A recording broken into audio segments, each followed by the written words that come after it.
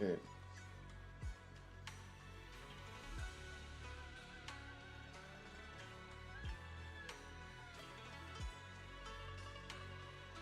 Eh,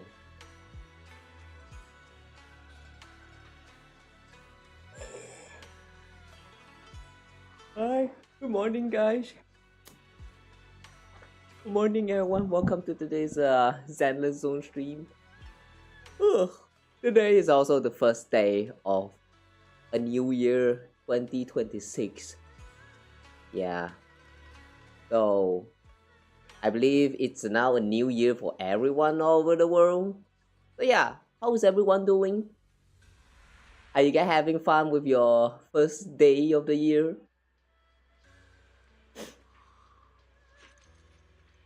Ugh. After the stream yesterday, I just kind of spat around my whole dailies and stuff, and then I just kind of uh like ate the bed, and then ever since I wake up, I've only been lying on the bed. Oh boy. So yeah, I've been lazing around this whole the first day, but oh well, at least now we're doing something. That's definitely not sleeping. Also, why you guys are still dropping? Right, I forgot about that. Wait. You guys should be dizzy, right? Hang on. Let me see if I can. Uh, how to stop you guys from moving? Okay. All right. Yeah. Now stay still. So yeah. Anyway, today let's play some Zenless Zone Zero. For some reason, whenever I'm referring to Zenless, I'm always going with either Zenless or Zenless Zone. What happened to the zero, I wonder?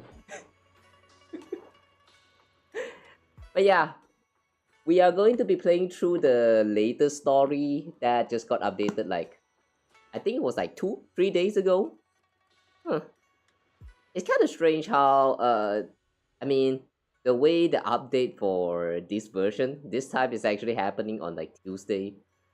It's nothing too unusual, but I don't know. Usually, Zenless Zones do their update on like Wednesday, right? This time it's actually happening on Tuesday, and like it was a, I don't know, feels very different comparing to usual. So yeah, I kind of wonder what happened there. But yeah, anyway, we'll play through the new story today, which is the continuation to the last Python story. I believe what happened again last time? We met with Xiaoguang, and then yeah, and then we kind of like spend time like hanging around and all that, and then we met with senior, the who's that again? Yeah, Ye Lai Xiang. No, what's his name again? I keep forgetting about his name. Yeah, yeah. I don't know. Oh yeah. Mm, my bad. I keep forgetting about his name. But yeah, we met with him, Xiaoguang's brother, and then we also dealt with Sarah, and then we also got a reveal that Xiaoguang has been like, uh, faking it. The part where she was like actually losing memory due to the Qing Ming Sword. She has been like, hiding that fact from everyone else. Yeah, we got that reveal, and then the story just kind of stopped right there. So yeah, we continue with where we left off last time, and yeah, let's see what's going to happen today. There's a lot of things still requires answer, so let's hopefully they answer all of the questions that we had all this time, and don't add too many questions. They do that too many times. Like very casually do it in a new story where they answer about existing questions a little bit, and then they reveal more questions to you every time. So yeah, anyway, welcome and let's get into the story. Also, by the way,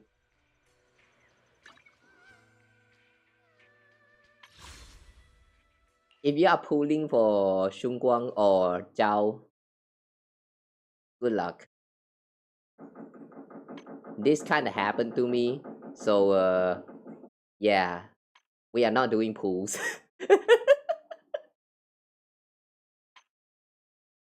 I don't know how this happened. My hand was itchy, and then I tried to do the pull off stream, and then this happened. So yeah, today we are not pulling unless. Nah, I'm not going to pull for the weapons. I refuse to pull for weapons. So yeah, we are not going to be doing any pulls or for today. So we will just like casually go through the story, and then I don't know. Depends if we still have time or not. Maybe we're going to check out some of the events as well. But for now though, let's just say that that's like backup plan, just in case. Oh, oh yeah, right. I forgot. Remember to claim your Jane skin. It's free. No, it's 100% discount, guys. Remember to claim your 100% discounted free skin. I find it kind of strange with the wording that they choose for this. 夜の海は一味違うの。ジェーン Damn. さんと確かめてみろ。 Oh damn. I like the physics on this strip right here.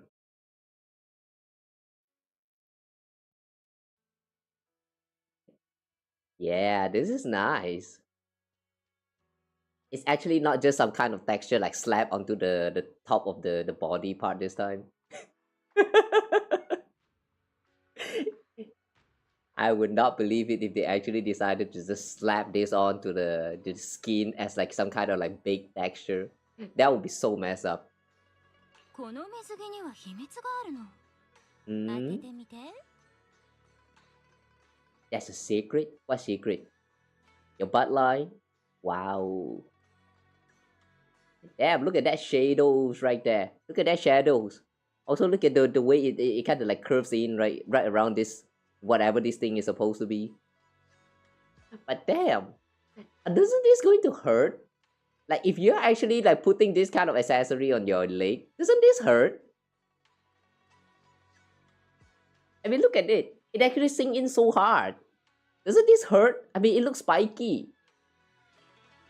Alright. Well, anyway. Yeah, remember to claim the outfit. I'm pretty sure that it's free until the end of this current version. Oh, too bad we are not going to get Xiaoguang's outfit here.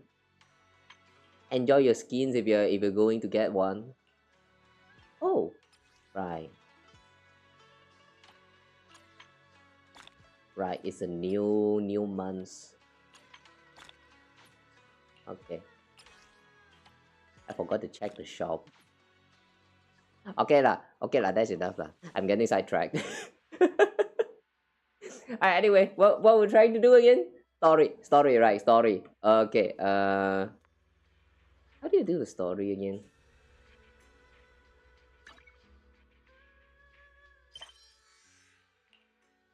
Another her. Ooh.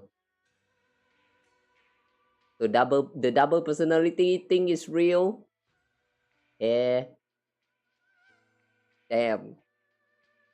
Please don't tell me that Xiaoguang is actually like silly in the Zenless Zone universe. Like I would believe it more if you tell me that Xiaoguang is actually just who's that again? Like Li Shang in this universe. Cause like the way that she do the sword play and all that really reminds me so much of Su Shang from Honkai Impact 3. But the double personality right here though, this part reminds me of Silly. I wonder if it turns out that this is actually their kid, that would be fun. Like that would be very fun. Alright, anyway, let's start the story lah. Alright. Where do we take the quest?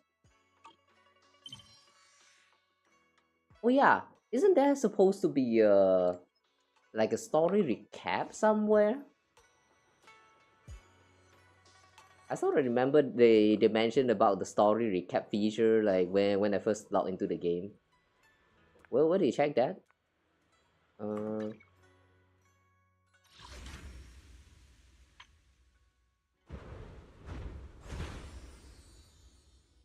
wait, I don't think it's here.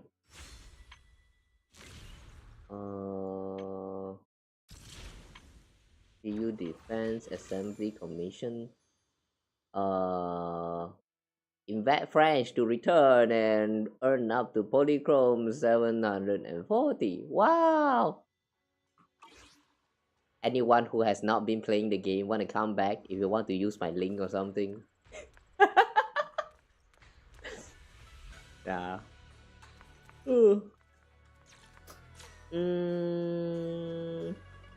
Where? Yeah, seriously, where do you accept the? Where do you accept that thing again? No, I mean the story recap. Hey, I remember there was a story recap feature though. Oh, is it this one? Personal homepage remodeling. Oh. Hmm?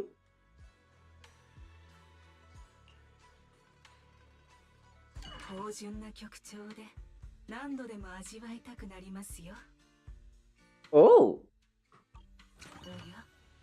you have quick access to all these places? Wait, you can do that? Since when? Oh yeah, right. They did mention they wanted to they introduce this pause feature thing. They also have like the keychain. I kind of forgot about that. Oh, partner. Is it personal homepage? No. All right. You know what? Never mind. Forget about this. The story recap. Let's just go in. Hmm? Wait. Why are you here? Oni-chan. Oni-chan. It's mine. Okay. It's mine. Don't think about it. Well, you arrived just in time. Nani? What's up? What are you guys talking about? Nothing much. I'm just a bit worried about my brother. Maybe he got something to take care of. I hope that's all. Alright, I made some Osmanthus cakes earlier to lift my mood. I'm not sure if it'll suit your taste, but would you like to try some? As she speaks, she pushes the Osmanthus cake she has closer to you, her eyes full of anticipation. Okay, wait up. Oh yeah, if you're watching from Twitch, I do remember that you have the what is that again?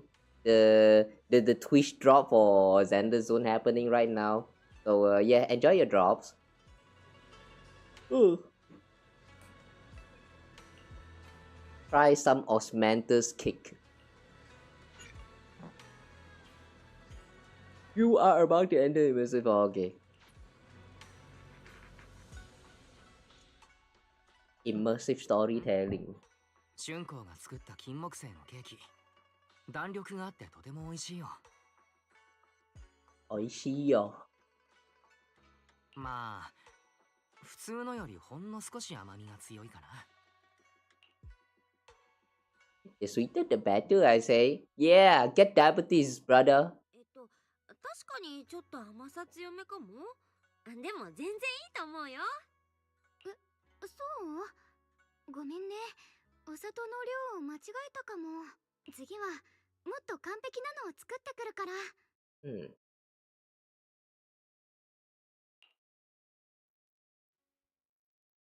No need to be so nervous. It's already very delicious.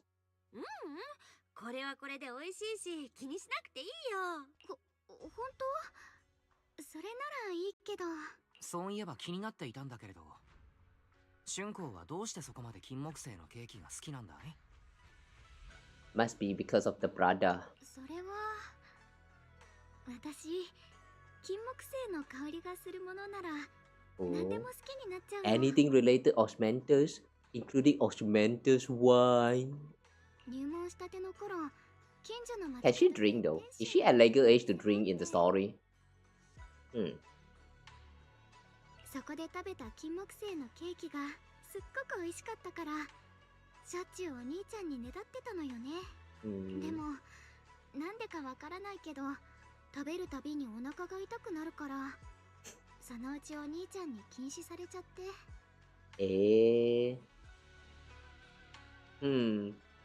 Take note, this must be very important. だから自分で作ってみようって思ったの。お菓子作りって分量さえ間違えなければ簡単だし。As she speaks, Xiaoguang's eyes carry the nostalgia she has towards that past and a hidden determination. But I thought she's forgetting. How come this part of the past she remembers? Or did she actually memorize it? Like she don't remember exactly how that happens, but she just remember it from the text that she read. Just as you're enjoying your aspantus cake, Senior Fufu suddenly runs over. 二人ともここにいたんですね。 Hi Fufu, it's been a while. Like, really a long time actually. 姉さん、戻ってきたの？はい。エヒ地区でまた何かあったと聞いて、大急ぎで戻ってきたんです。とにかく、修道院の方で変なものが現れたってもっぱら噂です。Something strange at Salem Bay. すぐに確認しに行きますよ。 Okay. To the beach. Wait, Salem Bay is the beach, right? Yep, the beach. Oh. How did the flower escape the hollow? I'm pretty sure this flower was said to be very important in the Lamden Hollow. Oh, not a good sign. Enough with bread lah. あの人の見識ならきっと何か知ってるかもしれないのに。長期兵でこんなことが起こってしまっては。What you? そうしたるイーシェンが直々に市長へ釈明せねばならぬのも当然。Who's this?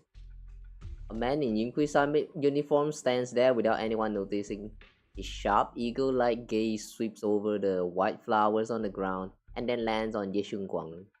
楊春光、その中でもお主の兄がしでかしたことは一等大きいぞ。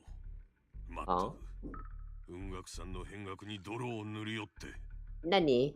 What did he do? 陸老師、兄はただ。事実は事実、弁解は無用。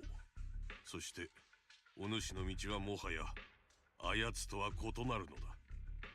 己が果たすべき務めを忘れるでないぞ。生命権を継いだ以上、そのすべてを背負う。それがお主の宿命なれば。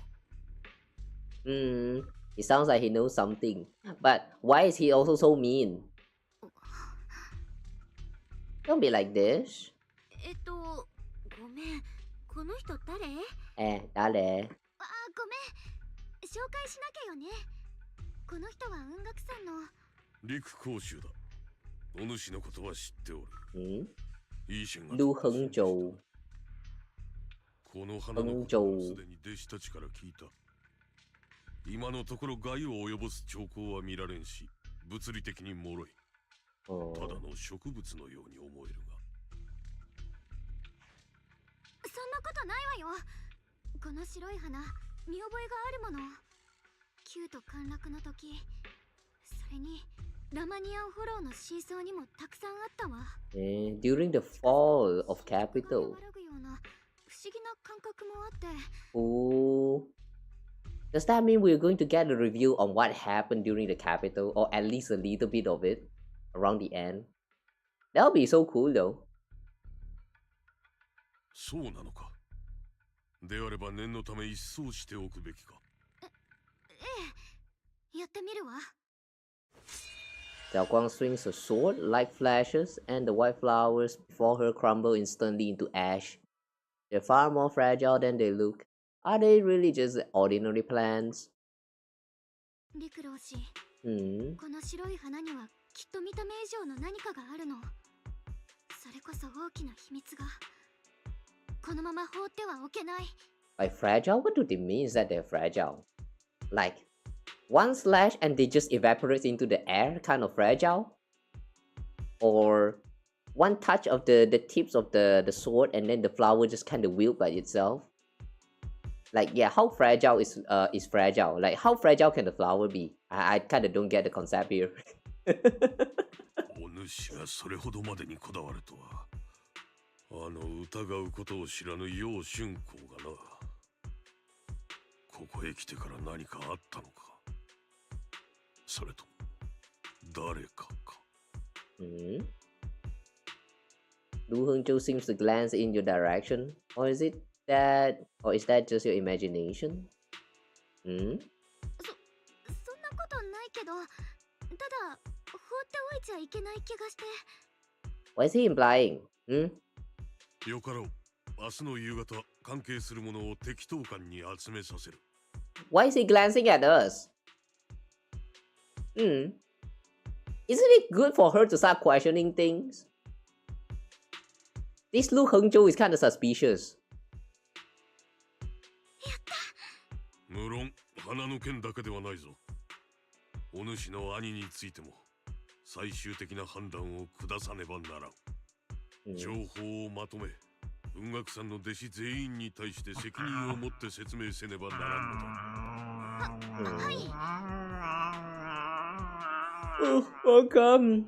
Meow. 分かった。Ow. Thanks for care package. Meow.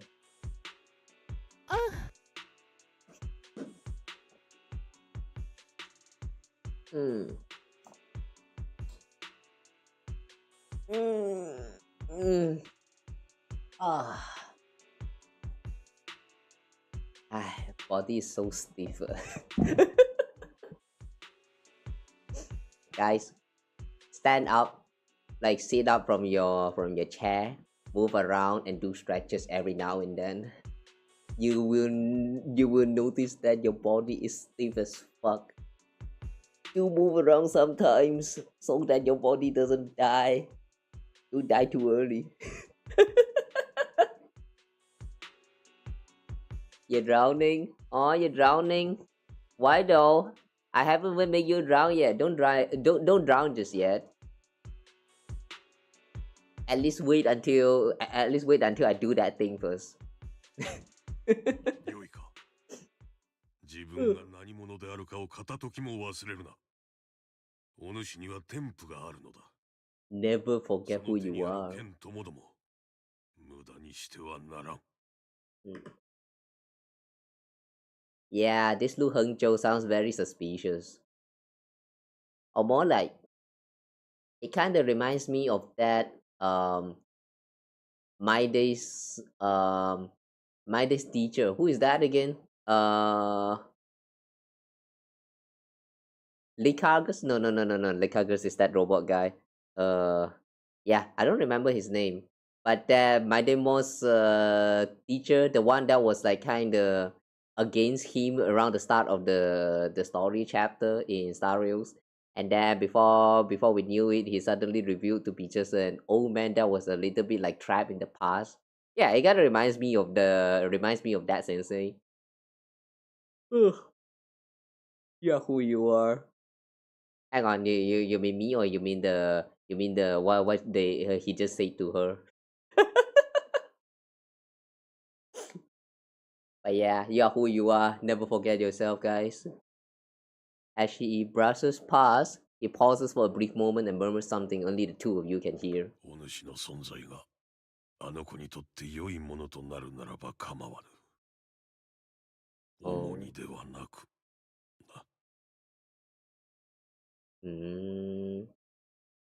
I see. Yeah. He feels like he's just worried about her. Though I have a feeling he will do something that's wrong. 陸老氏っていつもあんな感じなのよね。雲岳さんの名誉を何より大切に思ってる人だから、悪気があるわけじゃないの。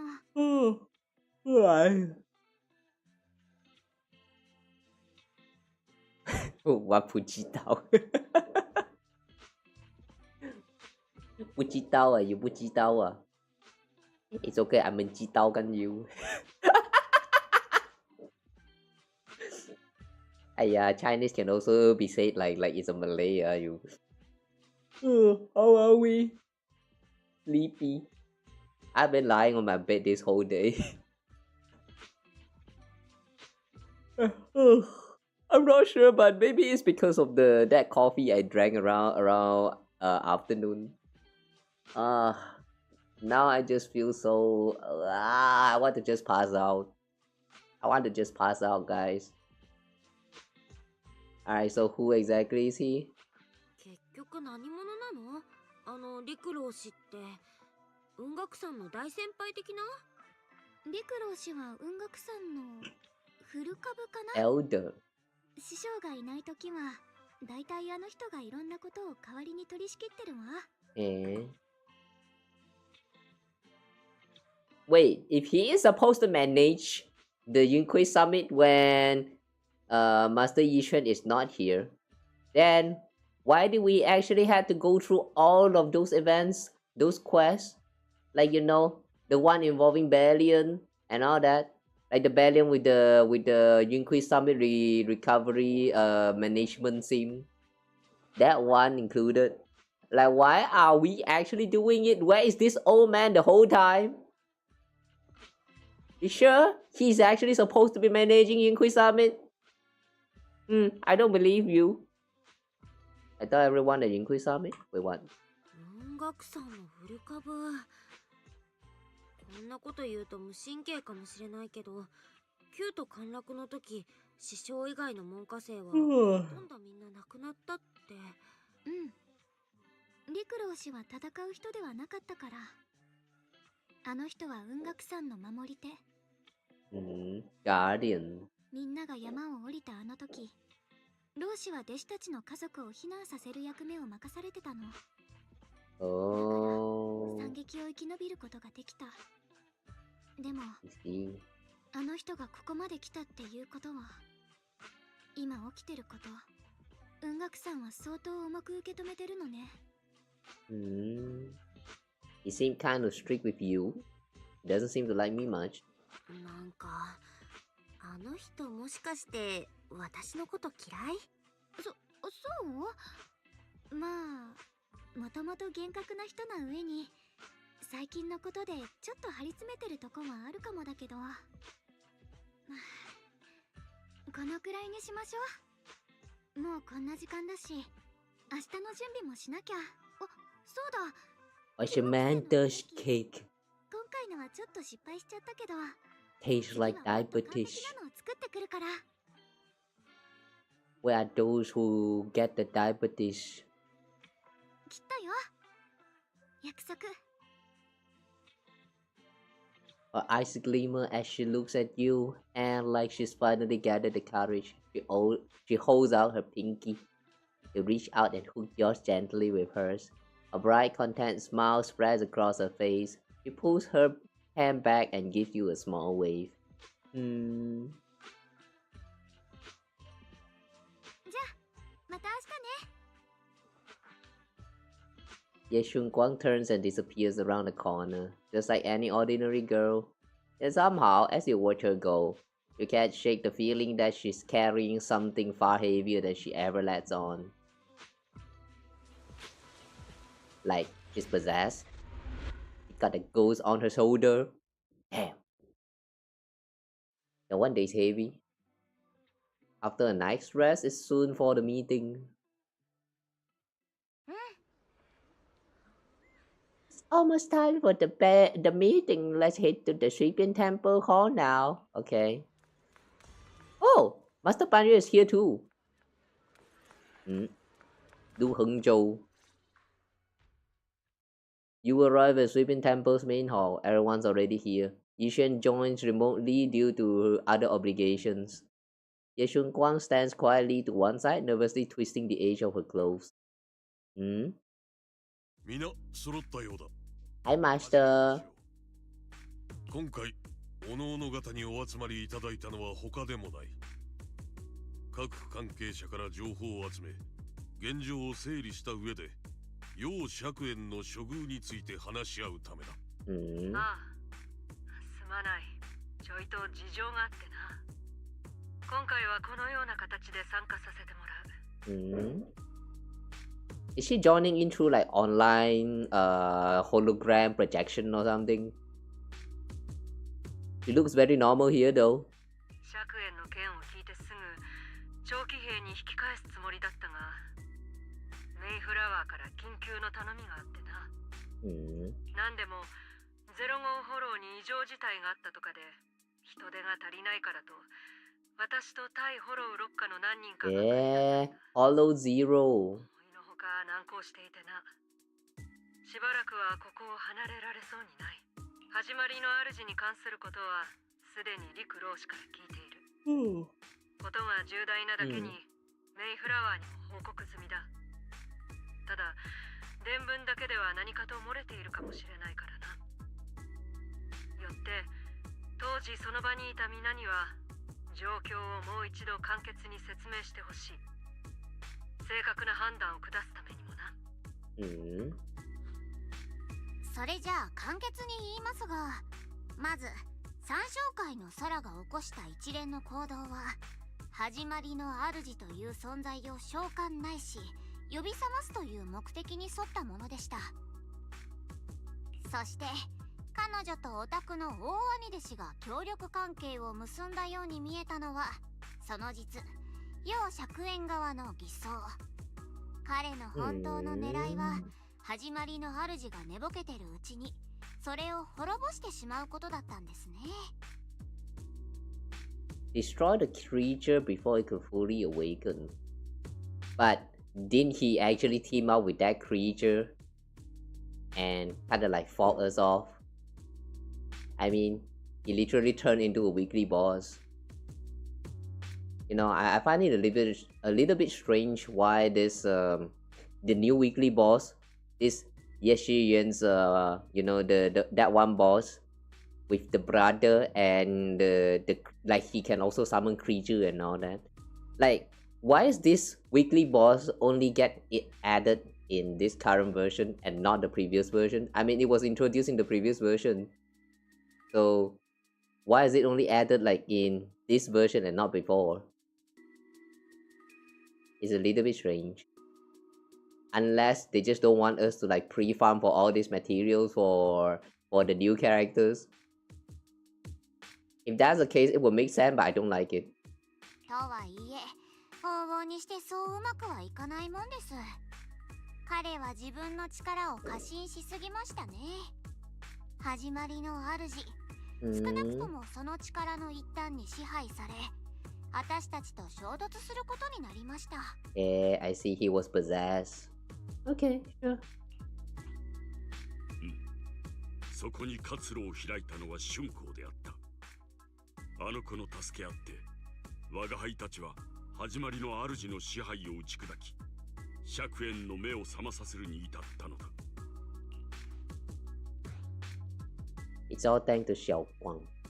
Good thing we had a Qing Ming Sword. 春光に感謝だね。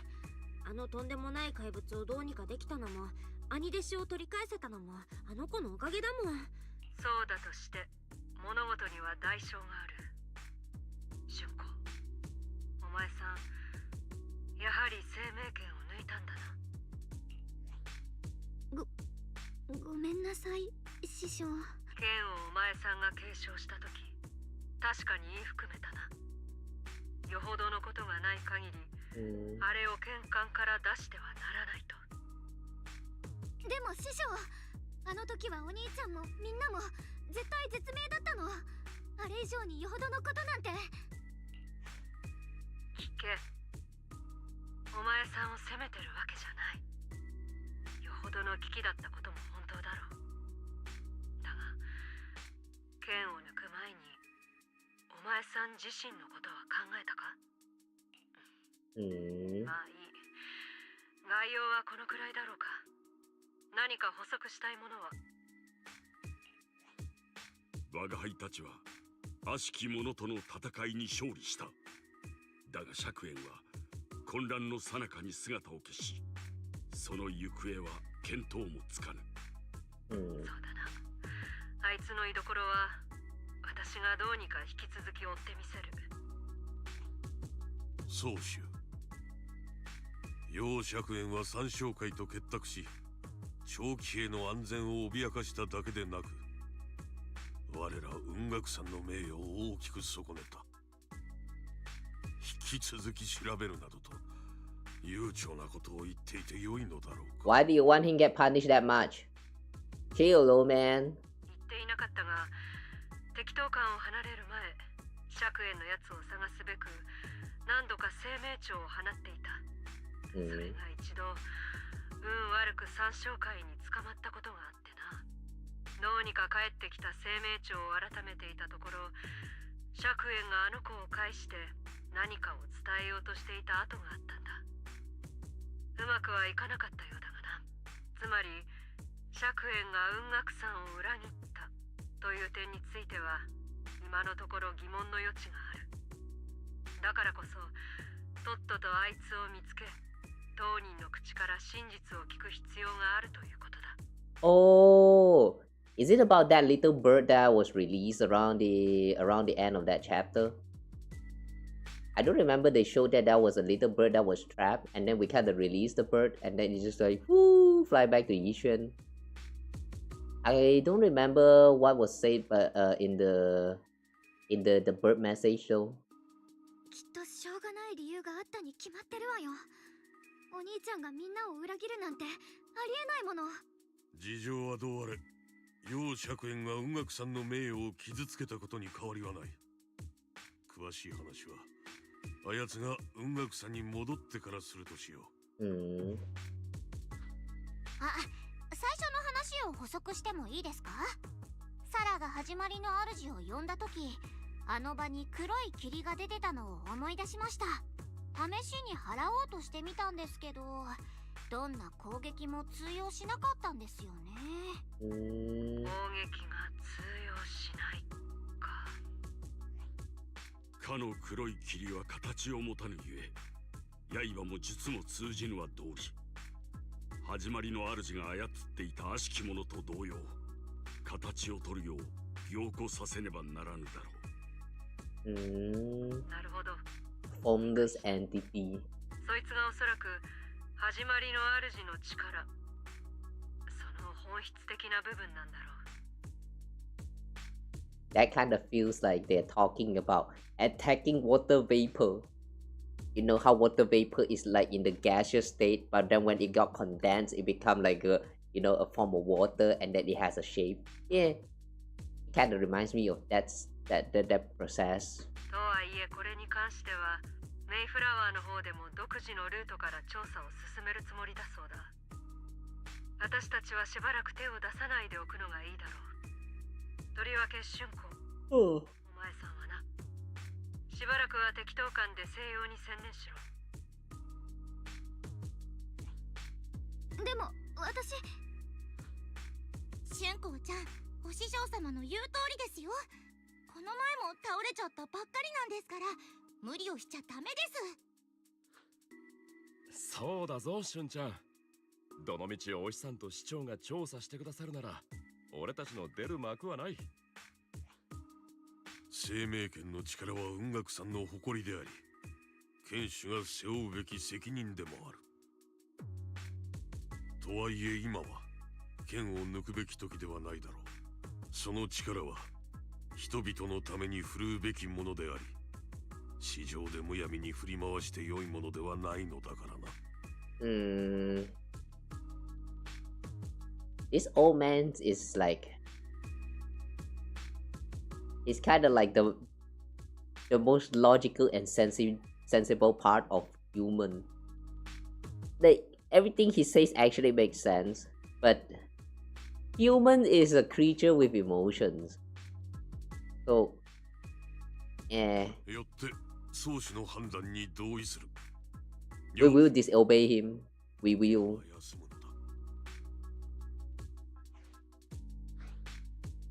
Maybe we should hear what Xiaoguang thinks first. その春子本人の意見は聞かないの？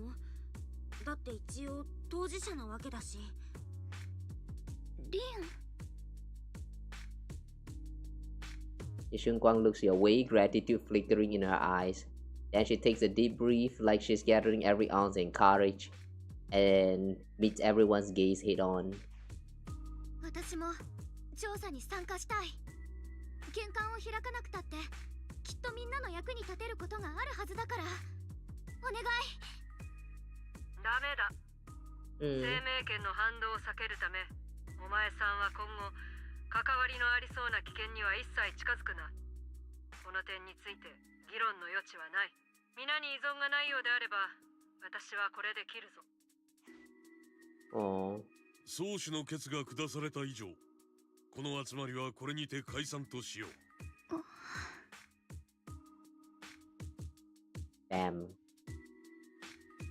The air is heavy with silence. Xiaoguang's shoulders slump a little. She quickly lifts her hand and wipes her cheek like she's erasing something. Then running from everyone's gaze, she turns and leaves without a word.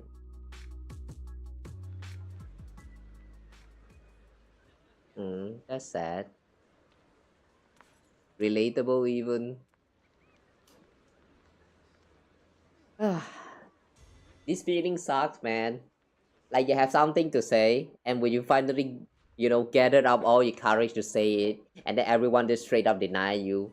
Like, yeah, why they all like this? I mean, yeah, sure they are worried about her, but like, the way they deny it is just, that's not it, man. You want to tell your kid to like obey you, you need to do it in the way that will like, let them be convinced, not like strictly just give them an order. That will work.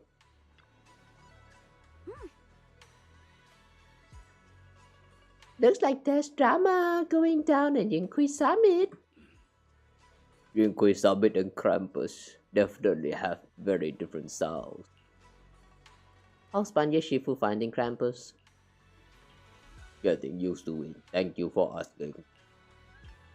Panya's a key player in Krampus now, Someone like him, powerful yet honest and reliable, is a rare find.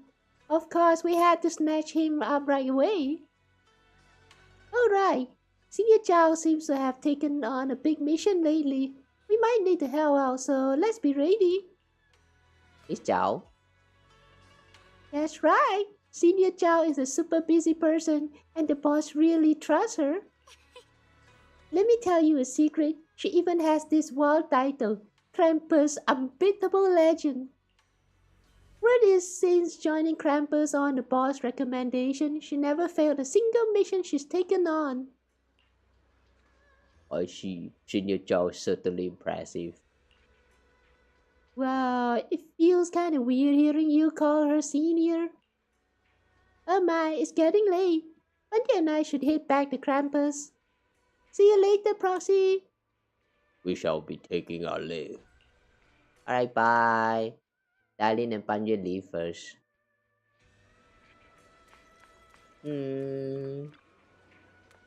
Alright. I have a feeling after we all leave, Xiaoguang is going to say, "No, I refuse." And then she's going to invite us and we will go to investigate the Lemnian Hollow by ourselves. Yeah, that's what's gonna happen. I can already see it happens.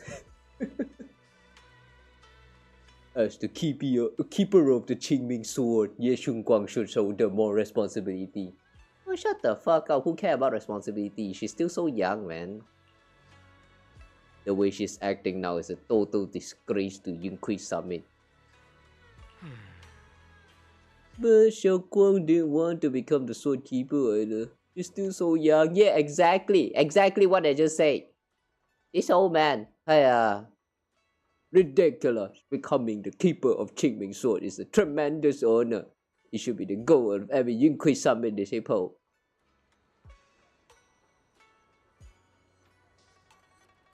This man knows about the risk. How dare he say this kind of stuff? He knows about the side effect and all that. I'm pretty sure everyone from the Yinghui Summit know about it at this point. Like, the wielder of Qing Ming Sword is going to gradually lose their memories and all that. How come he's still able to say stuff like that? I don't like him, man. If only I or Yi Shiyuan had become the sword keeper instead. You want to lose memory? Go ahead. What a shame. Alas, that's enough chit-chat. We have much to do. Next, you should take some disciples to deal with those strange white flowers in Nyaight. She was particularly wary of those flowers earlier. There must be some reason for that. Regardless of my concerns, I trust the Qing Ming Sword Keeper's judgment when it comes to danger. As for the investigation into the creator's power, I shall handle that personally. Understood, Mr. Liu. I'll arrange for it right away. Lu Hengzhou and Pan Yinghu live together. Yeah, I really don't like that old man. It kinda sounds like he's just jealous. He's just jealous that he's not the sword wielder, that's all. 春光は今のところ平気そうにしているけれど、これから生命圏の副作用が出ないとも限らない。本当に記憶喪失の症状が出たら大問題だ。ここは。You got a point. Let's go ask Fufu about it. そうだね。でも師匠も今いろいろと忙しそうだし、直接連絡したら邪魔になっちゃわないかなって。まず夫婦先輩に相談してみよっか。You'll find you Fufu and tell her about your worries that Xiaoguang may really be losing her memory. Turns out she's been just as anxious about it. After some discussion, she contacts Yi Shiyuan. お師匠様、私たち本当に春光ちゃんのことが心配なんです。もしもですよ。本当に記憶喪失らしい兆候があったら何か和らげる方法ってないんですか？ない。歴代剣士の記録によれば、記憶喪失そのものが兆候に過ぎ。Warning sign. ひとたびそうなれば、剣士の体は徐々に蝕まれていく。止める術はない。そんな。でも。But why is the side effect memory loss?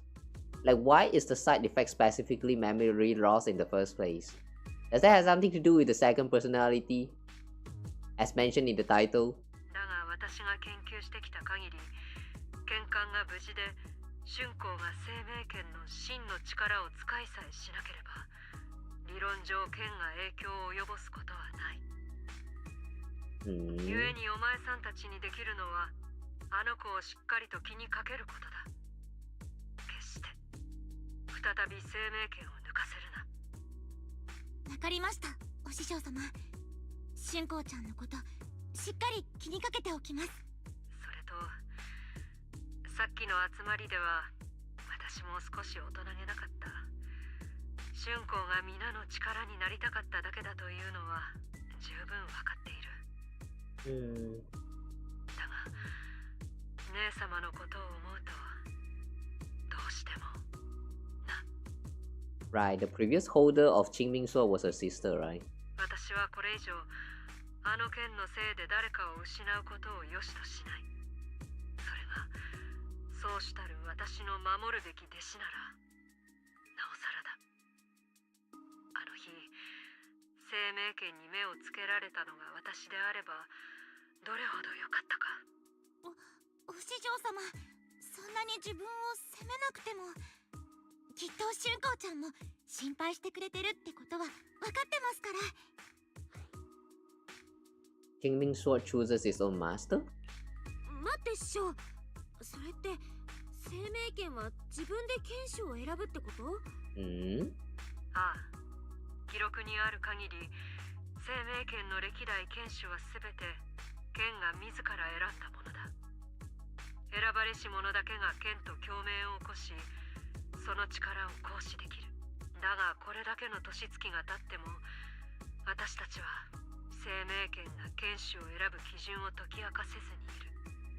どうも実力の強弱や才能の優劣とは直接の関係がないらしい。というのも、両兄弟が雲岳山に入門して間もない頃、陸老師が評価していたのは、実のところ春光よりも釈縁の方だったからな。I see. Oh. Oh, so the reason why he was so mean to Xiaoguang just now was because that he was looking forward to Shiyuan becoming the holder, but then the sword actually chose her instead. Ah, I see. It was just salty that his prediction was wrong. 何か特定の体質が条件なのかと推測もしたが、姉様と血のつながった私が選ばれなかった以上、それを裏付ける説もない。私たちがこの件について知っていることはあまりにも少ない。I wonder if they actually know about the origin of this sword. In that case, why let Xiaoguang inherit the Qing Ming Sword in the first place? それで言うと気になるのは、生命権の使い手に待ってる運命を知ってて、それでも雲岳さんは春子に剣を継がせようとしたんだ。それは私の過ちだ。姉様亡き後、私が心血を注いだ研究は生命権の代償を抑制する剣管として結実した。そして一瞬でもあの剣を手なずけたと思ったそのおごりが、入門したばかりの春光は何事にも好奇心旺盛な子だった。裏山で遊んでいた時、偶然にも剣管を保管していた金属地に迷い込み、Oh, it was one touch. Oh. ひとたび剣とのつながりを強いられれば、それは剣手が死ぬまで解けることはない。Wait, hang on. She touched on the sword or touched on the case?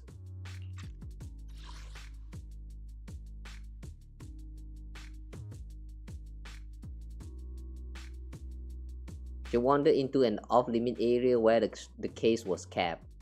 All it took was one touch. So did she touch the sword or did she touch the case? If she became the wielder just by touching on the case, then that sword is very powerful. 私が剣管の成功に思い上がらず、誰も手を触れられないようにしていれば。でもあれは陸老師に言わせたら本当に仕方なかったっていうか、触っただけで剣手にされちゃうことがあるなんて、あの時は誰も知らなかったんですから、そうなっちゃった以上仕方ありません。前向きに何ができるかを考えましょう。さっきの春光ちゃんの様子だと、内心すっごく辛そうでしたから。I agree. I'll go talk to Xiaoguang. 同感。今はあんまり一人にさせない方がいいよね。私、あの子と話してこようか。そうですね。私もまだちょっと抜けられない用事がありますし、付き添ってあげられるようならとっても助かります。春光ちゃん、お弟子ちゃんのことを可愛がってますから、そばにいてくれたらきっと気持ちも楽になるんじゃないでしょうか。すまないが頼まれてくれ。それと、もしタイミングがあれば、師匠が申し訳なさそうにしていたと伝えろ。Yishan lets out a quiet sigh before ending the call. Fufufu and Wise both have other matters to attend to and leave soon after. No time to waste. I better head to Xiaoguang's room and talk with her. And we will find no one in there. Xiaoguang doesn't seem to be in her room. Wonder where she went. There's a notebook on the desk. Looks like it's Xiaoguang's diary. Should I take a look? Take a peek. You open the notebook and take a quiet glance. It's filled with densely packed text, seemingly documenting something in great detail. But feeling a bit guilty, you can't make out the detail. You quickly close it back up.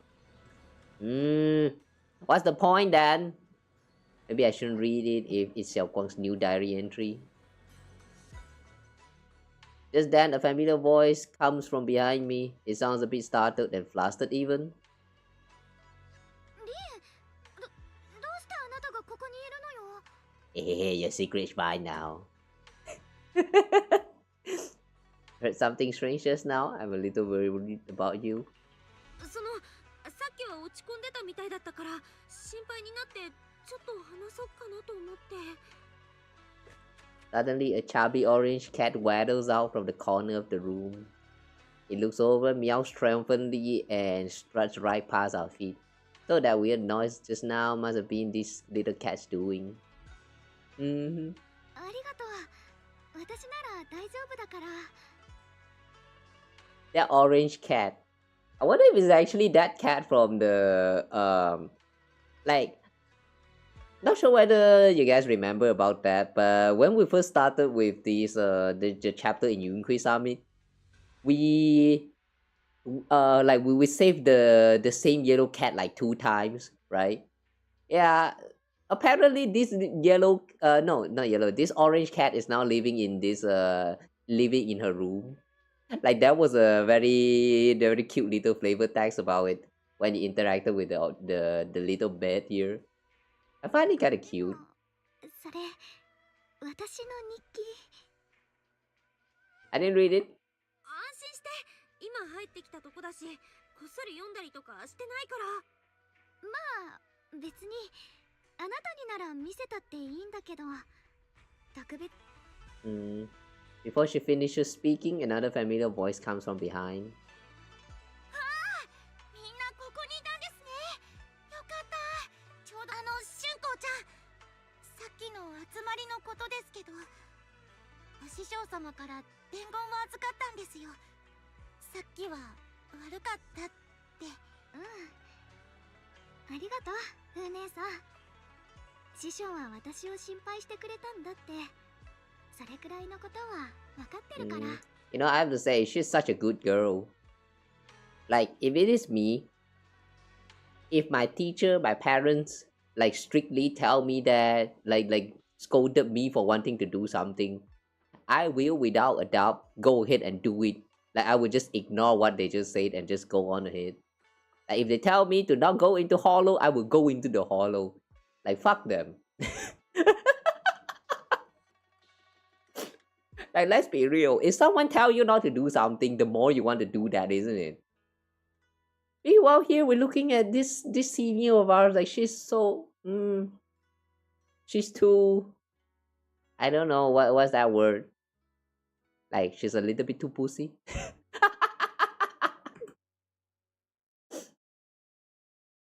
But yeah, she's too nice. A hint of sadness flickers across Ye Shiyuan's face, but she quickly pushes it down, replacing it with that polite, well-behaved smile of hers, just like nothing ever happened. とにかく二人とも気を使ってくれてありがとう。 You don't always have to be the understanding one. It's okay to be upset, you know. ずっと言おうと思ってたんだけど、春子、いつまでも聞き分けのいい子でいなくてもいいんだよ。悩んだり悲しくなったりするのは普通のことだし、私が同じ立場でもきっと辛いもん。Okay, hang on a second. Oh, we cannot change the volume here. The voice just feels a little bit too low. 誰でもそうなの。だからあんまり無理しないでね。分かった。でも安心して。私、本当に平気だから。それと、お師匠様からもう一つ頼まれてるんです。記憶に関して、ちょっとテストをしてみてほしいらしくて。あんまり気負わず答えろ、だそうです。風姉さん、私、まだ質問に答えなきゃいけないの？まあまあ、本当に気負わなくていいとのことですから。それに私、記憶テストをしようにも何を聞いたらいいかわかんないので、最近一緒にいた人にお任せしたいです。Ask her what she had at Yum Cha Xin. Ask about how you two first met. じゃあ私たちが初めて会ったのは二人で何をしてた時だった？初めて会った時。適当感のことを言ってるなら、あの太っちょの猫ちゃんを助けたわよね。どう？第一問は正解ですね。では次の問題行ってみましょうか。She doesn't sound very confident about the answer. Sounds like she just memorized that right off the textbook. Yeah, she probably forgot about that already. Asked about when she was reading fortunes. Asked about that night by the fire. That night by the fire. Hang on, what fire? That was fire? 火を囲んでおしゃべりした夜、みんなで星を見上げながら恥ずかしい話大会したよね。Wait, that was fire? 俊子はどんな話をしたっけ？ That night by the fire? Wait, that was a place that got burned? Or were they just talking about the campfire or whatever they did? Like, I do remember they had like a party before they went back into the hollow for investigation or something. But there was fire there? Wait, hang on, what are they talking about? What fire? 危うく質屋のお世話になるところだった。それで生命権以外だったらもう何もかも質に入れちゃってもいいかとか言ったよね。これもバッチリみたいですね。Yeah, she doesn't remember any of this. 最後の問題にしましょうか。 What do you like being called the most? じゃあ最後の問題ね。俊子って妹弟子からなんて呼ばれるのが一番好きだったかな？何よそれ、ちょっと唐突なんじゃない？これは私もわかりますよ。あれですよね、あれ。姉弟子。Can't quite hear you. Mind saying a little louder? 風が強くてよく聞こえなかったな。もうちょっと大きな声で言ってみてほしいな。だから姉弟子って言ってるじゃない。もう意地悪なんだから。これなら何にも心配することなんてないですよ。私もすっかり安心しました。Really? She sounded like she was answering from a textbook though.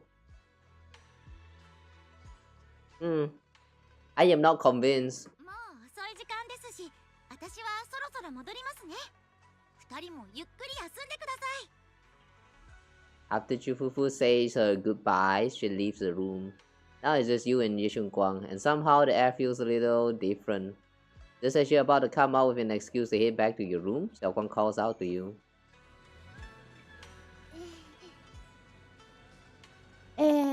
I haven't had the chance to thank you properly yet. Thanks for having my back at the meeting. You're welcome. Thanks to you, I found the courage to say I want to join the investigation out loud. For this is really, for me, this is already a huge step forward. I sound pretty useless, right? No, don't say like that. Don't talk about yourself like that. I know that Shifu and everyone at Jinku Summit actually care about me a lot. But I can't help but feel they're treating me like I'm glass. They'll break at the slightest touch. They carefully wipe me clean, protect me, making sure I won't get even the tiniest scratch. But rather than being protected, I want to stand by everyone's side. That's a pretty selfish way of thinking, isn't it? Everyone's just trying to help me. Sorry for the rant. Nah, it's okay. You can talk to me about anything anytime. Alright, thank you. Oh yeah, haven't you been practicing Jinku Summit techniques lately? Are we? It's been 5 version, no, 6 version now? Into 2.x? I don't remember. We were practicing? anything at all? We do? If you have any questions, feel free to ask me. I'll guide you through it step by step. I didn't realize it was already this late. Well, I won't take up any of your time. Then, see you tomorrow? Yep, see you tomorrow. Xiaoguang waved energetically at you, her smile looking especially gentle in the moonlight. After saying goodbye to Xiaoguang, you head back to your room to rest. The night sky seems especially peaceful and beautiful. We cannot talk to her anymore. Can we check on the diary? You subconsciously glance at the diary on the desk again. You really want to read the diary that bad? I do. If you want to see it, you can take a look. But it's just filled with all sort of random little things. I read in a book that writing down everything like that happens each day is super meaningful. You know, like making a record of your memories and stuff. In any case, if it's my little junior, you can go ahead and look if you want. Hmm? Ooh. Okay, they actually added a new page for the main stories one. Yeah. This is the one from the past event. Another day without any word from brother. Where on earth did he go? He's probably off somewhere, I don't know, trying to handle everything alone again. I'm really worried. Lucky to have Junior Belle by my side. Oh no, am I becoming too dependent on her? Why is this one actually sticked on top of this page right here? It's kind of funny how she's writing diary, but she's not actually writing on top, like in the diary. She's writing all this entry on top of a paper, and then she stick that paper on like inside of the diary. Like, why would you use the diary book like that? Sounds like what a psychopath will do, damn. By the way, yeah, look at this. This is the little the chubby orange cat's bed. What's the cat though? It's so nice. The cat even has a little carrot pillow. Cute. Get back and rest. Okay. Let's get some rest first. After a busy day, you quickly drift into sweet dreams. Then, while deep in sleep, you suddenly hear someone calling your name. Calling my name? Why the sudden change in the way you address yourself?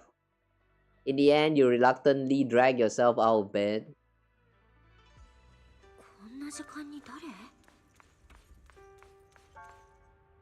Xiaoguang? Yeah, that's Xiaoguang. Yeah, that's Xiaoguang, isn't it?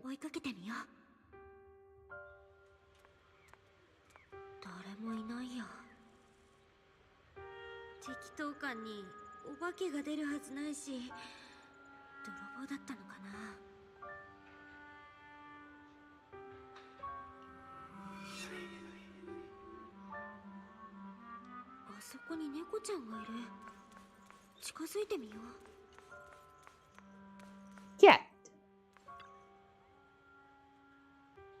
This is a chubby orange cat that Xiaoguang saved when I first met her. Seems like this little one saw something behind me. You can sense it. There's definitely something lurking behind you.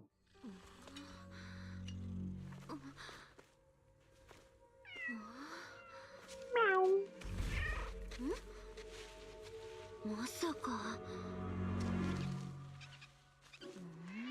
Rat. の時のいつものお利口さんな姉弟子だと思った？残念。今ここにいるのは生きることに必死な獣。Wait, we have met this version of her before? Wait, hang on. Isn't this the first time we met with her? Why she sounds like we have already met before? Since when? Wait, Xiaoguang, is that you? You're the one that appeared after she used Qing Ming Sword? 春子、その紙って生命剣を使った時の。ちゃんと覚えててくれて嬉しい。そうだよ。私は楊春子。あなたの姉弟子その人。You're her other self? つまり、春子のもう一人の人格ってこと？ま、それで理解できるって言うなら、そういうことにしといてあげる。私は、この子が聞き分けのいい仮面の下に隠してる、かたくなに認めようとしない、真実のもう一かけら。The one she refuses to admit exists. Why though? Like, why would she reject her other self? この子が光なら、私は影。この子が高いとこに飾られた偶像なら、私は地べたを這いずってる付き人。この子は仲間のためでも、取るに足らない人たちのためでも、忌々しい生命権を振るって、滑稽な英雄としてみんなを救うのをためらわない。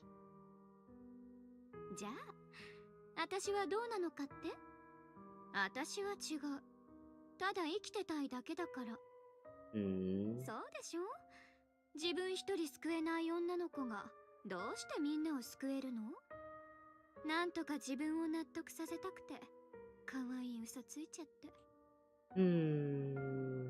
Is this really just Xiaoguang but split into two half of personality, or is this actually Qing Ming Sword possessing her body?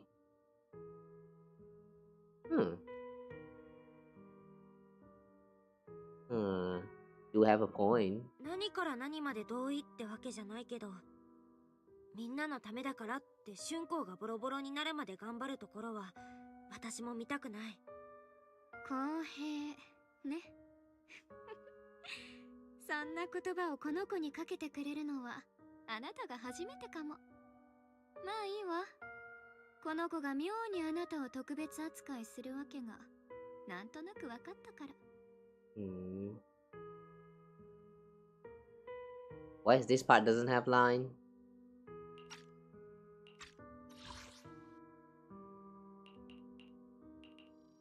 まあいいわ。この子が妙にあなたを特別扱いするわけがなんとなく分かったから。There's a missing line right here. Is this intentional or is this actually a bug? Let me tell you something. Every chosen hire of the Qing Ming Sword is expected to become a hero. そしてみんなは生まれつき自己中なの。おだててご機嫌を取るもっともらしい言葉の裏には汚い本音が隠れてるんだから。英雄を欲しがってその太鼓持ちになるのは自分の安全を自分でどうにかできないからでしょ？違う？ Damn, this is actually so real.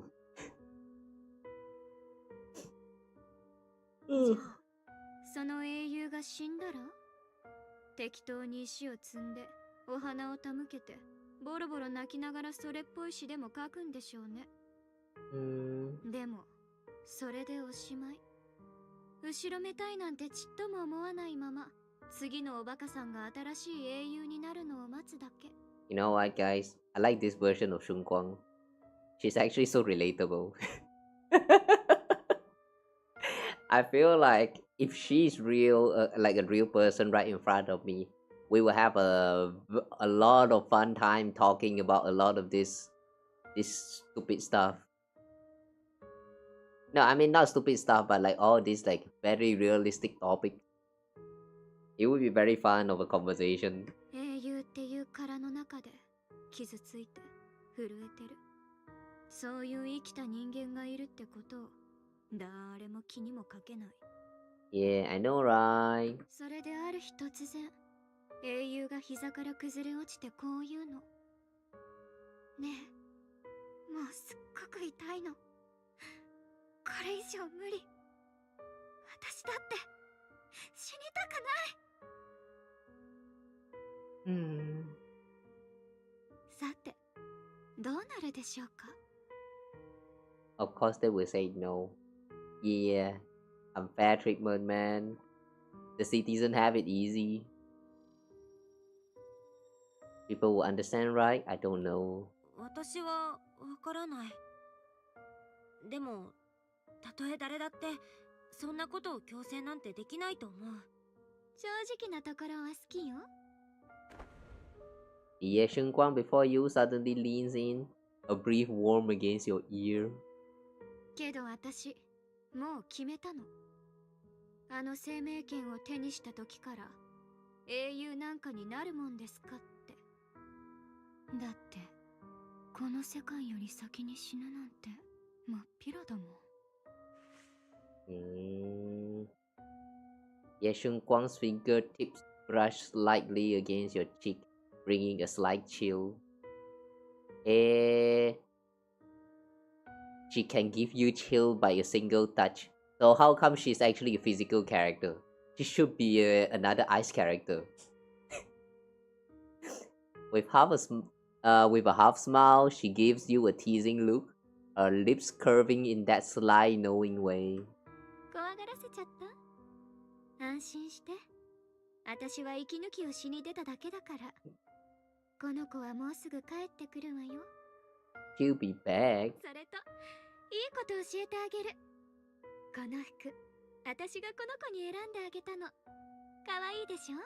じゃ、時間だから。かわいいでしょ？待って、まだいろいろ聞きたいことが。Before you can finish your sentence, it's as if the white-haired Xiaoguang suddenly shuts down, her eyes fluttered shut. In a moment later, the familiar Xiaoguang finally returns. リン、あれ、私、何を。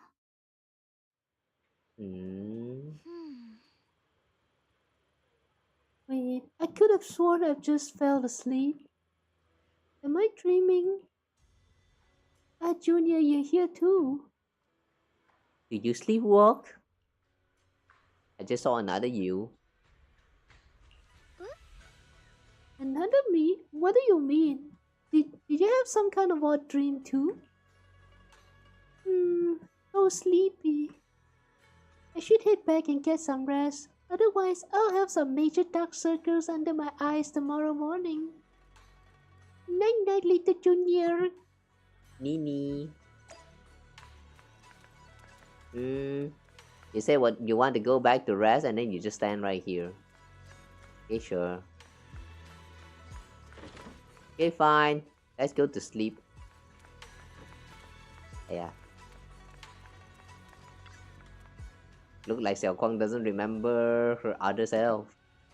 Generally speaking, we avoid provoking her in a situation like this, otherwise things might get messy.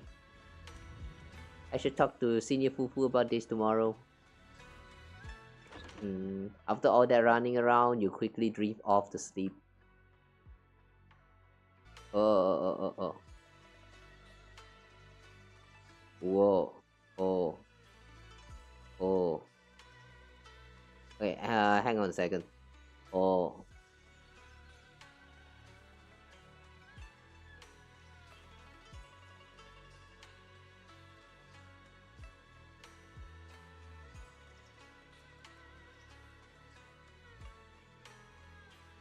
Is the connection alright? Damn, OBS say I got disconnected just now. What happened? Man, please don't scoff like this. What were we just now?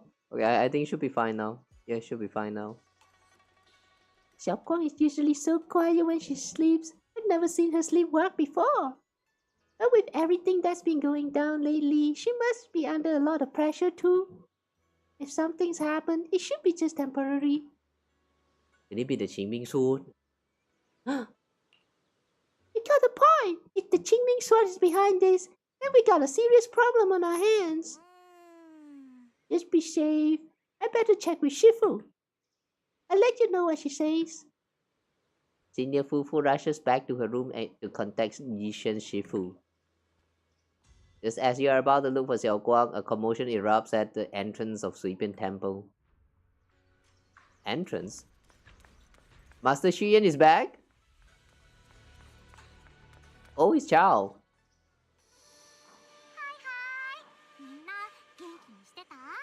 Hmm?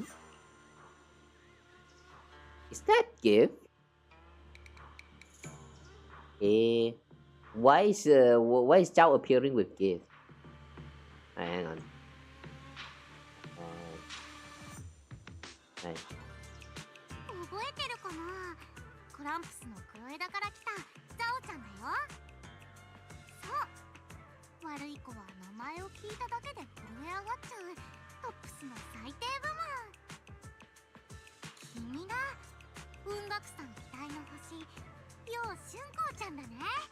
そして生命圏の現剣手。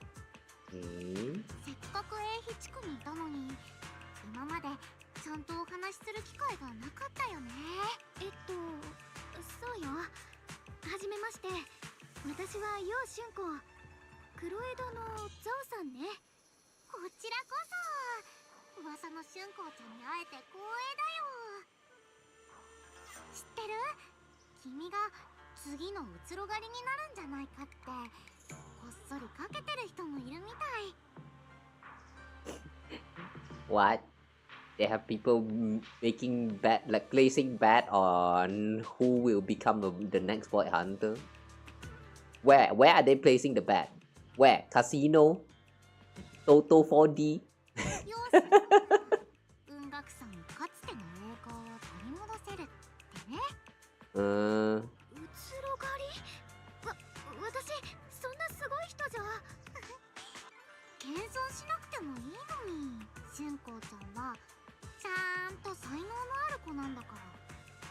世の中のちっともされない人たちの嫌味になっちゃうかもしれないもん。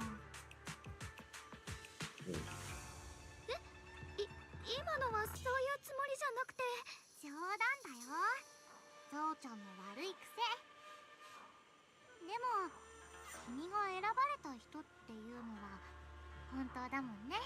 さてとそれにりんちゃんまた会えたね。ゾウちゃんは嬉しいよ。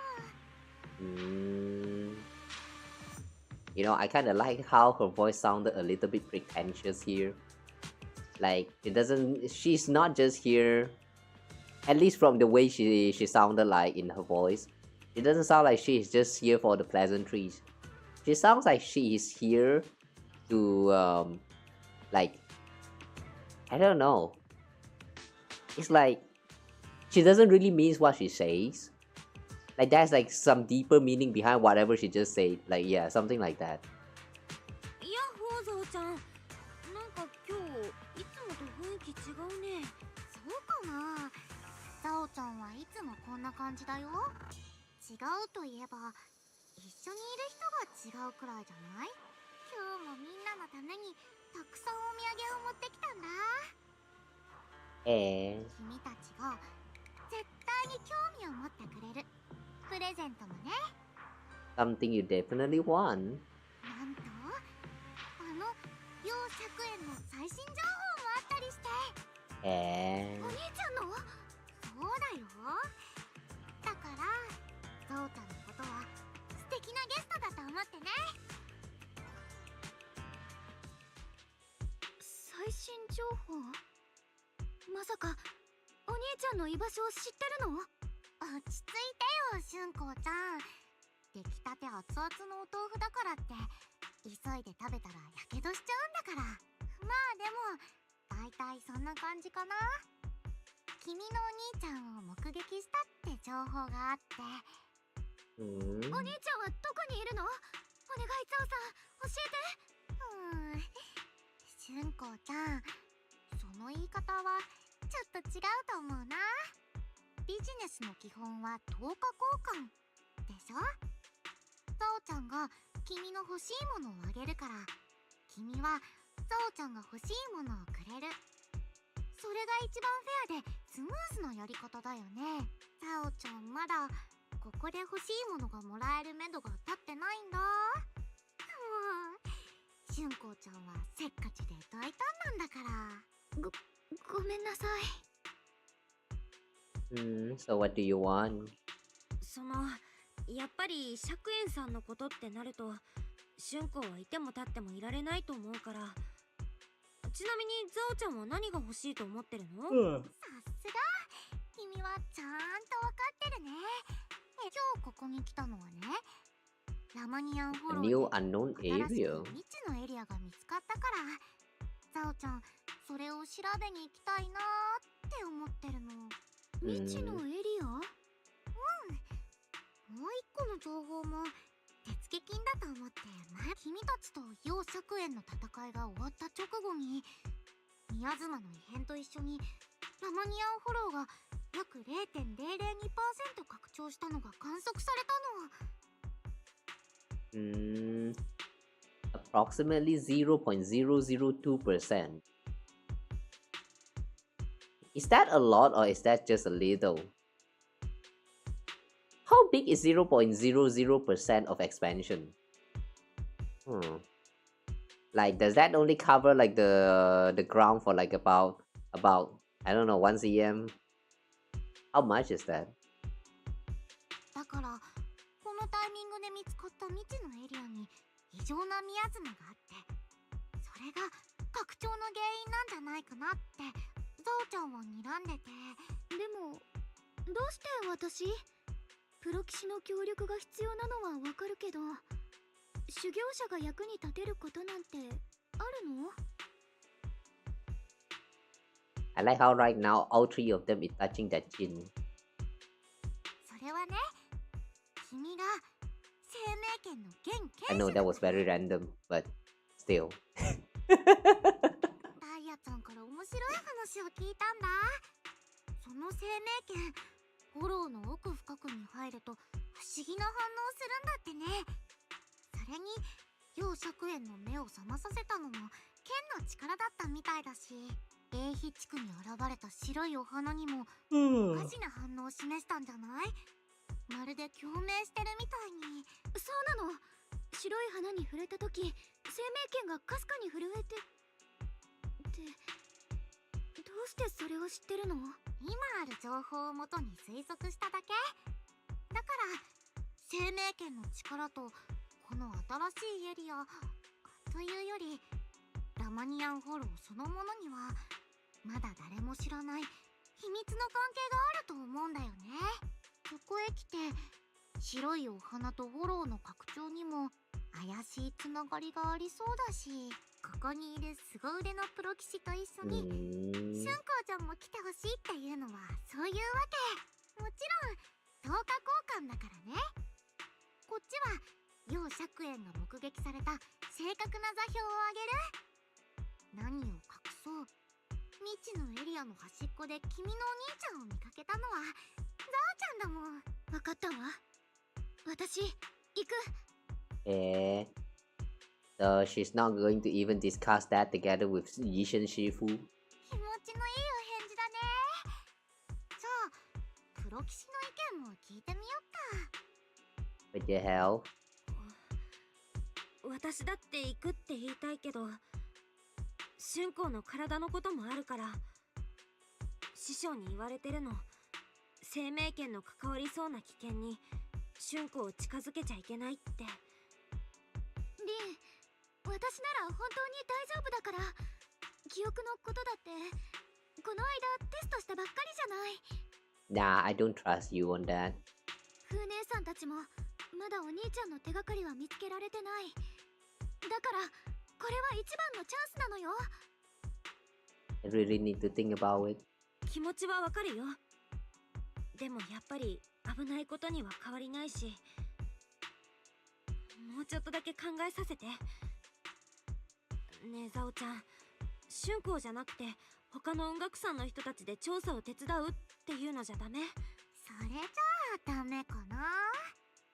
あのエリアと生命圏のつながりを探るのもザオちゃんのお仕事の一つだから、これは譲れないよ。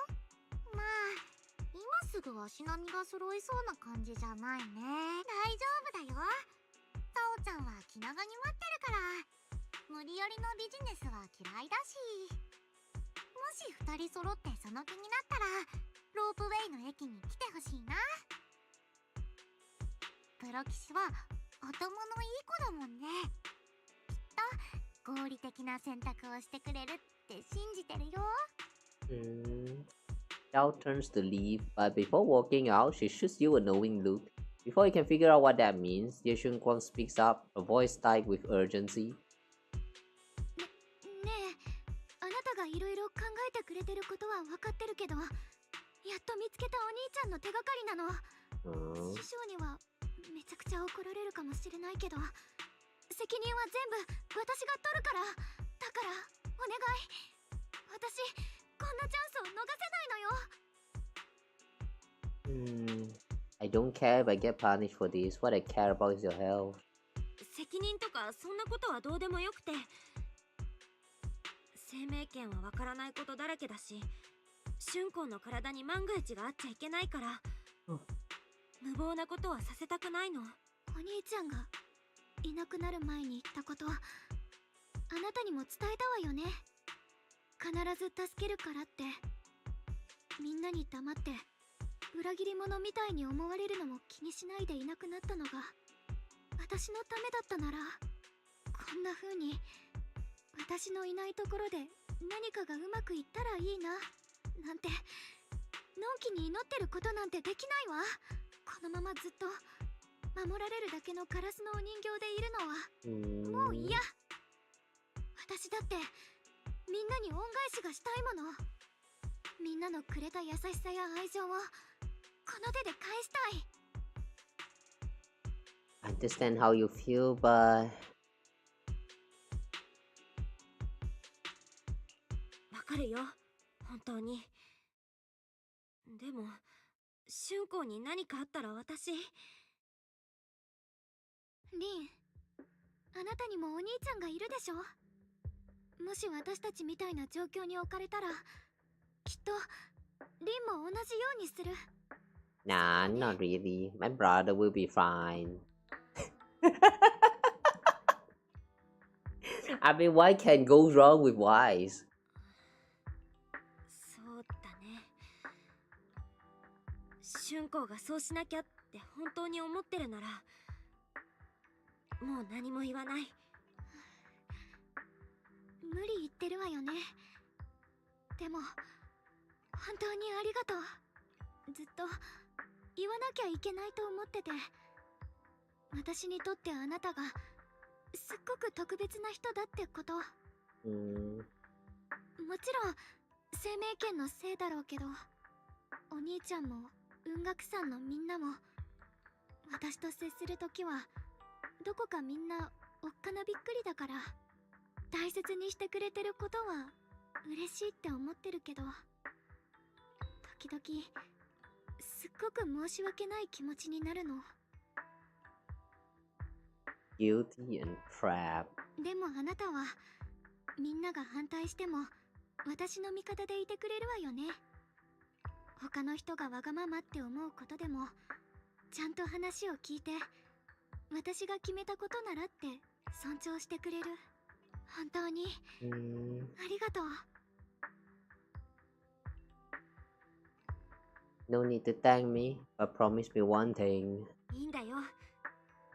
でも一つだけ約束して。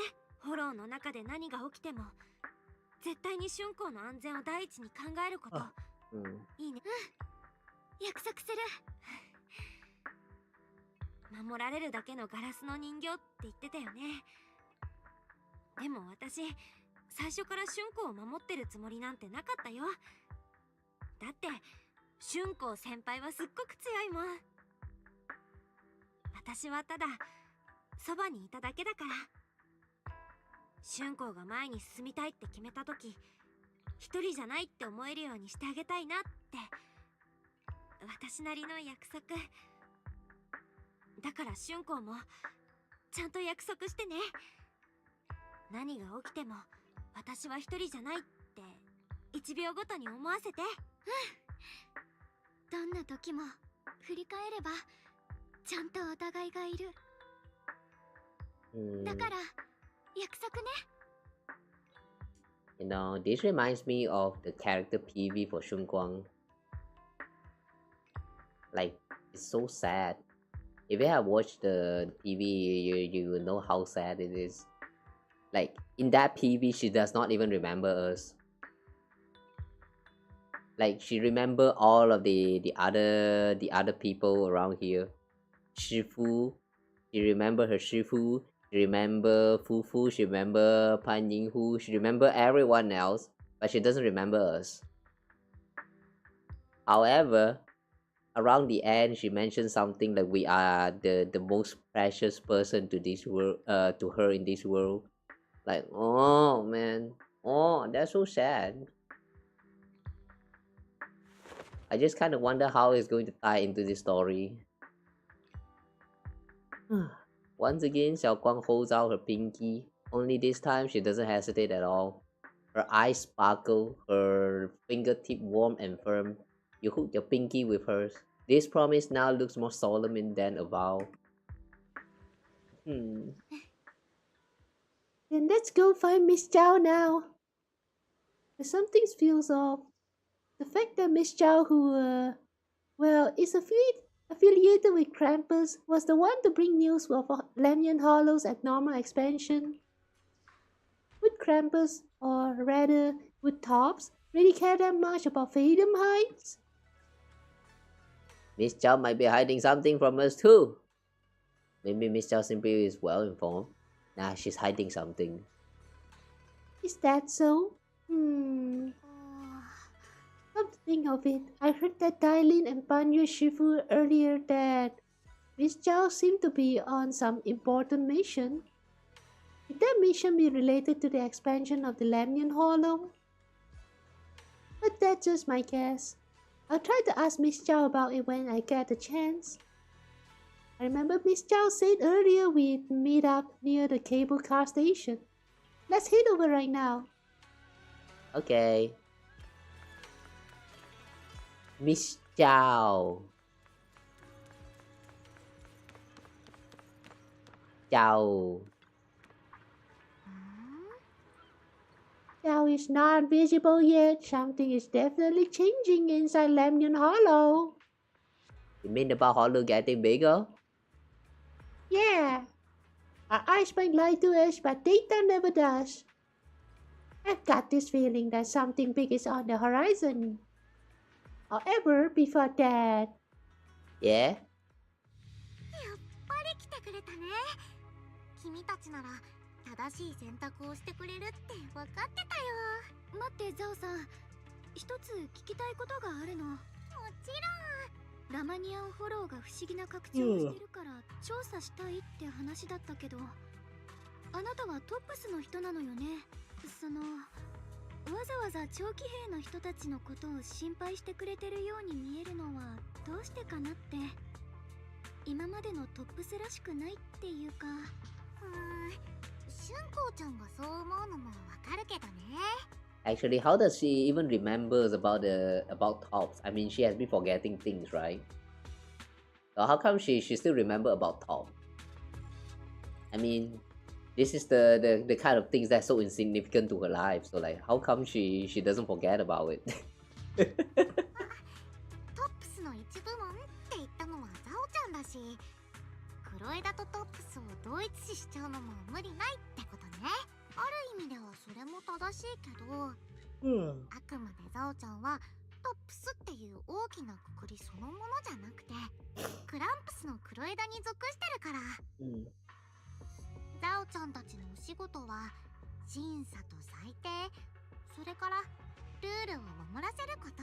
この間長期兵に派遣されたトップスの役立たずな子たちがザオちゃんたちの裁定対象だったみたいにね。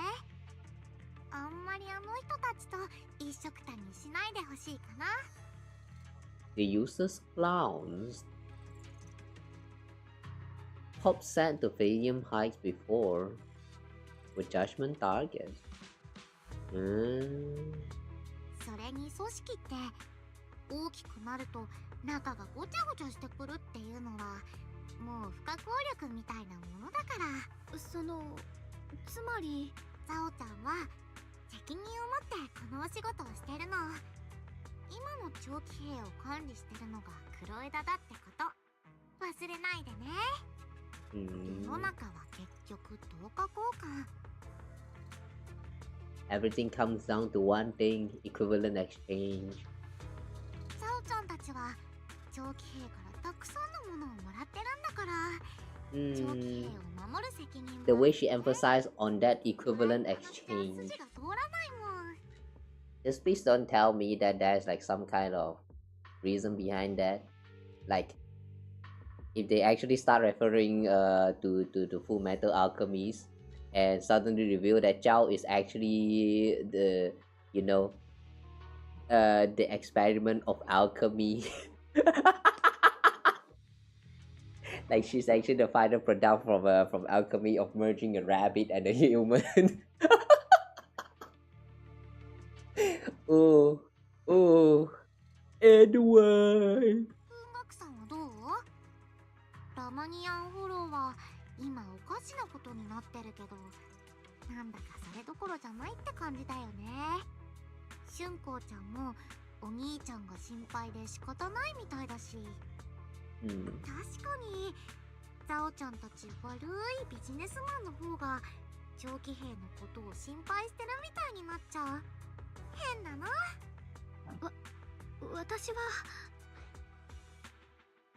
We do care about his Phaethon Heights. もちろん長期兵が危ないなら黙ってらんないよ。でもフォローっていうのは基本的に拡張していくものだし、そこに異常があるってデータはまだザオちゃんしか持ってないんだよね。プロ棋士として花丸の回答。でもザオちゃんのデータによると拡張速度はもうとっくに基本的ってレベルじゃないかな。もちろん本当のところはフォローの中で調べてみないとわかんないけどね。まあそのためにこうやって調査に行くわけだし、フォローに入ったら要釈炎の手がかりもちゃんと教えてあげるよ。じゃあおさらい。ゾウちゃんたちの目標はラマニアンフォローに現れた謎のエリアでフォローの拡張と異常なミヤズマについて調査してその原因を突き止めること。 Okay, I believe we will have to like exit and re-enter this new area again like a few times. My guess is that it's going to be 3 times. 目的地までは新エリート1の凄腕プロ棋士のガイドがいるし、白いお花と異常なミヤズマの関係をはっきりさせるためにはそれと共鳴できる生命権を扱う剣士の協力が必要。じゃあ早速出発。 It's kind of sad that everyone around here just treat her like she's just the wielder of the sword. I feel bad for Xiaoguang, man. I mean, all she did is just touch on the sword. It's just one touch right there. Ding! And now she have to carry all this responsibility. That's why you have to be careful when you're touching on strange things, guys. Alright, Miss Zhao. This operation was something my junior and I decided to do in secret without telling anyone. If possible, I hope you can keep this between us. Chill out, I'm not an idiot. I'll do whatever works best for me. Telling Yinghui Summit about your business won't do me any favors. I have only one objective: investigate the expansion of the Lemnian Hollow and the abnormal miasma within. And about you, Proxy, I know you can enter the Hollow through that little penguin of yours to complete your proxy work. But this new area the Lemnian Hollow is quite special. It's practically a no-man land. If you don't personally come with us, we probably won't be able to find our way forward. Don't worry, I'll head into the hollow. Good. As for the issue of your safety, with the keeper of the Qing Ming Sword and me by your side, you shouldn't have to worry about. If you're ready, let's head out. Okay, let's go. I wonder what will we find. Oh.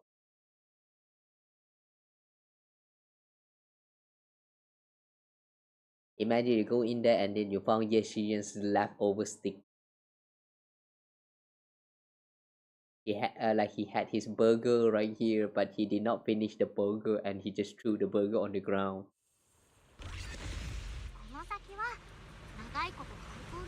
Ooh.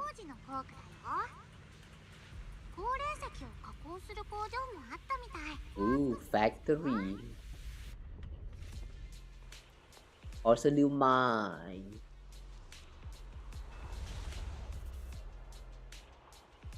Oh, it's Xiyuan.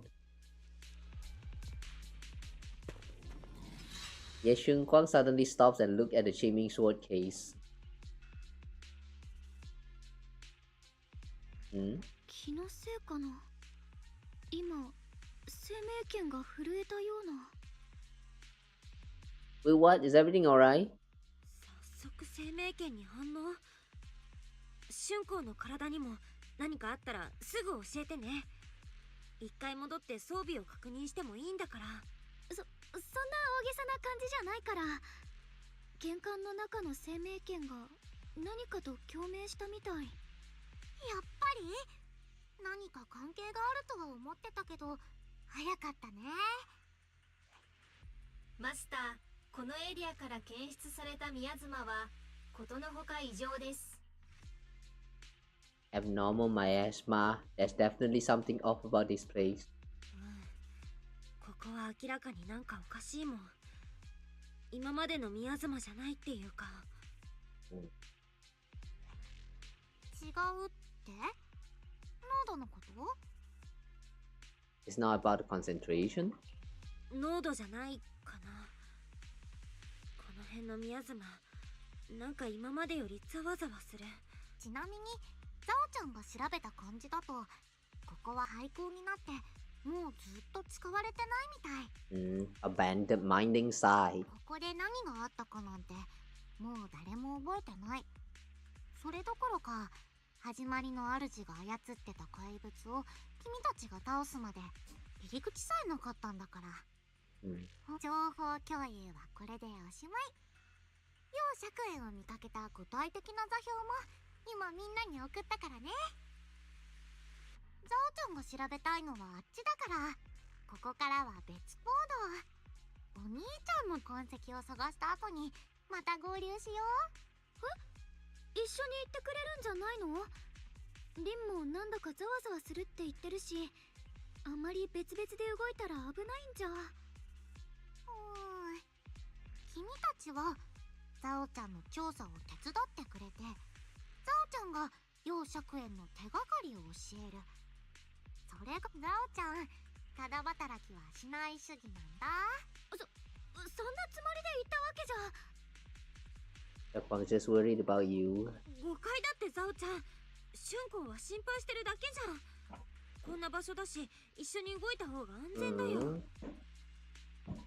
君の目の前にいるのはね、今黒枝にいる採血官で唯一一度も任務に失敗したことのない人呼んで上昇不敗のゾウちゃんだよ。自分たちの心配をした方がよっぽどいいと思うな。君たちは楊釈園のこと、ザオちゃんはフォロー拡張と異常なミヤズマの原因調査。それぞれやることやって、終わったら不当で合流しよう。なるべく早く来てね。Okay. Xiao doesn't give you a chance to stop her and leaves before you can say anything. 上昇不敗のゾウちゃん。そんなにすごい人なら本当に心配いらないのかな。教えてもらった座標に沿ってまずは倉庫を調べてみましょう。倉庫はこの先よ。早く行きましょう。Trial.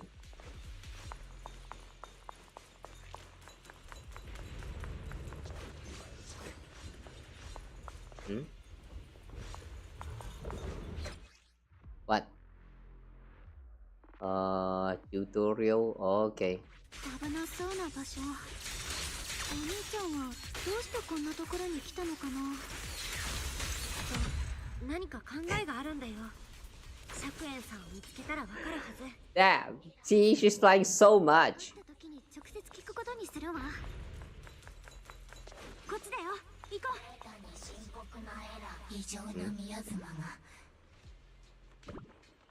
Is that a bamboo?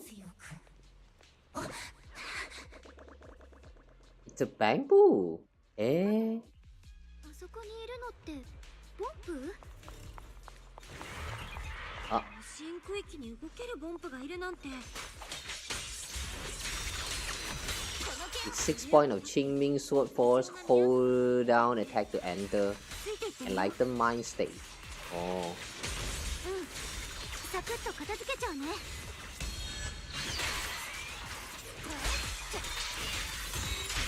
あのボンプは倉庫の中にいるはずよ。見に行ってみましょう。Enlightened mind. I wonder if you can actually set her to be in this enlightened mind state when you're like exploring around in the open world. That would be nice. あそこ。Okay. Now how do we go up? Need to find a way to deal with this obstacle. Wait, I sense some traces of miasma on this thing. If it's miasma, maybe I could use those increased summit techniques. I practiced this for so long, now I finally have a chance to use them. If I could tweak those techniques a bit. What's this?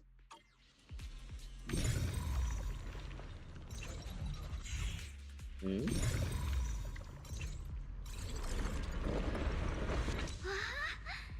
自力で新しい格感の術を得得するなんてすI think we already did that last ごい。 time. 持ってるのね。いつか雲岳山でも大活躍できるわよ。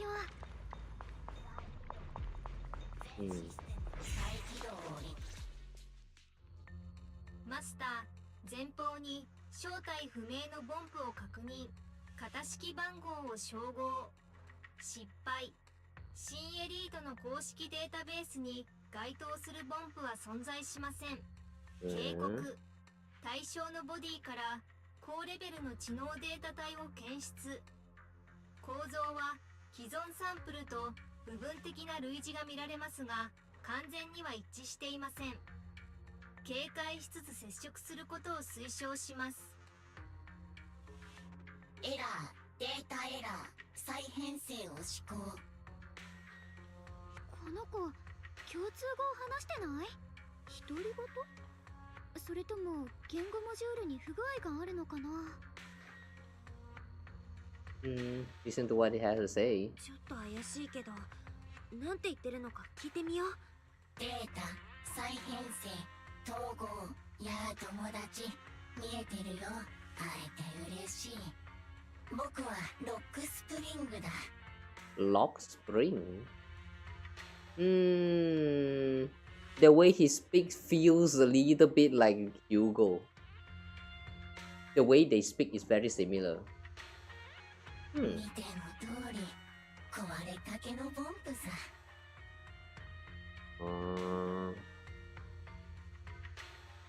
あなた、どうして一匹でこんなところにいるのよ。道に迷っちゃった？ごめん。それは僕にもわからないんだ。記憶モジュールに問題が起きてるらしい。状況を認識した時にはもうこの辺りにいたんだよ。ずっと歩き回ってみたけど出口が見つからない。暗くて湿度の高い地下を堂々巡りしたりして。けど幸い僕は型式番号と作られた理由を記憶してた。だが僕を作ったのは初代うつろ狩りの一人ミス・サンブリンガーなんだ。One of the first void hunters, Lady Sunbringer. Sunbringer. Wait a second. Oh, I thought that is a spear. It's actually a flag. It's so hard to see. What is that? Is that someone behind her actually a rabbit? Is that a rabbit?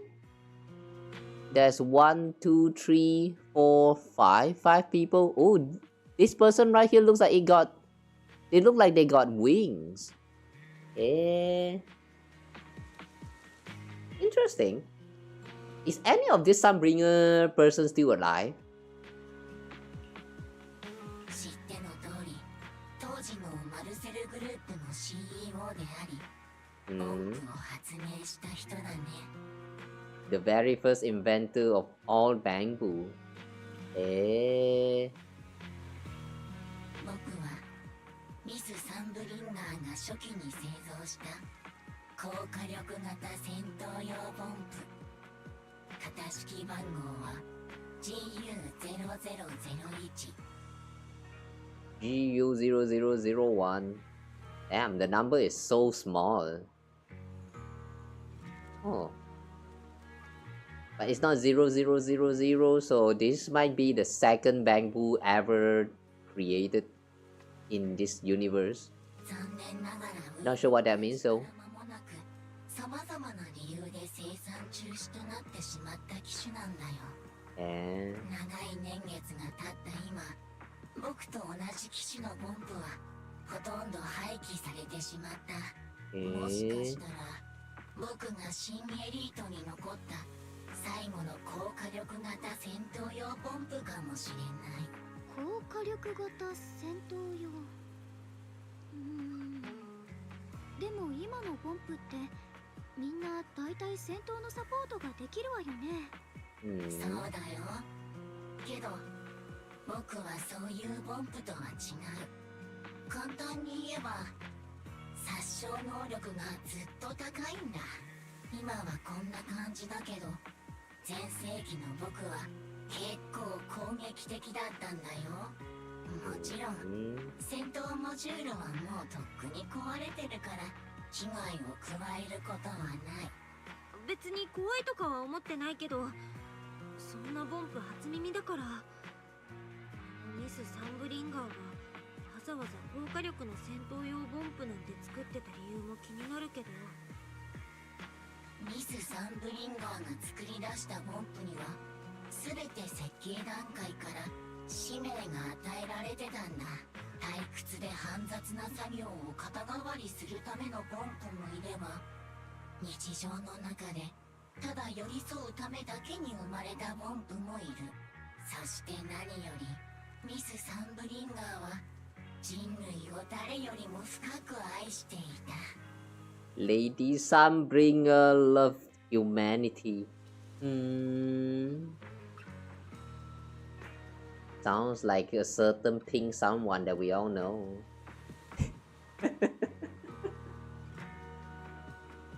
If it turns out Sunbringer is actually Alicia. だからどんな形であれ、ボンプという存在は全て人類に尽くすためにあるんだ。彼女が高火力型戦闘用ボンプを作った理由も僕たちの深層コードに刻まれている。それはたった一つの最上位命令。人類を守ること。To protect humanity. 僕は人類を守るために作られた。でも今やその使命を果たすための力はもうない。守ることもできなくなった。なんで？多分僕の行き着く先は仲間たちと同じだ。あの冷たい廃棄処理場で静かに忘れ去られていくんだろう。そんなこと言わないで。私がフォローから連れ出してあげる。外に出たらきっと治す方法も見つかるわよ。もう時間が経ちすぎた。きっと今の新エリートに僕みたいなタイプのボンプがいたことを覚えてる人なんていない。Hey, you never try, you never know. 修理してくれる人なんていないよ。でも本当にありがとう。How is the model discontinued anyway? 戦えるボンプなんて機種としてはすごいのに、なんで生産中止になっちゃったんだろう。維持コストが高すぎたことと、他のモデルに比べて故障もしやすかったせいだと思う。僕がその一例だ。今は記憶モジュールも戦闘モジュールも言語モジュールさえ損傷してる。理論上とっくに廃棄されててもおかしくない。なのにどういうわけか意識だけは残ってるんだ。もうどこにも行くところがない。だからこうして毎日この廃墟をさまよい続けてる。大丈夫よ。私たちについてきなさい。外に連れてってあげるから。そうだ、自己紹介がまだだったわね。私は楊春子。春子って呼んでくれたらいいわよ。こっちは私の妹弟子、リン。私たち雲岳さんの弟子なの。ここに来たのはお兄ちゃんを探すためで、それと、この辺りで起きてる異常を調査するためなの。Guys, I think my coffee did not work. So, I might fall asleep again. If I fall asleep for like, I don't know, for a while. If anyone is here, please try to wake me up. If not, I just hope that I don't pass out for too long. Damn. I drank some coffee specifically because that stream tonight, and I think it's going to be a long one. But then I don't think the coffee is working. そういえば、 Damn. 異常なミアスマって？僕は戦闘用ボンプだから周囲の環境の微妙な違いに気づけるんだ。最近この辺りで前とは全く違うタイプの異常なミアズマを観測してね。それが白い花に付着すると花が変異するようなんだ。あの時はエーテリアスに追われてて変異の過程を見届けられなかったけど。白い花に異常なミアスマ。ザオさんが言ってた通りね。その花はどこにあるかわかる？白い花はたくさんあるから、あの見張り台に登って探してみるといいかもしれない。このエリアで一番高い場所だから周囲を一望できるはずだよ。いい考えね。リン、急いで行きましょう。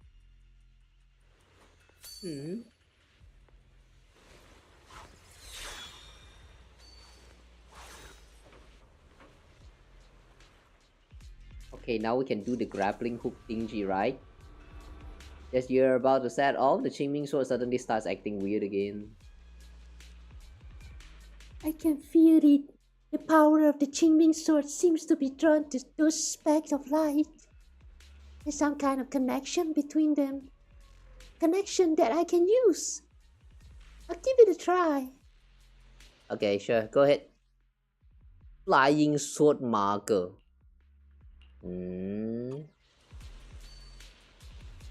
Press E. Whoa. What's this? Job application form? Oh, scary.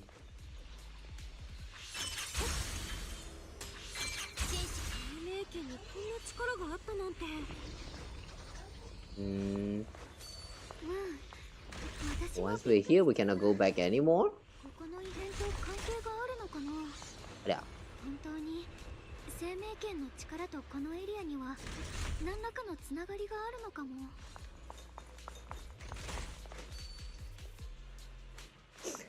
You could have just used a lift right here. You could have just used the elevator right here to get up there.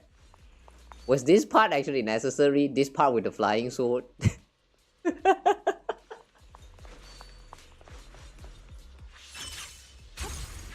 Yeah, was this actually necessary?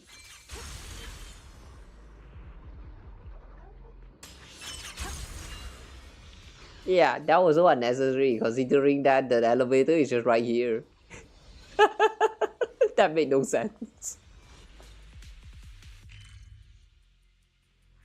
Ooh. What this?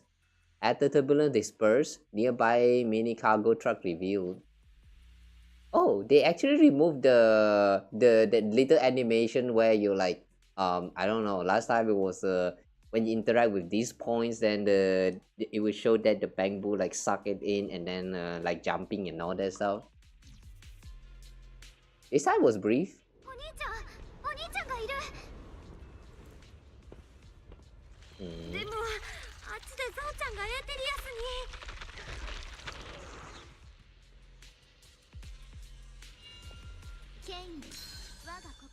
Now what?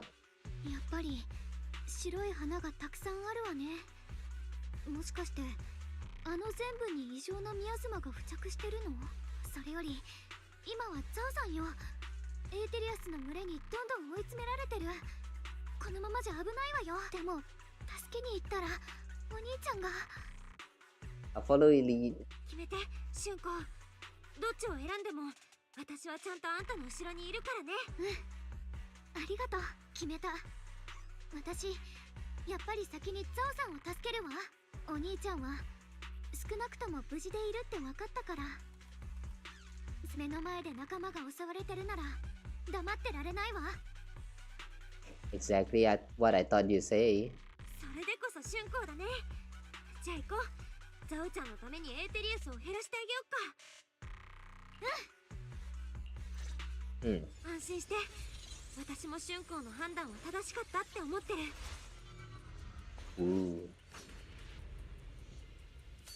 Still don't quite understand how she's projecting all of this swords right here. Like, meow. Help Miss Zhao.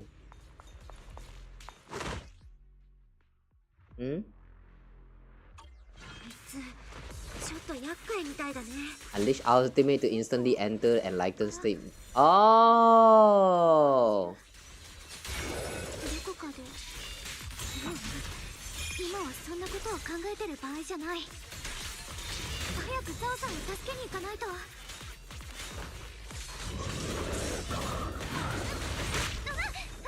岳さんよ俊子。我が剣で名門をWhoa! Ooh, that's cool. I haven't truly tried her out yet, but okay, that's cool.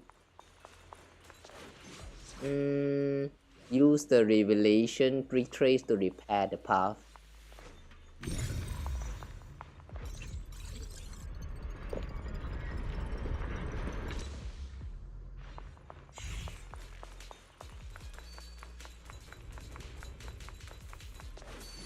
Oh.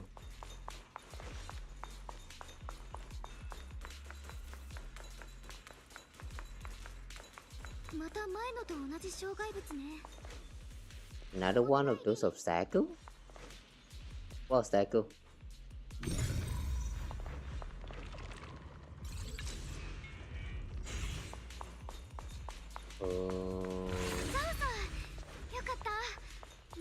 Flower!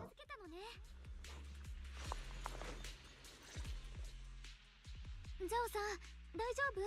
怪我してない？もしかしてザオちゃんをわざわざ助けに来てくれたの？見張り台からエーテリアスに囲まれてるのが見えたから。Xiaoguang even gave out the chance to chase after her brother. 実は釈円さんを見つけたんだけど、俊子を追いかけるよりもザオちゃんとこに駆けつけるのを選んだんだよ。だから別に助けてもらう必要なかったのに。まあいっか。調査を手伝ってくれるって約束だったもんね。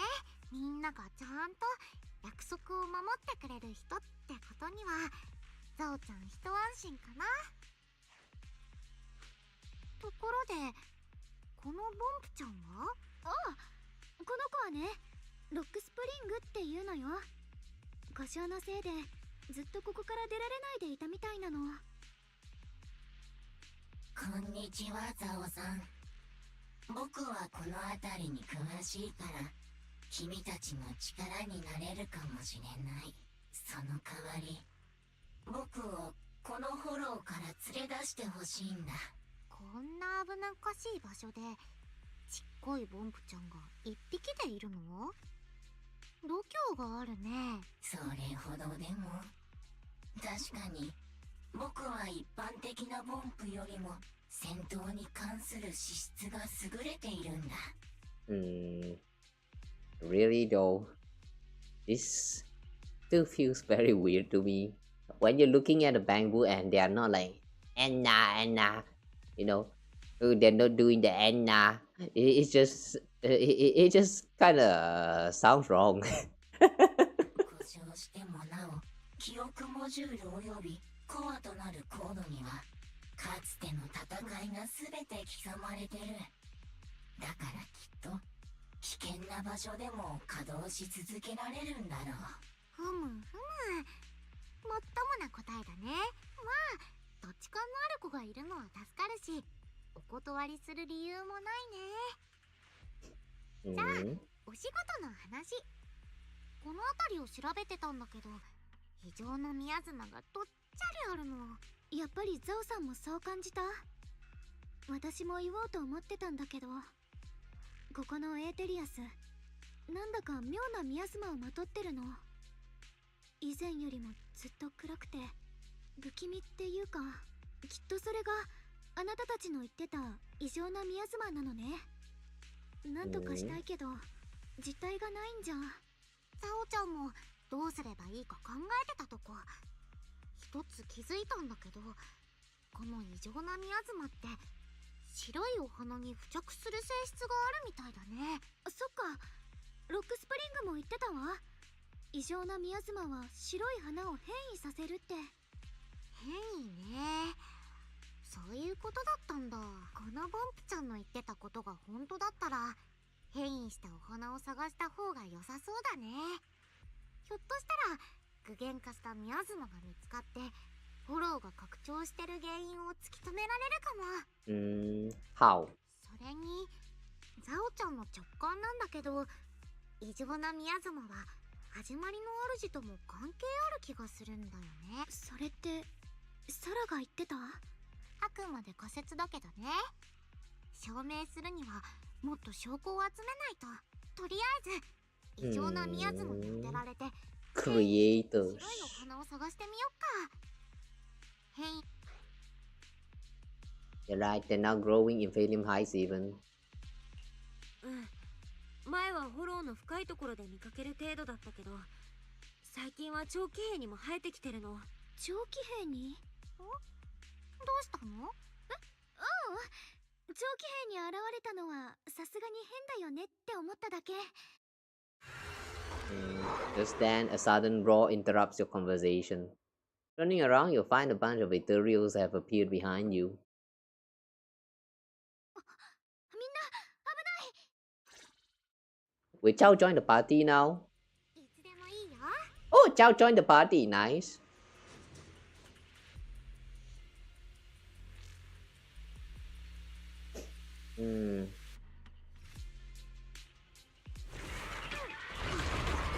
Yeah. このエーテリアスたちから異常な宮妻の匂いがする。生命権も共鳴してるわ。Ow. Ow. 人探しに来たんでしょ？お兄ちゃんのことはもういいの？お兄ちゃんは無事だって分かってるし、今はこっちを何とかしなきゃ。Ooh. The way she attacks though, I feel like it's actually possible to make Chao the main on few DPS. Like, that would actually be fun.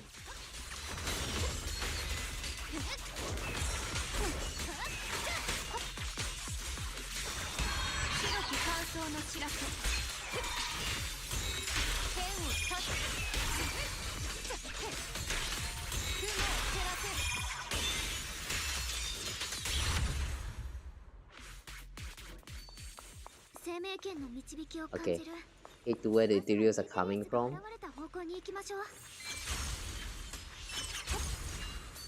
君、か弱いお姫様じゃなかったんだ。思ってたよりしっかりしてるね。ありがとう。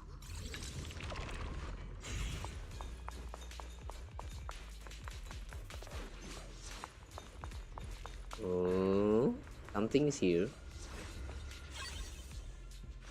Ooh, there's some supplies. Okay.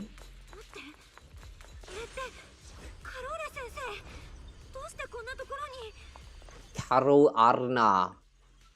Sensei? Yeah, she looks horny.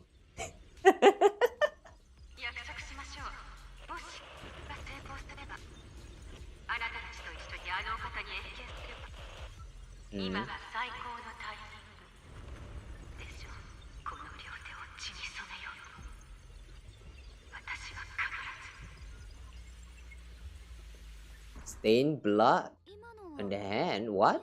作り出した幻？あなたの知り合いだったみたいだけど。That was my teacher Carol. あの人は過労であるな。その昔、私の先生だった人なの。でも、どうして先生の幻がこんなところに？この辺りでああいう幻は珍しくない。僕も何度か見かけたことがあって、昔ここにいた人々の残像と推測している。宮妻が何か特別な方法で人々の姿や声を保存しているんだ。そしてそれを時折思い出したように再生する。Shapes and voices have been preserved by the miasma in some peculiar way.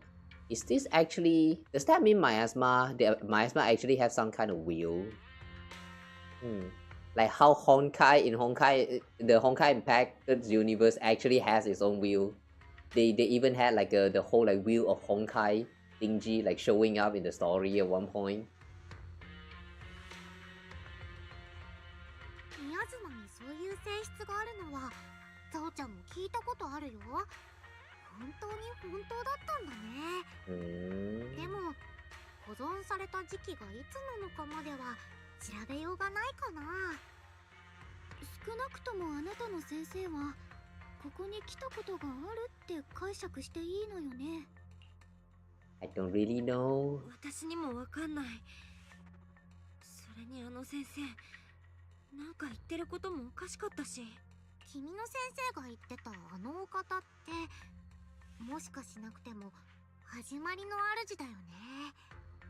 ずいぶん昔からその存在を知ってたみたいだし、なんだか降臨させたがってるように見えたよ。それこそ三将会の空みたいに。She won't want that. There must be some misunderstanding. 始まりの主とかいうのが現れたら絶対ろくなことにならないってのは今までのことで散々身に染みてる。私たちの先生がそんなこと考えるはずないもん。君は先生をとっても信じてるんだね。でも思い出して、人ってとにかく気まぐれで信用できない生き物だってこと。I like how Zhao, this cute little creature, is right now trying to tell you that human is untrustable. So if you want to learn more about human, believe that they cannot be trusted.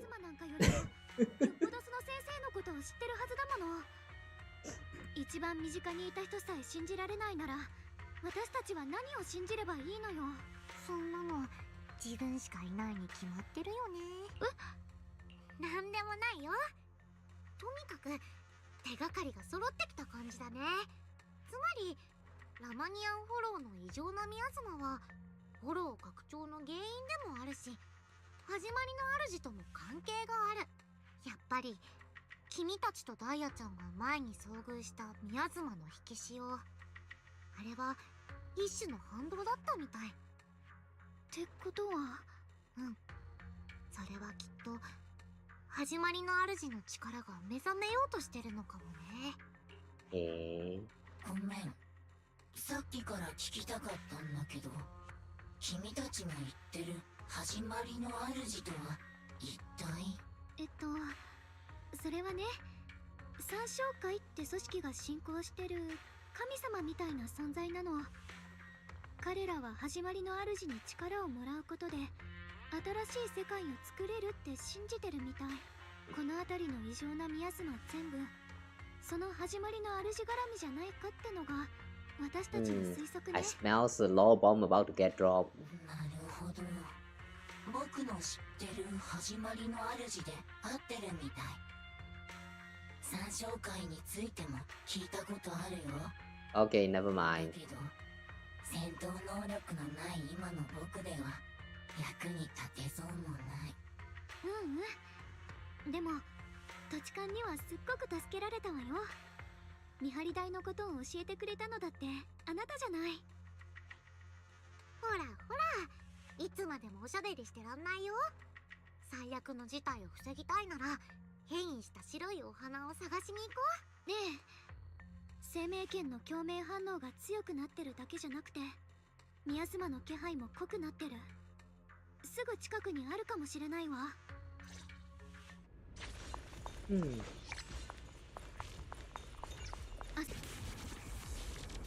Like it is a little bit funny considering that we just had one of the most input heavy character got released in the last version, specifically Panye. You know, the way he kind of plays like a fighting game character. I tried out Panye and I tried to learn how to do Panye's combo, and so far I still don't get it. There's so many combo to memorize, and now I just go into the field and just wunga the shit out of everything. Xiaoguang on the other hand though, it's so less in terms of the input that you have to do. Feels very I'm suddenly feeling very not used to it. Alright, what was that? I can sense it. The destructive power is off the charts. Way more intense than any miasma we've ever encountered. If normal people get closer to these black flowers, they'll be corrupted before long. It'll wreak havoc on both their bodies and minds. These things are way too dangerous. Even in the hollow, we can't just leave them unchecked. Is there any way to get rid of them? Ye Xiaoguang, this is Qing Ming Sword reacting now? The Qing Ming Sword has been reacting with something here since earlier. This blade has always been somewhat reactive to abnormal miasma. Wait, if we use the power of the Qing Ming Sword, maybe we could clear out all this miasma? Wait, Xiaoguang, you can't use the Qing Ming Sword! Before he can even finish a sentence, Ye Xiaoguang suddenly froze in her tracks. Eh? 来なかったらまた生命圏の力を使おうとして。Ye Xiaoguang's eyes sweep over everyone, finally stopping on you with a faint knowing smile. 何よ、ポカンとした顔しちゃって。別に私たち初めましてじゃないでしょね、後輩ちゃん。Get the other Xiaoguang. あんたは確か前に出てきた春光の一部。よくできました。私のこときっと覚えててくれるって信じてたわよ。Ye Xiaoguang leans in closer, her cool fingertips brushing gently against your cheek. so close you can almost feel her breathe. Why, you want a kiss? Mwah. 後でちゃんとできたご褒美をあげないとね。 No, you don't need to find the chance. Now's the chance. Now's the chance. Do it now. Now. Now. I want it now. Then all of a sudden, Ye Shiyuan freezes like someone hit pause on her. はあ、ダメよ。ダメったらダメ。私言ったわよね。これ以上生命権に触ろうもんなら、私たち。Okay, she can. Oh man, I'm getting disconnected a lot of time on YouTube right now. What's going on? Ye Shiyuan suddenly raises the sword. この血を持って魂をちぎる。散れ。Chile. Damn, she just deleted the whole thing, including the soil. Wow. By eliminating the flower, she even eliminated the soil. What? How did she do that? After purifying the black flowers, Ye Shiyuan looks drained, a faint weariness on her face. She takes a few steps towards you and suddenly collapses into your arms. You subconsciously reach out and catch her, and realize she had already turned back into her usual self. ごめん、変なとこ見せちゃって。へえ、君にはもう一つの顔があるんだね。面白い。それも生命権のおかげなの？私にもよくわからないの。生命権のせいかもしれないし、私自身の問題かもしれない。So you knew about your other self? もう一人の春光のこと知ってたの？全然そんな素振りなかったのに。本当にごめんなさい。いるのは知ってるし、時々表に出てるなって感じることもあるの。でもあの夜はあなたに変なことしてたから。どんな顔して説明したらいいかわからなくて、とぼけたふりしちゃった。I wish you can do something even more further beyond. Since it's already strange thing, you know, make it even stranger. Know what I'm saying? 許して、この通りだから。I forgive you. More importantly, the Qing Ming Sword. 全然いいよ。それより生命権、もう一人の春光が思いっきり使ってたけど大丈夫？気分は平気？めまいとかは？それはあの子に剣を抜いてって頼んだの私だから。この黒い花はどうしても浄化しないといけない気がして。あの子、自分で力を使う分には私がやるよりずっと安全だって思ってるみたいだった。でもやっぱりそうだったわ。私 As for me, I'm going to after the only hope that can sever these shackles until I find the miracle. Please forgive me for not being able to see you, Ye Shiyuan.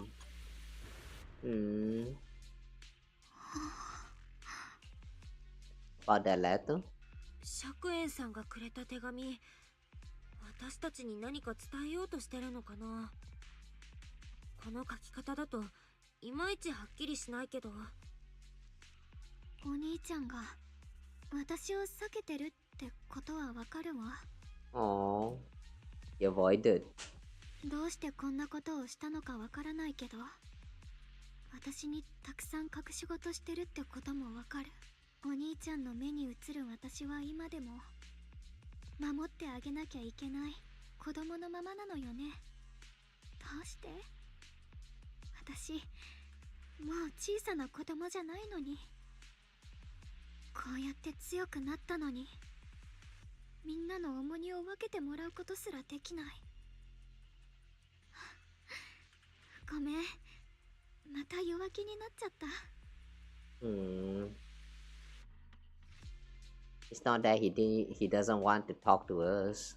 本当に釈園さんが人知れずいなくなるつもりだったら、こんな手紙残さないと思うな。Yeah, he won't leave a letter if that's the 見てほ case. しいし、知ってほしいけど、直接は会えないってだけで。それか、こっそり動かないと危ない状況だって可能性もあるよ。ありえない。そうよね。お兄ちゃんだって楽しくてこんなことしてるわけじゃ絶対にないんだから。うん。春光ちゃんって本当に性善説で動ける子なんだね。You should be at least a little bit more trusting, Zhao. それってどういう意味？妹が血のつながった兄を信じて何がいけないわけ？何にもいけないことなんてないよ。ただ春光ちゃんはいろんな人に大切にされてきたんだなーって。楊釈園が君の信頼に応えてくれるといいね。While you're talking, Lockspring suddenly starts making strange noises. 再起動をリクエスト。データに深刻なエラー。いけない。ロックスプリングがいよいよダメかも。早めに修理してあげないとまずいわよね。大体は調べ終わったから、そろそろここを離れよっか。フォローの拡大と異常なミヤズマのつながりが見えてきたし、君たちも楊釈園の手がかりを見つけた。たくさん収穫があったね。どれもいいニュースじゃないのが残念だけど。行こう、プロ騎士。ここからは全部君にお任せ。 Okay, so we're leaving the hollow now.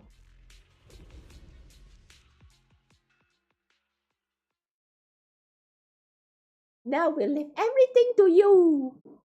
And then we just went back. Yeah, we're doing nothing here.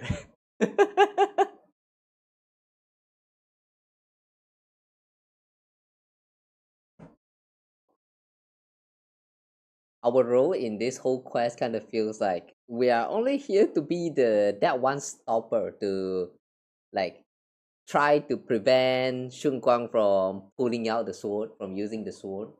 Even though while we were failing very miserably. You make it back to Phalium Heights without a hitch.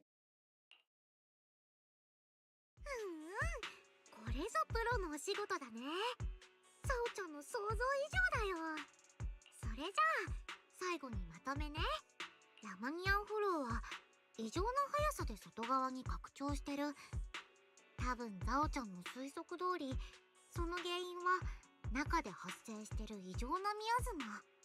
異常なミヤズマに実体はないけど、白いお花に付着するとそれを黒いお花に変えちゃう。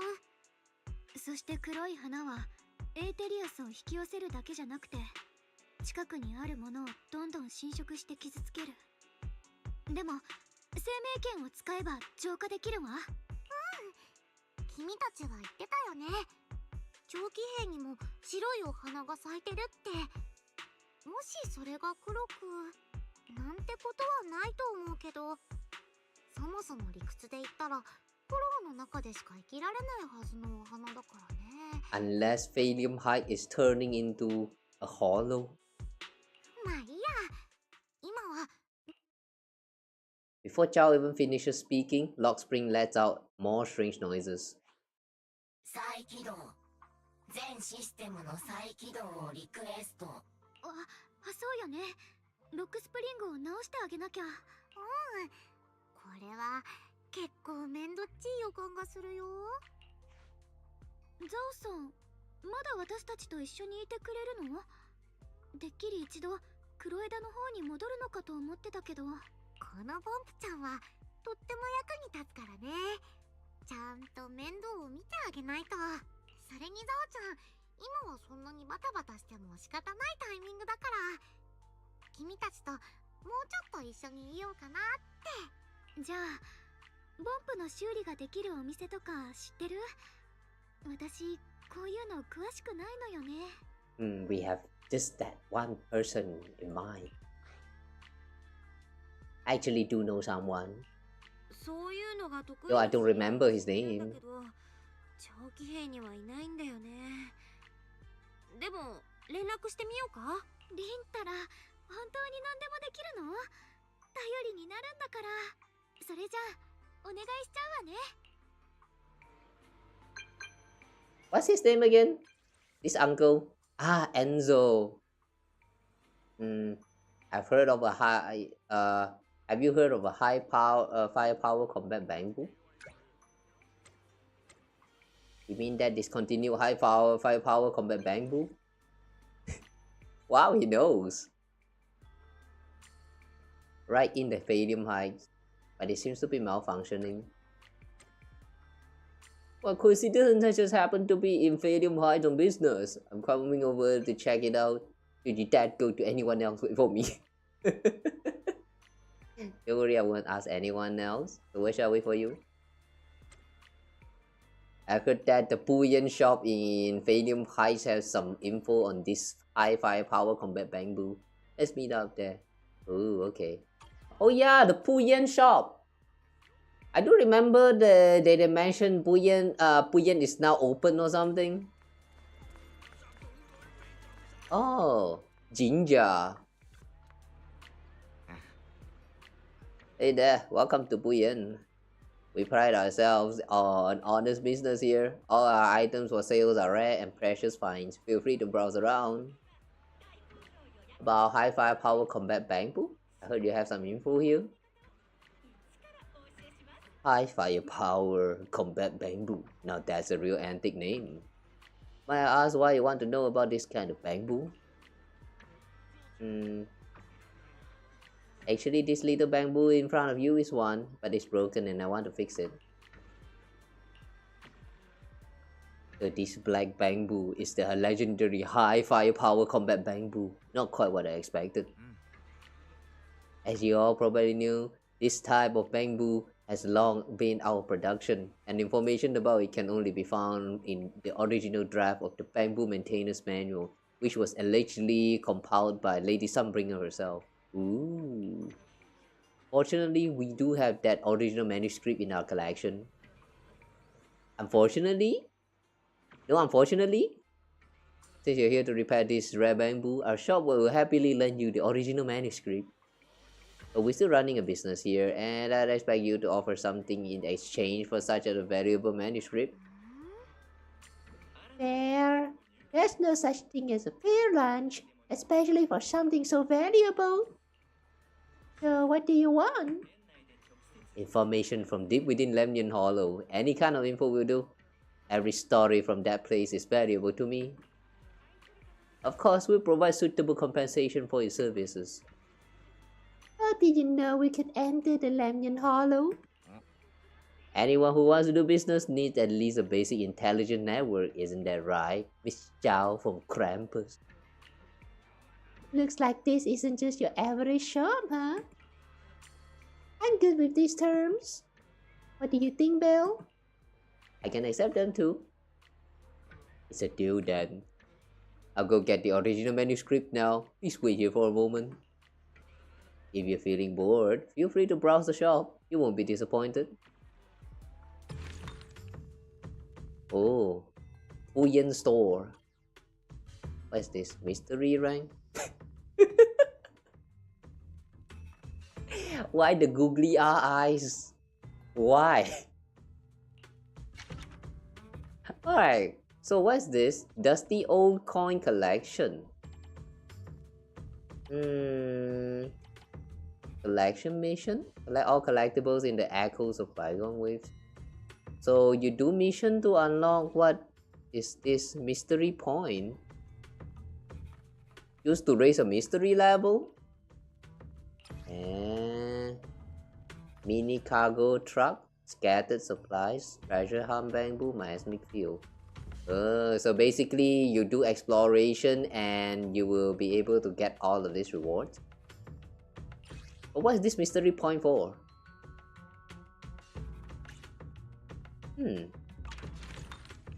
Mystery point? Ooh, what's this? Let them descend, echo. なるほど。あのお方に降臨してほしいのね。約束しましょう。 Ooh. もしが成功すれば。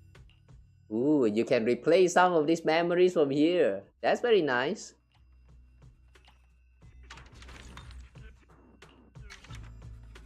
Mystery rank. Oh, the mystery points goes up here.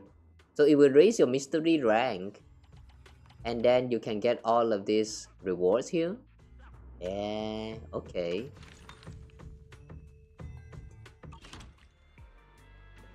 In the flash, Enzo comes zooming over like a turbo engine. High firepower combat bamboo. So it's this little guy. His name is Lock Spring. It's an adorable little bamboo. Look, Spring, huh? Looks like you're in a pretty bad shape. Don't worry, I'll fix you up. We got a bamboo maintenance manual too. It's expected from you. How reliable. I brought all the tools with me.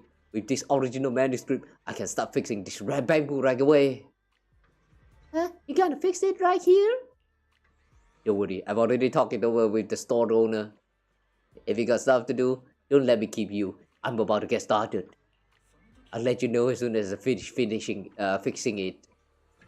Enzo's definitely full of passion. Let's talk about what's next on the agenda. Next, I'm planning to head back to Krampus first. I still need to properly analyze the information we obtained from the Holemian Hollow. Then Xiaoguang and I will head back to Suipian Temple. We'll bring the others up to speed on what's up with the Hollow. Yeah, I was thinking the same. Let's head back now. Catch you later, Miss Zhao.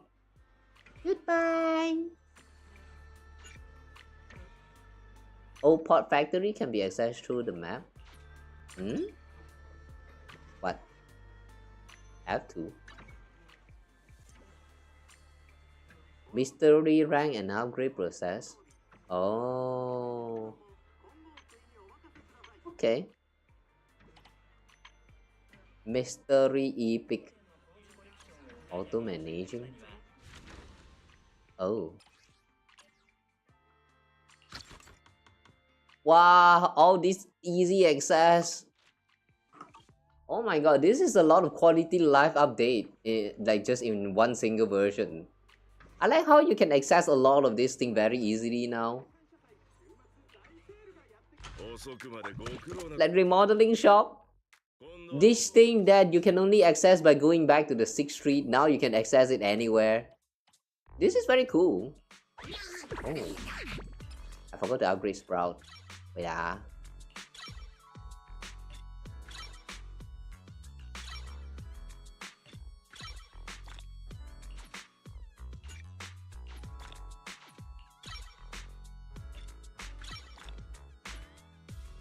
Ah. May na material already.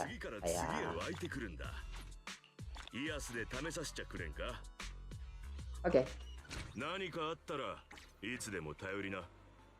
So what we're trying to do? Yuzuha is here. Not now. Past event, not now. Tell everyone about the anomaly in Lemnian Hollow. Do Hengzhou. つまり現状、誰一人宗師と連絡が取れぬということかね。そうみたいなんです。私も報告したいことがあって。俺も電話してみたんだが、ダメだった。今までもこのような有事にあって宗師は常に慎重であった。故意に連絡を絶つようなことはせぬはずだ。Something has happened. とはいえ、我らが宗師はたとえうつろ狩りに襲われようとびくともせん。おそらくサジに謀殺されているのであろう。師匠に何かあったの？一時的に連絡が取れないだけのことだ。お主が心配することではない。それよりもお主ら二人の慌てようはなんだ。ドタバタしよって。Why are you still salty, old man? Lu Hengzhou's brow furrows deeply. His eyes land on Xiaoguang first and then shift sharply to you. For some reason, even though she is speaking to Xiaoguang, it feels like the blame is aimed squarely at you.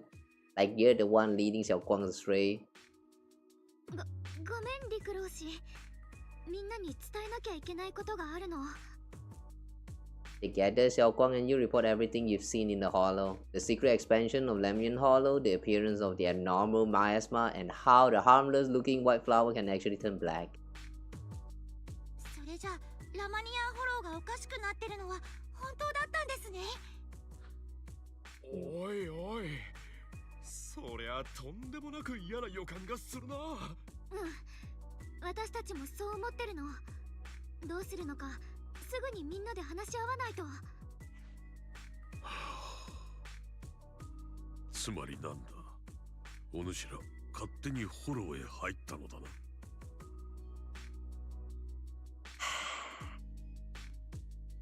This old man. ごめんなさい。でも、お兄ちゃんの手がかりを見つけた以上、どうしても自分の目で確かめずにいられなくて。Lu Hengzhou does not seem to be listening to Xiaoguang at all. His gaze is fixed right on you. What? So you're blaming me now? Fuck you, old man. 私は言ったな。お主の存在が春光にとって良きものであれと。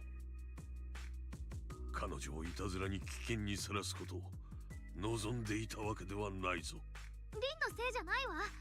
これは全部私のアイデア。この子を振り回したのは私なんだから。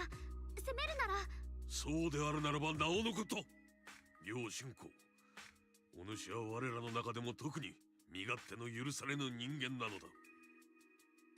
今一度自覚するがよい。Yeah, I don't like this old man. 生命権の権主は我ら雲岳さんにとってかけがえのない財産なのだ。その体に万が一のことがあってはなんと。 I really don't like this old man. I mean, I can tell clearly he knows something about Qing Ming Sword. That's why he's trying his best to like want us to keep Xiaoguang in check and all that, but I don't like his attitude, man. If someone is to talk to me like that, I would never listen to them. This old man. それで雲岳さんの名誉を損なうことがあれば。 Stop blaming anything and just say it will bring shame. What do you mean bring shame? We bring back the useful information. You still say us bringing shame. Fuck you, old man. Go suck a dick. ごめんなさい。Speak up directly. 陸老師、今の話を聞いてて、あなたが心配してるのは春光先輩のことなのか、生命権の堅守っていう肩書きの方なのか、私には分からなかった。どういう意味だ。その二つは同じものだろう。You don't actually care what Xiaoguang thinks. 春光先輩がどう思うかなんて全然気にしてなくて、生命権の堅守に責任って言えば縛り付けておけるって、そう思ってない。あと、雲岳さんの財産って言い方もどうかと思うな。春光先輩はれっきとした人だよ。雲岳さんの名誉っていうのが一人の女の子に背負わせないといけないものなら、私たちはちょっと反省した方がいいと思う。I like how Belle can actually be so direct. Yeah, tell him that. お主。 Fuck you, old man. The air seems to freeze for a moment. Ye Shiyuan just stares at you, completely thrown off by what you said. Fufu and Pan Ying who looks nervous, like they want to smooth things over but don't know how to start. And right then, your phone rings, cutting through the tension. どうやらあまりいいタイミングではなかったようだ。 Hi Mayor, how do you know it's bad timing? 現在ラマニアンフォローで起きている現象について、こちらでも認識が追いついたと伝えるべく。 How did he know it's a bad timing? Is he spying on us? 感謝している。私の方でも関係筋から手がかりを集めているところだ。この場にいる各位においてはどうか冷静さを保ち、請求な行動は控えてもらうようお願いする。すでにこちらで専門の調査員を派遣した以上、まもなく具体的なデータが得られるだろう。A team of professionals. 何か疑問があればこの場で聞いておきたいが。市長さん、お師匠様なんですけど、今そちらにいらっしゃいませんか？なぜか連絡が取れないみたいで、ちょっと心配なんです。イーシェン君が？以前長期兵についての報告を直接してもらったが、次の用事があると言って早々に帰ってしまったよ。そうですか。ありがとうございます。やっぱり途中で何かあったのかもしれませんね。あんまり市長さんのお邪魔をしてもいけないので、私たちはこれくらいで。After the mayor says goodbye, the call ends. 今日はもう十分だろう。市長が決断されたからには、我々もしばらく成り行きを見守るしかあるまい。宗主への連絡は私の方で続けてみよう。そろそろ戻ってきて、この手に負えない弟子たちをどうにかしてもらわねば。Shut up, old man. Say one more word, I'm going to shove a dick up your ass. Before leaving, Lu Hengzhou shoots you one last annoyed look. Yufufu and Pan Yu says a few comforting words before heading out too. Xiaoguang gives you a little nod, so you follow her into the room. さっきはありがとう。私のことかばおうとしてくれたのよね。You know, you should have just rebelled right there. You really should. Guang is too nice, man. That old man is such a dick. 内心分かってるの。本当に価値があるのは生命権とその権主っていう肩書き。楊春光かどうかはあんまり関係ないって当然なんだけどね。生命権は雲岳山の至宝。私なんかが選ばれたこと自体たちの悪い冗談っていうか。 Don't doubt yourself. そんな風に自分を卑下しなくていいって。誰にだって話を聞いてもらったり大事にしてもらう権利があって、そのことに権主かどうかはちっとも関係ないもん。そうよね。こんなんじゃまたあなたに心配されちゃうわよね。今はラマニアンフォローが大変な時なんだから。 We can take a breather for now. まあ市長さんもああ言ってたことだし、今はかえって息抜きするチャンスかもしれないよ。何もかも自分でやんなきゃって思うんじゃなくて、誰かを信じて任せることも大事なんだから。うん、言われてみればそうかも。 Wanna go for a walk? それじゃあ何する？せっかくだし一緒にお散歩でもしない？いいわね。ちょうど私も息抜きするならあなたとがいいなって思ってたの。 Wanna change into your outfit? じゃあ着替えてくるわね。って言ってもあなたにはもう。 Ooh, nice. Nice. Yeah, use your outfit more often. Change more often.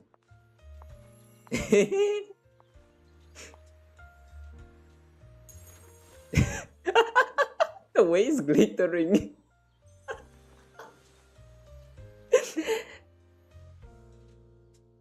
Why is this? Why is it glittering so much? 来たら褒めてくれたでしょ。だからご飯、朝早く市場に行きましょう。 Yeah, let's go to the market. 甘いの好きだよね。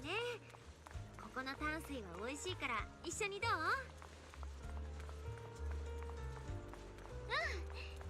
金木犀味があるといいな。大好きなの。 Osmanthus flavored desserts. 長期兵を知るのも仕事のうちだよ。Eleanor. Welcome, dear guests. We're running a taste testing and improvement event for our sweet cakes. Would you be interested in joining in? Yeah, give me your cake. Sweet cake state testing. Hang on. State, not taste? Alright. Weird. Sweet cake state testing and improvement event. So we're modifying the recipe and creating new flavors of sweet cakes? That's right. You can use all the ingredients in the shop or bring your own. And if you manage to create a popular new flavor, there's a sweet reward in it for you. Want to give it a shot, Xiaoguang?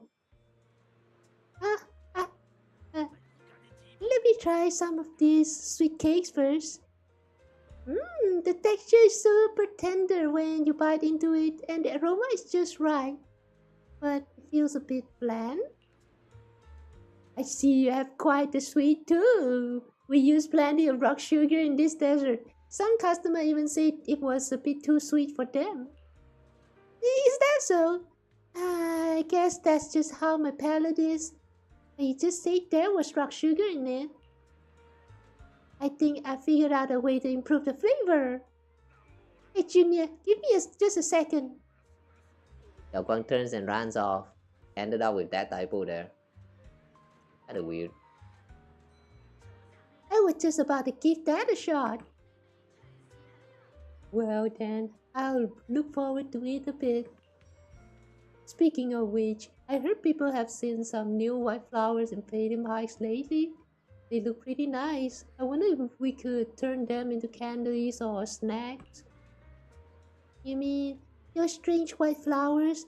They might be dangerous. It's better to stay away from them. Eh? Is that so? Got it. Thanks for the heads up. After telling Reese of the dangers of the white flowers, Xiaoguang finally starts skillfully making the osmanthus cake. Somewhat clumsily, you follow her, helping pass tools and measure flour. Soon enough, the first batch of osmanthus cakes is ready. The sweet fragrance of osmanthus fills the entire Tong Sui shop. Eliana tries some first. Wow, customer! The osmanthus cake you make is totally gonna be a hit!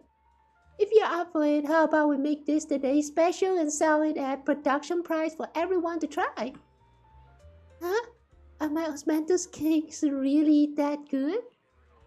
Of course, looks! Customers are already being drawn in. They want to eat your cake. Ooh, nice ponytails. Yo, Eleanor, what delicious goodies are you cooking up in here today? I'm practically drooling here. Osmanthus cakes made by this customer. Come on, everyone, try some. This osmanthus cake is really something. The aroma is divine. His praise is like a pebble thrown into a lake, causing ripples that draw in more curious customers. Is that cat ears or ribbons? Oh, must be ribbons.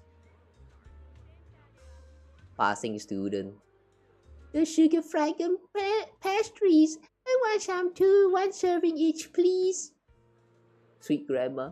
This osmanthus cake. It reminds me of the flavors I loved in my youth. You're really something, young lady. More and more people are drawn in by the sweet aroma, forming a long queue at the Tong Sui stall. Xiaoguang is a bit flustered, but her face glows with a rare delight.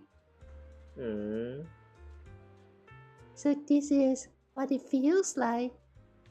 The things I create bring joy to others, and seeing them so happy makes me happy too. I truly love these minute and ordinary moments of happiness. I hope this happiness never ends. But alas, everything has to end, my friend. Soon, all of Xiaoguang's osmanthus cakes are sold out.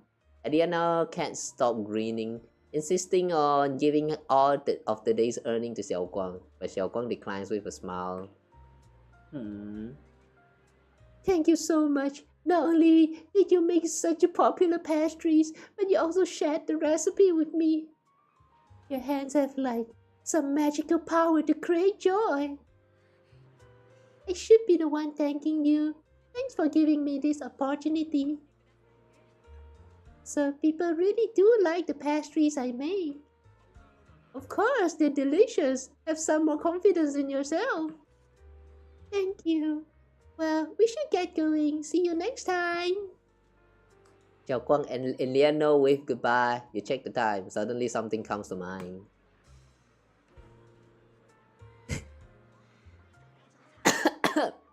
甜过初恋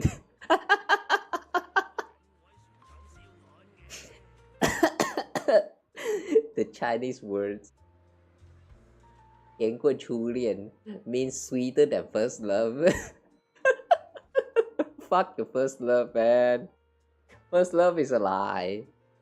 Don't trust it. If you have a first love, it will never be your true love. Yeah, trust me. I know how it feels. It's a lie. Don't believe in that. Don't believe in your first love. You will get betrayed. Trust me. Xiaoguang, follow me. We're just in time. Let me take you somewhere. Alright.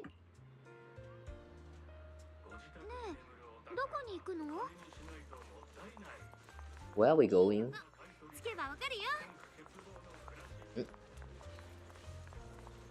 What's this? どう？長期兵で夕日が一番綺麗に見えるの。偶然見つけたんだよ。本当に綺麗。まるで絵画みたいね。見てるだけで幸せな気持ちになれる。長期編をじっくりと見たのは初めて。 The sound of twilight. こんなに美しい街だったんだ。この景色がなくなっちゃったらすごく寂しいよね。実はね、私からも。Wait, what is that? Is that how Osmanthus cake looks like? They look like Apollo, the layer cake. Apollo!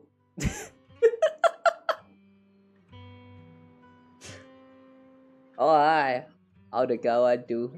Still sleepy a little bit. I want to go to bed. さっき一緒に作った金木犀の Again. ケーキ、ちょっとだけ取っておいたの。Why is the new year, like why is the day, the first year of the first day of the year like always so sleepy? まだ残ってたの？てっきり売り切れちゃったのかと思ってた。練習で作った分だけどね。一緒に食べたくて残しておいたの。さっき金木犀の香りがした時からずっとその口になってたんだよね。いただきます。いただきます。どうかな？前のよりも美味しい。春光って本当にお菓子作りが得意だね。強いて言えば少しだけ甘いかな。 Why is it that これなら売り切れちゃうのもな。 the noises of all these characters eating, they only like like the most they go is like but they never goes like why is this never shown? Like show, like give us some ASMR, man. Why eat so politely? Why everyone eat like don't just do some like actual biting, go like nom nom nom nom. Give us the ASMR, please. Everyone have a lovely New Year's. Yeah, how is everyone having a New Year's? Me personally, I'm not sure. I'm just lying on bed the whole time. I guess that is nice in its own. 次こそは完璧にするわね。そうだ、雲岳さんのみんなにも食べてもらいたいし、適当感に戻ったらもっと作ってあげよう。 If you don't know how to spend your New Year's, you know, just lie on the bed. Yeah, lie on the bed, have your phone and play my streams and watch me, and we can sleep together. I still feel like I might accidentally fall asleep anytime soon. This is not a good sign. ザオさんって金木犀のケーキ好きかな？前にダイアリンから聞いたけど、お肉が好物みたいだよ。そうだったの？ Meat? じゃあ今度普通にお料理でおもてなししようかな。 Wait, I thought she liked salad. なんか春光ってほんと何でも作れるよね。すごいな。山にいた時は暇だったから、機会があったらまたあなたにも私の手料理を食べてほしいな。次はリンの好みをちゃんと研究した上で。 Wait, deja vu? Did we actually had a similar conversation before?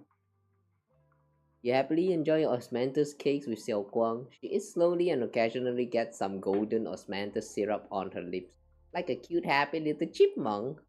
You watch the sunset beneath the horizon, smiling and chatting as the night envelops the world like a warm blanket.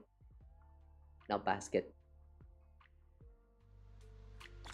And nighttime has come. First signs? What do you mean first signs? もう遅いし、そろそろ寝よっと。そういえば、春光が作るケーキが重めなのは好みなのかな。 The dog looked like it was sleeping just も now. しかして私たち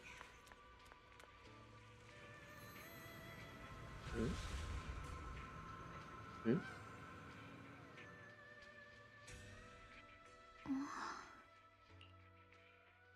Anything bothering you, Xiaoguang? 春光、どうしたの？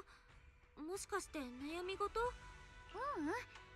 ただ今日は夢みたいに幸せな一日だったから、なんだか全然眠れなくて、長期兵のみんなも幸せそうで本当に良かったわ。ずっとこのままでいてほしいわね。ねえリン、ちょっと聞きたいことがあるんだけど。Nani? I'll tell you everything I know. 何でも聞いて。私に分かることだといいけど。もしも、あくまでもしもの話ね。進んだ先に待つのが底なしの真っ暗な穴だと分かってても、私たちは歩き続けなきゃダメなのかな。ごめんね、変なことを聞いてるのは分かってる。実はちょっと怖い夢を見たの。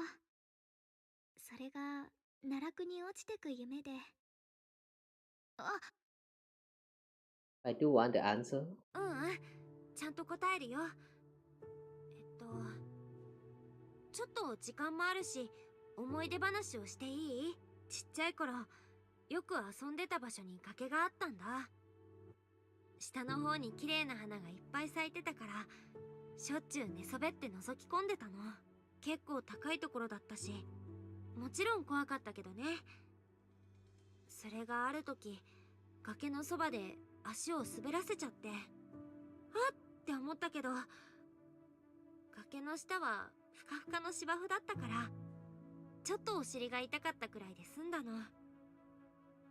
あの頃の私はむしろ綺麗なお花を近くで見れて喜んでたくらい。あ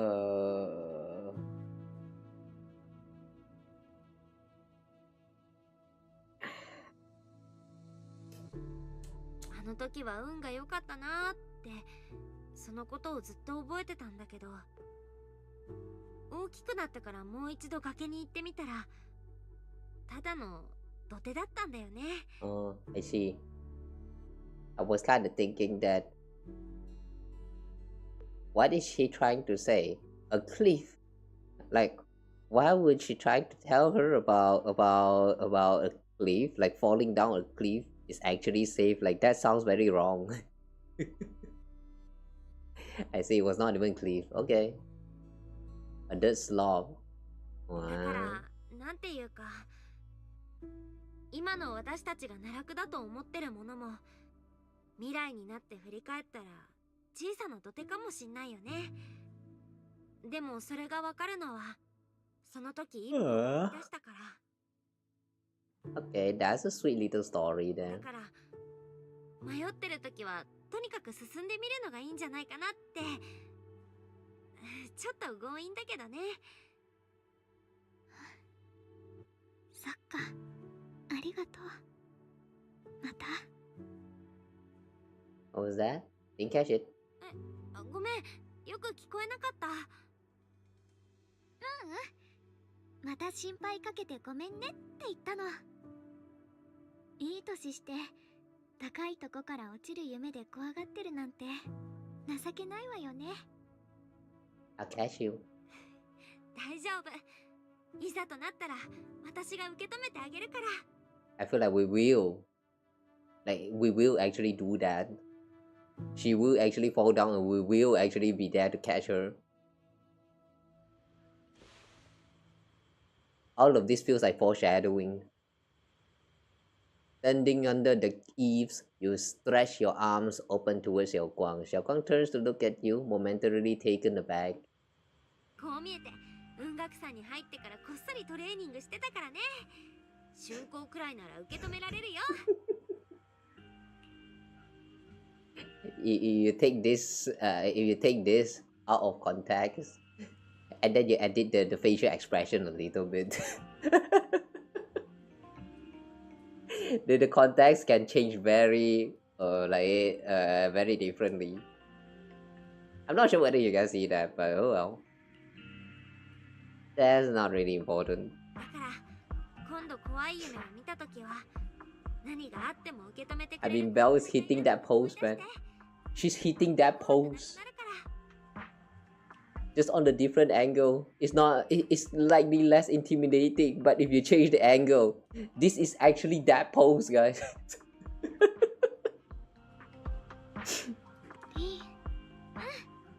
きっとよ。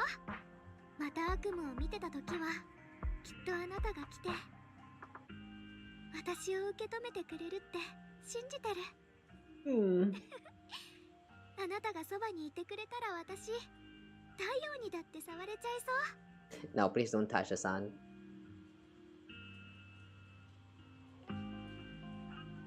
Remember how just now they kind of brought out about the first Void Hunter Sunbringer? I feel like she will actually touch the sun. その実はね。 Xiaoguang freezes for a split second, and then just like before, it happens again. Xiaoguang's dark hair turns pure white. It's Ye Shiyuan! She smiles at you and jumps from the roof without a hint of hesitation. The crash you expect never comes. Ye Shiyuan is like a bird or maybe a falling leaf. She drifts gently into your arms. Her hair brushes against your nose, carrying that faint scent. また会ったわね。かわいい後輩。 You again? Xiaoguang has something to say just now. あんたが出てくる直前、俊子が何か言いかけてたんだけど。そうなんだ。偶然。ねえ、この子が何に悩んでるのか知りたくない？私が教えてあげてもいいわよ。ズバリ、生命圏の秘密について。生命圏の内側には Ooh, what is this image? エネルギーが渦巻いてるの。どちらも同じくらい強大。 This is the sword and this is her. Wait, what is this? Hang on, what is this thing? I can't make out the shape.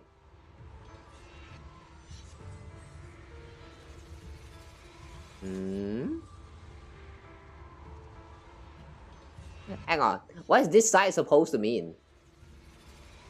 This thing doesn't make sense.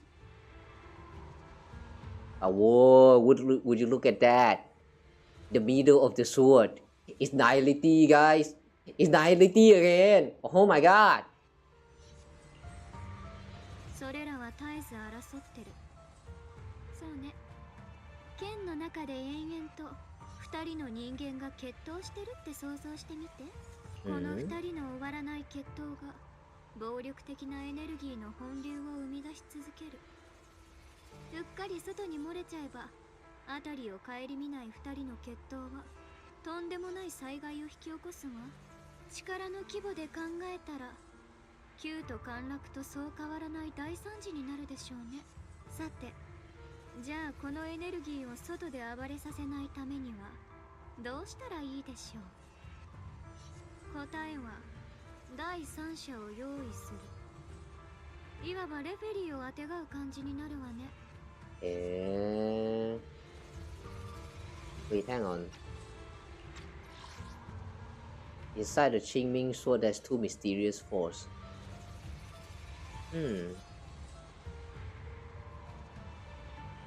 Is it just the power of yin and yang? この第三者の存在によってぶつかり合う2つの力は微妙な均衡を保てるわ。もしそうして第三者はかつてないほどの力を得る。But because the power is so immense, the person starts to lose memory and eventually like lose everything and die. それって賢いあなたならもう分かってるわよね。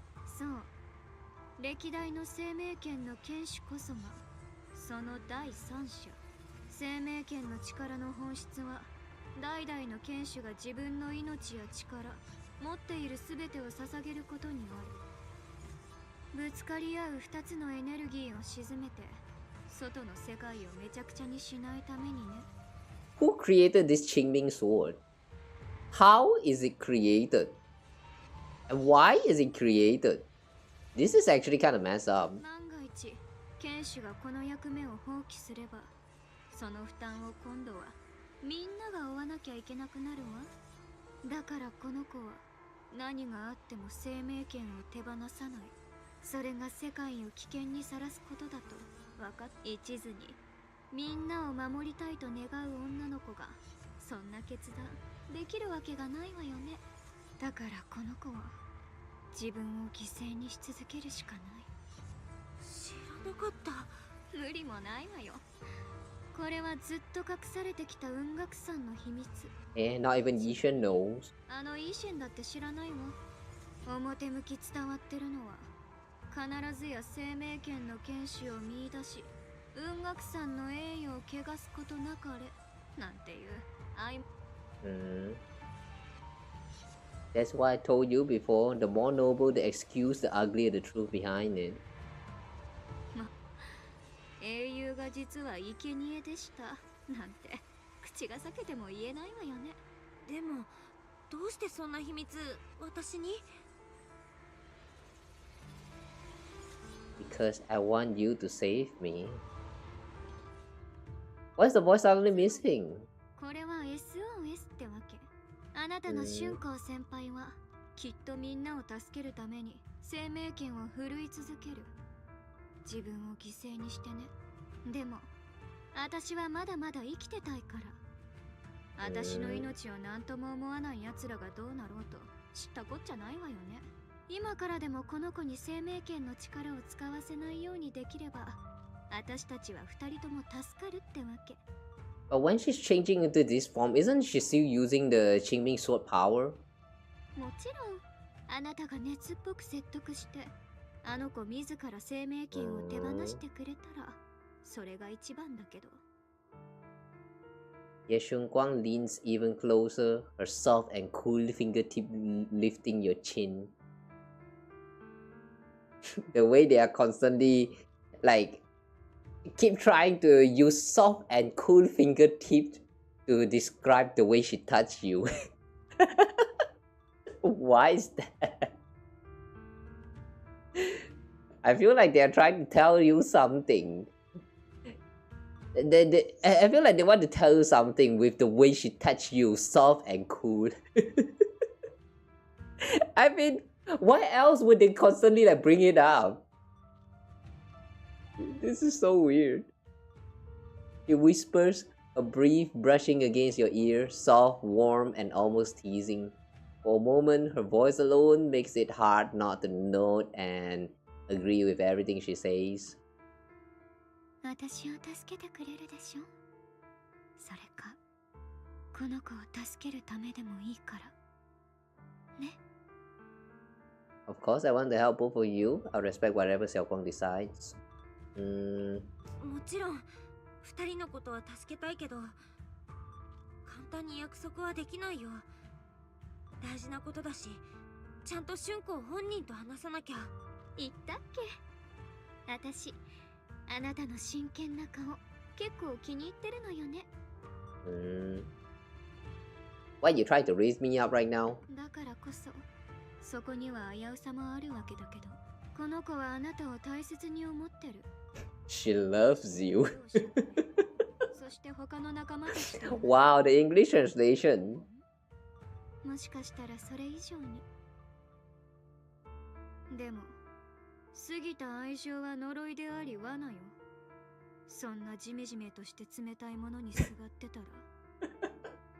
Love is a curse. Yeah, guys, I really like this other personality of Xiaoguang. Like, she's so relatable in a lot of ways. Everything she says right here, it's not the kind of thing that you would like to hear someone tells you, but they are all real and like you cannot deny them. Like, I don't know, man. I can feel that link with her.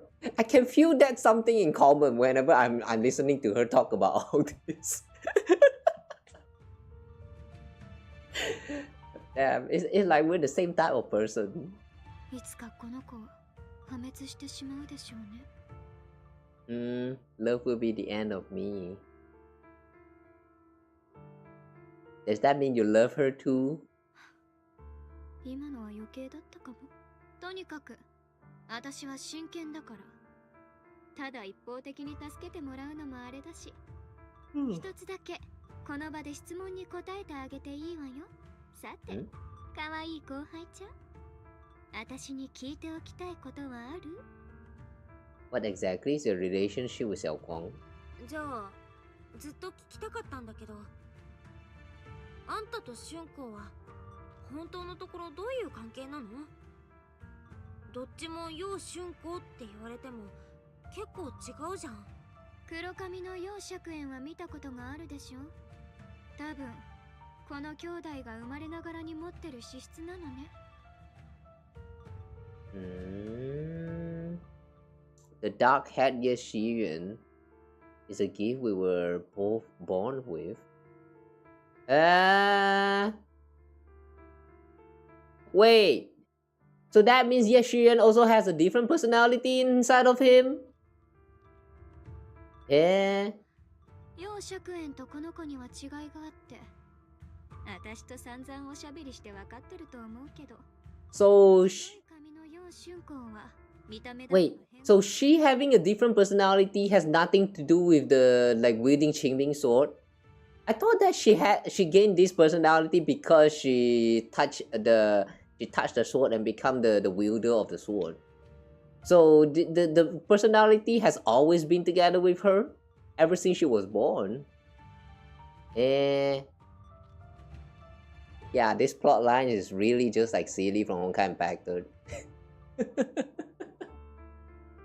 この子は生命権の剣士として認められたくて、聞き分けのいい妹弟子を演じてたけど、内心では普通の女の子らしく生きたいって思ってた。私はそんなこの子のもっと強烈で現実的な部分なの。欲望とか本能とか、もっと平たく言うと、この子がいつも抑え込んでる人間性そのもの。意外でしょ？こんな見た目してるから普通もっと神様みたいな存在だって思うわよね。まあ人間って理解できないものをすぐそういうカテゴリーに入れがちだから無理もないけど。Why does she sound like she's actually talking directly to the player breaking through that fourth wall? I mean, so far we have not seen anyone saying that Ye Xiaoguang in white hair actually feels like a god. She feels very divine. Like nobody ever says that until she bring it up right now. And yeah, not gonna lie, the first time when I saw her design, I really thought that this other half of her is kind of like her, like some divine power in action, something like that. But we are like proven so wrong with this. I don't know, man. This statement really feels like she's trying to break the fourth wall and tell that directly to us, the players. Yeah, we are not God. Are you disappointed now?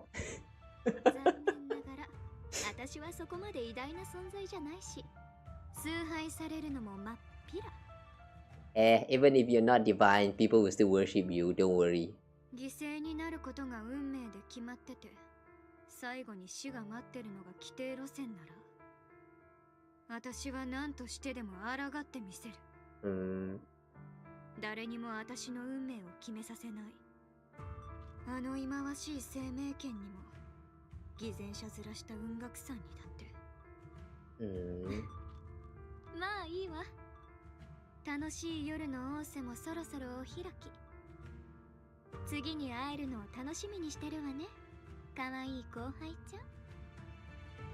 Yeah, Xiaoguang gives you a long searching look, as if she has more to say, but no words come. Then, just like that, Xiaoguang returns to her usual self.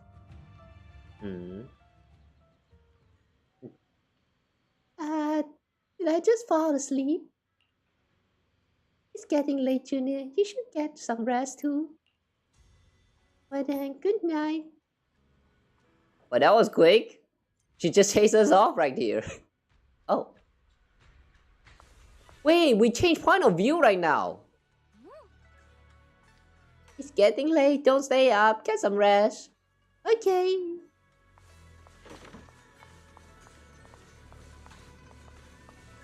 Chunky orange tabby? The orange tabby rests in its bed, surveying its domain with an air of authority. Though of course, from a human perspective, this is still Xiaoguang's room. Taking care of a self-sufficient cat is a breeze. Even if you forget to feed it for 3 days, it'll find its own way to survive. After all, as everyone knows, it has mastered at least 3 secret routes that lead straight to the kitchen, perfect for sneaking in, snagging some food, and make a clean getaway. Xiaoguang believes it has the potential to become a legendary proxy, and occasionally even calls it proxy. That's kinda cute. But we're not that chonky, please. Of course, only when proxy wasn't around.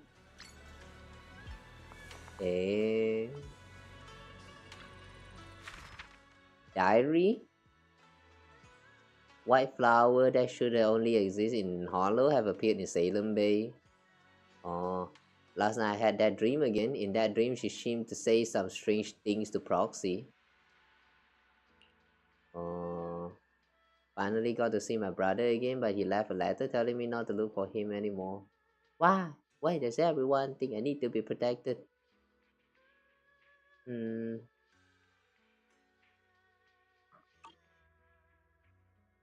The way they show her self-conflict throughout this whole chapter. The stool, she already put it here. Suddenly we are back. Okay, they did not think that far to change the flavor text for this peculiarly patterned stool. What about the fruit and veggie bamboos? The fruit and veggie bamboos collection trending on the internet has become Xiaoguang's latest favorite decorative collectibles. They say only those truly destined and the most persistent customer can accurately draw the rarest boon apple. And judging by the number of fruit and veggie bamboo in the room, Xiaoguang definitely falls into these two categories. Oh, is it? Flower pot sticky note. The room is decorated with various flowers. As the owner, Xiaoguang has thoughtfully attached reminder notes to each flower pot. Okay, only one flavor text has changed, which is the cat. Sleeping together with a cat. I feel like I'm forgetting something. Alright, I promised my Jenny I'd make her osmanthus cake again. If I wait until morning, Senior Yinhu might need to use the kitchen too. Better do it now. 思い出せてよかった。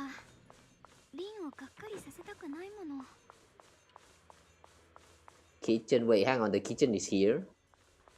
Oh, this is the kitchen? I thought this is a like guest room. Guest house. 次は砂糖大さじ3。Oh, I thought she's hurt. Oh. What is that shield doing there? What is that shield here? And is that the hard pan? What is that? Well, not pan. What's pan?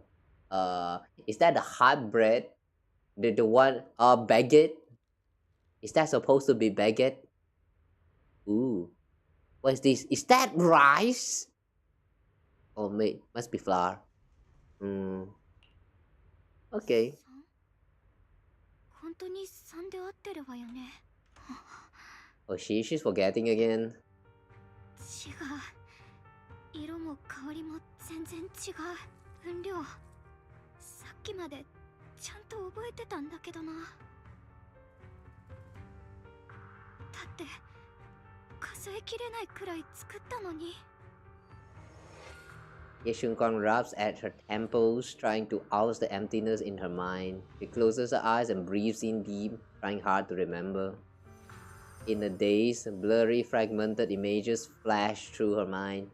The sun setting over Nyaight and her junior's smile. But those fragments scatter and melt away, leaving no trace behind. Oh damn! It's already gone? That's quick. またいろんなことを忘れちゃったんだ。私いつかリンの顔さえ思い出せなくなるのかな。そんなの絶対嫌。Ye Shiyuan suddenly stopped what she's doing. Her gaze becoming determined. She flipped through her notebook, finding the page that details how to make osmanthus cakes. 大丈夫。忘れちゃったらもう1回覚えればいいんだから。10回忘れたら11回覚えるの。そうすればきっと思い出せる。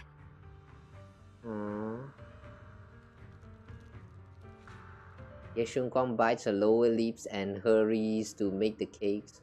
It's almost as if she's fighting a silent battle with the erosion of her memories. もし私がいなくなっても私のこと覚えててくれる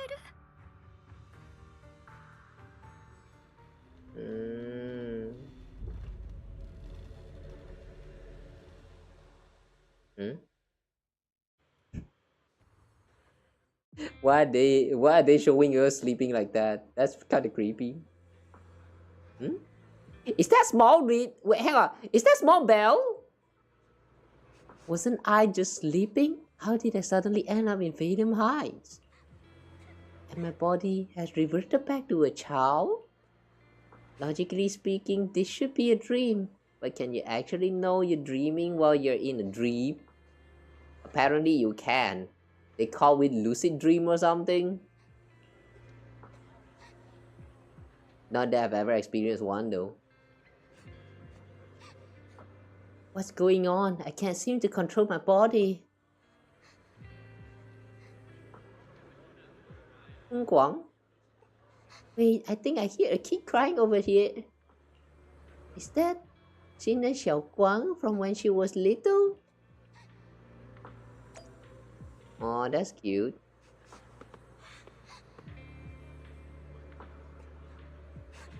Ooh, the hairstyle though. That one little strange ahoge coming from inside. It's pretty cute. And what is this uniform actually? I wonder if that means we actually met her before. お母さんがくれたお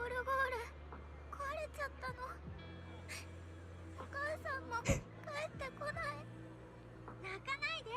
私、物を直すの得意なんだ。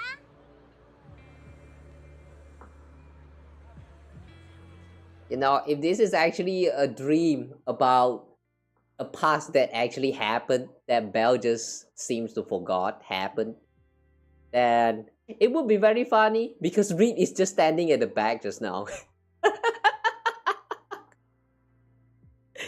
Reed, that tanuki or whatever that animal that girl is, yeah, that girl from the shop, the store is just standing at the back.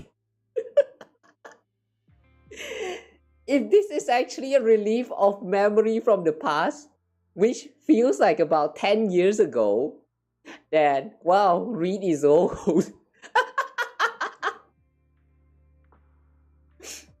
After a while of tinkering, he managed to fix Xiaoguang's music box. The music box starts playing its melody again.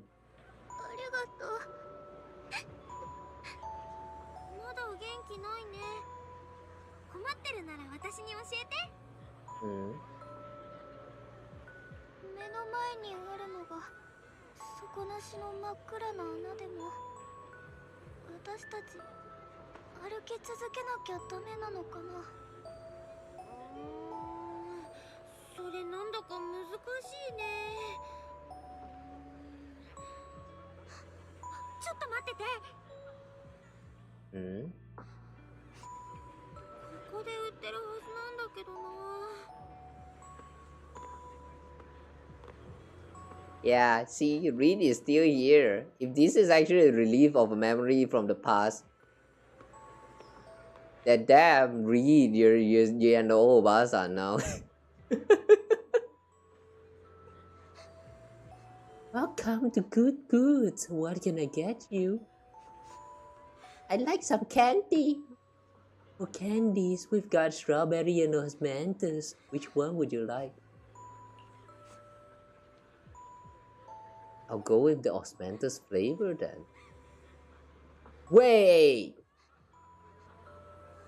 Could it be that the reason why she's obsessed with anything osmanthus is because of us?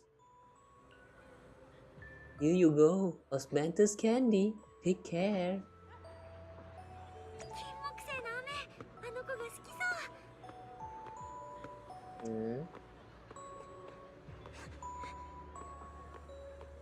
Can we actually leave the place?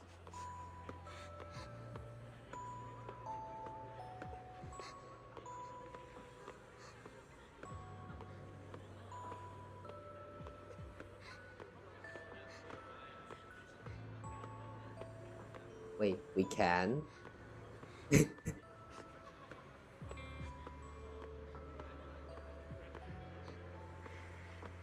Everyone is gone though. Okay, since we cannot really run here, I kinda don't want to look around the place.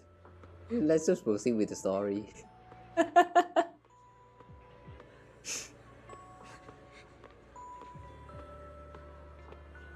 It's so empty. Nobody's alive here.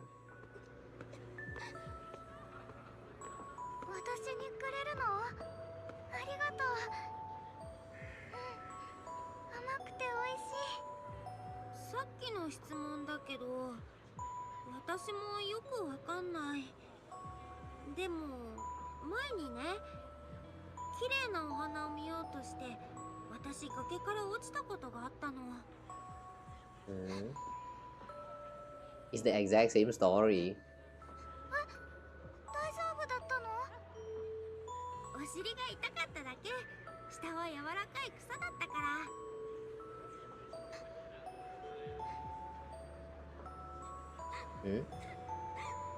前に行ってみないとわからないことってあるよね。案外怖くなかったりしてさ。じゃあ底なしの穴だって本当は怖くないかもしれないのね。ちょっと分かった気がする。ありがとう。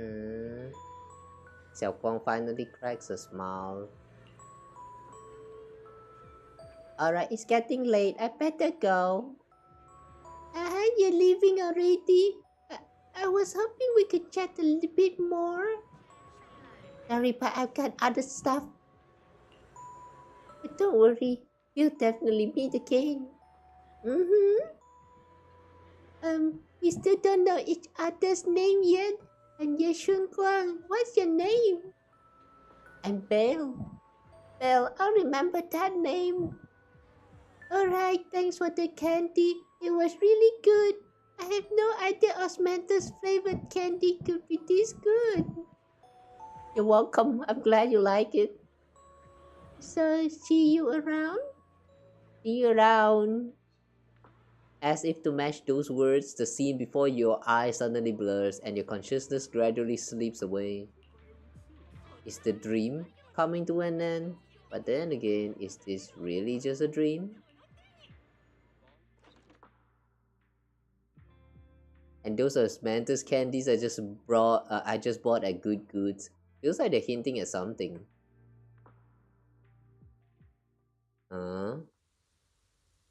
That dream just now, wasn't it a bit too real?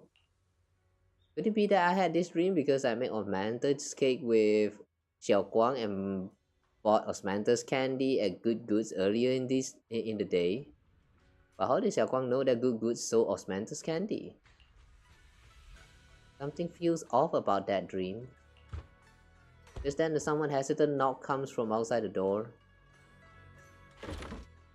You rub your eyes and open the door, only to find Xiaoguang standing there, and in her hands, instead a box of osmanthus cakes, not candy. 起こしちゃった。前に金木犀のケーキを食べようって約束したでしょ。だからちょっと作ってみたんだけど。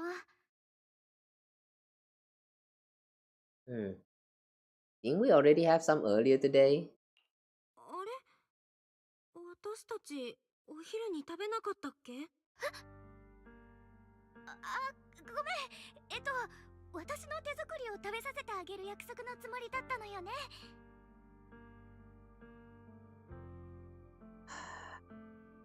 Don't tell me you lost your memory. 正直に言って、春子。昼間のこと忘れちゃったの？記憶に何かあったんだね。私。Stop hiding it from me. You promised me. 体のことなら隠し事はなし。約束したよね。ごめん。But if she forget about everything that she did, then she would not even remember the promise, you know. So in a sense, she did not truly break a promise. 確かにいくつか忘れちゃってることがあるみたい。When did it start? いつから兆候があったかわかる？前に生命剣を使った時？実はずっと前から。私たちが長期兵で出会う前から兆候はあったの。Ye Shiyuan's diary. Within its pages lie the most genuine joy and sorrow written in the dead of night when no one was there to see by the girl who always wore a smile. Is the diary that was written in the last chapter? I mean the part that they show us. But why did they show us a model of this but not the inside? Does the inside not matter? 毎日日記をつけて、その日にあったことを暗記するようにしてた。何もかも大丈夫なふりをするために。だってもうどうしようもないことだから。みんなに知られたって余計な心配をかけちゃうだけ。私を心配したお兄ちゃんが何をしようとしたか見たわよね。もう誰にも私のことで迷惑をかけたくない。ごめんね。ずっと隠してて。でもあの約束は絶対に守るから。このことはしばらくみんなに内緒にして、師匠たちにもちゃんと話すわ。ただもうちょっとだけ時間が欲しいの。But wouldn't that be too late when the time comes?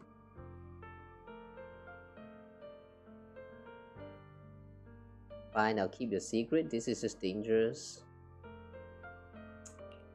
かった、私からは言わないでおく。でもこれからはちゃんと記憶に何かあったら教えてね。みんなに話すのは春光の準備ができてからでいいから。心配をかけるとかじゃなくて、直すためのきっかけになるかもしれないでしょ。うん、ありがとう。やっぱりあなたといると安心だな。Like she's finally set down something heavy that has been weighing on her a long time. Xiaoguang looks relieved, her mouth softer than usual. Whatever comes, I'm on your side. いい？春光。どんな時だって私は春光の味方だからね。わかってるわよ。私だって本当は打ち明けたかったんだから。それで言うと、リン、実はね。Before she can say another word, a sudden commotion breaks out outside. If you listen closely, you can even hear faint screams. Yin and Xiaoguang exchange a glance, and the same uneasy feeling hits you both. Hurry out and check it out. Oh, the moon! The sky's red! Oh. How is the flower here?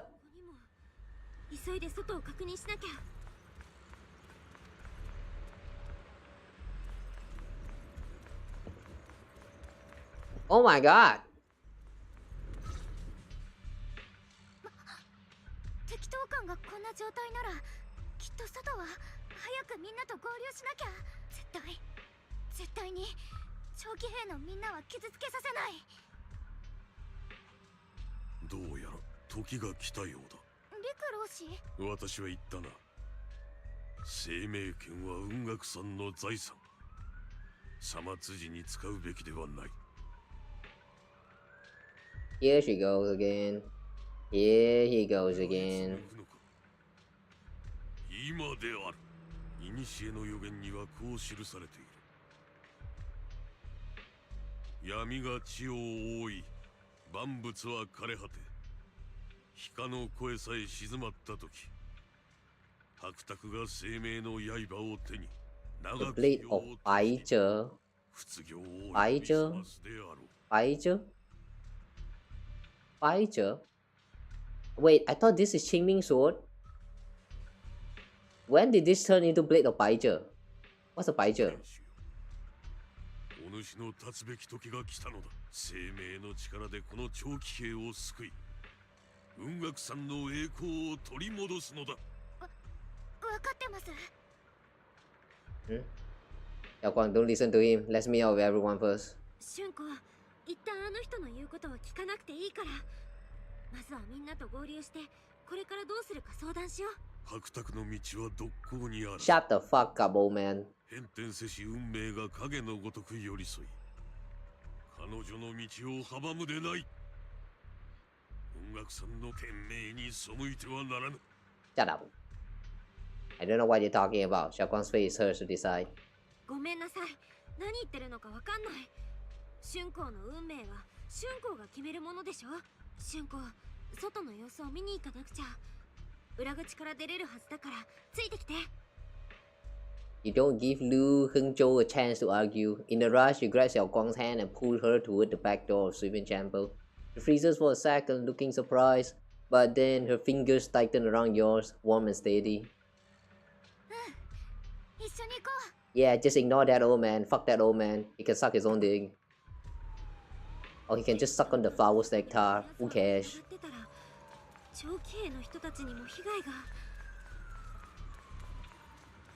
Oh, Iduri.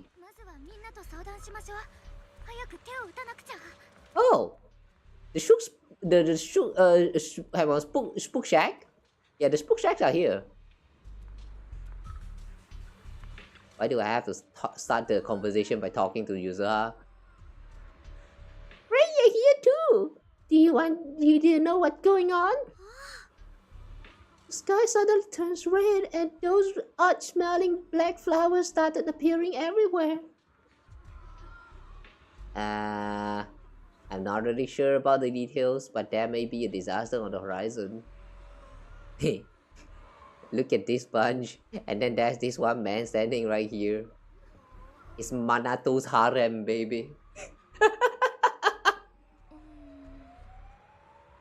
A disaster, huh? It definitely feels like something big's coming. I saw Defense Force soldiers guiding people to evacuate from Phaethon Heights. Let's go there too. Let's go help too. There must be quite a few elderly people, children, and other people with mobility issues around here. Manato, you sure are as reliable as ever. How about you, Proxy? You wanna join us? Alright, I almost forgot to ask, who's this next to you? My new wife.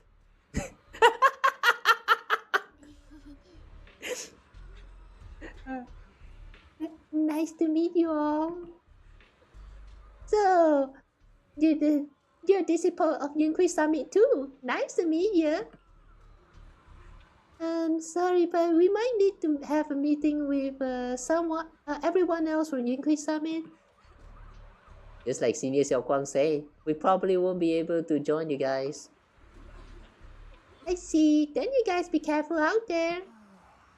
Everyone, let's go with what Manazo said earlier and help evacuate everyone from Phaethon Heights safely. Yeah, we probably know this place better than the Defense Force does. But we can help. After everyone in Spook Shack has a quick discussion, everyone rushes off to help more citizens.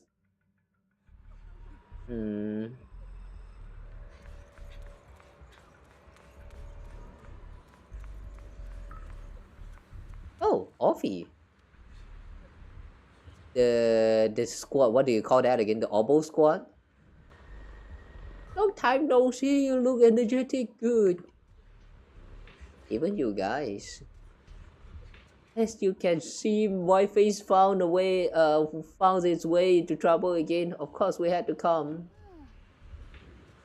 When you say trouble, do you mean those black flowers? You are. Hello everyone. I'm Xiaoguang. Well, Senior. Yeah, also a disciple of Yunqui Summit. No wonder you feel so unique. As for the crisis Whiteface facing, I'm afraid it's not just all about those black flowers. Look over that way. It's definitely something crazy. Yeah? Look what?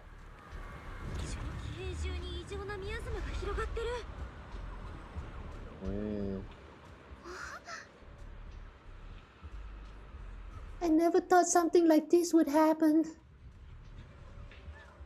Hey Junior, are you okay?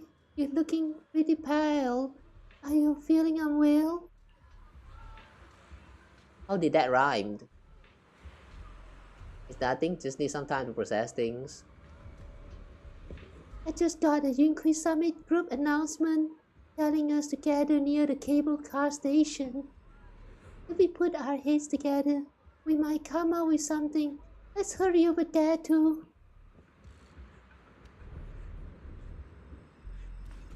Before that, hi sweetie, how's things going? Brighton shop clerk. I am scared. Maybe this is the time to round everyone up and make a run for it. Everyone, please stay calm. The master at Sweeping Temple and the Defense Force must have noticed these anomalies. At times like this, we need to keep our cool more than ever. We can't add to the troubles. If we can't clean them up, it's definitely gonna affect the residents of Phaethon Heights. If it's miasma we're dealing with, it could even put everyone's life at risk. Everyone, this is the black flowers I was telling you about. The one I found in the Lemnian Hollow. This thing is covered in abnormal miasmic energy. Whatever you do, don't touch it directly. Xiaoguang, you're finally here. How do we deal with this thing? Didn't Xiaoguang purify it earlier with the power of the Qing Ming Sword? Yeah, that's right, but I still remember how it felt back then. Maybe Here's another method. Senior Fufu, try not to just destroy it. Instead, use our energy to perceive the essence of these flowers, their most chaotic, most corrupted core. Then try to focus your energy like a needle, piercing into that core and purifying it from within. Think of it like a drop of ink in clear water. What we need to do isn't to scatter the ink, but to turn it back into clear water. That's such a complicated description. Oh, sorry, I don't even know what I'm saying actually makes sense. Don't worry, I think I get it now. Let me give it a shot. Senior Fufu takes a deep breath and stops her offensive techniques. Stops her offensive techniques? What was she doing? Instead, closing her eyes and reaching out her hands to carefully probe the black flower with her energy. Time ticks by second, beads of sweat form on her forehead. Her fingers tremble slightly, the black flower seems to sense danger too, beginning to sway ever so slightly. After what feels like forever, just when everyone is starting to worry, Senior Fufu suddenly opens her eyes. I found it! Right here! As soon as she finishes speaking, a stream of pure energy shoots from her fingertips, striking the black flower dead center. The black flower lets out a silent shriek, its entire form violently twisting. The black petals, like ice and snow under sunlight, begin melting away from the edges until finally dissolving into a wisp of smoke that dissipates into the air. Wow. 一阳指 You did it! Senior Fufu, you did it! Oh, that's how it's done. Phew, this is way more mentally draining than I imagined. How long did that take me? After hearing the number reported by Senior Yinhu, everyone falls silent once again. If even Senior Fufu needs this much time to purify a single black flower, clearing out all the black flowers that appeared in Phelan Heights will surely require an enormous amount of manpower. It would be much faster to just use the Qing Ming Sword. Xiaoguang, no! Stay! Stay! But don't worry, Xiaoguang. With so many of us here at Yunhui Summit, we can't let our junior sister shoulder all of this alone. At least we've proven that these black flowers aren't some unbeatable foe. Together we can always find a way. Right? Yinhu, let me teach you. After spending quite some time, Senior Fufu and Xiaoguang finally managed to teach Senior Yinhu how to purify the black flowers. こうなったら雲岳さんの弟子一同で長期兵の黒い花を片付けちゃいましょう。ただそれだけじゃフォローの拡張までは止まりませんよね。今のところ原因はラマニアンフォローの中みたいですし、私がフォローに入ってラマニアンの黒い花を片付けるわ。生命剣は異常なミアズマに特別効果があるみたい。でもそれじゃ春光ちゃんの体が大丈夫だよ、お姉さん。もう一回やったことがあるし、あの方法を使えば体は何ともないんだから。リンなら一緒にフォローへ入った時に見てるから知ってるわよね。Xiaoguang turns to look at you, almost like she is waiting for you to back her up to help convince Fufu.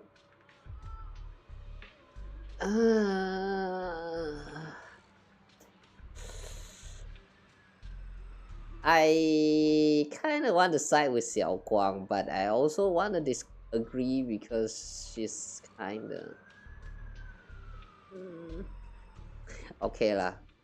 For you, Xiaoguang, I'll side with you for now. 春光が生命剣を使って異常なミアズマの黒い花を浄化したけど副作用はないみたいだったよ。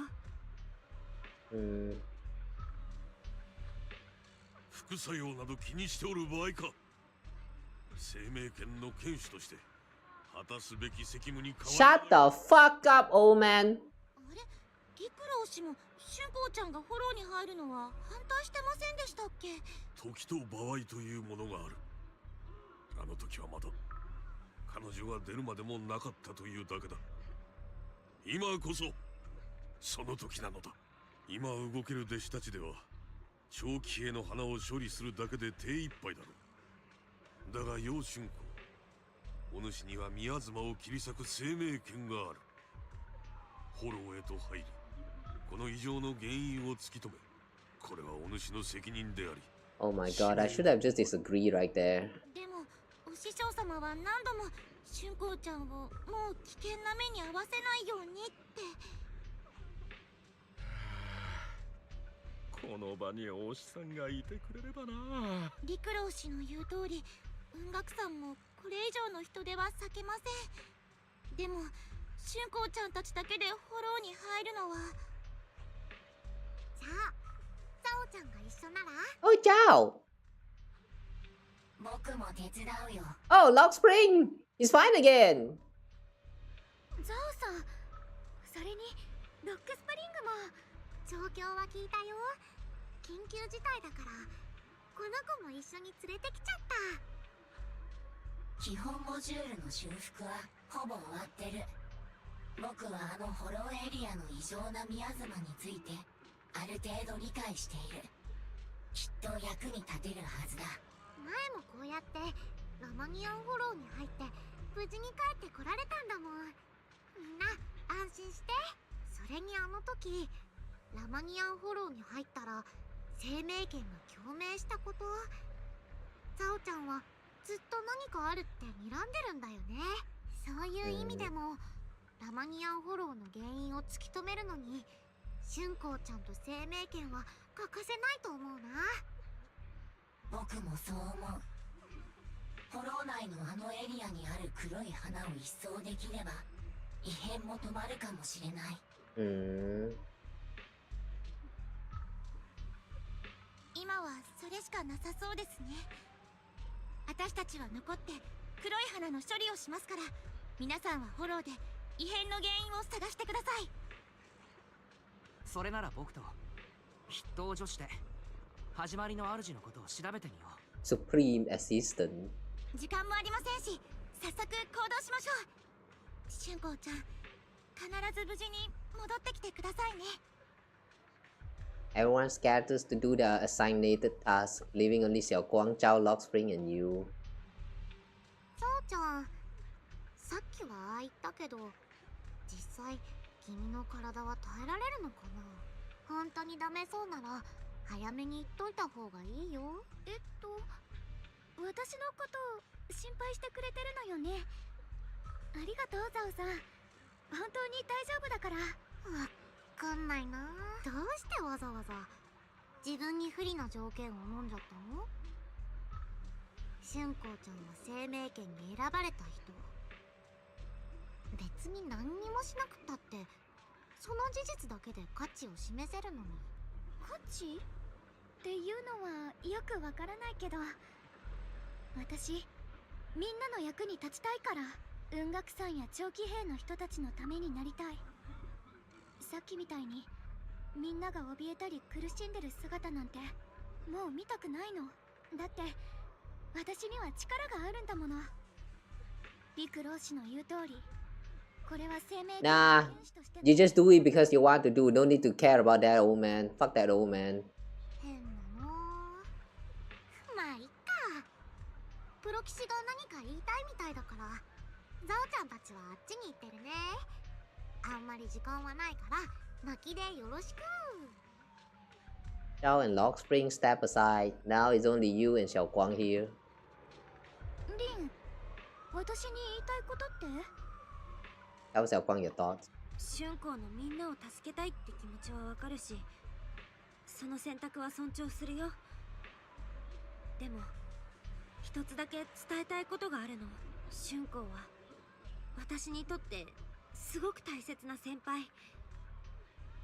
春光が誰かを助けて嬉しい気持ちになったら、その時は私も嬉しいし、逆に傷つくことがあったら私も同じようにいたいって感じてる。だからね、前にも約束したけど絶対に無理しちゃダメだよ。春光の無事より大事なものなんてないんだから。友達として仲間としてプロ棋士として春光にはもっと自分を大切にしてほしいって思ってるから。ありがとう。きっとそうするわ。Spoiler, she will not. こんなこと言うのはちょっと恥ずかしいんだけど。Like you can already see that she will not take care of herself. She will push herself. I kinda don't like where this is going. 私たちが力を合わせればきっとこの任務やり遂げられるわ。I don't like where this is going.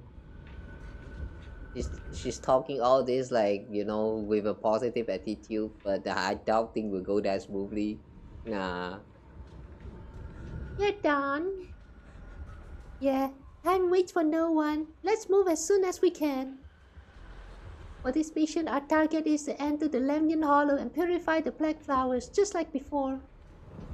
At the same time, we gotta keep a close eye on the Qing Ming Sword's condition and try to track down the source of all this abnormal miasma. This is the only way to protect Phalium Heights. It's my duty as the Sword Keeper. I must do this.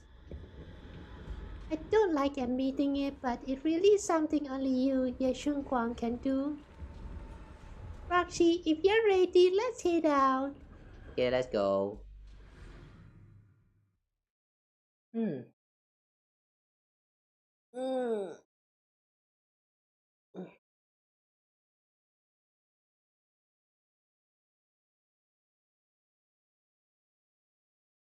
Okay, give me a moment, guys.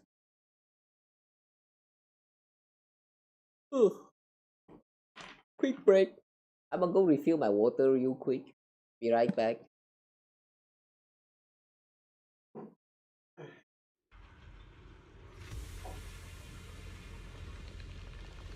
Hang on.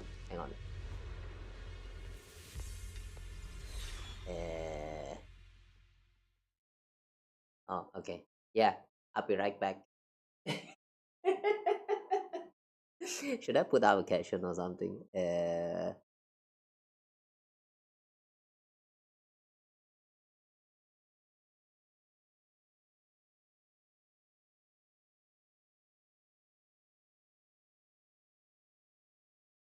Guys, it's a new year. Take care of yourself too. Mwah. Be right back in a bit.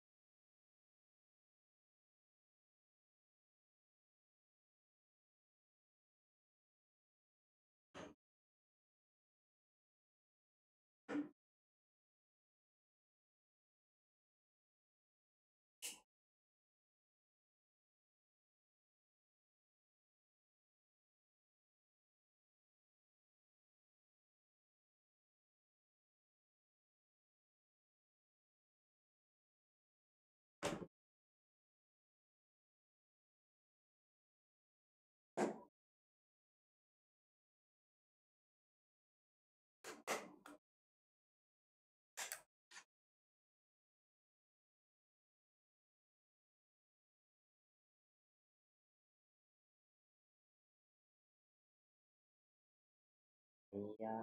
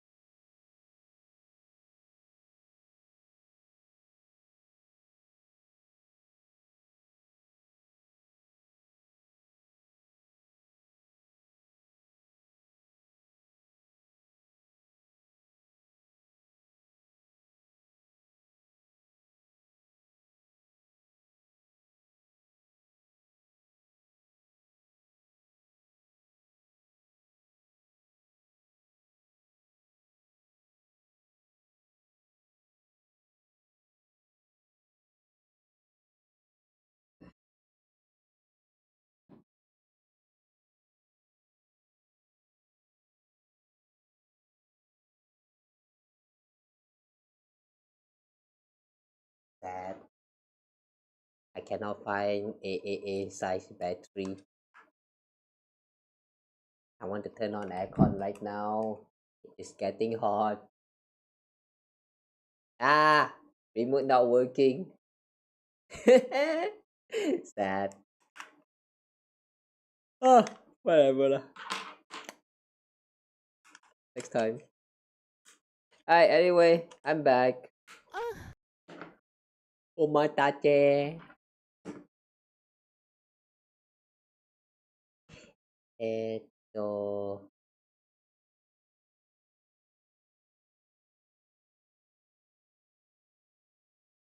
Oh, damn, it was quiet. Oh, Happy New Year. Oh, where were we again? Right, we just entered the hollow, yeah. The abnormal miasma here is so thick it's almost impossible to breathe. After pushing forward for a while, you find yourself staring at something that feels more like a hallucination than reality. Fake sky! Fake sky! 見えてるのはザオちゃんだけかと思ってたけど。この球体どっかで見た気がするんだけど、どこだったかな。 Yeah, where could we have seen it before? 僕が間違っていなければ、君たちは高濃度のミヤズマに影響されて集団幻覚を起こしてるんだと思う。ボンプである僕は何も見えないしね。やっぱり幻なんだこれ。すっごく不気味ね。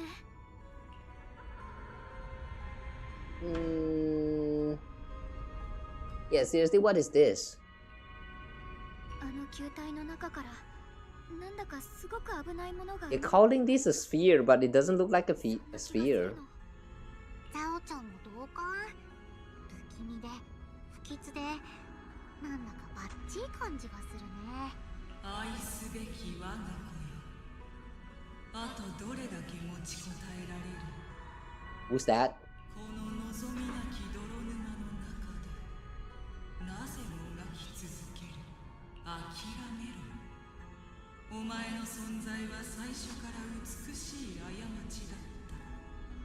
それを正そうとするお前の行動はより大きな過ちだ。あ？ねえ、なんか変な声がしない？私にも聞こえた。でもなんだか聞いたことのある声。これはザオちゃんたち自身の声だね。Huh? That's our own voice? But it didn't sound like us though. 前にダイヤちゃんとバンガク先生が言ってたんだ。たまに会うフォローの中で自分にそっくりの不気味な声が聞こえたって。でも私あの時は何も聞こえなかったんだよね。それに今私が聞いた声も全然私のじゃなくて、それこそサラの声みたいだった。Yeah. Oh, it was Sarah. 特別濃いからかもしれないね。それか、この場所と君に何か特別なつながりがあるのかも。先生の幻を見てたのもここだったわけだし。After a while, the strange visions and whispers finally subside. こんな小細工、ザオちゃんには通用しないんだから。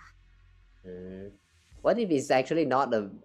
What if it's actually, like just like the phantom of the past? It's actually just an image that was shown for the place, for the things that happened here before. What did you just hear? みんなどんなことを言われたの？心の奥にある弱いところをピンポイントでツンツンしてくる感じかな。Poking at our weak 本 spot. 物の絶望を味わったことのある人なら比べようもないけどね。Xiaoguang, you okay? シュンコ、どうしたの？大丈夫。ちょっとクラッと来ただけ。さっきの変な幻覚のせいかもね。She's shaken by the words, isn't it? 人間の体なら幻覚を見た後の一時的な混乱はよくあることだよ。この感じだと前に片付けた異常なミアズマはやっぱり氷山の一角だったのかも。フォローの拡大が一瞬止まっただけなのも納得だよ。今やフォローが長期兵まで迫ってるのも街に現れた黒いお花の生徒見て間違いないね。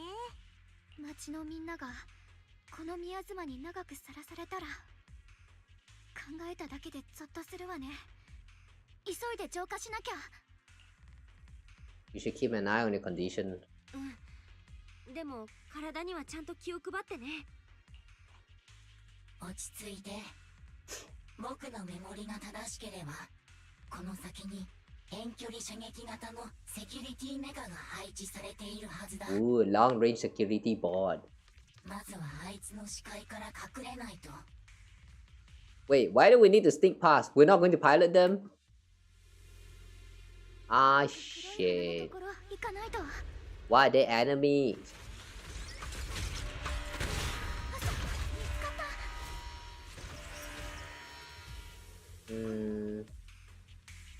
Alright, off to a great start. タイミングを見て攻撃が地面に当たる前に通り抜けましょう。このセキュリティメカ、わざと私たちが近寄れないようにしてない？で、この工場を守ってるみたい。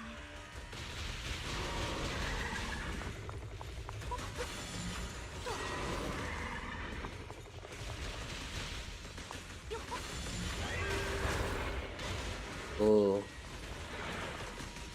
What's this? Ow. Okay, we're trying to get here. 具合が悪かったら言ってね。無理しちゃダメだよ。平気よ。問題ないわ。Hey, wait, we're trying to go. Where are we trying to go? Upstairs? Ow!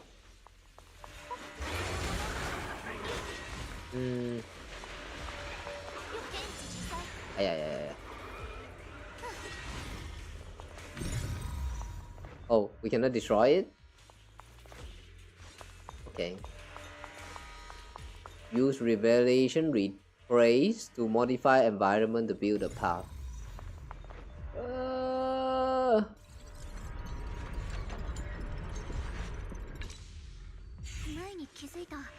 Flying sword. 急いであの遠距離射撃型のセキュリティメカを停止させないと。Okay, we were trying to go. どうしてこんなところにセキュリティメカがいるの？多分僕と同じ何かの理由で捨てられ隔絶されたここに流れ着いたんだろう。侵食されてこの工場を守るべきものだと思ってる。悲しくて滑稽だ。冷たき光雪明かり雲を照らせ早急を分かる。ここは私が光が瞬く。この剣を見なさい。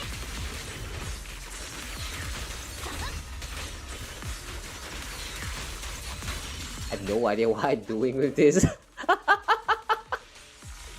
She's flying so much. Sheesh. Ow. Ow.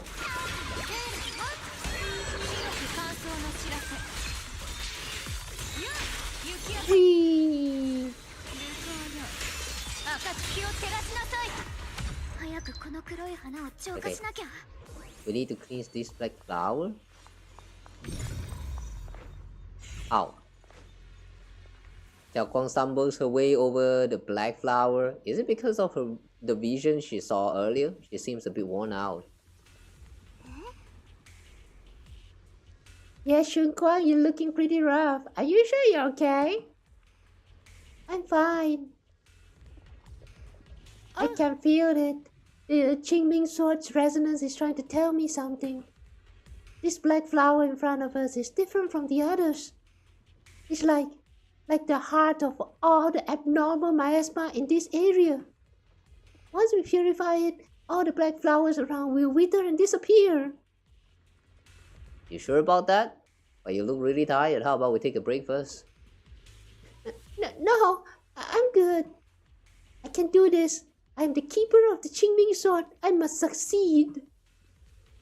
Xiaoguang slowly raised her sword, but right at that moment, her body suddenly freezes as if someone had hit the pause button. Oh, welcome back, Ye Shiyuan. Then a voice foreign yet familiar suddenly rings out. You're trying to die, not on my watch. この血をもって魂をちぎる。散れ。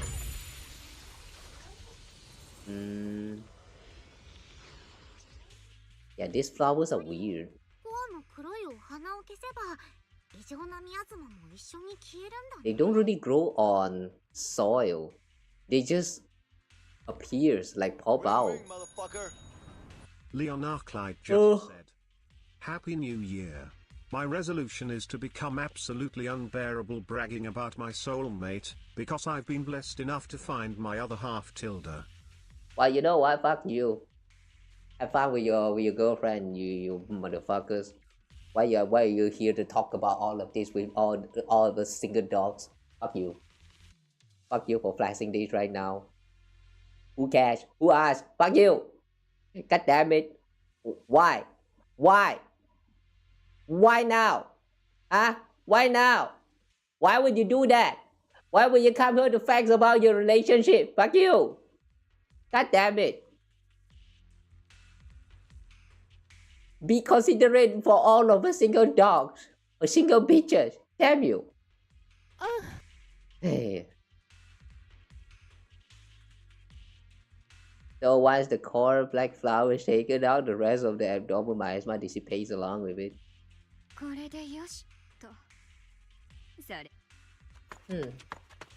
Ye Shiyuan walks up to you and almost without thinking leans against your shoulder.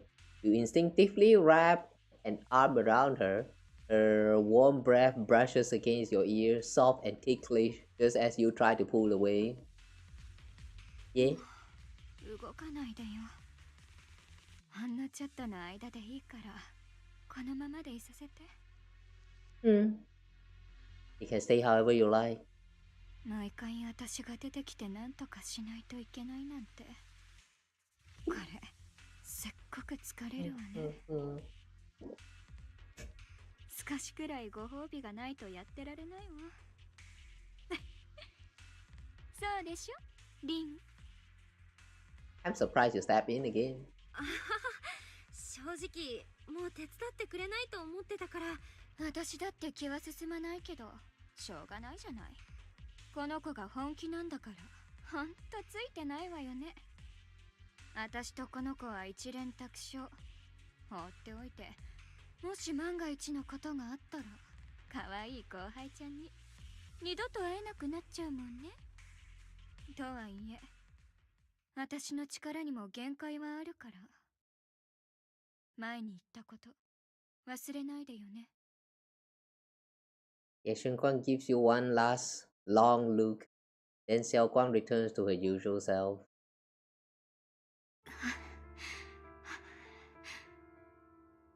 You okay? 大丈夫？やっぱり異常な宮様の浄化は負担が大きいよね。他の方法を考えようか。大丈夫よ。ちょっと疲れただけ。私の体のことは私が一番よくわかってるから。You don't sound like you know your own body though. それに感じるの。生命圏がこのエリアの何かとかすかに共鳴してるみたい。ジャオさんが言ってたみたいに生命圏とラマニアンフォローの異常に関係があるなら、剣士である私にしかできないことがあるはず。これは私の責任だから、逃げちゃダメだし、もう逃げたくない。はい。でもそれにしたって代償が重すぎるよ。自分の体を犠牲にしてまでやらなきゃいけない責任なんて。リンは覚えてる？前に長期兵をブラブラした時、街角にはコーヒーの香りが漂ってて、子供たちの楽しそうな笑い声がひっきりなしに響いてたわ。のんびり麻雀を楽しむ人たち、美味しい淡水やもちもちの甘い天津、どれも平凡で、だからこそ本当の幸せだった。できることならあの幸せを守ってあげたい。少なくともやれるだけやってみたいの。自分が何をしたいのか、こんなにはっきりしてることなんて今までなかったから。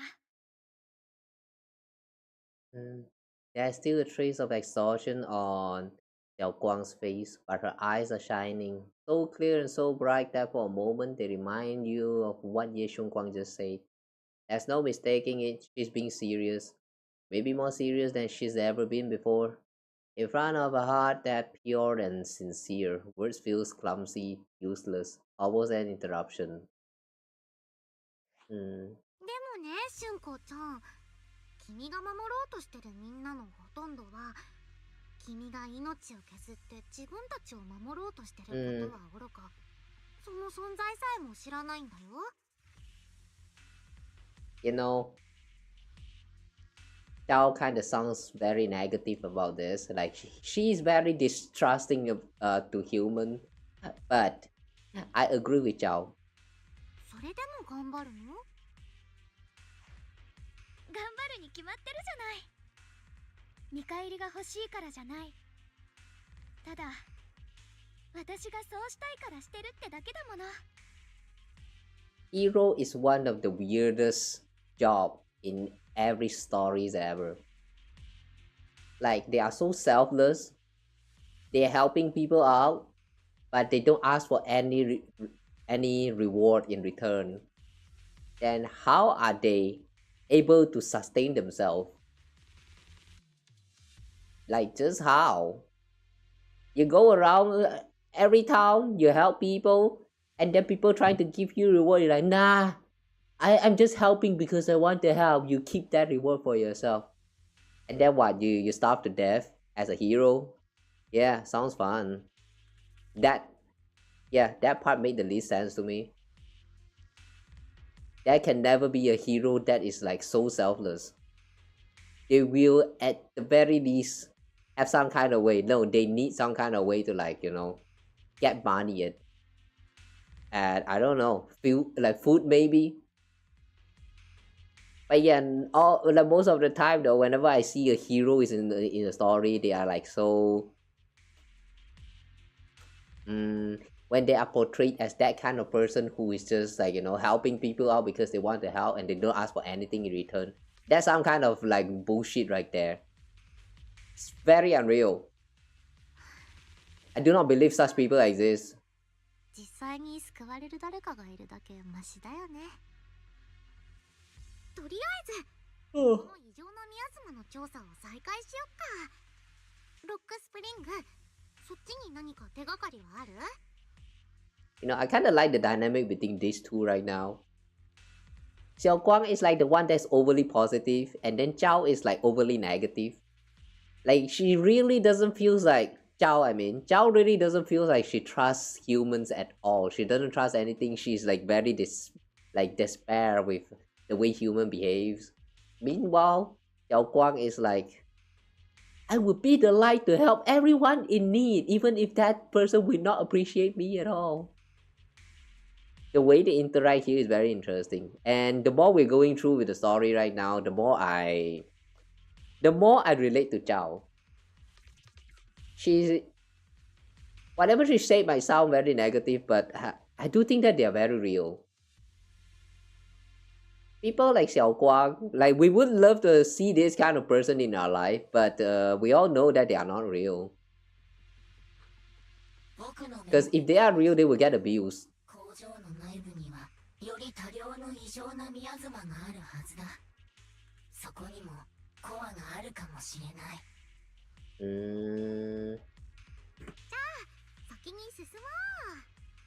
Okay. Next area.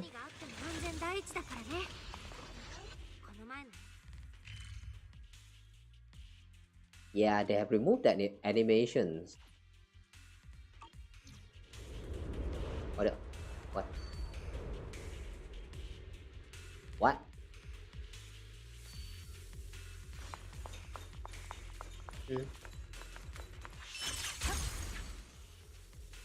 We are trying to go there.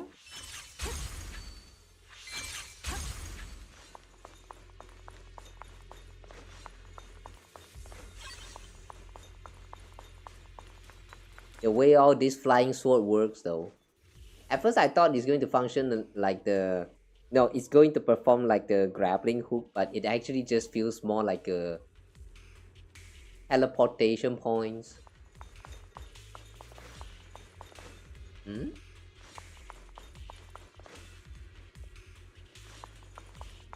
The structure of this place feels very familiar, a little bit similar to the Hollow Zero outpost.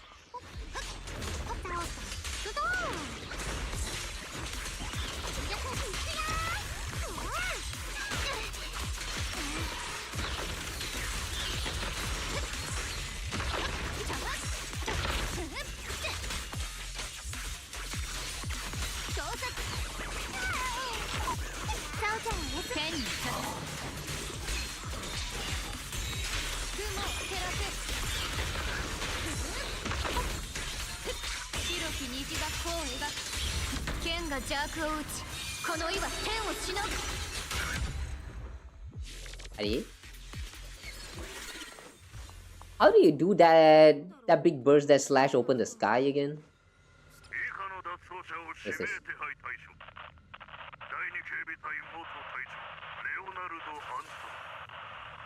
Leonard Antonov. Antonov?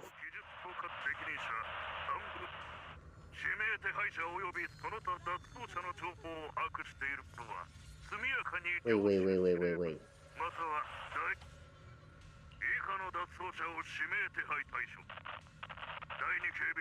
The captain of the second guard, Leonard Antonov. Yeah, this name sounds very familiar. Head of plan, Yulia. Wait, director's son. Hang on, is he trying to mention Sunbringer just now?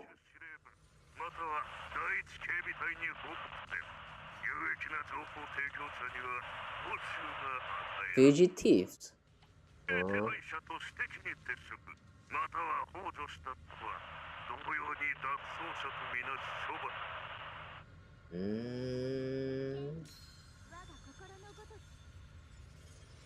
Okay. Wonder what that means.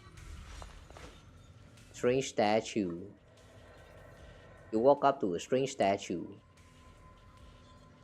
He has no head. The statue looks like it's commemorating someone. There's also a wing-shaped pattern painted on the wall behind. The story that unfolded in this area must have been quite intriguing considering the marks it left behind. Story? Miss Chow, what kind of story are you seeing here? The statue's head is missing and its body is badly damaged. This doesn't look like natural wear and tear from time. This pattern on the wall behind have been gratified, and it wasn't exactly in a friendly way. And over there, those abandoned posters were torn up by someone with clear hatred. Following this line of thought, there can only be two possibilities. First possibility, two opposing forces once existed here. Some people believe in what the statue represented, while others rejected it. As for the second case, the people who built the statue and those who destroyed it were actually the same group. Then, after some unknown event, the people who once worshipped the statue changed and began to attack everything it represented. Lock Spring has a daily correction. If I'm not mistaken, this statue commemorates Lady Sunbringer. The first generation boy hunter Sunbringer. She's been here before. That's right. What do you know about this? Sorry, I didn't have the chance to tell you all before. Although my memory module is damaged, I still remember. I come from a very special place. A utopian island floating above the new Eridu, Ros Khalifa. Utopian island floating above New Eridu? Hang on, we have our own Celestia in this world? Ros Khalifa. I've never heard of that name before. What kind of place is it? Is it very different from Wi-Fi Peninsula? If I put it into words, it might not be as lively as Wi-Fi Peninsula, but it's definitely more peaceful and serene.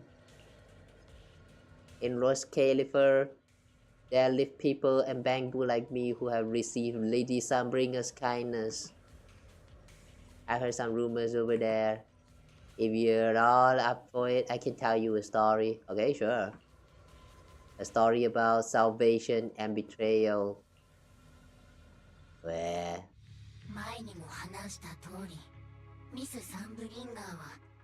Oh, how do I feel about Xiaoguang? Sad. Sad. This woman's whole existence is just sad. That's all I can say. She's precious. Protect her.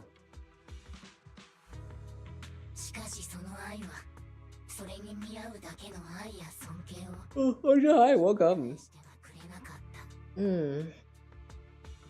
今やラマニアンホローは工事の産地として知られ、その工事は高齢石から生み出されるけど、Rich in porcelain, which comes from Dumite ore. その昔、人々が高齢石の価値に気づくずっと前から、ミス・サンブリンガーはその研究を始めていた。高齢石から抽出した物質がエーテル侵食に対して効果的なことを発見すると、彼女は当時の人々を率いて採掘を始めたんだ。でも人はいろんな理由で争いを起こす。ミス・サンブリンガーはあまりにも目立ちすぎて反感を買ったのか、それとも単純に気に食わないと思われたのか。I have a feeling, no, more like I have a suspicion that this Sunbringer is going to turn out to be Xiaoguang's ancestor. And then the one who started the fight, the one where jealousy took root, is I don't know, maybe the ancestor of that Lee, what is that again? That old man, that annoying old man. I don't know, man. I really don't like that old man. That old man can suck the flower. I don't care, man. Ugh. Every time he opens his mouth, he's just like, the time has come. Go forth, woman who wield the sword. It's time for you to shine. Shut the fuck up, old man. Who cares? People's dying here and you just want to use her like a tool. Fuck you, old man. ある日、彼女は僕らの目の前にある鉱山の地下で巨大な縦穴を見つけたんだ。その中には彼女の求めるより多くの秘密が隠されてるようだった。Why is it a dead ethereal? そしてミス・サンブリンガー自らこの穴に入って調査しようとしたことで彼女を妬む者たちに好機を与えてしまった。物語はここで唐突に終わりを迎える。最後に残された記録は溢れ出した宮妻に全てが飲み込まれた。それまで安定していた基地の宮妻が突如として暴れ出したことだけが伝えられているんだ。じゃあミス・サンブリンガーは結局どうなったの？僕の知る限りでは行方不明らしい。ただミス・サンブリンガーの消失に関しては別のパターンも伝わってる。さらに多くの鉱石を採掘すべく行動を掘り進めたところラマニアンホローが突然激しく拡張しだしたというものだ。Did they forgot to apply filter to this voice? 僕の知るただミス Oh boy. They forgot to apply the bamboo filter here. I remember in the last version they also had like one or two of dialogue where they accidentally like miss out on the robotic filter as well. Oh wow, it's happening again, huh? Oh, is this actually intentional? Wait, is this actually intentional? Like, why the sudden change in voice? Nani? What happened? フォローの怒りに触れたという未開的な批判で彼女が姿を消すまで追い立てたんだ。Oh, they say the binding had anchored the hollow, demanded that she disappear. I see. History just keep repeating itself, huh? People is just quick to find people to blame. もちろんどちらのパターンもただの技だ。本当のことなんだ。 Alright, welcome back, robotic voice. もしその噂が本当だとしたらザオちゃんたちの目の前にある鉱山にその縦穴があるかもってことだよね。この場所がサンブリンガーと関係してるなら異常な宮妻に彼女も絡んでたりして。実は僕もそう考えてた。多分僕がここをさまよう理由なんだろう。なんとなくわかるんだ。創造主の気配とでも言うのかな。愛していた人々からそうした仕打ちを受けた後ミス・サンブリンガーが一転して人類の敵になったとしてもそれは当然のことだろう。大好きな人たちに裏切られて闇落ちか。まあよくある話ではあるけど。でもミス・サンブリンガーは初代うつろ狩りの一人でしょ。なのにそんなことって。うつろ狩りなんてただのバッジと称号だもん。それをつけてるからって人間の気まぐれな本質までは変わらないよ。ザオさん、なんて言えばいいのかな。あなたの人間に対する見方って随分悲観的なのね。I mean, it's human we're talking about. If we're talking about cat or dog or like any other animals, it's fine. You're talking about human here. 人と人をつなぐ一番確かなつながりは結局価値があるかどうかだから。サンブリンガーの消失にまつわるお話も同じ教訓を伝えてると思うな。そうでしょ。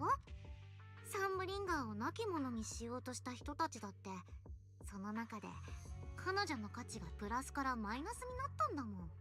そしてサンブリンガー当人も彼らの本性を見抜いたから自分の利益にかなうよう態度を改めただけ。サンブリンガーにとって価値のない人たちをどうして守ったり導いたりしなきゃいけないの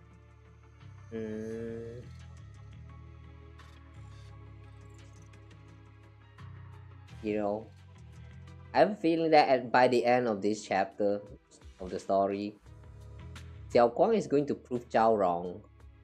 And inside of me, I kind of wish that she doesn't. I kind of wish that they can prove Zhao right instead. Because that's reality. You just, you know, in reality, you know, that's really how people's relation work. Like, I mean, that's what society means. Like, that's what living in a society means. You interact with people because you find value in them. I mean, even if you love someone, that love is a value you're giving them itself.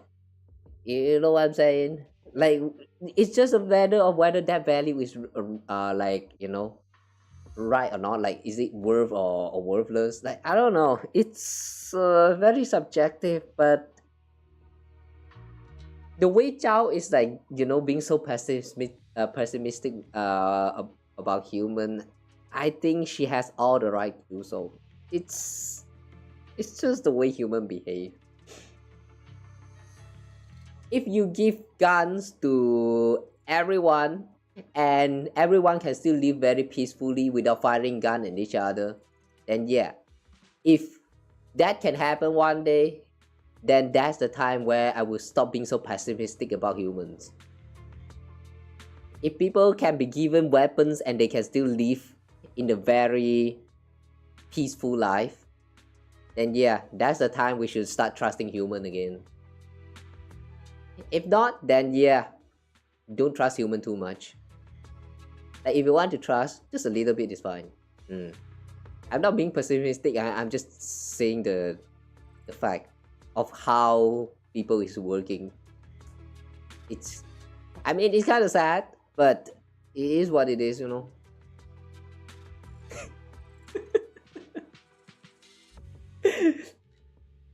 If you are new to my stream, if you're new to my content, welcome. Here we talk about things unfiltered. 寛容と慈悲の心で他人に接することができるなら、もう人じゃなくて神様だもん。移ろがりはすごいけど、まだその域には達してないと思うな。でも、あなたの言う通りだとしたら、人と人との間には永遠に本当の愛情なんて存在しないことになっちゃう。損得だけでつながってる関係なんていつ壊れてもおかしくない。ふとしたことであっという間に亀裂が入って、この世界は争いと醜さでいっぱいになる。Well, I mean, isn't that the current state of the world? 私たちはそんな地獄みたいな世界に生きてるっていうの？春光ちゃんが気づいてないだけで、この世界はとっくにそうなんだよ。多分それを君には見せまいと頑張ってくれた誰かがいるんだろうね。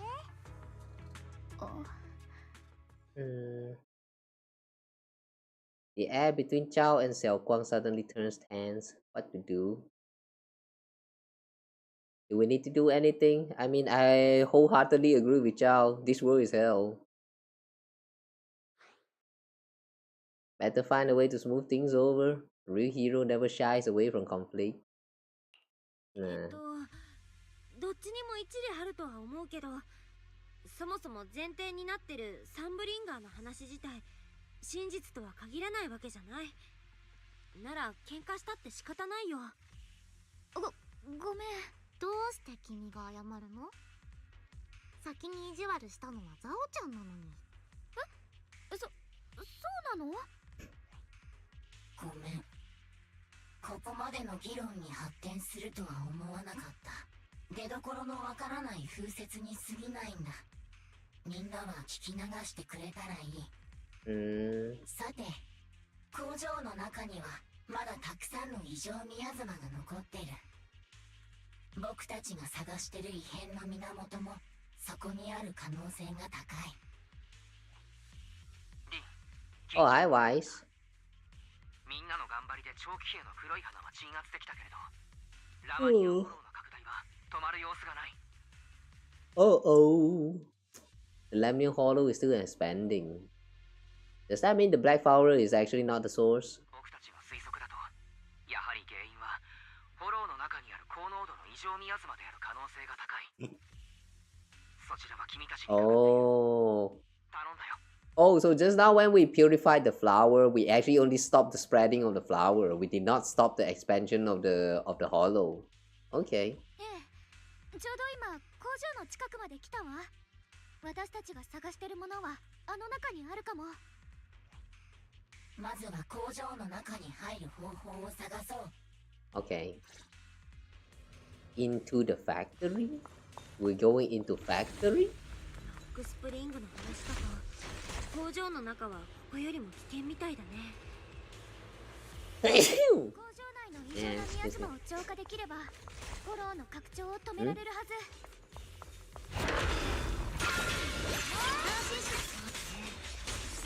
でもやっぱり慎重にならないと。気をつけて。ここには今まで以上にたくさんのセキュリティメカがいるから。感じる。生命圏が共鳴してるの。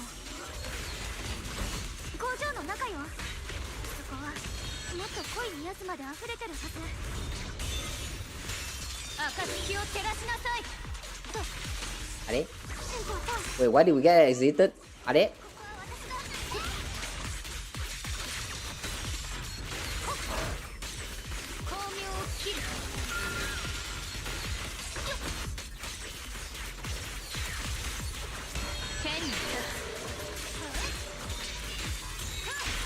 近くの工場の入り口を見てみようよ。Ooh. The sword is cool. The way the sword falls on the back is so cool. Ah! Why did we got out of the boat? You try pushing open the factory door is long. Looking closely, the door seems to be connected to 3 different consoles. If you can find and hack the 3 consoles, that should open it up. 3. Xiaoguang, okay? なんだか変な光景が見える気がする。異常なミヤズマのせいかな。何が見えたの？女の人、ほっそりしててメガネの研究員みたいな服装。髪を Oh, that's Sensei! 頭に2本角が生えてるわ。穏やかそうな人で、ここで何か研究してたみたい。待って、今確かに生命圏って。それにリンって言った。That description sounds like you seeing Carol? それってどう考えても、どうして春光にカローレ先生が見えるの？それに先生が生命圏のことを？カローレって？ここに初めて来た時、ミヤズマの幻が見せた人だよね。あれれ？春光ちゃんは覚えてないの？ You already forgot everything. すぐには思い出せなかっただけよ。言われたらすぐわかったわ。Something's not right. 春光、なんか変だよ。生命権の代償がきつくなってきてるんじゃない？大丈夫。少し休めばいいだけ。先に工場のゲートを開ける方法を探してきてくれる？その間に一息つくから。まあここなら安全だろうし、そうしちゃう？春光さんが先生の幻を見たということは、中に手がかりがあるかもしれないよ。それに異常な宮妻のこともある。探索する価値はあるはずだ。I'm going to stay here for now. I'll find a way inside the factory. わかった。春光、ここで待ってて。ザオちゃんも春光のことをお願い。私は工場に入る方法を探してみるよ。すぐ戻るから。Would be so messed up if we go and clear all the 3 consoles and then we'll come back and suddenly just like, who are you? Wait, who are you? Do I know you? That would be so messed up. ここで待ってるね。心を研ぎ澄ませば。Push pull defense door. I like your naming.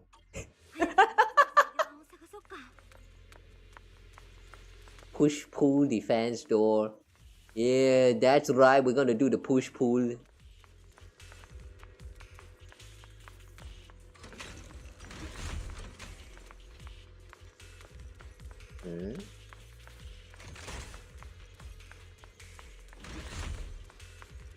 Hi.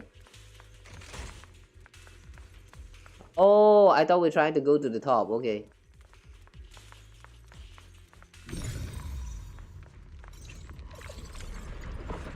Meow.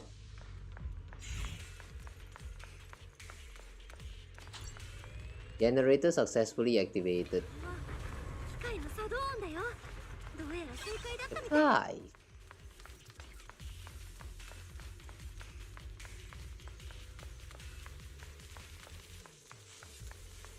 Oh, it's broken.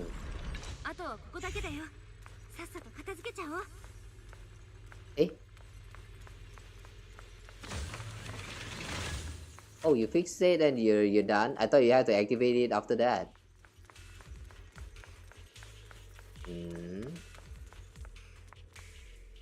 Damn, this machine doesn't look like it'll be easy to hack. Wait, this feeling, is the ether energy in here? Good thing I've been putting those hours into training my perception technique. I should be able to manipulate the ether energy within the machinery. Since when we did that? Since when? I can work with this. We can. Oh, this one. Hang on. E.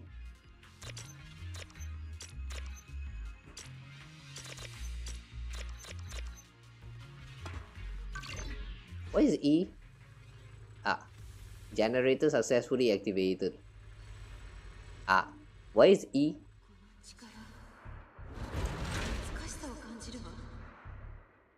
まるであのムビという妖刀と同じね。雲岳山の生命圏のことかしら。代償があるのだ。そう。それならあの剣の問題を抑えられるかもしれないわ。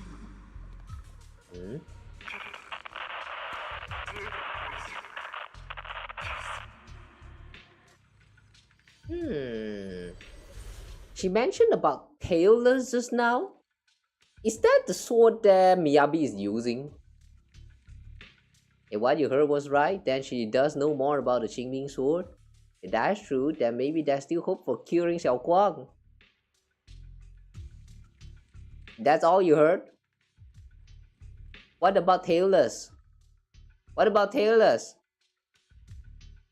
さっきの宮妻の幻は間違いなく君の先生だった。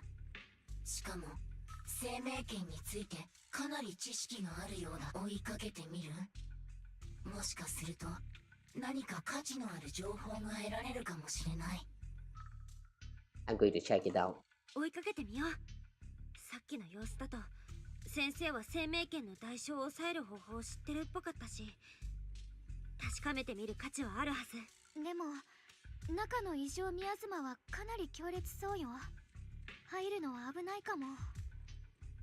But they want to help you. 私も春光の力になりたいの。春光がみんなを助けようとしてるのと同じように。ザオちゃん、また春光のことお願いできる？別にいいよ。でも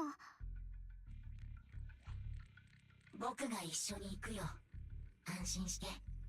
中の構造はそれなりに分かってるから、宮妻さえ避ければ問題ないはずだ。分かった。くれぐれも気をつけてね。Okay. 生命権の真実が知りたいのか。彼女を助けたいなら力になってやろう。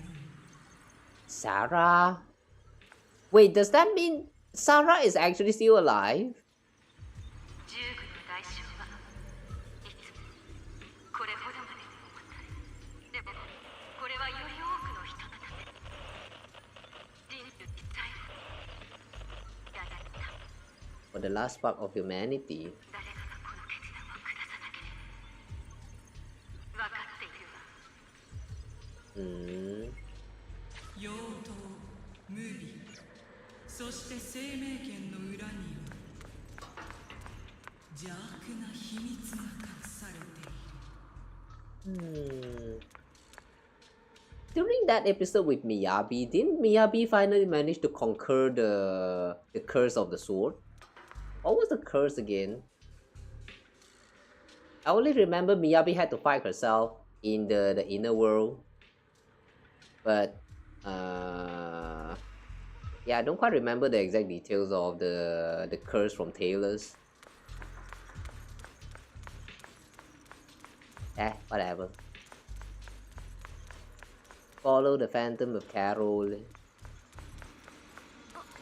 じゃない？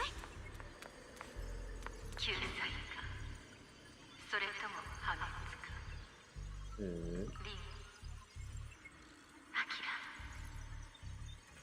私の教え子たち。あなたたちが全てを知ったとき、私の命はとうに尽きているはず。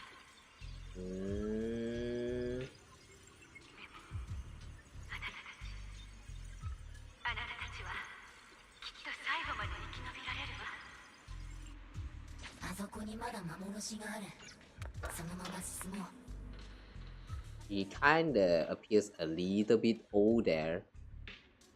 Or is that actually just silhouette of the hair? Oh, it's just the outline of the hair. Oh, okay.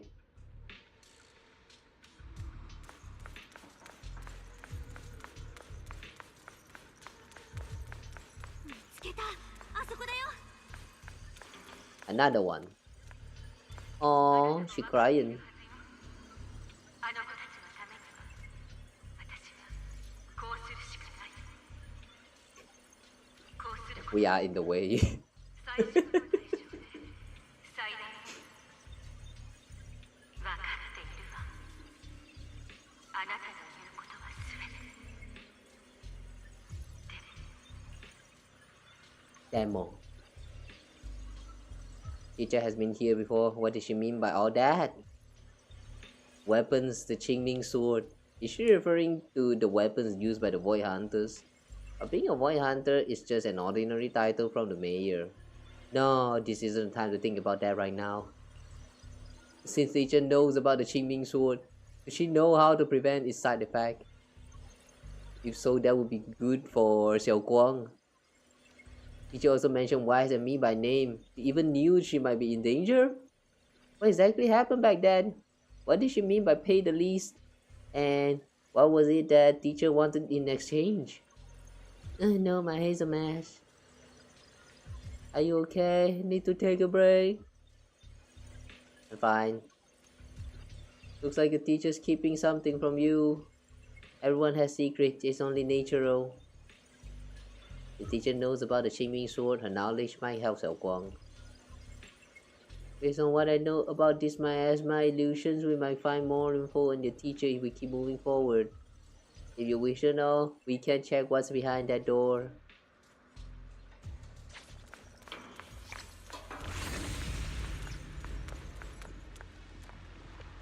This mechanism is connected to a large generator. Okay. Why is there a prompt? Why is there a prompt for turning it on?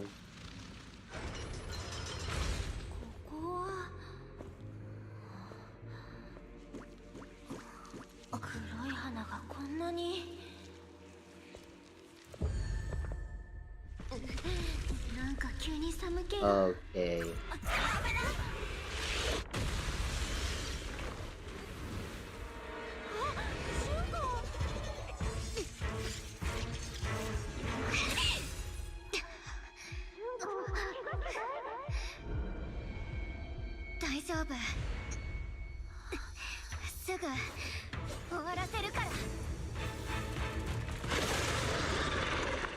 Yeah, this creature looked like the propagation bug from Star Rails.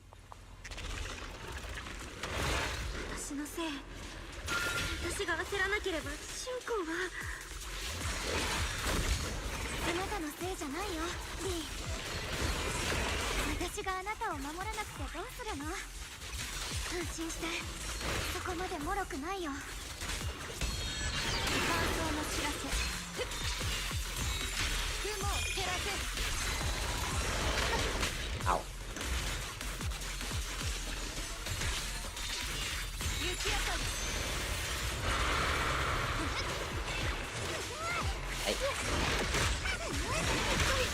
Oh. Ouch.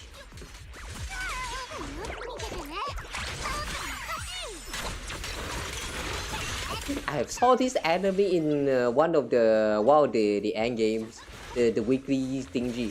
What was that again? No, was it weekly? I don't remember.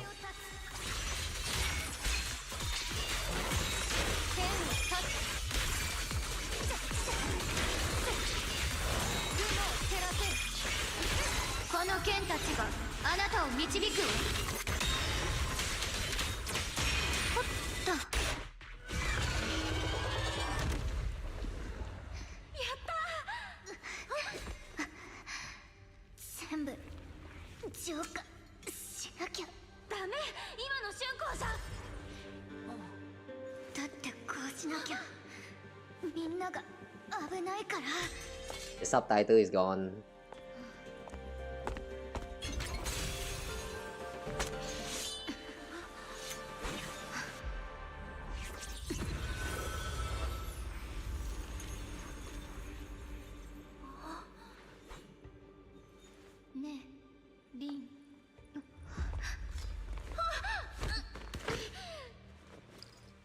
Oh.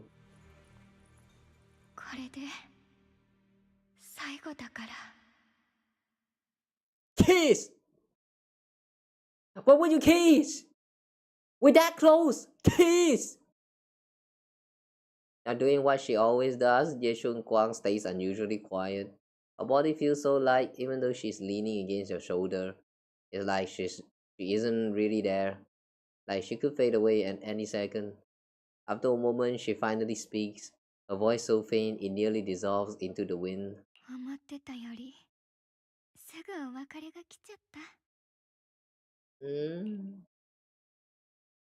Ye Shiyuan gives a weak smile, no trace of her usual mischief and playfulness.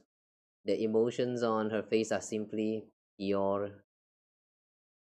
Her hands comes up to touch your face again, soft but cold as frost.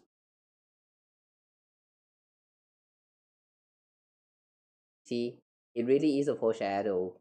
The way they keep on trying to tell you that her touch is very cool. It's actually a sign.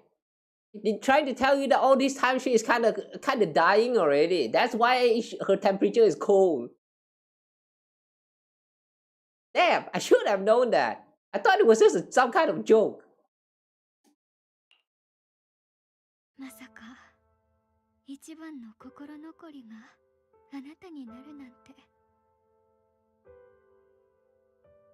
Do you mean?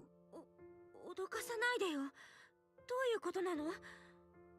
私の力がもうすぐ尽きようとしてるの。これからはもうこんな風に会うこともできなくなっちゃうわね。I don't get it. よくわかんないよ。ちゃんと言って。もう会えないってどういうこと？あんたいなくなっちゃうの？大したことじゃないわ。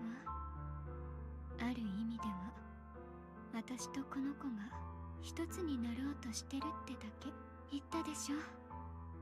この子が生きてるから私たちも生きてられるの。この子の状況はちっとも楽観的になれたもんじゃないけど、かといって私にはもう何もしてあげられないの。Ye Shiyuan leaves her gaze, her crimson eyes meeting yours. リン、あなたとの出会いは本当に不思議な巡り合わせだったわね。知ってる？さっきあなたが危なかった時、この子ったら無鉄砲に駆けつけたけど、あの時私は止めることもできたの。だって私とこの子は違うから。私は英雄なんてごめんなし、誰かを助けたいとも思わない。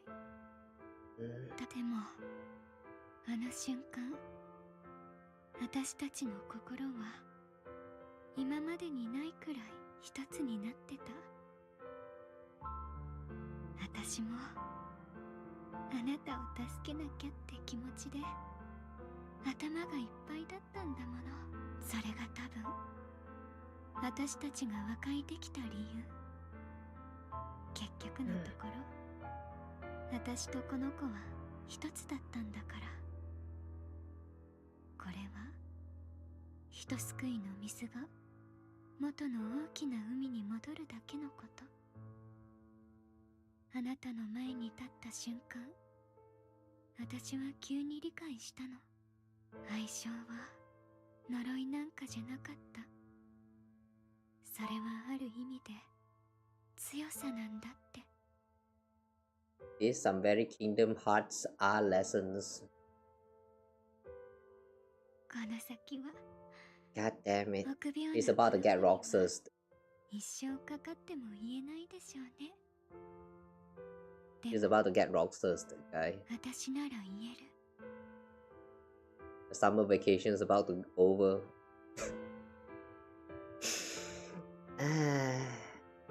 Ye Shiyuan speaks softly in a voice only the two of you can hear. リン、私のこと忘れたら許さないから。 Oh, so just now when she was talking about don't forget about her, she actually means like her, as in this personality. Yeah, she's about to get roxased. この先もっと素敵な人やずっと美しい景色に出会っても、いつまでも私のこと覚えてなさいよね。 Ye Shiyuan gives you one last look. In the next moment, Xiaoguang returns to normal. But she just stands there, silent, like a delicate doll that has lost its soul. A chill unlike anything you've ever felt reached your heart in an instant. Xiaoguang, you okay? シュンコ、ねえ、平気？ No matter how many times you call her name, Xiaoguang doesn't respond at all. この子ったら生命圏の侵食が取り返しのつかないところまで来てたことずっと隠してたんだね。もうザオちゃんたちの声も届かないんじゃないかな。 Xiao waves a hand in front of her face, but Xiaoguang doesn't react. 視覚もダメみたい。 Xiaoguang, remember our promise? シュンコ、私の声が聞こえないの？ We gotta go drink some osmanthus wine! 何が起きても私は一人じゃないって思わせてくれるんじゃなかったの？私たち指切りしたじゃん。ねえ、こんな風にいなくなっちゃうなんて、そんなのってないよ。Xiaoguang's eyelashes tremble faintly, like she is fighting hard and desperately against some endless darkness. But that tiny spark of movement soon fades, leaving behind only stillness. 今は多分何を言ってもダメ。君が辛いのはわかるけど、とにかくここは冷静にならなくちゃ。I get it, but わかってるけど、私がちゃんと気にかけてたらこんな風になる前に気づいてあげられたのに、私のせいで。そうじゃないって自分でもわかってるくせに、君が寸出のところで止められてたって、この子はきっといつか生命圏の力を無理に使ったと思うよ。みんなを守るためにね。自分を責めるよりも今はもっと大事なことがあるよね。忘れないで、君はプロ棋士。どんなことが起きても君だけはみんなを出口まで導いてあげなくちゃ。だからこの子をお家に返してあげよう。 take her home. 春子を家に返す。そうだね、私が連れて帰ってあげなきゃ。戻ったら絶対に何か方法を探してやるんだから。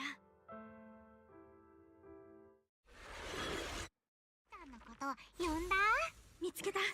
一番近い。 Speaking of ways to save her, エレベーターで行けるはずだよ。 where's Ye Shiyuan? あっちだよ。早く行こよしよし、それでこそパエトーンだよ。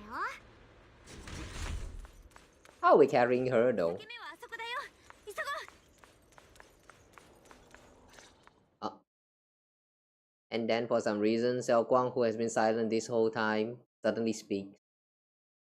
ここはどこ？ Xiaoguang? 春子、私の声が聞こえてる？大丈夫？リン、ザオさん、ロックスプリング、みんなどこにいるの？まだ五感が戻ってない。ザオちゃんたちには気づかないかもね。Hack her. 暗くて何にも見えないの。それに何にも聞こえない。すっごく静かで、すっごく怖い。 Hang in there, I'm taking you home now. 春子、もう少しの辛抱だからね。すぐ連れて帰ってあげる。リン、あなたなの？声が聞こえた気がする。ごめんね。約束守ってあげられなくなっちゃったかも。あなたは一人じゃないって私が証明してあげなきゃいけないのに。約束を破るような姉弟子になんてなりたくなかったな。でも安心して、ちっとも痛くないから。私が傷つくことがあったら、私の痛みはあなたの痛み。ただちょっと怖いだけなの。ほんのちょっとだけね。なんだかみんなにすっごく会いたくなっちゃった。 Going to be okay. 大丈夫だよ、春子。絶対元通りになるからね。裂け目はすぐそこだから行こう。 But after saying a few words, Xiaoguang falls silent again for some reason. Ancients, you lead everyone towards the fissure.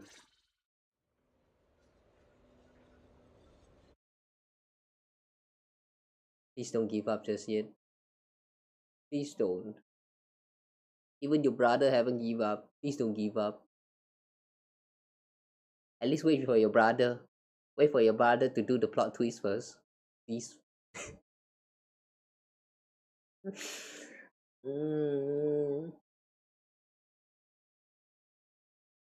I actually thought that we are getting close to the end of this chapter, but okay, you have to go through this whole arc where she actually lost everything first.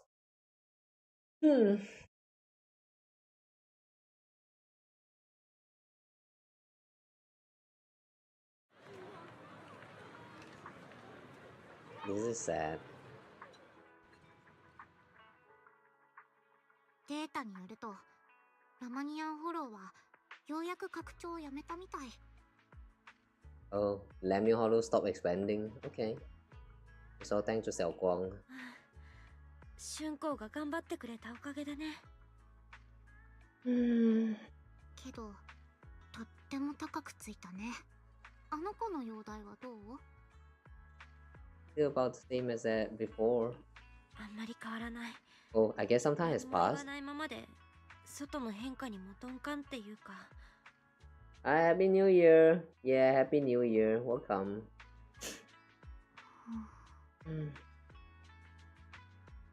Damn, this is sad.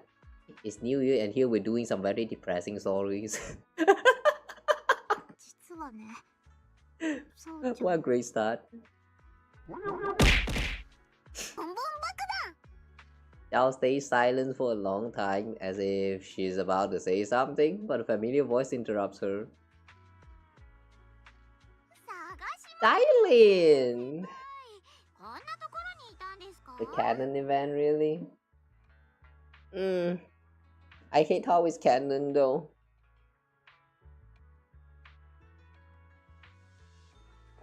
I wish I can fire a cannon at the canon event. Get it?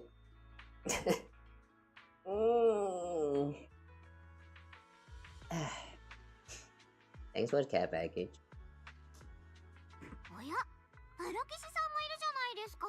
お久しぶりです。ダイヤちゃんの万学先生。どうして君が？ Panya is here too. 黒枝より下級の召集である。我が輩たちは即刻戻らねばならぬぞ。You know, I find it a little bit strange about Panya's voice. Isn't Panya like have some robotic filter whenever he talks? Or more like when you're playing Panya, he kind of talks very robotically during combat. So how come when he's speaking, he actually sounds so normal? I find that a little bit strange.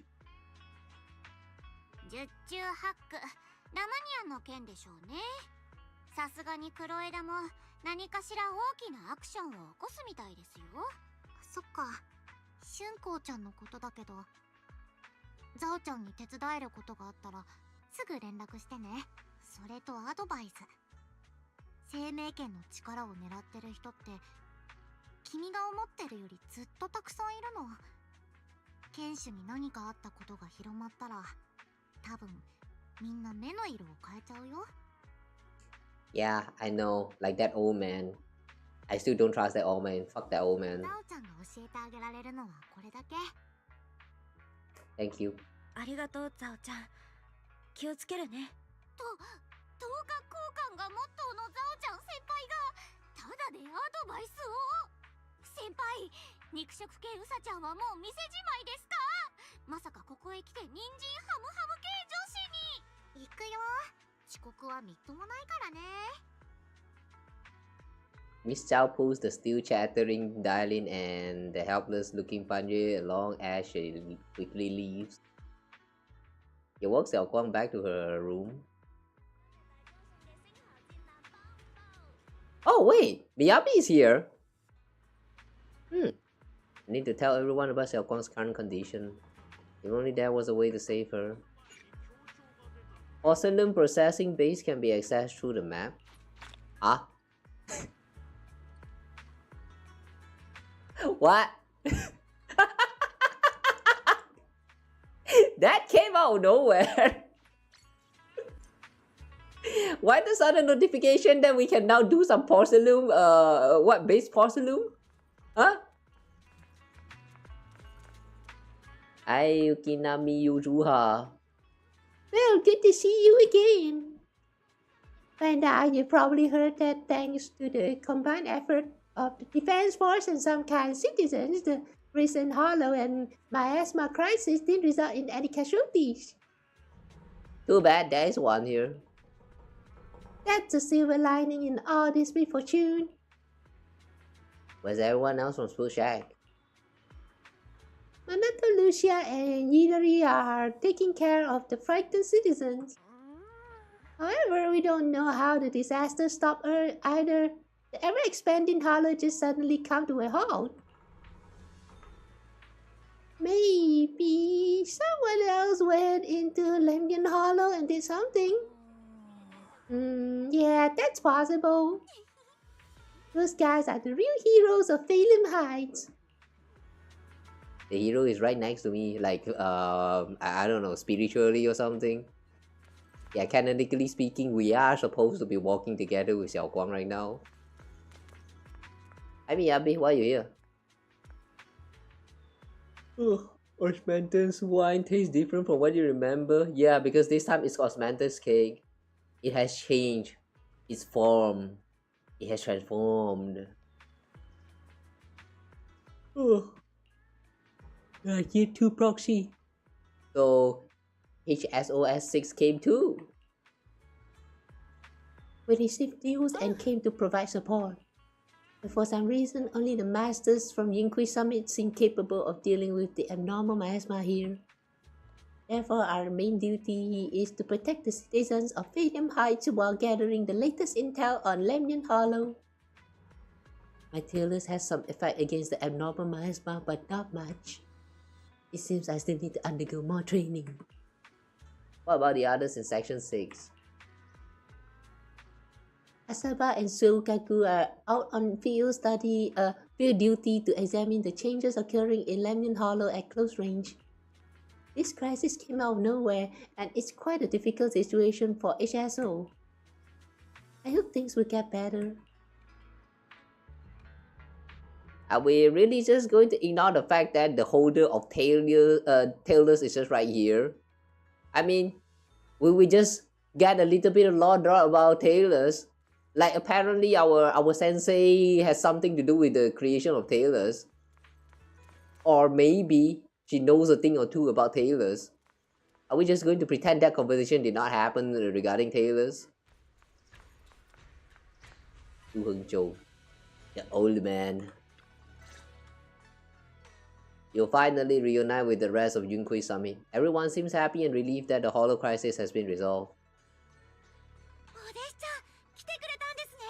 私たちが街の黒い花を片付けてる間にラマニアンホローの拡張が止まったみたいです。きっとあなたたちが。そういえば、春光ちゃんは一緒じゃないんですね。Wait, she's not together with us? それが今、春光、すっごく調子が良くなくて。何? Just explain to everyone from Yinghui Summit what happened earlier inside the Hollow. なんてこと。確かにフォローを丸ごと元に戻すなんてこと、まともな代償じゃ効かないことはわかるが。お主がついていない。Shut the fuck up, old man! いくら推し、今は誰が悪いとか、そういう話をしてる場合じゃありませんよ。 All because of me, he's not wrong. No! No! Don't listen to this old man! Fuck this old man! Put! All you care about is the sword! Fuck you! Really go suck the cock! 言う通り、私がついてたはずなのに、こんなことになっちゃって。お弟子ちゃん、きっと春光ちゃんはみんなを助けたいって思ったんですよね。そのことならここにいるみんなが分かってます。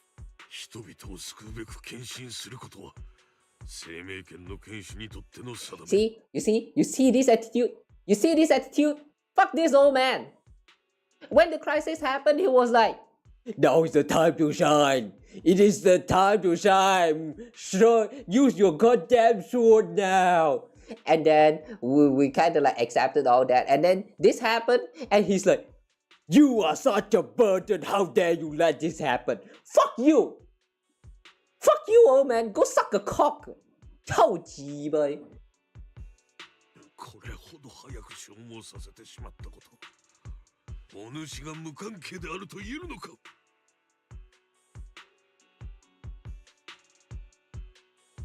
If I can virtually get into this world, I will slap and beat. No, I won't slap him. I will beat the crap out of him right now.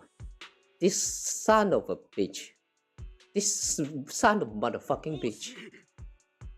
おしさんならしゅんちゃんを癒す術がわかるかもしれない。お師匠様とはまだ連絡が取れませんから。本当に He's a 何 normie. があったんでしょう。 No, he's worse than normie. He is worse than normie. This I don't even know what to say anymore. Like he's just he's an asshole. That's all. レイ、今は楊春公の体が最優先だ。弟子たちに古文書を調べさせよう。何か和らげる術があるかもしれん。あ、私も手伝います、同志。みんな、ここのところフォローの騒ぎのせいでずっとてんやわんやでしたから、しばらくはゆっくり休んでください。特にお弟子ちゃんはちゃんと疲れを取ってください。それでは今日はここまでです。進展があったら私と陸老氏からみんなにお知らせします。Okay. By the way, there was a question. What happened to Xiaoguang? I mean, we kind of just came back from the hollow, and we kind of bid farewell to Zhao. What about Xiaoguang though? Or is this like some days has passed kind of situation, so Xiaoguang has just been resting inside of her room, and they just kind of sort of come back? That's why we're having the conversation now. It is that. I will. Given the chance, I will. Zhu Fufu and Mr. Liu go to talk over Xiaoguang's situation while the other disciples return to their rooms. Oh, hey, it's a new dog friend! Why are you here? How are you here? Come to think of it, on our way from the hollow just now, Xiaoguang suddenly recovered for a moment. Is it just coincidence or maybe? Anyway, I should head back to her room and check on her condition first. Strange puppy! Who are you? Oh? Woof? The strange puppy seems to be telling Ashwa something, looking quite urgent. Ashwa's friend coming to see it this early? That puppy really wants to go out with it, and Ashwa's been working so hard it deserves a break. And who's gonna do the fortune telling? I'd love to help, but my fortune telling skills, let's just say I need way more practice. What? Okay. For a moment, I thought that we were going to start like some random side quest, but that did not happen. Okay. Brother? You push open the doors to Senior Xiaoguang's room only to face an unexpected figure. Senior Ye initially stood in front of the desk, contemplating. Upon noticing your arrival, he turns to face you. 長らくお待ちしていましたよ。お弟子さん、春光のことならもう知っています。これほど進行が早いとは思ってもみませんでした。Senior Ye, why did you? I'm sorry, it's all my fault. ごめんなさい。私がちゃんとしてなかったせいで春光が。何があったかを知っているわけではありませんが、僕は妹のこともあなたのこともよくわかっています。Yeah, it's so cool, man. I really wish Xian can actually be playable soon. あの子のことだ。どうせまた一人で無茶をしたんでしょう。それをあなたのせいというのはあまりに酷です。とはいえ、今はより急を要することがありまして、こうして会いに来たのはあなたの力が必要だからです。より正確には、あなたの力なくして春光は助からない。あなたの知っての通り、僕は不覚にも一時的とはいえ始まりの主の傀儡に甘んじていました。ですがそのことによって僕の意識もまたあの存在とつながったのです。そこには生命権、そして始まりの主に関するいくつかの秘密がありました。Oh, great job! その複雑さゆえに細部は省きますが、結論から言うと生命権の力の一部は始まりの主と同質のもの、いえ、始まりの主に由来するものだという可能性すらあります。Part of the sword's power share the same source as creators. 生命権そのものについてはもう随分と調べてきましたが、反動を抑える方法の探求に進展はありませんでした。それもそのはずですね。鍵は始まりの主にあったのですから。The key doesn't lie within the Qing Ming Sword, but the creator. それから僕は可能な限り古の文献を調べ、秘密のありそうな廃墟をくまなく探索しました。ラマニアンフォローと始まりの主に密接な関係があることはお弟子さんもご存知ですね。まさにあのフォローで僕は始まりの主と似た力のオーラを放つとある物体を見つけたのです。その力を利用して生命権の代償を克服する方法、あるいは春光と剣の契約を断ち切る方法を探すつもりでした。ですがその前に春光は、文献に記された情報が正しければ僕はその物体に残された始まりの主のエネルギーを使い、再び春光が外の世界を感じられるようにしてあげられる。ですがそのエネルギーというのが不安定でして、汚れなく強靭な精神を持つ導き手を介して春光の神聖な意識と慎重に送り込む必要があります。一歩間違えればエネルギーの本流が互いの精神世界を引き裂いてしまうでしょう。So now we're not only doing proxy inside of the hollow, but we are also doing it inside of the mindscape.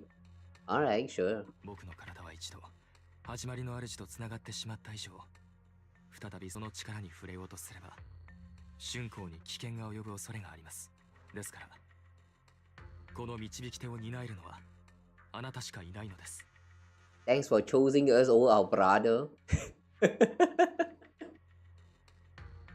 I wonder if the reason why he's choosing us instead of our brother wise is because of the time that we have spent is together, at least with the main character that you choose perspective.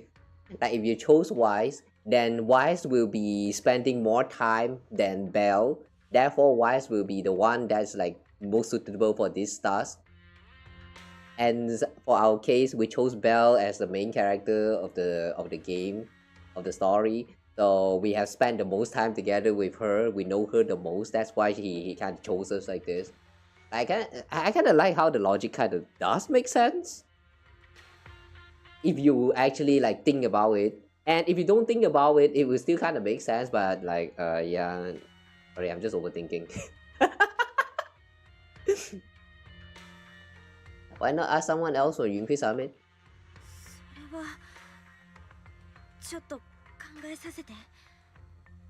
でも釈園さん、そんな大事なことどうして雲岳さんのみんな Oh, we actually asking this?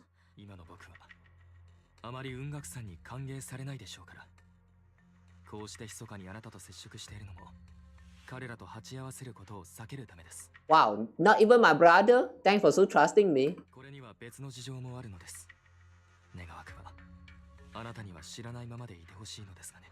こんなことを言っては驚かれるかもしれませんが、お弟子さん、僕にとってあなたは今唯一の信頼できる人間なんです。Guys, he has a story he cannot tell us right now. So, you know what that means? After we are done saving Xiaoguang, this man will disappear. 100% guaranteed this man will disappear before he tells the tales. And then the story will go like to be continued. Now we have to look for Ye Shiyuan again. He's going to get kidnapped, or like he's just going to I don't know, went into like coma or something, pass out, whatever. But he will not tell the tales, and we will have to wait for a future story where he tells the tales. Wait and see.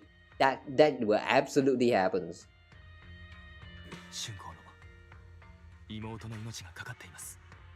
願わくば。いえ、どうか正しい決断をお願いします。僕はこれからラマニアンフォローに入り、最終確認を済ませるつもりです。心を決めたなら、僕のところに来てください。Has the object powers? お待ちしていますよ。Okay. Senior Ye leaves. Not long after, Lock Spring walks out from the shadows. Seems like it heard everything but didn't reveal itself for some reason. Just as you're about to ask, Xiaoguang seems to notice something and starts to mumble. Hmm? ここ、とっても暗い。何も見えない。何も聞こえない。何も感じない。リン、お兄ちゃん、みんなどこ？一人はいや。彼女ずっとこんな感じだ。まるで何か幻覚でも見ているように。君は楊釈園の言葉を信じるつもり？ I trust him. 信じたいかな。一緒に過ごしてて悪い人だって思ったことは一回もないし、それに何より春光のお兄ちゃんなんだもん。きっとこの子を傷つけたりはしない。彼の目的が正しいとしても、必ずしも彼の手段が有効とは限らない。人間の善意は時にかえって悪い結果を招くこともあるんだ。君の判断を疑ってるわけじゃない。けれど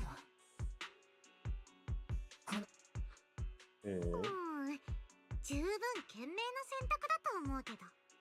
はい、チャオ。ザオさん、戻ったのか？黒枝の方が片付いたから急いで戻ってきたの。案の定大変なことになってるね。プロ騎士、現状から判断する限り楊釈園のことは信用しても。 Hang on a second. When did you overhear the conversation? When were you here? この前だって彼、春光ちゃんのためにあそこまでしたんだもん。計画の信憑性もまあまあ妥当だと思うけど、文学さんの方はイーシェン先生が見つからなくて大慌てだし、ここで賭けに出るのが最後の手段ってのと同時に最善の選択かもしれないよ。We got to at least give it a try. 私もそう思う。状況はこれ以上ないくらいやばいし、師匠の助けも借りらんないなら、私がやれることをやらないと。きっと春光だってそうしたと思う。Just then, Lockspring suddenly issues another strange error command. コアシステム異常。ロックスプリング？また何か不具合？ごめん、少し席を外させてもらう。さっきから中枢機能の一部に不具合が起きてる。心配ない。骨董屋の店長が約束してくれたんだ。何か問題があったら直接相談に来いと。みんなはやるべきことがあるから、僕のことは気にしなくていい。自分で修理に行ってくるよ。A quick question. If Lockspring has been able to speak like proper human tongue all this time because of, you know, he's like the older module of bamboos. If he tries to interact, like talk with other bamboos that goes like Anna all the time, will he be able to understand the bamboos? I mean, he speaks human tongues. オッケー。じゃあこの後ザオちゃんとプロ騎士で春光ちゃんをフォローに連れてこっか。Once we're done with all of this, I kind of wish there's like some events that involve Lockspring where he like, you know, get to know better with the other bamboos, like maybe have some fun games and all that stuff.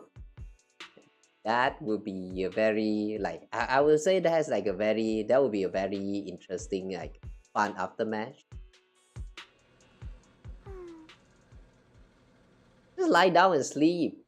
Why are you standing up? Ye Xiaoguang is a good person. This isn't the ending she deserves. Yeah, so we absolutely have to save her. The price of the Qing Ming Sword is so heavy. Whatever, now's not the time to think about this. Next, we need to take Ye Xiuguang with us into Lamnian Hollow to meet with Ye Shiyuan and use his method to help Ye Xiuguang restore her 5 senses. Let's go. you know the sword is heavy when even the great sword wielder like Zhao is saying that it's heavy. I kind of wonder how Zhao is able to swing all of that, you know, like do all of that huge swings with her attack. 今はそれにかけるしかないね。ザオちゃんも知る限りでは頼りにしていいと思うよ。期待して待とう。Whoa, what is this thing? The shape of this thing reminds me of that one item you use to reroll your relics in Star Rails. I forgot what they are called. 来てくれると思っていましたよ、お弟子さん。それに、そちらの方、存じ上げています。黒枝のエージェントですね。これは一体、どういう風の吹き回しですか？そんなに警戒しなくていいよ。ザオちゃんがここにいるのは友達としてだから。お弟子さんに免じてそういうことにしておきましょう。以前にも言った通り、春光を救う方法は現在一つしかありません。それは生命圏の一部の力が始まりの主のそれと源を同じくする点を逆手に取り、春光に送り込むというものです。Use the power that comes from the same source as the creator to channel that power to Xiaoguang. Why? 始まりの主の力が悪さをするかもっていう心配はないの？これまで三将会の詭弁を聞いてきた皆さんならご存知のはずです。彼らは始まりの主のもたらすものを破壊ではなく、あくまで救済と歌っていました。そこにはきっと詭弁以上のものがあるに違いありません。The standard transmission suddenly comes true. リン、今どこにいる？師匠が長期兵に帰ってきたんだ。おまけに今から春光の部屋に行こうとしている。このままだと彼女を連れ出したことがバレてしまう。Hey, wait, hang on. Since when Wise is also joining into this plan as well? There was no mention about this at all. He was not in the conversation. He was not listening to the conversation. We did not take our time to explain to him. How come he suddenly is a part of the plan now? 今すぐ春光ちゃんを連れて引き返せばまだ間に合うかもよ。それにイーセン先生なら今の状況をどうにかできるんじゃない？とはいえ希望を持つのはほどほどにね。雲岳さんだってこれまで生命圏の代償について決定的な解決策を出せてないんだから。一方で釈園先生の提案で行くってなると始まりの主の力を使うなんて大冒険もいいところだからね。お弟子さん、この場は僕を信じるほかないと言わせて、この目の前にある装置には始まりの主の力が残されています。古い文献によればこの装置は地下深いある場所から運ばれてきたもので、かつて始まりの主とのつながりがあったとか。あとはあの子が陥っている幻の中へと踏み込み、無事にこちら側へ連れ出してくれる導き手さえいれば。すみません、それについて一つ嘘をついていました。僕が導き手を務められない理由は始まりの主に操られていたからというだけでなく、僕の心に救う憎しみと雑念があまりに大きくなりすぎたからなのです。あなたにとって危険だということは重々承知の上です。Ye Shiyuan bows his head to you. You've never seen him put himself so low. お願いします。どうか春光を。I promise. 分かったよ、釈園さん。実はこの前春光を連れている時、一瞬だけどあの子が力を取り戻したことがあるんだ。あの時もちょうどこの辺りだったし、何かあるのは間違いないと思う。ねえお兄ちゃん、師匠の方だけど、なんとか時間を稼いでくれない？私はここで春子を助けられないか試してみるから。わかった。どうにかやってみよう。朗報を待っているよ。時間が欲しい。早速始めましょう。春子、どうか持ちこたえてくれ。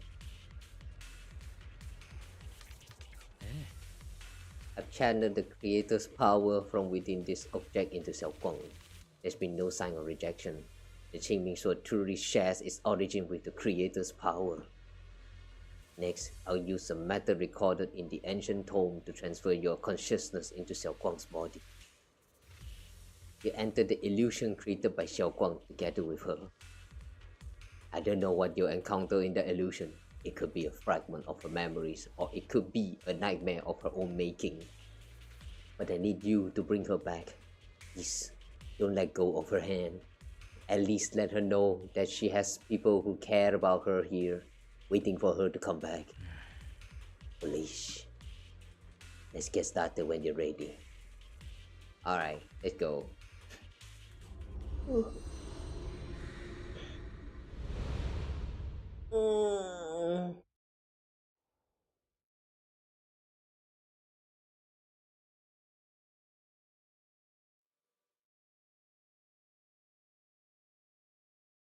Y'all think building a game for someone is romantic?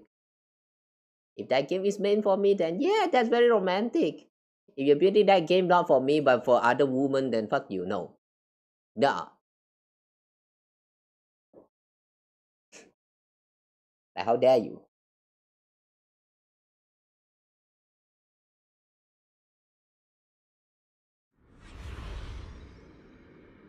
You close your eyes, holding onto Xiaoguang's hand. The immense pain in your head makes it impossible to even think.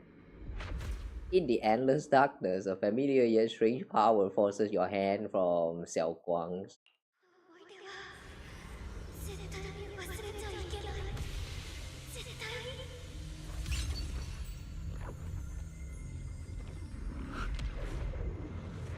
Exit 8.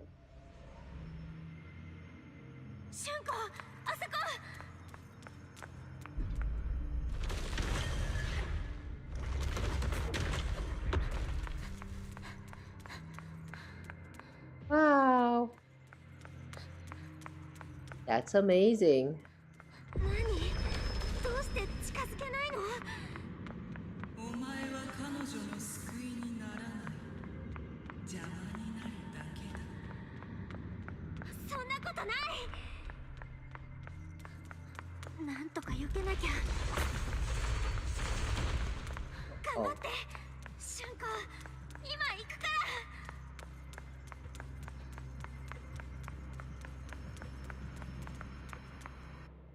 Oh.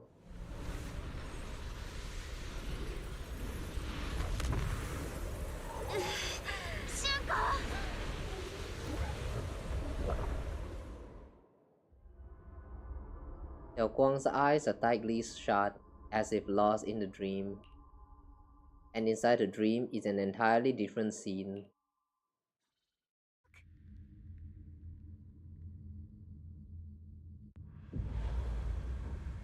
What?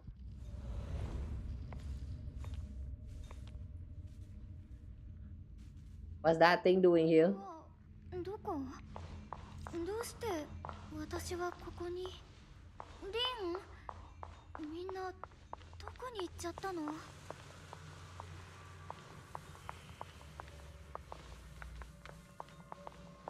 ？Qing Ming Dian. Ooh. This must be the origin of the Qing Ming Sword. Okay. The strange device flickers with an eerie glow. This device doesn't really look like it belongs here. Maybe it's the reason I ended up here. If I could shut it down, I should be able to get it out. Let's check what's up ahead first. Oh, the door is open now. Oh, okay. 空間、Oh. なんだかおかしな気がする。まるで偽物みたい。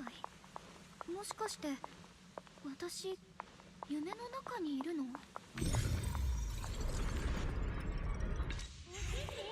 誰かが話してるみたい。見に行ってみようかな。これは初めて適当感で出会った時の。そう、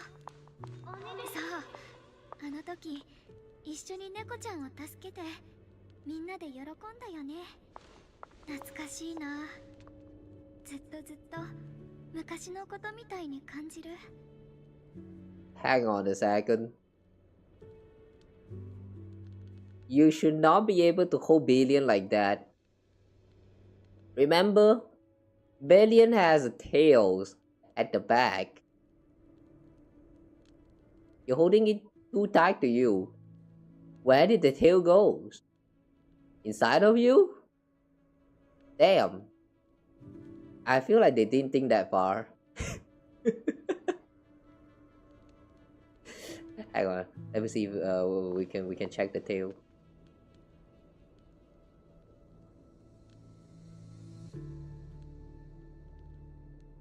Yeah, that is actually a tail, which is quite long. It's not supposed to. Like, made the tail become something else.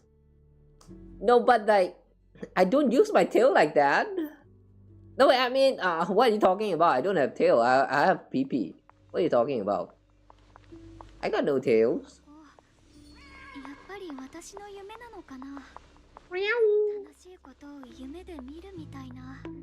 Where's Bellion?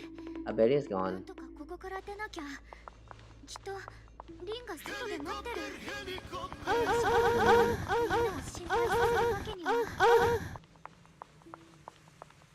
What? What have I done?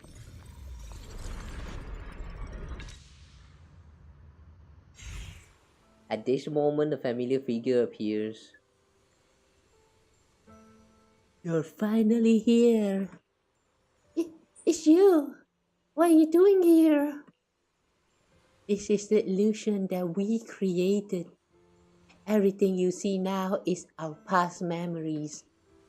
The backlash from the Qing Ming Sword attacks both our body and mind. Basically, it strips away our 5 senses, even our life. Mentally, it causes us to forget. So the memories you see here are only shards, incomplete. So what should I do? You need to piece together these shards of memory. When you truly remember everything, the path out of this place shall appear. If you're ready, let's get moving. Let's not keep our little junior waiting too long. After she finishes speaking, she vanishes. Aww.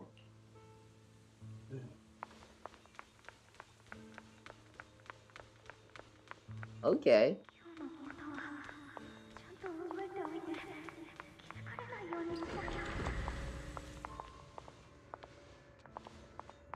Moments of a memory. Is this me?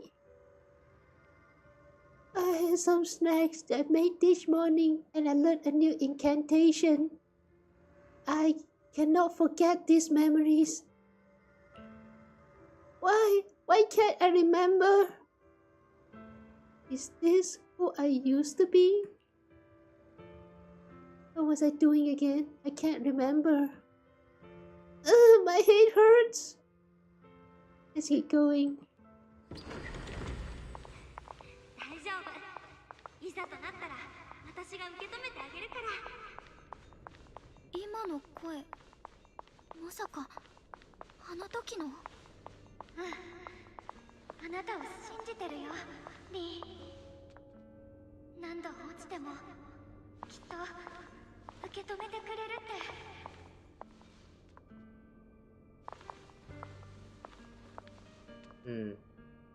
Well, they managed to censor it. Damn.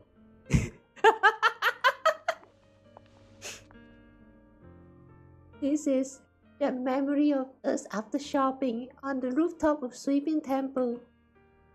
So I still remember Junior's embrace was so warm. After that, my head hurts. What is this? I sense a dark, despairing force, just like the one in Lamnian Hollow. No, it's going to consume me. Junior, I'm sorry. I might not make it to the end. Oh, this time the shot doesn't break. Okay.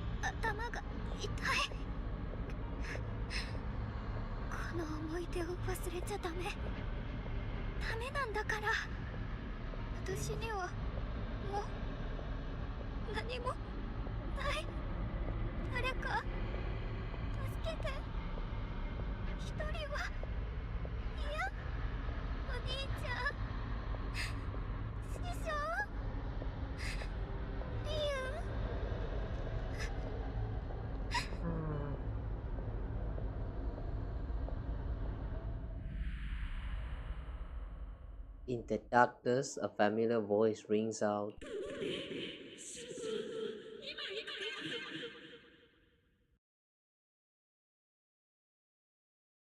Could this be her mom?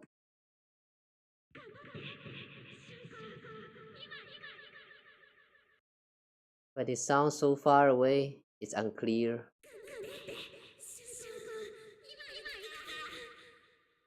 Oh, that's us! Memories are disappearing, senses fading, body withering, everything's returning to nothingness. Nihilism. But why? Why do you still want to hold on?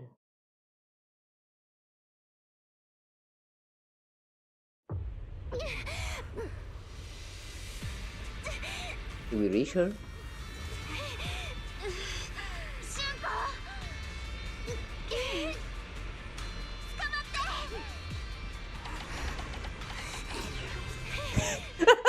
Why the sudden quick time?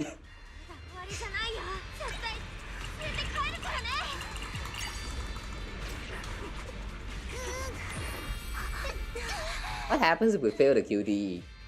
I kind of don't want to find out. ほっとする。この手を握ってると、なんだか私もあなたみたいにどこへだって行ける気がして。春光はいつだって行きたいところに行けるんだよ。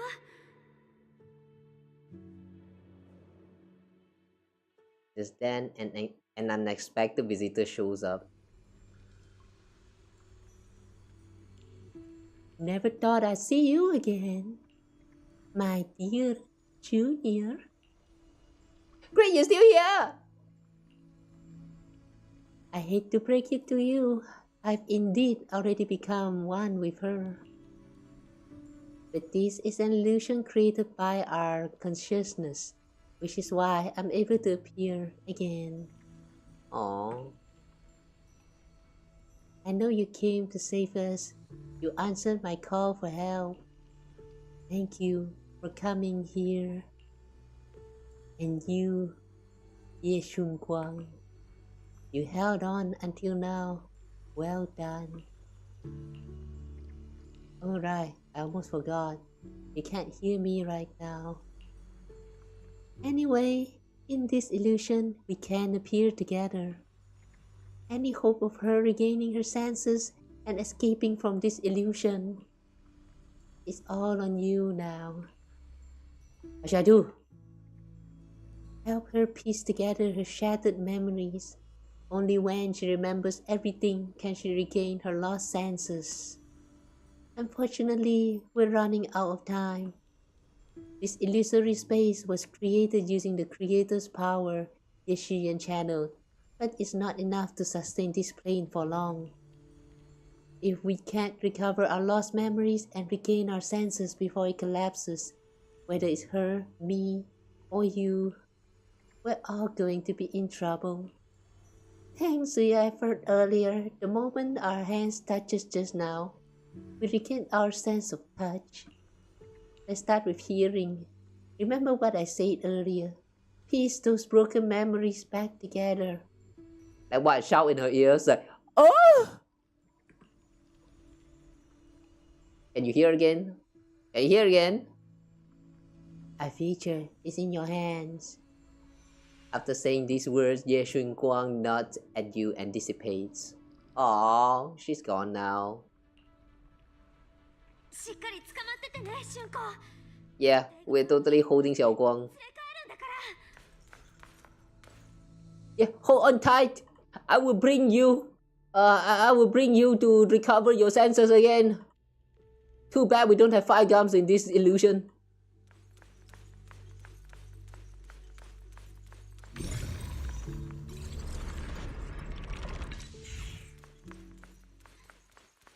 Talk to little Xiaoguang.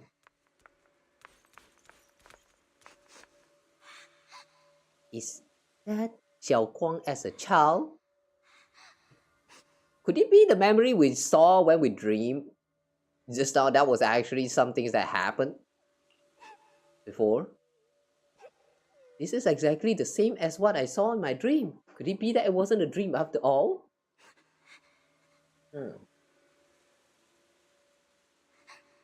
Now's not the time to think about that. Xiaoguang staring at the broken music box. She looks upset. Please, can you fix this music box for me? You just need to collect 3 music box shards over there. Alright, I can share this power with you. When you get close to music box shards, you'll feel them resonate. I'll leave it to you then. Okay, sure. But why 3? Why is it always 3?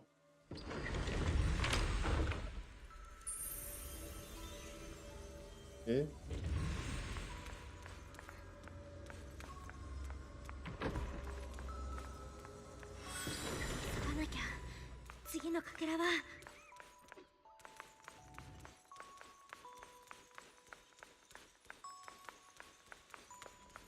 Yeah. Hmm? Oh, the cinema. Wait. Did we came here to watch some movies about dog? Why is it showing Hollow instead? Show us dog.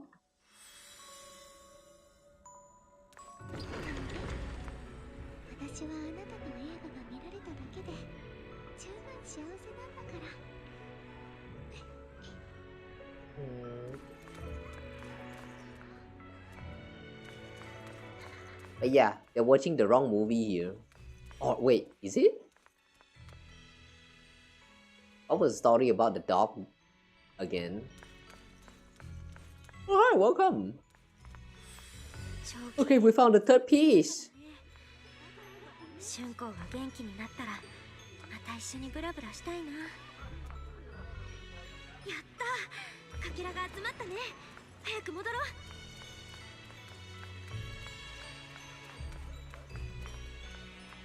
The way the music actually gradually recovers back again to form a complete music. That's very nice.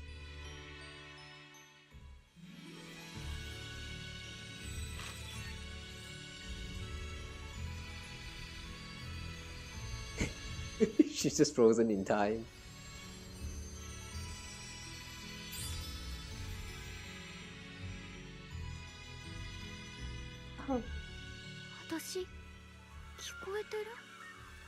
風の音、落ち葉の音、命の音。 The sound of life. Now, I don't think life has sounds, but yeah, sure.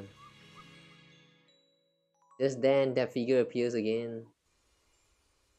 You've been doing great. And you, Ye Xiuguang. And you. I'm very tempted to do the Rush Hour 3 jokes, but nah. Let's not do that. Even in the real world out there, I haven't left you. I'll simply exist in a different form. Our division is only temporary. Integration alone is the final and indeed the best outcome. I understand. Thank you for everything. In the past, you stood in front of me, taking on so much for me, protecting me. You mean us? Huh? I said it was us who stood in front of ourselves. It was us who ultimately protected ourselves through all those past events. So hold your head high. You can be proud of this. We should be proud of this. Right? And one more thing, Junior. Because of you, we were able to achieve our final integration. Thank you. I didn't do anything. I thought I was just holding you all back. You've done more than enough. Most importantly, your presence. Sorry. Your presence helps us understand what we truly want. This matters more than anything. Let's get back to the point. Like I said before, hidden within this illusion are the precious moments of memories that belong to us. Remember when we made and tasted osmanthus cakes together?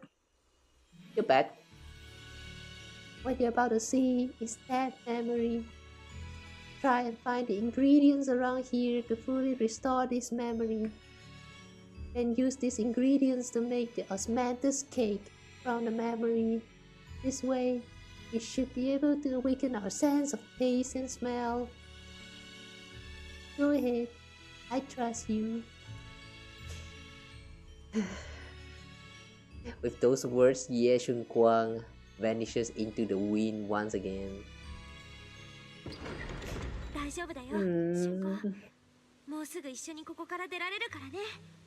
I wish that by the end of the chapter, that other Xiuguang can become her own person, like how it did in Honkai Impact with Sealy.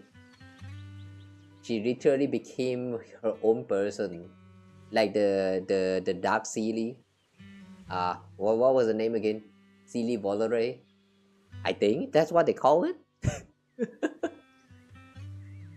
I kind of wish they can get like that kind of satisfying ending where she can, be her own self.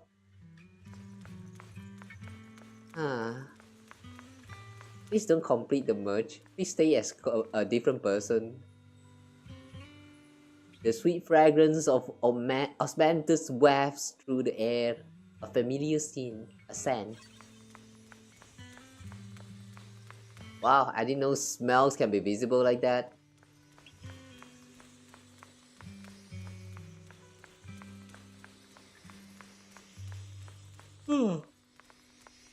Oh. Spring water. The mountain spring water is crystal clear and feels cool to the touch. Cool to the touch. Just like Xiuguang, huh?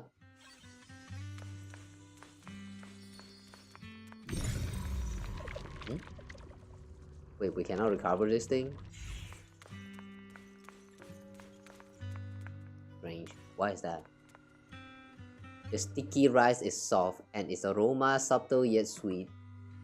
All the required ingredients have been collected. Let's head back to the stone table.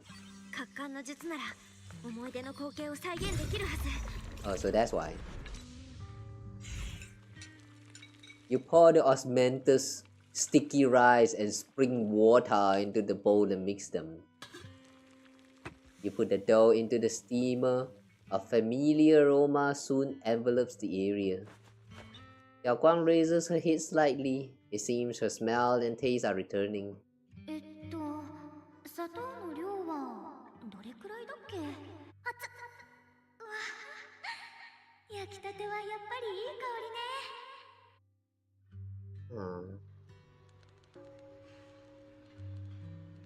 That sounds so much different from what we just saw. That time when she tried to cook the osmanthus cake and then she was like, Why? Why can't I remember? No, I should not be forgetting. No!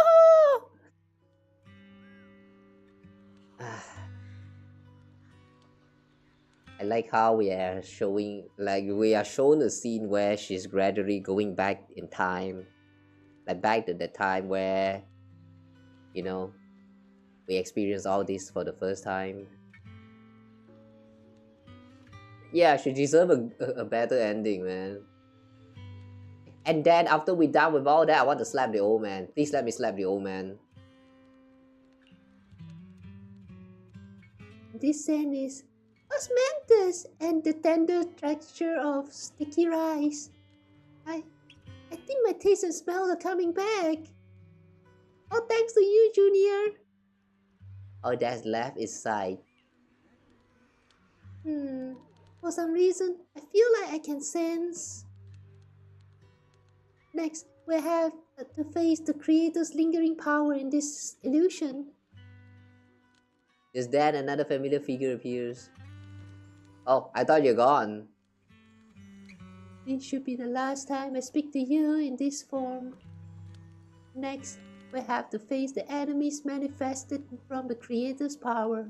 Once we defeat them, we can regain our vision and get out here. Is it a fight? I might not be much help. You've helped me so much already. Leave the fighting to me. Right. Besides, the enemy shouldn't be that tough, since there's only a sliver of the creation's power here. Just dodge its attacks and look for openings to strike back, and you'll be able to defeat it. That's all I can help. That's all the help I can offer you. The rest is up to you. After those words, what? Okay, this time it just skipped itself. I did not click anything. Let's keep going forward, Junior. With you by my side, it's like I suddenly have so much more strength.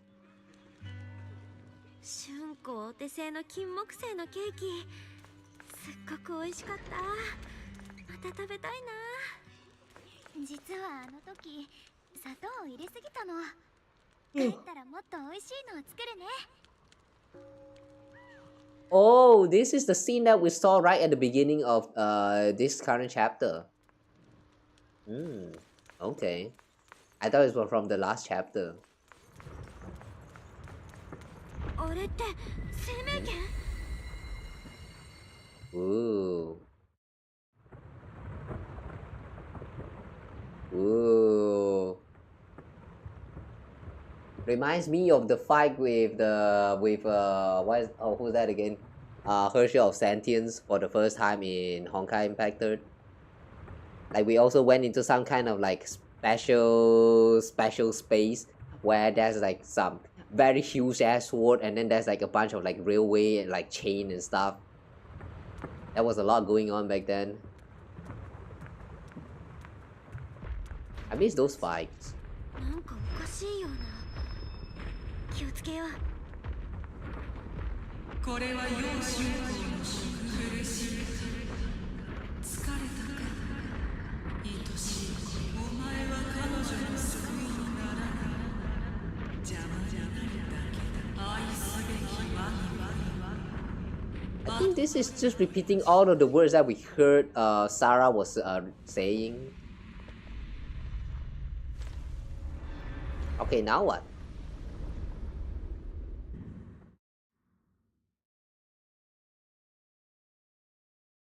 Suki desu.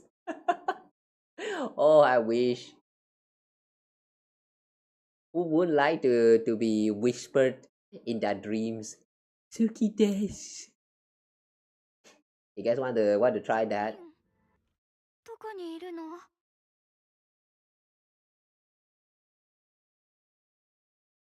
Imagine you're dreaming right now.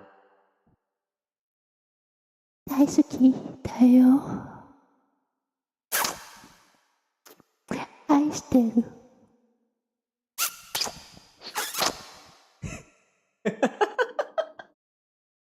Ew. Ew. Oh my god. I'm getting the goosebumps with you. Please don't clip that.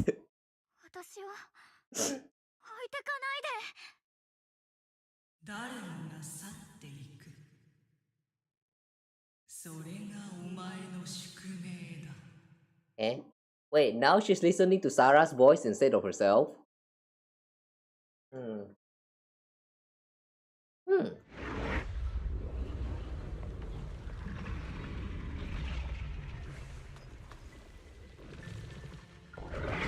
Wait, I thought she still can't see. 生命権の剣士、楊春子。お前の妹弟子は去った。他の者と同じようにお前を見捨てたのだ。 We are not allowed to attack. Ouch. お前は永遠にここに残る。我の Ouch. 言うことなんて信じない。みんなはきっと待ってくれてる。何も見えない。でも Ouch. That third hit right there. 別の方法が。そうだ。空気の流れを感じれば敵の攻撃を避けられるはず。どうして泣いてるの？頑張って。シュンコ、今から連れて帰るからね。Ooh. I like the way the music plays in here. Oh my god. 剣が邪悪を打ち、この世は天をしのぐ。私には待ってくれてる人がいる。立ち止まるわけにはいかない。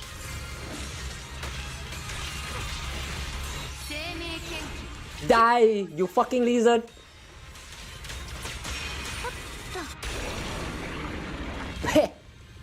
Stay dead.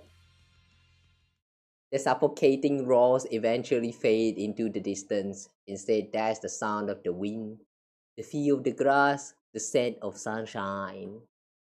The cold presence of the illusion is fading. A long deprived, tangible warmth envelops you. Then a familiar voice calls out your name over and over again.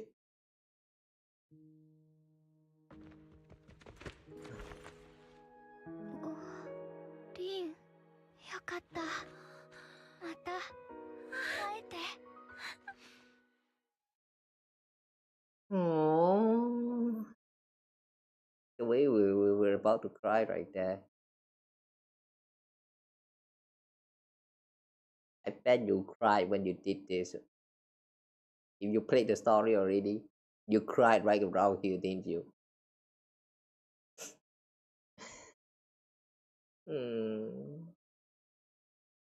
She's back. But does she remember though? How much does she remember? リン、ごめんなさい。私、また迷惑かけちゃったのよね。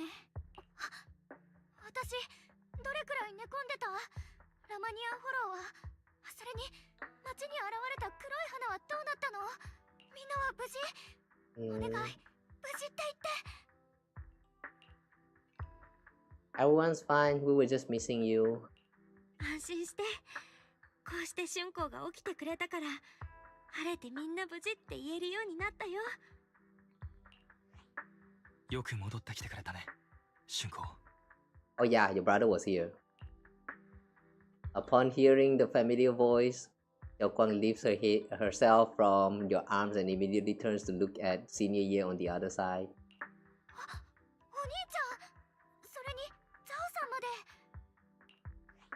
Yeah, you want to marry him? I know, right? Yeah, that's the normal reaction. But now, I just wish that he's playable. As long as he becomes playable, you know, you have all the chance to marry him. So please. I don't think the story will end on a happy note. Something is going to happen around the end. Like he will get kidnapped or disappear or whatever. I don't know what will happen, but I think something that involves Ye Shiyuan will happen. Something will happen to him. I know I'm saying all this before we even go through it. It's just like mere speculation and like I don't know, like you guys might hate me for it, but like I'm going to say it right here, man. He throws some very interesting line just now. She said that she learned he learned some things from the connection where that time when he is connected to the creator for a brief moment, and he knew something that we might be very interested to know, and he will talk about it later. That's what he said. But you know what? Since he made that statement, that means we are not going to get the review today. We are not going to get the review in this chapter. We'll have to wait until the next chapter. If he is not disappearing, at the very least, it will go something like, there's something that I have been holding back from telling you. And then he will drop like one bomb right there. Just one bomb, and then the rest of the details will be to be continued. You guys wait and see. That's what's gonna happen. I'm predicting the plot.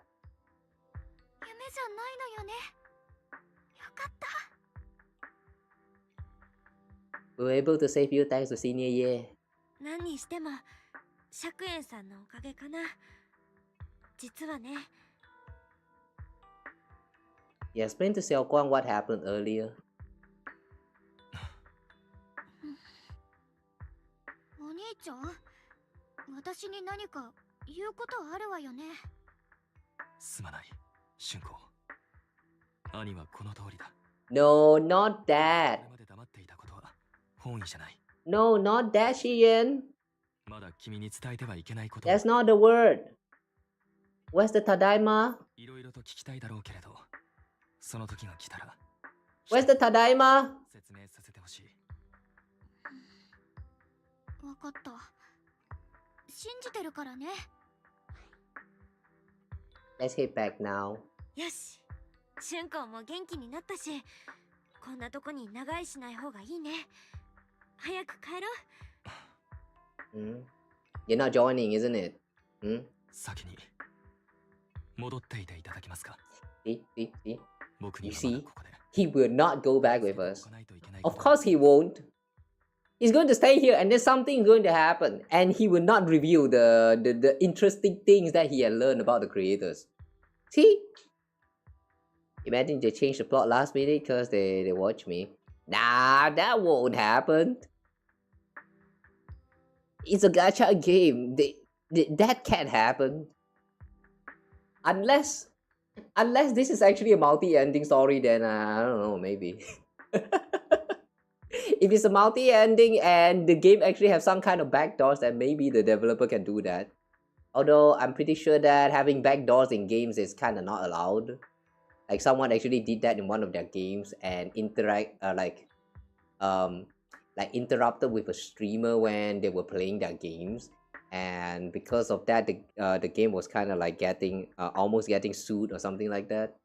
Like I heard of that. There was such a news happening before. Like I'm not sure when it happened actually. Not this year. No, this year just started. Not last year. Not anytime soon. Like very long time ago. I don't know lah. I remember seeing a video talking about it. It was very interesting. Like for the news that I was talking just now, it was like someone made a game and they kind of had like some backdoor codes which can be used to like trigger some events if the developer actually wanted to, which is actually illegal or like not allowed for like this kind of games. And then that developer was like watching a streamer playing their games, but they don't like what the streamer was doing, so they like went ahead and like used the backdoor that they implemented in their games and like send some enemies or whatever things that they did, so that the streamer can never be able to clear the game. And when it was found out, like that was like some controversy going on with it apparently, and they eventually kind of removed that backdoor of the codes. But yeah, I don't know, man. I find it like it's an interesting case where, you know,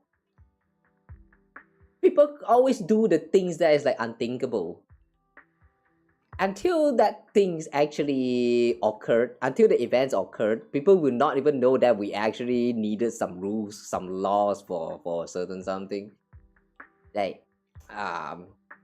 it's kind of like, how to say, they are like the stress tester. I feel like from that event, I kind of learned a thing or two about like how the like the like programming ethics and all that. So like, yeah, I don't know why I'm even saying all this right now. I just find that news a little bit interesting when I first saw it, but now that I don't really recall much of the event details, so like yeah, whatever. Which kind of funny when you can choose conversation as if we have a choice when in reality we don't. Yeah. Well, at least, you know, for gacha games like this, when they give us a choice that actually change the dialogues, it's kind of like how a visual novel works. It's just that the only difference is the plot line is kind of sad. Meanwhile, in like a lot of visual novels, if you did certain something, like if you choose option A at this point and option B at this point, then you will get like ending A or like ending B. Like that's the only difference with gacha game storytelling and a visual novel. You know, I feel like if you are someone who play gacha games for the stories, then you need to be you need to get used to visual novel storytelling, because yeah, that's really how visual novel tells stories. The only difference is that the options in these gacha games, they don't really matter, because no matter what you choose, the outcome is the same. Even if it's not the same, you probably will just get the rewind and like redo everything again. Danganronpa did this as well, and Star Rails also did it. Danganronpa is not a gacha game, but yeah, they from what I recall, they are the game that did it first. Not sure there's any other games that did it too though. If you know any other examples of a game, do let me know. I'll give that a try if I haven't. お兄ちゃん、何を？春子、何が起ころうと、君は自分の身をちゃんと守るんだ。では、また。Yeah. Wait, don't Danganronpa has a lot of different endings? No. Danganronpa only has one ending. Danganronpa, I mean, from what I recall, last time we played Danganronpa 1, there was like 2 endings. But that one ending where you made the wrong choice, after you are done with that option, you just kind of get the rewind and redo from where you chose the wrong option. That's all. So, in a sense, it doesn't feel like an ending, but more like extra dialogues, if you get what I'm trying to say. Because the story doesn't just end there. It just kind of look back into at the start and then like proceed normally. I'm not sure about Danganronpa 2 or 3 though, but seeing that the game actually has the sequels, I think there's only one ending. There should be only one. Yeah, I'm not quite sure. Yeah, we haven't played Danganronpa 2 and 3 yet. And also there's also the side that side game. What is that again? That's Bad Girl or something. I said I wanted to play 2 after we're done with 1, but it never happened. Yeah, I'll try to find some time to play to start playing Danganronpa 2 again. There's so many games to do, man. A group of suspicious figures in black suddenly appears ahead. Target を確認した。生命圏の剣士、楊春光で間違いない。What, that man in black here? 何者なの？どういうことだ？普通に喋ってるぞ。おまけに戦えるくらい回復してるのか？話が違うじゃないか。確か情報じゃ。It's the old man, isn't it? It's the old man, isn't it? That fucking old man, isn't it? The one who is leaking the intel to whoever this is. It's that fucking old man, isn't it? Yeah, I don't trust that old man. I still don't trust the old man. It's the old man, isn't it? The man in black cuts himself off mid-sentence, realizing he's just revealed something he shouldn't have. These people are after us. どういうこと？狙いは私たち？しかも春光に起きたことを知ってる？あなたたち、一体何が目的？まあいい。任務に影響はない。楊春光、今すぐその生命権を渡せ。生命権を？この剣をどうするつもり？これは雲岳さんの宝物なんだから。それに剣士じゃなかったら扱いもしないのに。知るか。その剣を手に入れない限り、俺たちの任務は終わらない。Damn, she just woke up and now she has to deal with this bunch of... I don't know what you even call them. They're just pawns, isn't it? We've got more important matters to deal with. Don't get in our way. 邪魔しないで。 Fuck off. 私たちには生命権が必要なの。このままだと長期兵が英飛地区全体が危ないかもしれないんだよ。英飛地区を救いに行く勇者ご一行というわけか。だがたとえ長期兵が丸ごと消え失せようが俺たちには何の関係もない。何言ってるのよ。長期兵に罪のない人がどれだけ住んでると。知ったことかと言ってるんだ。誰とも知らん奴らに慈悲をかける価値なんてない。おとなしく生命権を渡すんだ。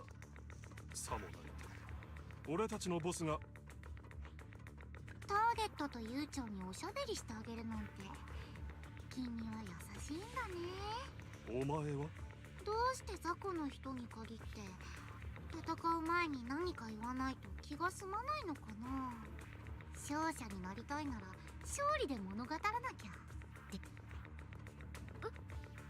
ゾウさん、急に何を？ Before Xiaoguang can finish her sentence, Miss Zhao charges forward.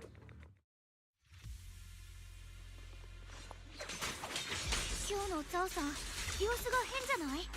いきなり突っ走って。はい。らしくないね。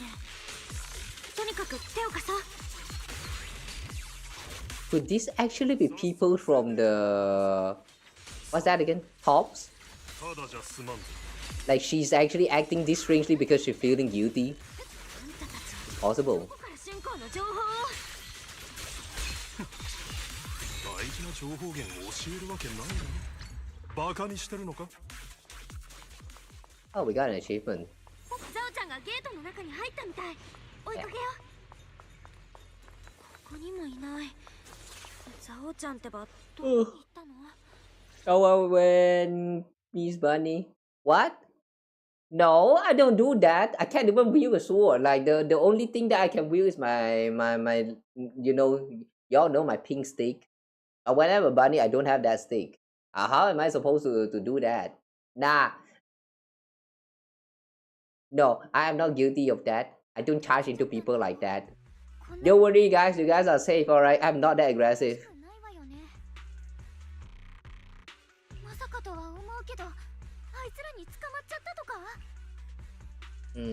Miss Zhao can take care of herself. It's possible. そうかも。ザオちゃん、あの黒服たちをこれでもかと挑発してたし、実力差はともかく相当恨みは買ってそう。どうしよう、これって私のせいだよね。あの人たちの狙いは私が持ってる生命権だったんだから。 Don't worry just yet. 落ち着いて、何か方法を考えるから。フェアリー、ザオちゃんの信号は探れる？付近に信号は検出されませんでした。ザオ様が連れ去られた可能性もありますが、通信機の破損および不具合、もしくはザオ様が自ら通信機の電源を切断した可能性も考えられます。とにかくあの黒服たちを追いかけて確かめないと。リン、ここで見張ってて。ザオさんが道に迷っただけならまたここに戻ってくるかもしれないから。 And let's speed up. Wait, we're actually speeding up? じゃあ手分けして行動だね。きっとザオさんを見つけるわよ。 Okay. Meanwhile, in the secluded spot nearby. 二人ともいい加減気づいても良さそうなのにね。だってトップスは少なくともその一部にとって長期兵にいる人たちなんてどうでもいい。君たちが命がけで守ろうとしてるもののことなんかちっとも気にしてない。 It really was tough.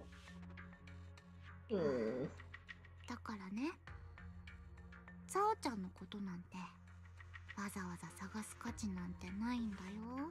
変なのちっとも筋が通ってない。Damn. We are now done with Xiaoguang's arc, and now we're going to the bunny's arc. Huh. I kind of like the way they pace the story. You search frantically for any sign of Zhao. 早く見つけてあげないと。ザオ、お前はもう役に立たない。この家に極潰しを買う余裕なんてないもの。 Wow. I didn't know this is how rabbit treats their kid.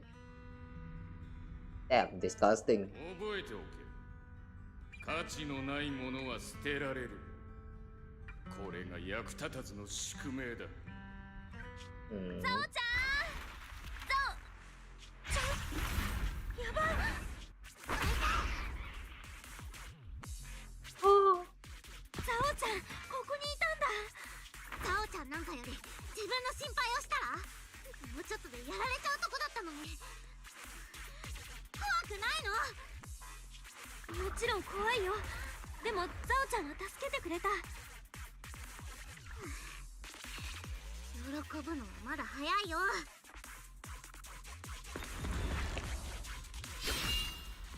Shing. Oh, I like this style, like Shing. Depends on how you read, they can also be Ching. ごめん、遅くなっちゃった。ナイスタイミング、シュンコ。私もザオちゃんも大丈夫だよ。どうして？どうしてザオちゃんなんかをそこまで気にかけてくれるの？情報なら市長とのつてがあって、戦闘になれば生命権の剣士はいるのに。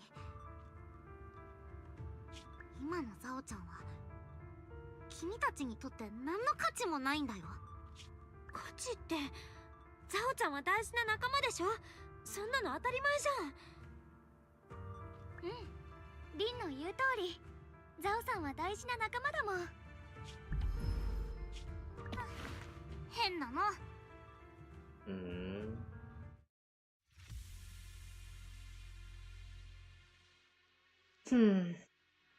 Remember what I said some time ago, guys? About how I wish that they don't go with Zhao, learning about, accepting the kindness shown by Xiaoguang and Bell.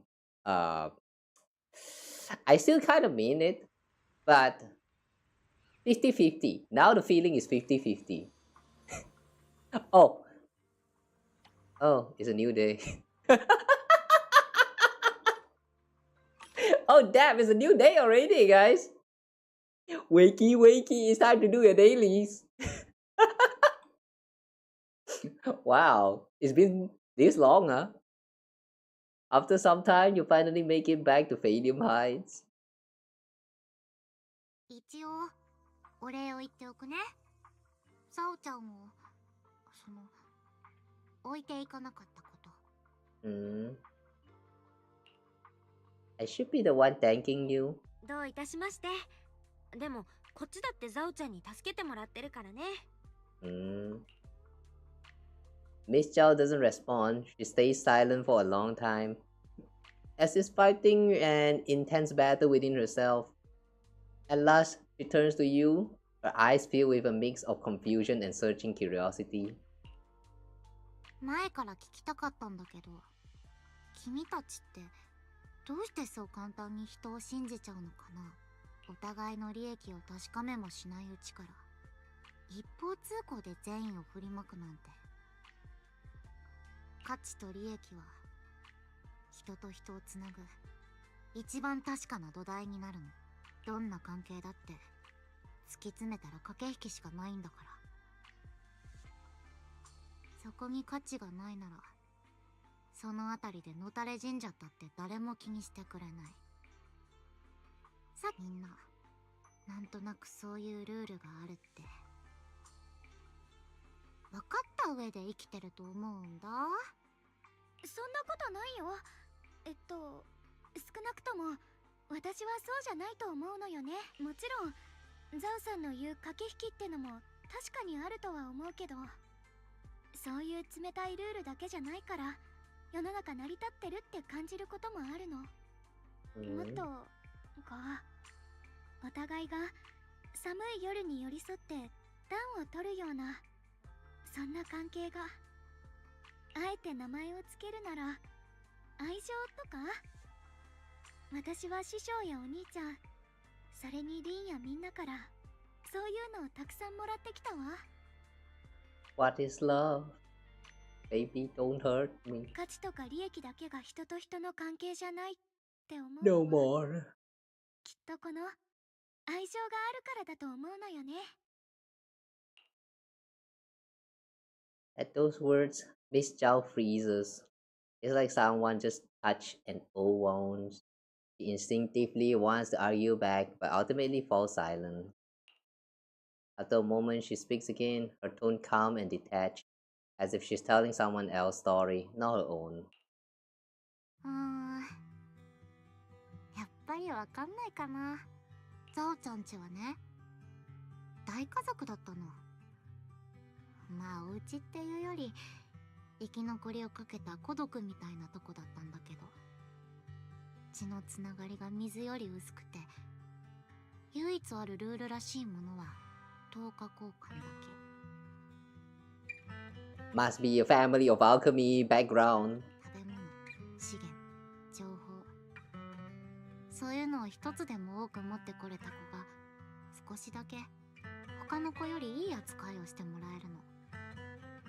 ある日なんてすっごく寒い冬に薪と乾パンを交換してこいってお外に行かされたんだけど、子供のザオちゃんは足元を見られて持ってるものを全部取り上げられちゃった。雪の上に突き飛ばされて物乞いのクズって言われたっけ。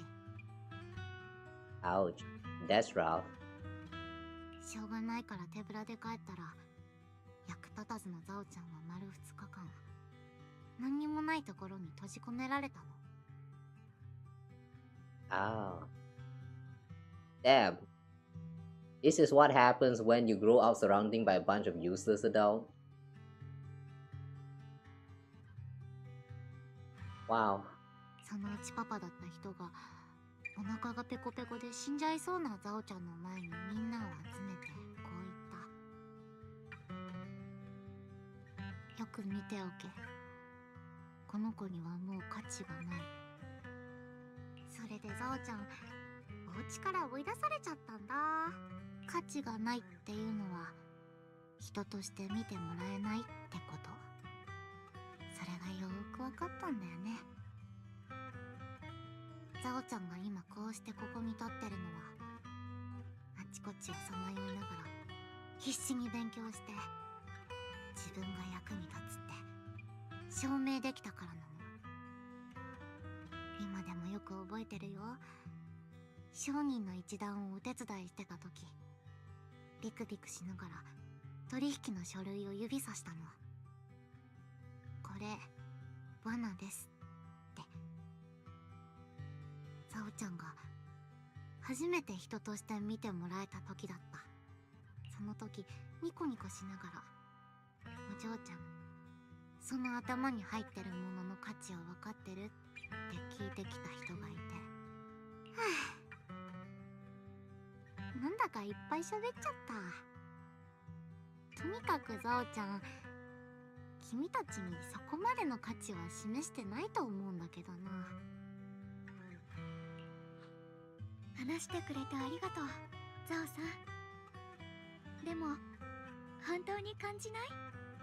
You know, 私たちの間には I take back what I said just now about I wish that she didn't learn about the part about I wish she didn't learn about love from Xiaoguang because Xiaoguang is too overly positive and all that. Yeah, I take all that back now. She need to learn some love, man. I mean, sure, what she said there, like all those pessimistic stuff that Zhao said, those were like very real in this current society, which is still very sad. I still think they are very sad, but they unfortunately are real, and it's something that we need to deal with. But like, yeah, don't everyone just wish to get love in return?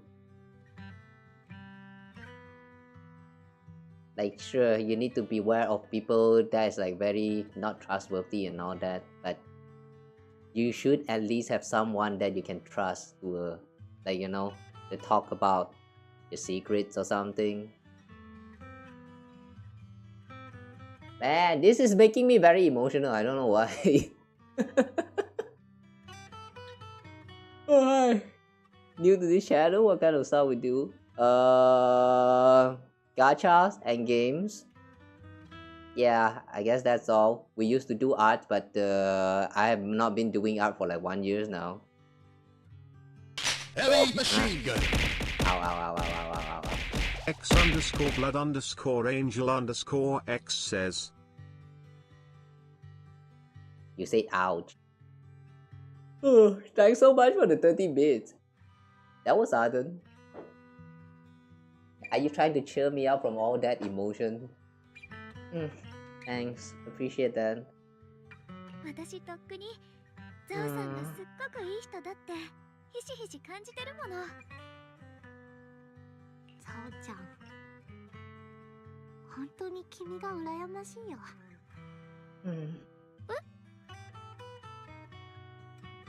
あいいや。とりあえずそのザオさんっていうのやめよう。こんなお話しておいて他人行儀なのもなんだか変だもん。ほら、ザオちゃんって言ってみて。This poor bunny. You know what? Just for today.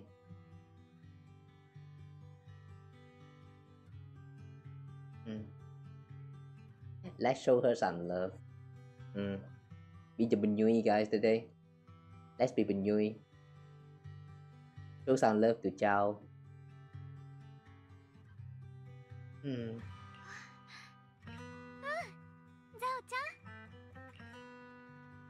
Chao turns her head away a little awkwardly, with a faint blush coloring her ears. はいはい。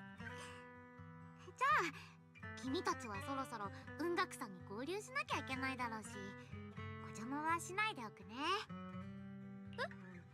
ザオちゃんは一緒に来ないの？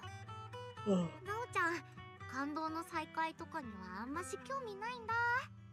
それに黒枝はまだ処理しなきゃいけないことが山積みだし。じゃあまたね。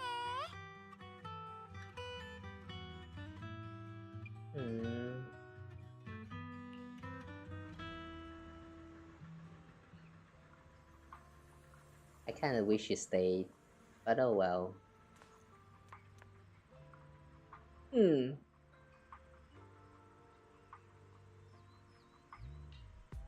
You know, just want to point out that I find it a little bit funny how Zhao's story is like so random. I mean, not that I didn't like it, but it was so short, but and also like thrown right at like such a random timing that kind of caught me a little bit off guard. Do we have more of like Zhao's interaction, like maybe a Zhao character story or something?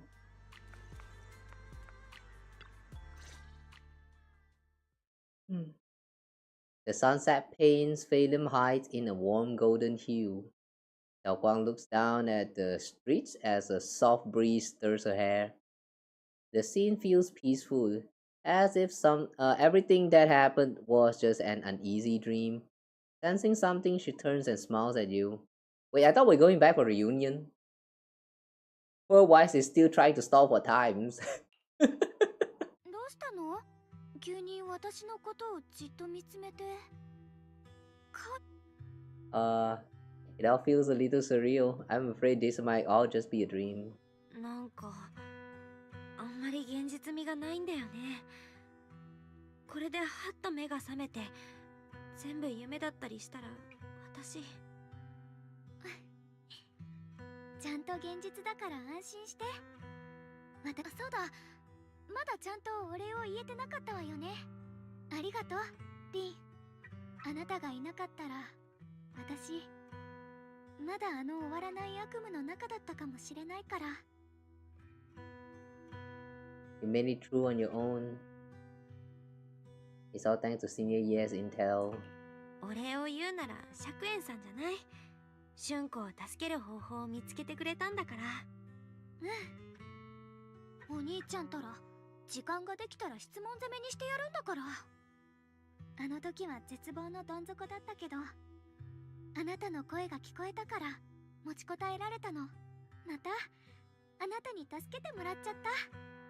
あのね、リン、話したいことがあるの。もう一人の私のこと、あの子が何をしてるか実は毎回ちゃんとわかるわけじゃないから、あなたに変なこととかしてなかったかなって。She says she should become one with you. あの子はあんたと一つになるって言ってた。まるで人すくいの水が元の海に戻るみたいに。あの子と私の関係はまさにそんな感じ。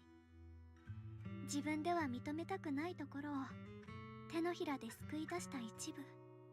You know what? Since you have accepted these parts that you don't want to acknowledge, can we now do our reunion and go back and slap that old man? Can we slap that old man now?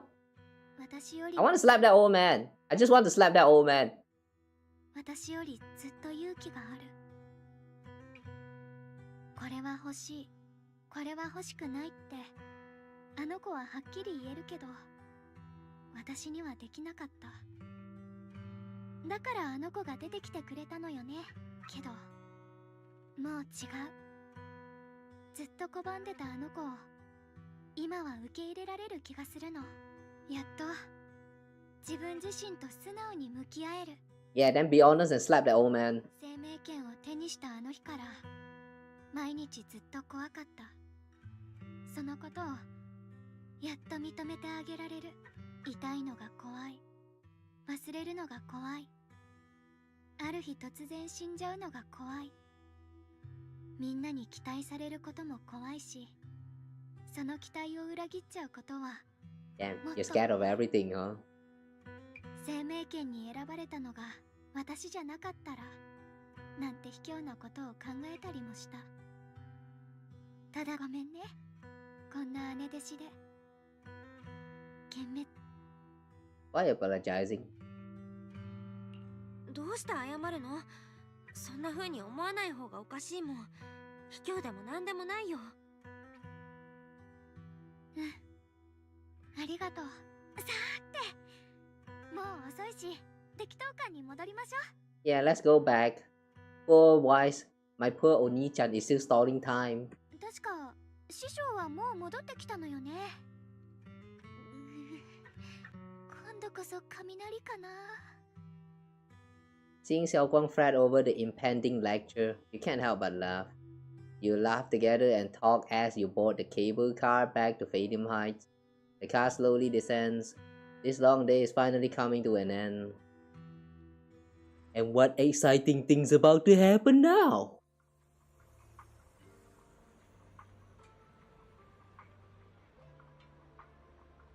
No?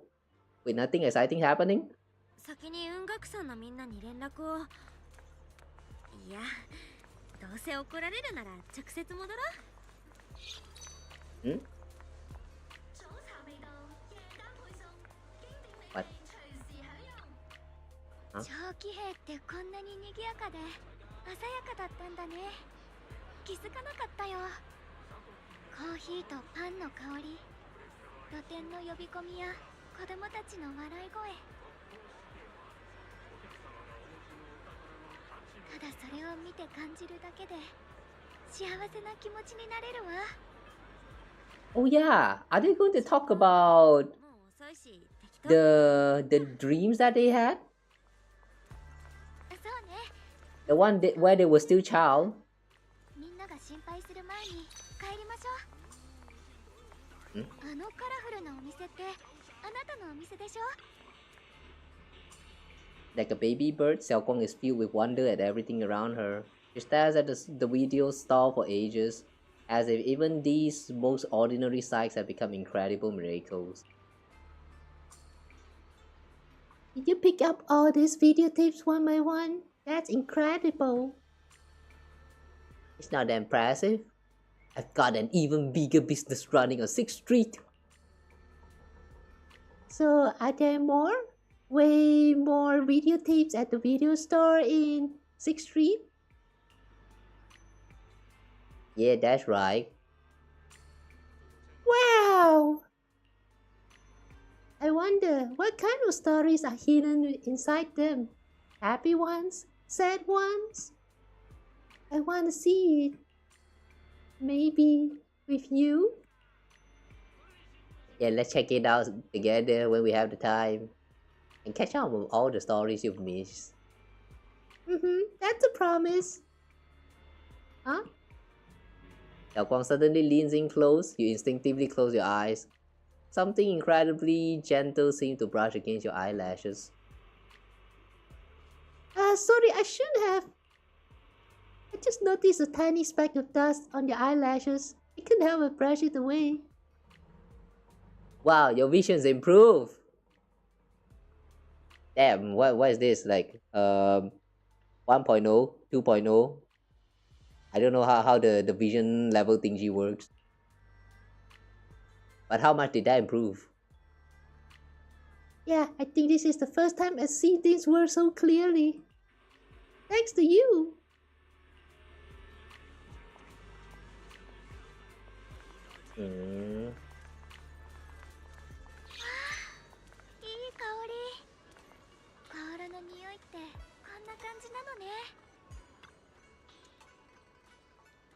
Aww.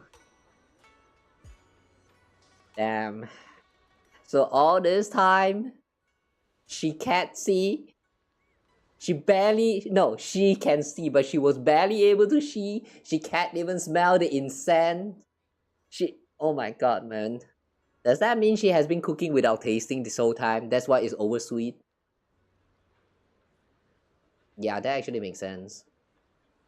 My sense of smell seems a bit sharper than before too. Doesn't that mean the osmanthus cakes will taste even better? I want to try it right now. Then the osmanthus cakes I make will definitely taste even better too. Ah wait, this isn't the time for that. Let's hurry up and meet up with everyone. Yeah, let's go.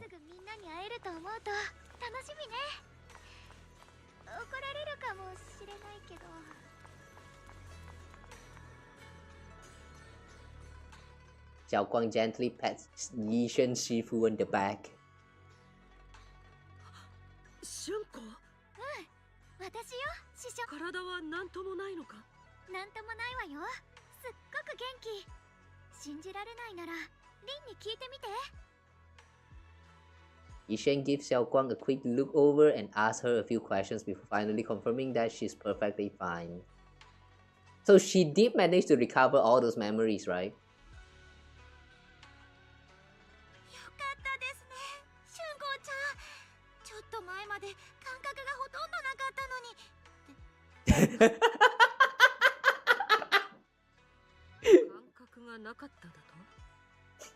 Whoops. 事の次第を誰かさんにしっかり説明してもらう必要がありそうだな。I'm surprised that with Fufu right here, all this time. Oh no! Chill out. I'm gonna know her. Oh wow, chill out. Oh, who that? Oh, Shadow, thanks so much for the raid. Welcome in.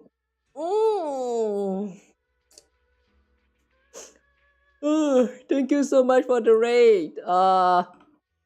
Hang on, how do you handle raids again? It's been too long. Wait. Yeah, thanks for opening your Nyar. Welcome in raiders. Into the stream. Right now we are kinda in the middle of doing the Zenless Zone's new story. 7 hours like a boss. Nah, it's normal. It's perfectly normal. Alright, anyway though, thank you so much for the raid. Yeah, let me give you a quick shout out lah. Hang on, how do you do shout out again? Like this. Alright. Since someone redeem it. Thanks Fusune for the keys redeem.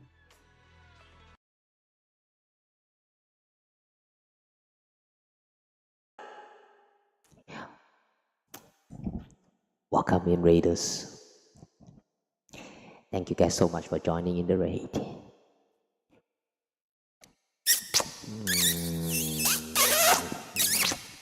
And thanks Fusune for the keys redeem.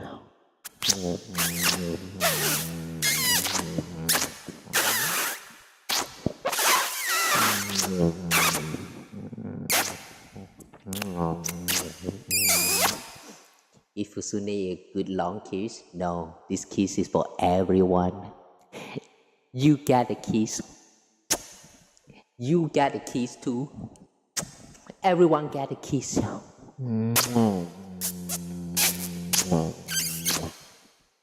Share the love, share the kiss, guys. Happy New Year. We start off this year with some firework.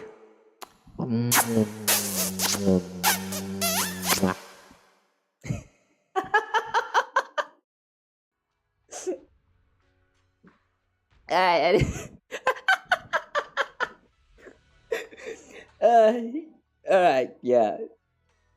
Anyway, thank you so much for the raid. Welcome in, guys.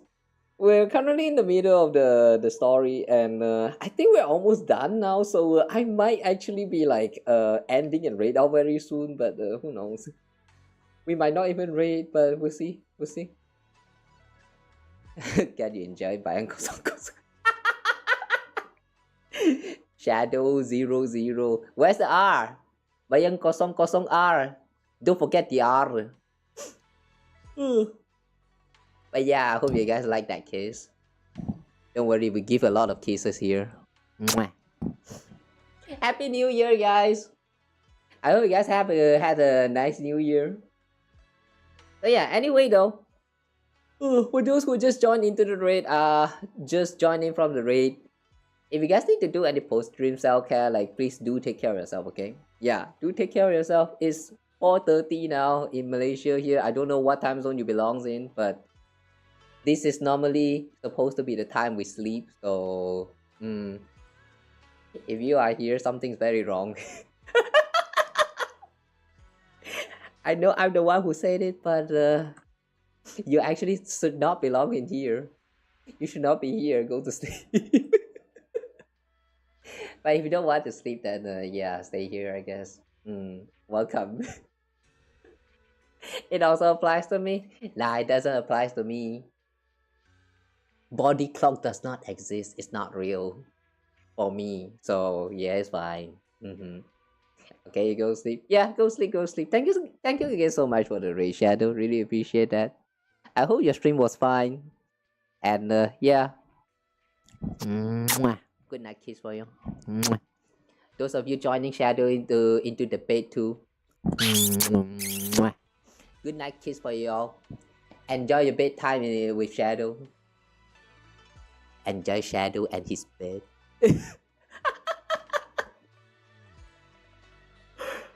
Anyway, where were we just now? Right. Everything is finally explained to Yishan Shifu. The other part about Yishan is about Ye Shiyuan is still left unmentioned for the time being. Oh yeah, right. They still don't quite trust the brother yet. It makes sense.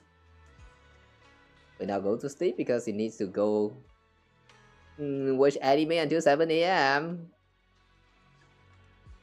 Like this law, you can watch anime, but you cannot watch my stream law. Like this law. No lah. If you want to watch anime, wait until you wake up first. Like go sleep for now. Well, unless I mean, I understand the appeals. I do that a lot of times too. Just take care of yourself, okay? Don't ruin your body just because your mind is telling you that I need to watch the anime, I need to read the manga. If you need to sleep, yeah, do that. Speaking from experience. 道理で春光の状況を堅くなに教えなかったわけだ。言いたいことはいろいろあるが、この場は結果オーライということにしておいてやる。リン、春光の助けになってくれたようだな。よくやった。どうにか取り繕えたからよ。Shut the fuck up, old man.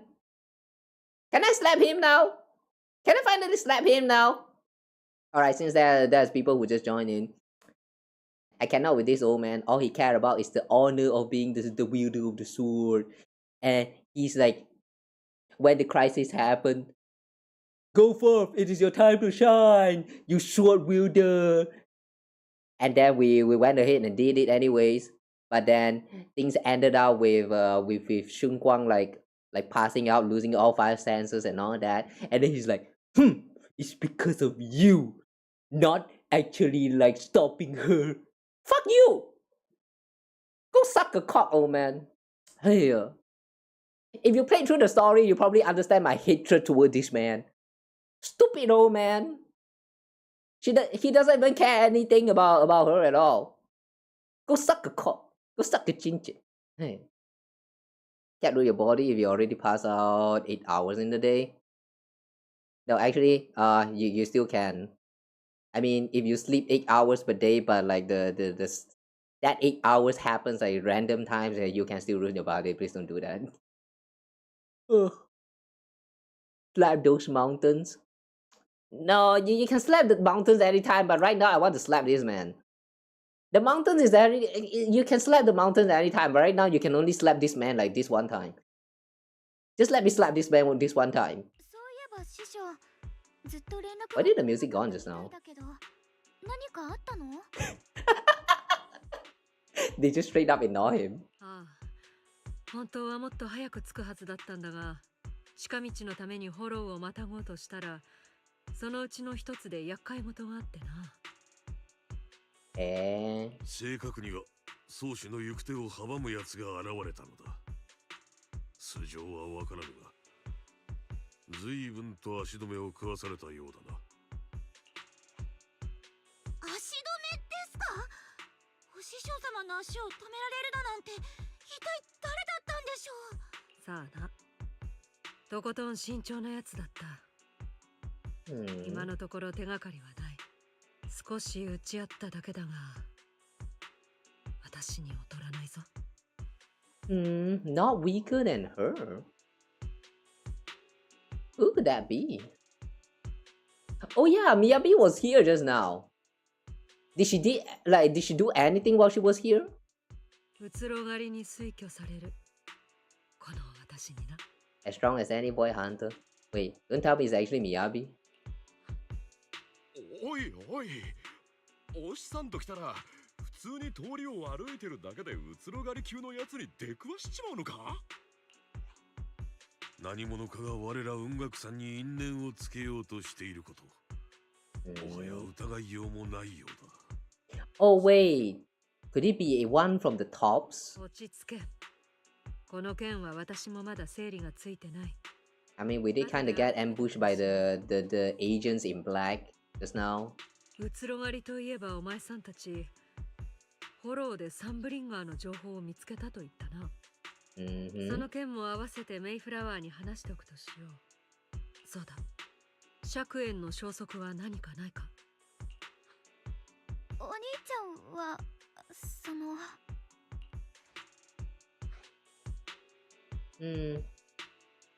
Have you heard anything, Ishin Shifu?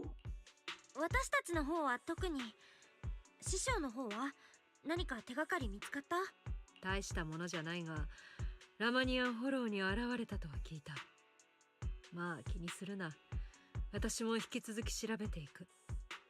何にせよ、春光、凛。いろいろあったようだし、お前さんたちはしばらく休め。ただし、今回事なきを得たのはたまたまに過ぎん。二度と危ない真似はするな。わかってるわ、師匠。After chatting for a bit, everyone goes a separate way. Just as you are about to head back to your room to get some rest, a message suddenly comes through. Hey, Nani? Ye Shiyuan! I need to talk to you and Xiaoguang. Let's meet at this spot. Just you two. Don't tell anyone else. Suspicious. It's a message from my brother. I got it too. Senior Ye finally stopped writing letters. My brother can be a bit old-fashioned sometimes. But why did he specifically emphasize don't tell anyone else? Feels like we're trying to avoid someone. Whatever, I don't really get what he's trying to say. But let's follow what that message says and meet up with him. You sneak to the meeting point with Xiaoguang. He must be trying to avoid that old man.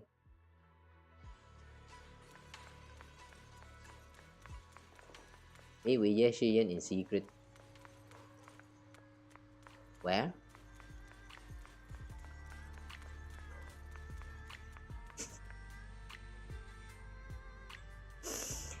Meet with Ye Shiyuan in secret. And then we proceed to come here to find him just standing. Like, he is not even... Like, is he even trying to hide?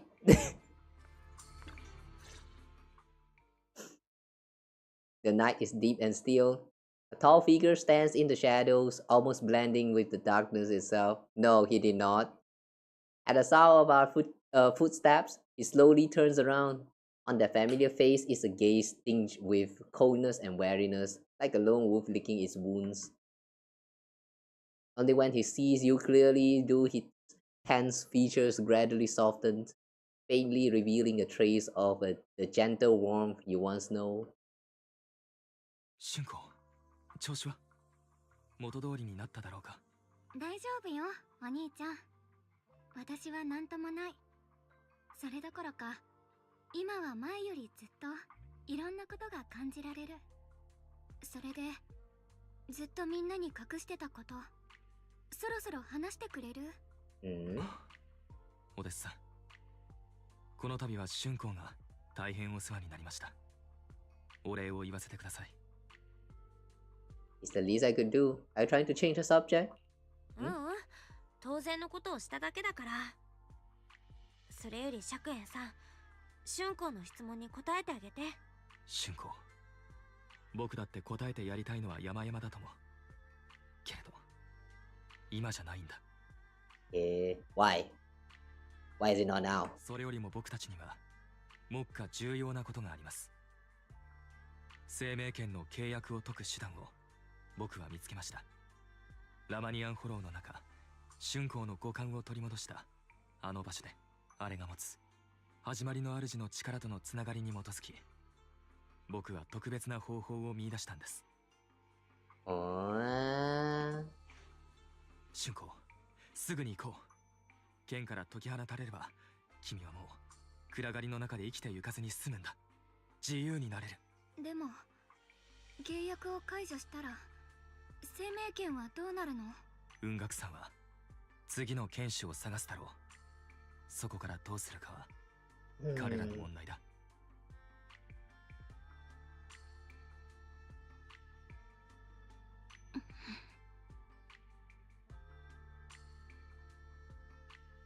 ごめん、お兄ちゃん。私、できない。なぜだ？この剣がある限り、君に安らぎが訪れないことは分かっているはずだ。いや、安らぎどころか、君は。生命権に剣士が必要なのは、この中に渦巻く2つの力の均衡を保つため。それをやめたら、剣士に降りかかるのとは比較にならない災いが起きちゃうかもしれないのよ。お兄ちゃんも分かってるわよね。そんなことが起きたら、罪のない人がたくさん命を落とすって。それがどうしたというんだ。僕の妹の命が見知らぬ人々のそれより軽いとでも言うのか。違うの。私のことを思ってくれてるのはわかるよ。でもこれは私自身の選択だから。何を言ってる。君に選択の余地などない。Things is turning sour. Senior Ye has never looked this angry before. His once gentle eyes now burned with pain and fury. Startled, Xiaoguang stepped back, her face turning pale. The air around them seems to freeze in place. Let's just talk this out. 釈炎さん、落ち着いてってば。そんなに怒らなくたって。すみません。取り乱してしまいました。本来ならば二人にこんな話を聞かせるつもりはなかったのですが、生命権を手放さないというならもはや是非もありません。いいかい、春子。僕たちは最初から選択の余地などなかった。何もかも仕組まれていたんだから。どういう意味？雲岳さん、陸甲州、果てはあのイーシェン師匠に至るまで、僕たちにあの残酷な秘密をひた隠しにしてきたんだ。何？真実を知りたければ僕についてくるといい。君の目の前で彼らの偽善に満ちた仮面を引き裂いてやろう。Ye Shiyuan turns without saying another word and heads straight towards Sweeping Temple. His figure looks resolute yet lonely against the night. After exchanging a glance with Xiaoguang, you follow after him. Damn, I thought he was trying to stay secretive. Now he just went here to confront with the rest. Back at Sweeping Temple, under Senior Ye's command, you gather everyone at Sweeping Temple. よう釈炎、一体どの程でこの適当感に戻ってきた。まったく恥を知れ。恥を知るべきなのはあなた方雲岳さんの方ではないのか。釈炎、そいつはどういう意味だ？文字通りの意味です。新エリート中から罪なき子供たちを探し出し、弟子などと称して雲岳さんへと連れ帰る。だが実態は生命権に捧げる生贄の選定だ。そのような行いが恥ずべきに当たらないとでも言うのですか。お前さん、気は確かか？今さら取り繕うんじゃない。僕と春子、二人の孤児が幸運にも雲岳さんに引き取られた。その幸運とは果たしてどちらにとってのものだ。生命権に耐えうる適合者を二人も得ることができた雲岳さんにとってのものだったのではないのか。He sounds very insane right now. If he's actually telling the truth, then I have a feeling Yishan actually did not know about this. Else, I don't think Yishan would actually stay here. Considering that, you know, with the stuff that happened with her sister. お前たちはいつから僕ら兄弟を狙っていた？父さんたちの事故の後からか、あるいはもっと前から、おそらく彼らに起きたこともお前たちと無関係ではないのだろう。親の庇護を失い帰る家を亡くした2人の子供、これほどかどわかすにたやすい存在もない。一生かけても返しきれない恩だ。そうは思わないか、陸公衆。黙れ。陸、お前さんは言ったな。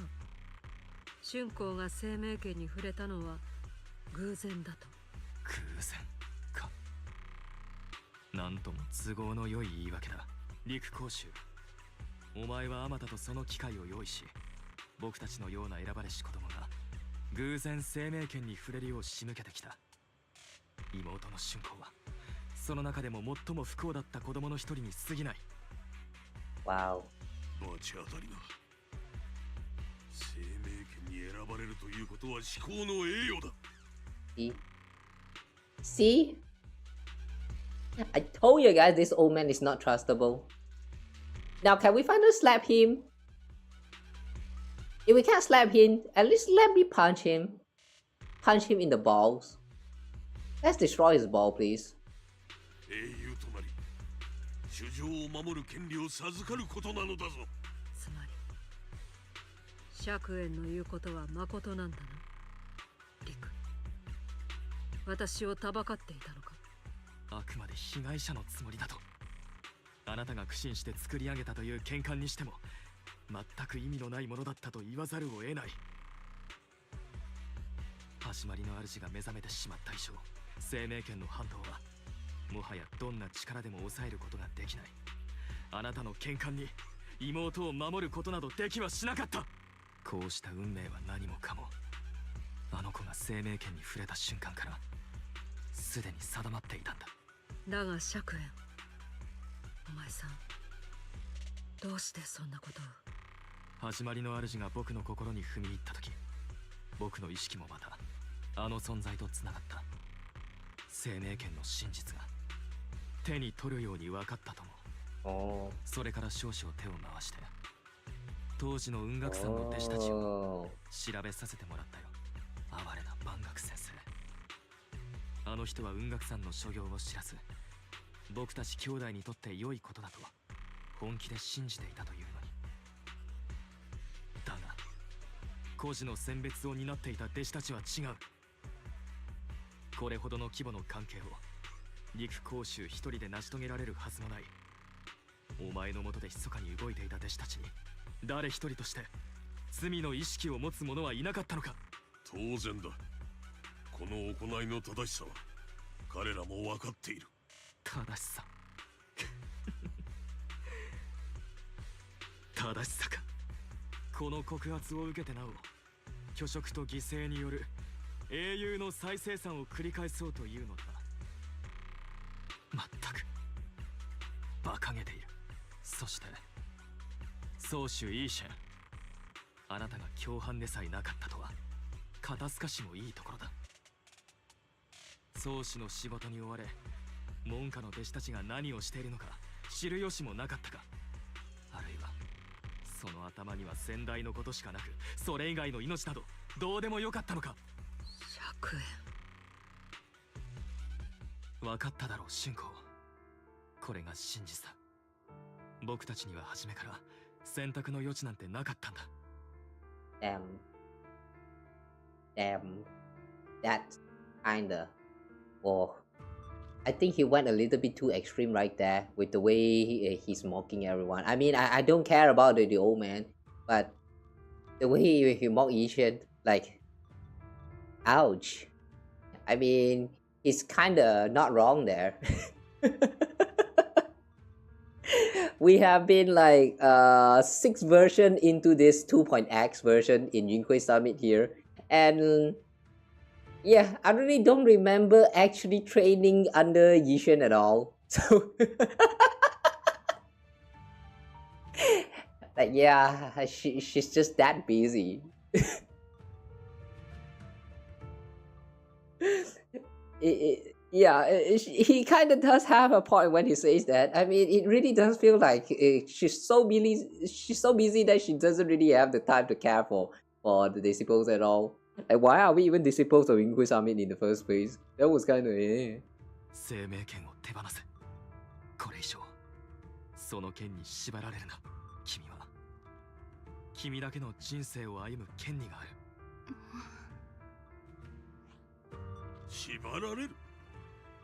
生命権はお主に存在価値を与えたのだぞ。楊春光が若くして強大な力を持ち得たことは生命権の恩寵である。故に枷などではなく誇りとすべきなのだ。If that really is the case, why not you just wield the sword yourself? Huh? 誇り？それは誰のものだ？雲岳さんか？それともあなた個人のものか？軽々しく言ってくれる。代償を払うのが自分ではないからと言って。払えるものなら喜んで払ったとも。私にその素質があれば、とうの昔に生命権との契約を結んでいた。ああ。代償が何だ。11年前、死に赴く先代や同門たちを前に何もできなかったことに比べれば。skill issue。剣士を羨むのは勝手にしたらいい。だが、誰しもがお前のように力への執着を持つと思うなら大間違いだ。この世には英雄になどならず、ただ平穏に生きていたい人間だっている。お前たち雲岳さんは彼らの人生を踏みにじってきたんだ。個人的な執着などではない。剣士は生命権のため、雲岳さんのため、ひいては新エリート全体のために存在する。一人を犠牲にして何千何万という主情を救えるのなら、払う価値のある代償ではないか。聞いていれば二言目には主情主情と、その有象無象の命が僕の春光より大切だとでも言うのか。剣士となるべき星のもとに生まれたから、剣に選ばれたからといって当然の犠牲だと納得しろというのか。ただ一人の妹が顔も知らぬ大勢のために苦しみ続けるのを僕は良しとしない。何を？私の選択は確かに人々を救った。始まりの主を一人で退治せんと思い上がった挙句、まんまと取り込まれたお主と違ってな。そこまで自分の正しさを過信できていたのなら、なぜ嘘や隠し事にすがった？そうだろう。自ら進んで犠牲になる者を探せばいい。かつての雲岳さんがそうしていたように、正々堂々と生贄を掲げ、お前たちが言うところの偉業を成し遂げればいいじゃないか。主なき生命権がどれだけの災いをもたらすかを知りながら、悠長に英雄を待てと。それは怠慢だ。責任の放棄だ。楊春光、己が剣を手放したことで消えゆく命を、お主は座して見ていることができるのか。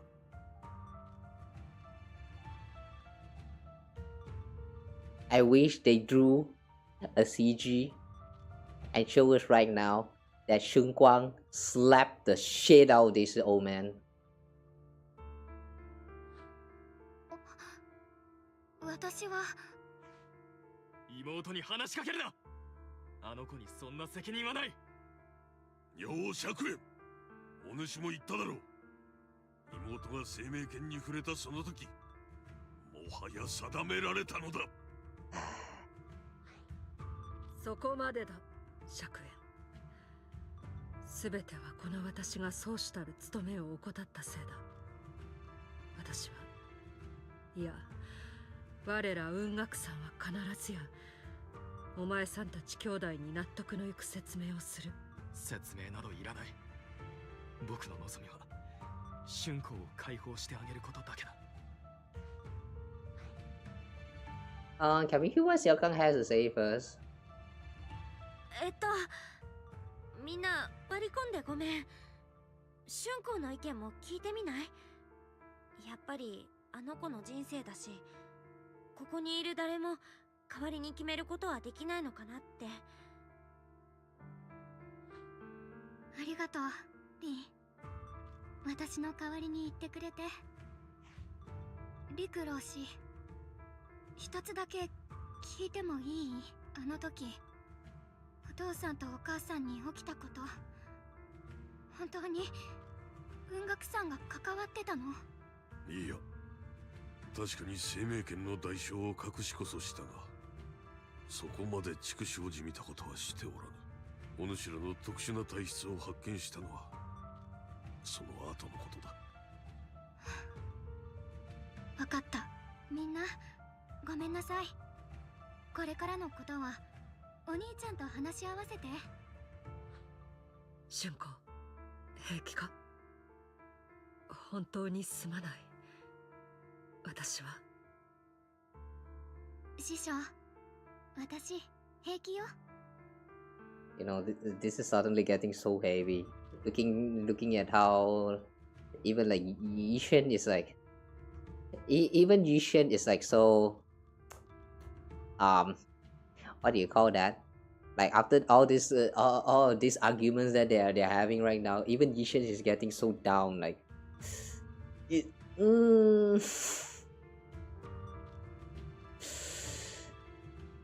Like all this time, my impressions towards Yishen's Shifu is that she is a very like she is a serious but yet at times like very carefree kind of person.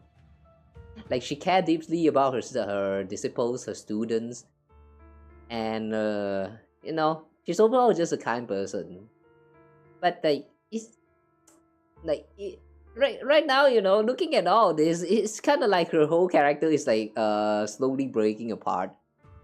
It's kind of like we're witnessing the Yishen Shifu back when she's you know, losing her sister and getting all depressed again. It's like it's not like we have actually witnessed the time when it happened, but it feels exactly just like that.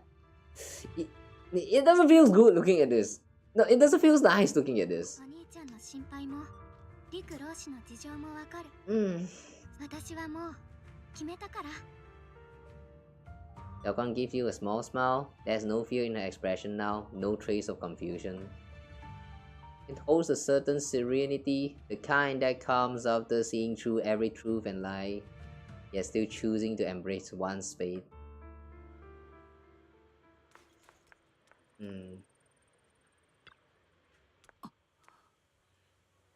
As the Shifu, I failed to protect my own disciple. Whether as the High Preceptor of Jinqui Summit or as your Shifu, I have failed. It's okay, don't worry about it. It's been 6 versions anyway. I still don't remember when was the last time you did your Shifu thing, but oh well.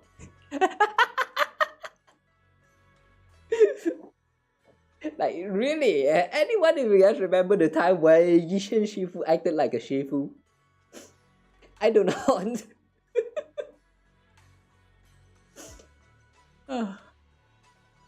Don't be so hard on yourself, it's fine.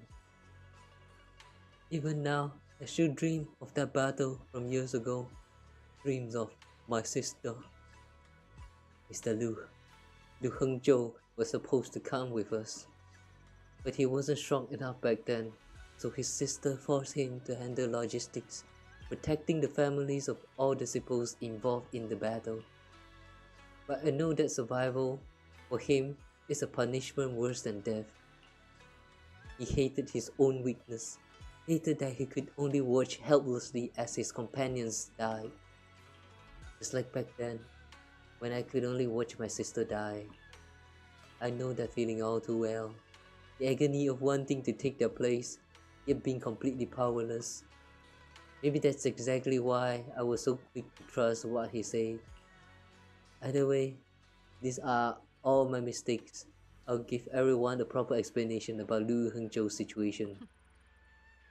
Based on the current information, not only will he be expelled from Jinqui Summit, but he also face punishment from public security. Before that, can I punch him? Let me crush his ball first. Though none of this can make up for the pain Xiaoguang has endured. After a long silence, Yishen Shifu speaks again. It's getting late. Xiaoguang and the others are probably still waiting for you. I'll take care of the rest.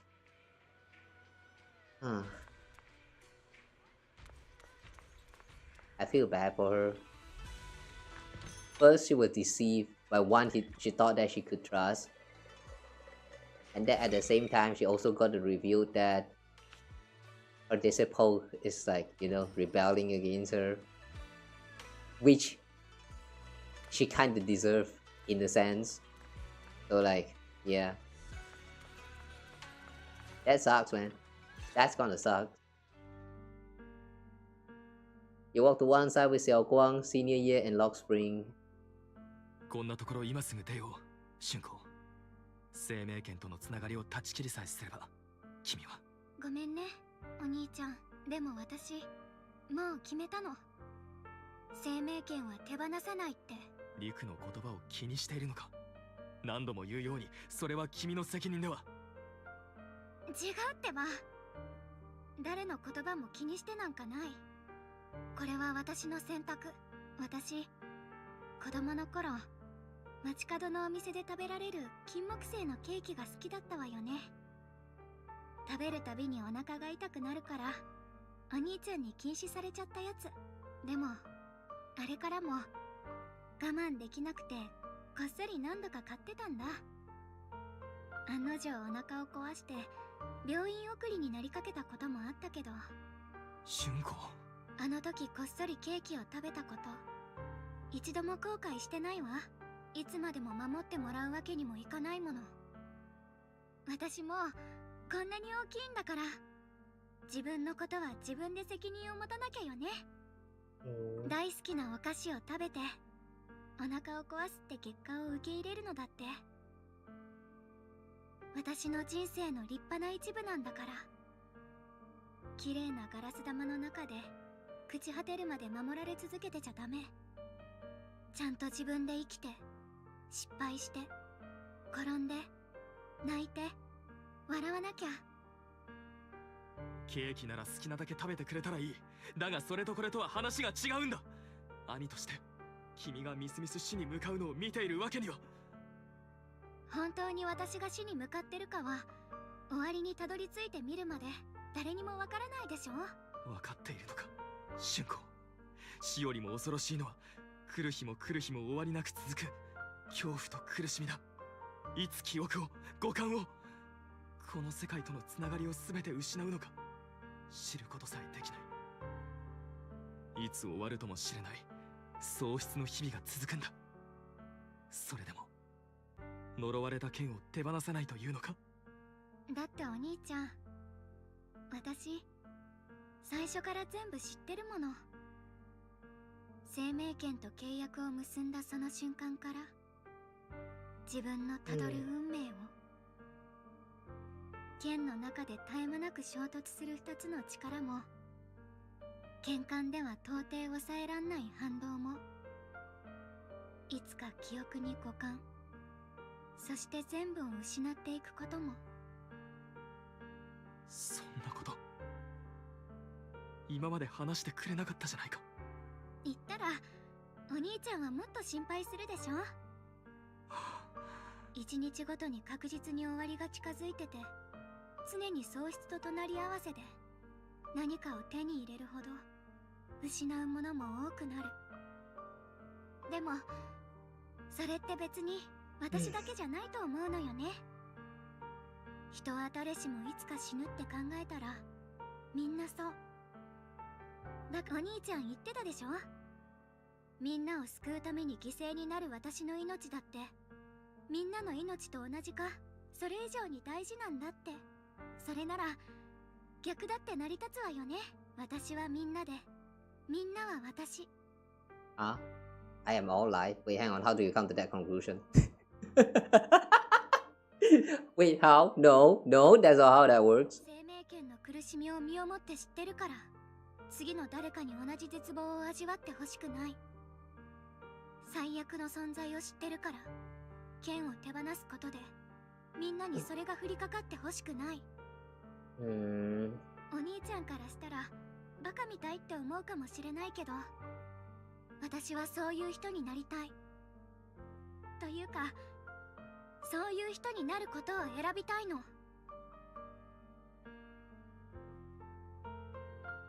There's a light in Xiaoguang's eyes, bright enough to be considered dazzling.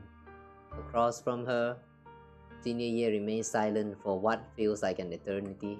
僕はただの凡人だ。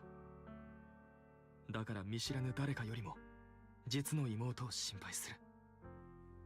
主情の重みなんて僕には背負えないし、背負う気もない。だが君が本当にそう望んでいるのなら、兄としてその選択を尊重しよう。 He's a nice brother. I mean, right now he could just technically know, no, you're going to listen what I say, and just straight out like break the bond, like just kidnap Xiaoguang and go break the bond and like all that. You shall not be the short wielder anymore. Get it? Yeah, he can just do that, but he choose no. He actually choose to respect his sister's will. That's yeah. He's a good brother. だからといって諦めはしない。必ず君も納得する形で救う方法を見つけ出してみせる。それなら私だけじゃなくてお兄ちゃんのためにも一つ約束をして。ちゃんと自分のことも幸せにするって。私が選んだことも運命もお兄ちゃんのせいじゃないんだから背負おうとしなくていいの。Ye Shiyuan opens his mouth, but no words come out. He looks at Xiaoguang one last time, his eyes filled with pain, reluctance, helplessness, and perhaps a trace of relief he himself doesn't notice. At last, he remains silent, turns around, and walks out of the room. ごめんねリー。壮大な兄弟喧嘩に付き合わせちゃって。Xiaoguang subconsciously twists the hem of her clothes in her fingers, her head lowered, her breathing careful and uncertain. After a moment, as if gathering the greatest resolve of her life, she slowly lifts her head and meets your gaze. やっぱり妹。私たちが適当感で会った時、どこかで会ったって聞いたけど、あの時は本当に初対面じゃなかったの。Okay, I guess the childhood memory was real. 本当はお墓まで持ってくつもりだったけど、あなたに打ち明けなかったら一生後悔するかもって思うようになって。あの時私は生命圏の力を手に入れたばかりの子供だった。夜に一人長期兵でお母さんのくれたオルゴールを抱きしめてた。でもあの日はなんでか急に音が出なくなっちゃったの。どんなにいじってもうんともすんとも言わなくて、もう戻ってこない両親がオルゴールに重なって泣いちゃったのよね。涙が全然止まらなくて、私もこのオルゴールみたいに壊れちゃったんだって思った時、あなたがいたの。オルゴールを直して良い品屋で金木犀の飴を買ってくれた。That really is how she became loving osmanthus. その時からなの。あの時の私はあなたにこう聞いた。目の前にあるのが底なしの真っ暗な穴だと分かってても歩き続けなきゃダメなのかなって。What a weird coincidence. Like, how did she ask the same question and then Belle actually answered the same answer?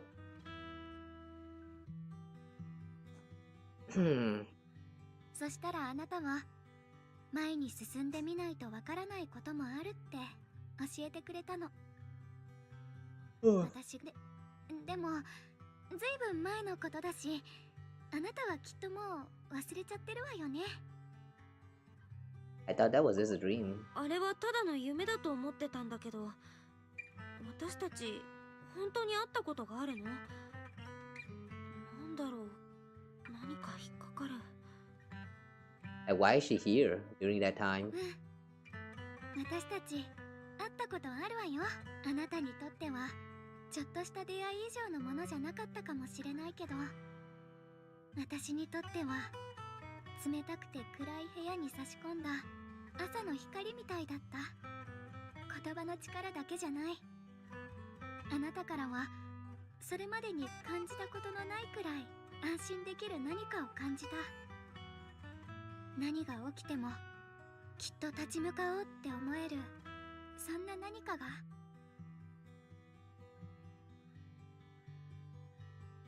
After saying that, Xiaoguang seemed much more at ease. She takes another deep breath, as if she's ready to reveal the deepest secrets hidden in her heart. そしてもう一人の楊春子。昔の私はあの子の存在をなるべく隠そうとしてた。わがままでずるくて、それが私の一部だなんてすっごく恥ずかしいって思ってた。でも今は違う。結局あの子は本当に私の一部だったんだもの。この心が叫んでた恐怖と不安、私が人間だっていう証だった。どんなにすごい人でも恐怖を感じないことなんてないでしょ。だから怖がる自分も弱音を吐く自分も逃げ出したくなる自分も全部受け入れるって決めた。だって私は人並みに怖がりなだけじゃなくて、人並みの愛と勇気を持ってる。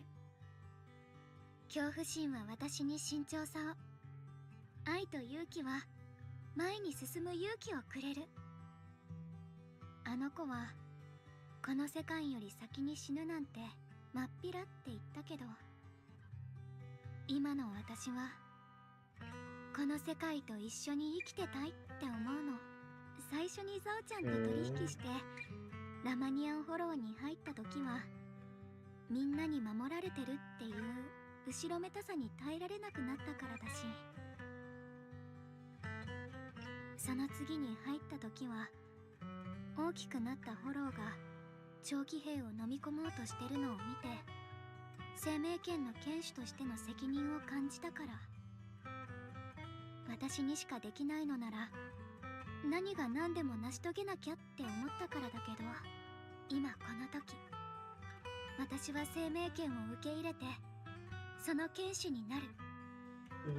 後ろめたさからでも責任を感じたからでもない。運命に従うんじゃなくて、私が運命を自分で選ぶんだから。この世界のために、私のために、それとあなたのために何かをしてあげたいから。急にこんなこと言われてびっくりするわよね。でも本当に私にとってリンは特別なの。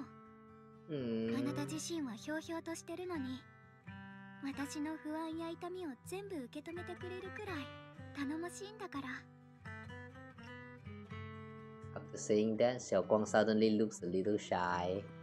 とにかく私最近いろいろなことが、こういうことなんだってわかるようになったんだけど、それって全部あなたがいてくれたおかげなのかなって。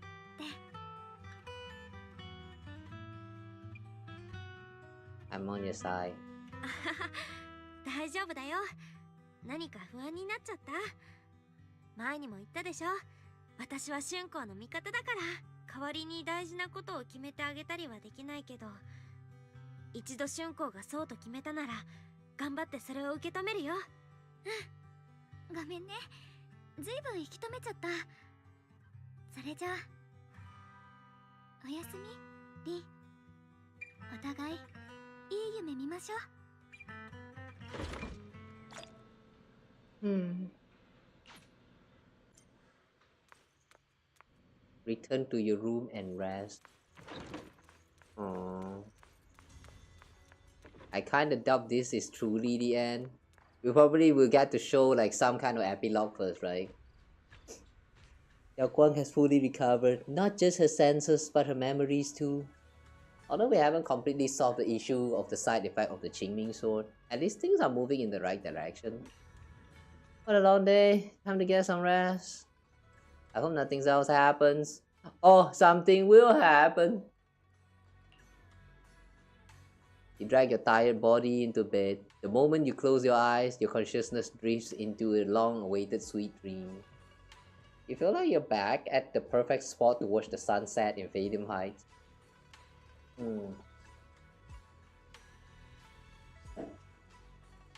In the sky, the orange sunset blazes with brilliance, warm but not blinding.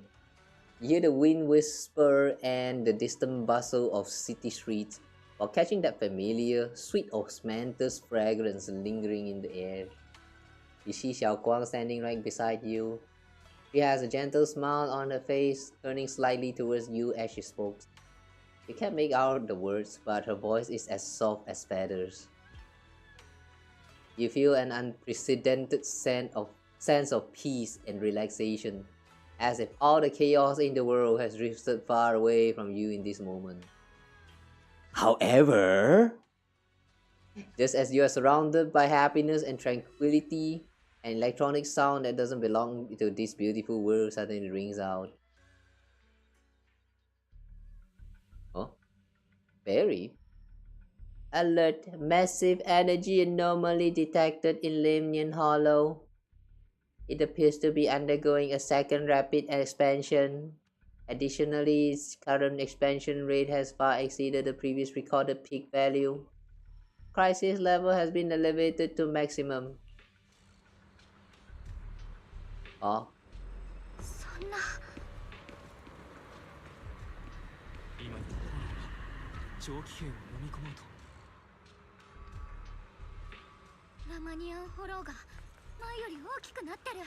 Right when you thought that things is going the right direction, you thought that things is ending, they throw in with more stuff.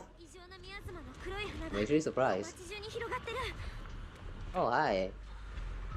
The Spook Shack is here. Belle, how you all doing? Everything alright? I'm alright. Aren't you guys gonna evacuate? Of course we aren't. We may be civilians, but Wi-Fi Peninsula is our home too. We must surrender this place to the Hollow, or the Ethereals. Nice! Alice dropped a pretty cool line there. Anyway, that's how it is. We got to protect Phaethon Heights. You must be familiar with our combat power at this point, right? Everything else aside, we can hold our own when it comes to a fight. Oh, Happy New Year! Exactly. If you need any help, just come find us. Oh wait. Oh, that was Yuzuha. Exactly. If you need any help, just come find us. After chatting for a bit longer, Manato, Alice, and Yuzuha go to calm down the panicked citizens nearby. You actually stopped by to chat for a while, huh? I thought this was urgent. Oh, Offie and Seed. You're back again. I didn't expect this day to come so soon. Thanks to our previous experience, evacuating the residents went pretty well. Other defense force squads are already deployed throughout the city, but someone has to go into Lemnian Hollow to deal with the source of the issue. Roxy, you know, Obo Squad is ready for action anytime. Got it, I will be counting on you all when the time comes. Protecting Phaethon Heights is our responsibility. After giving you a nod, Magus and Seed leave for now to patrol the area. Oh, Seed did not say anything just now. That's weird. Ooh, the flowers are back.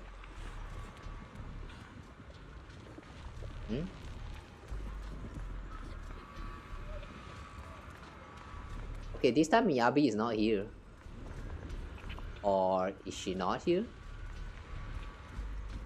Ooh, so many people is here. She looks like she's hurt. What happened? There's a strong ether energy here. It's just like being in a hollow. Must be those black flowers and the abnormal miasma causing trouble. If this keeps going, Phaethon Heights gotta be in deep trouble. It might get dangerous here. But this is where we step in and help. Yeah, looks like most of the defense force is tied up with evacuation duty. They seem pretty short-staffed. Rosie, just say the word if you need anything from us. After that, Lucia takes Yidori aside for a brief rest. I hope she's alright. Oh yeah, stop taking away my mega name, man. It hurts, man. Give me back my spec. Hey, stop taking away my spec. I cannot read. Roxy. I didn't, okay. Roxy, seems like we're about to get caught up in another big battle. Phaethon Heights have gathered quite a few members from different organizations. The Defense Force, Hollow Special Operations, the civilian group Spook Shack, and of course us Krampus.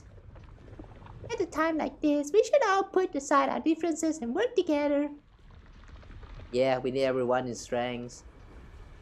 It's no small matter. Exercise caution and stay safe. After giving you some final instructions, Tylin and Bunye leave for now to make some pre-battle preparations. Okay. Is there anyone here? No, everyone has evacuated, I guess. Is Miyabi really not here? Oh, Miyabi is here! Hi!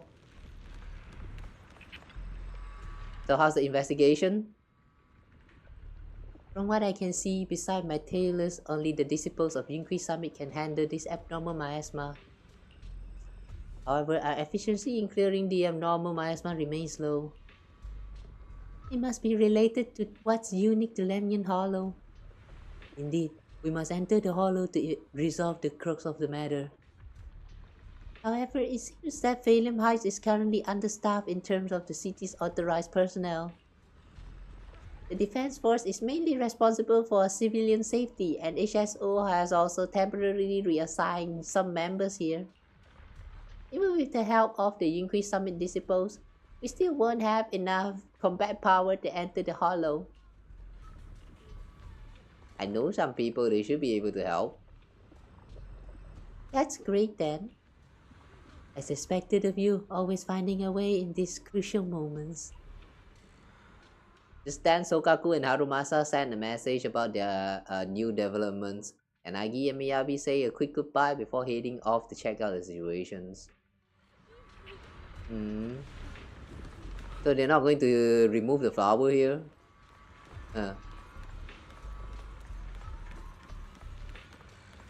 Alright, fine. I feel like we have greeted everyone. Let's just... I cannot leave. Okay. Alright, Shen, I think we're ready.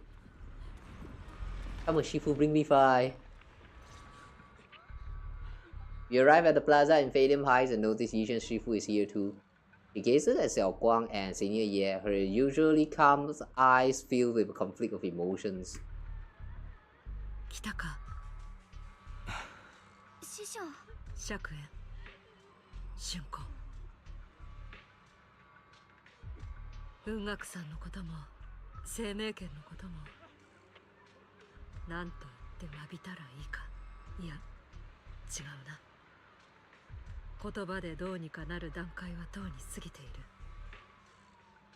この結果を招いた私に許しを請う資格はない。そんな師匠のせいじゃ。いいんだ春子。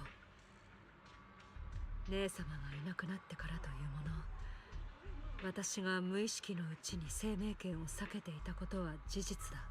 あの剣が憎くて仕方ない一方で、文学さんの宗師としておざなりにするわけにもいかなかった。そうしたジレンマの果てに喧嘩を生み出し、蓋に封をしてからはひたすら視界に入れないようにしてきた。そこに陸のやつがつけ入る隙があったんだろう。だが結局のところ、あの喧嘩にしたって大してお前さんの助けにはならなかったようだな。あの場でああは言いましたが、多少は機能していたはずです。始まりの主が目覚める以前であれば、完全に代償を断つことはできなくとも、ある程度は春子を守れていたのでしょう。ただこのところは、始まりの主が由来とおぼしき力も安定しないため、徐々に効力を失いつつあったようですね。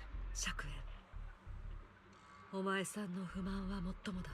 雲岳さんの宗師としての責任、お前さんや春光の師としての責任、私はそのどちらも果たせなかったのだからな。いえ、僕も怒りに任せて心にもない言葉をあなたに投げつけてしまった。ですが陸講習を、そして雲岳さんを許すことはきっとないでしょう。陸講習については、私が行使できる権限の全てを使って調査を進めさせている。関わった者には例外なく落とし前をつけさせることになるだろう。すみませんが、あまり慰めにはなりません。僕が許せないのは、あまたという生贄のもとに築かれた雲岳山の栄光そのものなのですから。お兄ちゃん、過去はもう変えられない。でも未来はまだ私たちの手で変えていけるわ。 Yeah, we can still shape the future. That's why we should destroy Yinghui Summit. Make the glory turn to ash. Come, it's time for destruction. それに、これからの私はもう生贄なんかじゃない。できるなら大切な人たちの前に英雄として立っていたいの。この前ラマニアンフォローに入った時の私は罪悪感とか責任感で動いてた。でもこれからの私を動かすのは私自身の意志。春子、お前さん。語らいはここまでにしておきましょう。今優先すべきは目前に迫る危機への対応です。この先に待ち受けているのは決して容易な道ではないでしょう。Yeah, how are we supposed to deal with this now? After a while, the others from Yinghui Summit as well as Wise also arrive. No one speaks. The air is filled with the eerie calm before a storm. Every face carries a weight unlike ever before. みんな、すごく悪い知らせがある。Oh, is that Mayor? データによると、ラマニアンフォローの異常なミヤズマはもうエネルギー量がピークに達しているようだ。あの時はもう収まったかと思っていたが、やはり一時的なものだったか。その通りだ。この異常なミヤズマだけでなく、フォローそのものも極めて速いスピードで拡張を続けている。つまり我々は最短で異常なミヤズマの根源を突き止め、それを封じなければならない。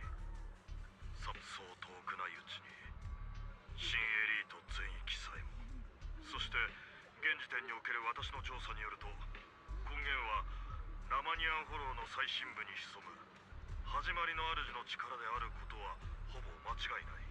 この封鎖こそがhidden deep within the Lamian Hollow. So the creator is inside of the Lamian Hollow. 稼ぐべくフォローの拡張を遅らせることも急務だ。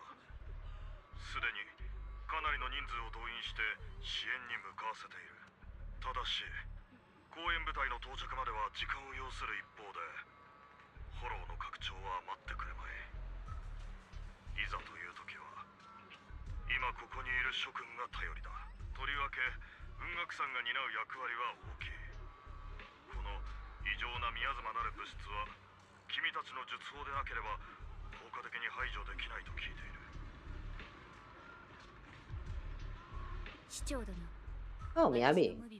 異常なミヤズマに対してそれなりの効果を発揮するようだ。それもまた始まりの主の力が関係しているのかも。 Ah, we're finally touching about that topic, huh? いずれにせよフォローの拡張を遅滞させる。 And he just brushes off. Okay, sure.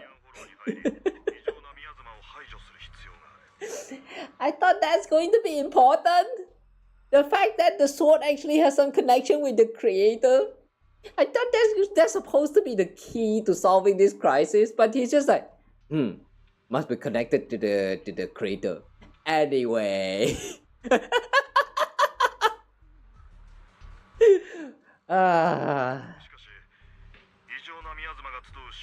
Why are they like this?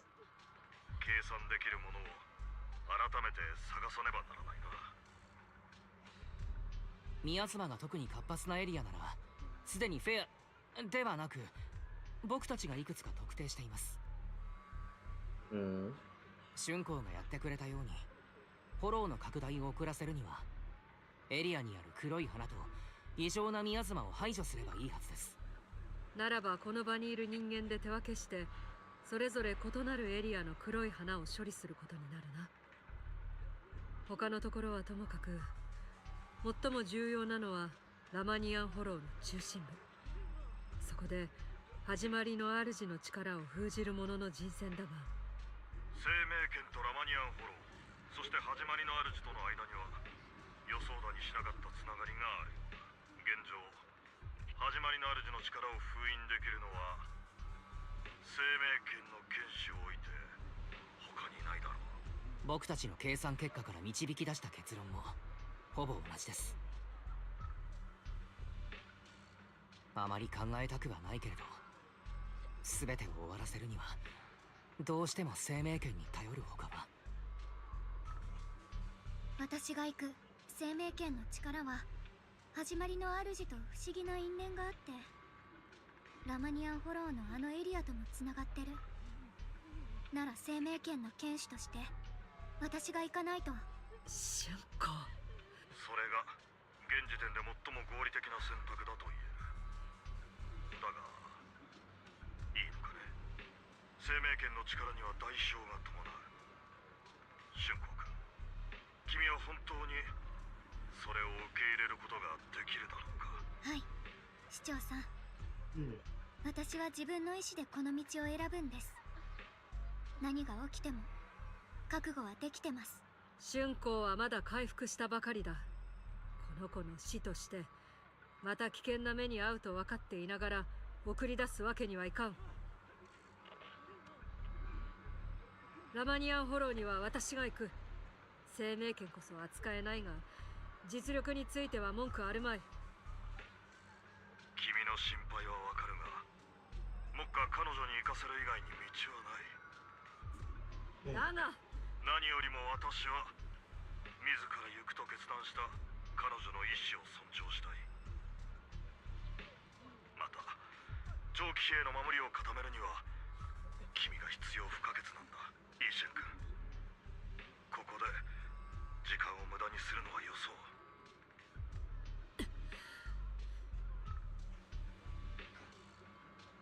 I'm going with Xiaoguang. 私も春光と中心部に行くよ。プロ棋士として何があっても無事に連れて帰ってみせるから。ザオちゃんも行くよ。今回はもう何度も一緒に行動したし、仲間として連携はバッチリだもんね。もちろんお目付け役としての立場もあるから、黒枝の最高戦力としてますますザオちゃんが適任ってわけ。僕も手伝おう。ラマニアンフォローの内部はそれなりに熟知しているつもりだ。ラクスプリング。ああ、それとこれはいい知らせだ。僕たちの設備をアップグレードしたから、ここの全員がラマニアンフォローの中と外で通信可能になった。知っての通り、リンがフォローにいる間は HDD システムを介して僕と通信しているわけだけど、ここでリンというハブにみんなが接続すれば全員が外と連絡できるという寸法だ。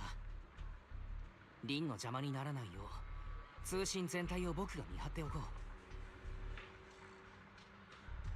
う。分かった。互いに通信できれば何かと便利だろう。頼りにしてるからな。では残りのメンバーは私の方でざっと振り分けるぞ。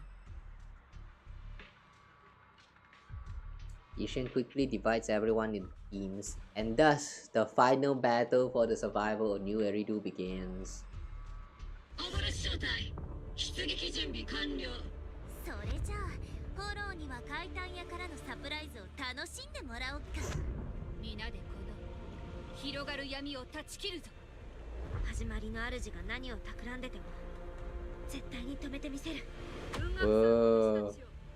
私と共に長騎兵を死守しろ。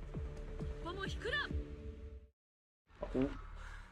This really feels like the finale of the arc.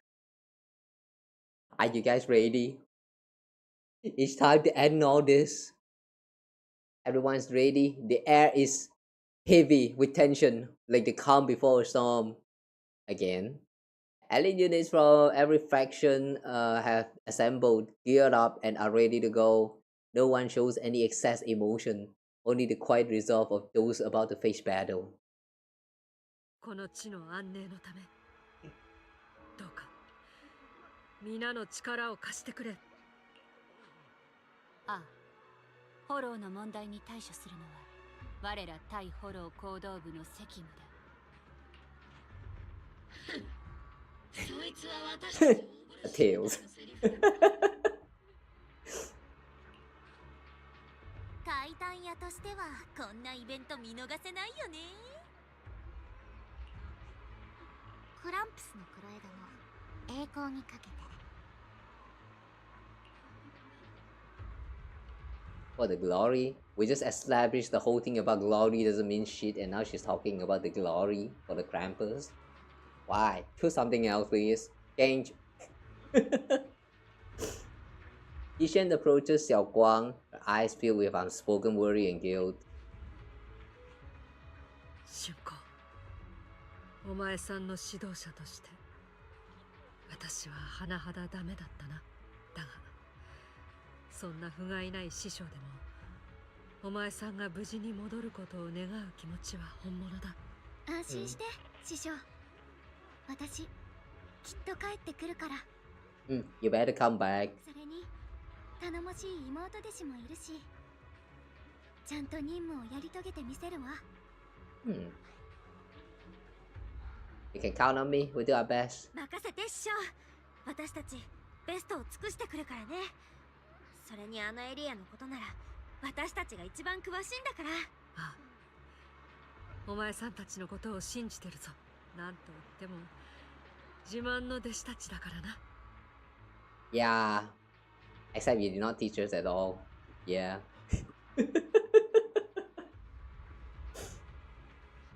I would make fun of her for that. For the part where she did not truly teach us anything at all, aside from the control your key or something thingy, like right at the beginning of like 2.0. That's literally the only lesson she ever gave us. I would never stop making fun of her for that. After giving her final instructions, Yishan steps back and faces everyone, delivering the final order. これより先はすべて各自の判断に委ねる。Everyone goes over their mission objectives one last time, with no words left to say. Like surging currents, they rush toward the battlefield of fate without hesitation. This is it. The final battle. Let me break things down for everyone. This operation involves 5 squads who will act simultaneously. Among them, Yishan will lead the majority of the Yunqui Summit disciples and members of HSO, except for Hoshimi Miyabi in guarding Phaethon Heights. His squad is primarily responsible for clearing abnormal miasma in Phaethon Heights and protecting citizens who have yet to evacuate. The remaining 4 squads must enter Lemnian Hollow. Aside from our squad, the goal of the other 3 squads is to eliminate abnormal miasma within the hollow. Random typo again. Due to the unique traits of the abnormal miasmic black flowers, except for Hoshimi Miyabi, only techniques known to Yunqui Summit's disciples can clear the miasma, so everyone else will be mainly responsible for providing covering fire. Based on current intel, There are 4 main areas where the abnormal miasma is concentrated in the hollow. Area 1 near the miasma flare tower with Jufufu leading Oboe Squad. Area 2 near the task site ruins with Panjin Fu leading the members of Spook Shack. Though Spook Shack is comprised of civilians, and members' exceptional combat abilities make them more than capable of completing this mission. Area 3 near the old mining site with Hoshimi Miyabi leading Panju and Dailin. And then there's us, Ye Xiuan, Log Spring, and the Proxy. We need to venture into the depths of Lemnian Hollow, find the source of the Creator's power, and seal it away. It's possible that we'll be facing the Creator itself. Don't worry, Xiao Zhao. If we work together, we can defeat even the Creator. That's not what I'm worried about. Never mind. So that's the situation. Get ready, everyone. I do my best to provide everyone with intel on the terrain inside the Lemnian Hollow. Alright, if you're ready, Junior, let's head out. Alright, let's go. It's time. The final battle, guys. Are you ready?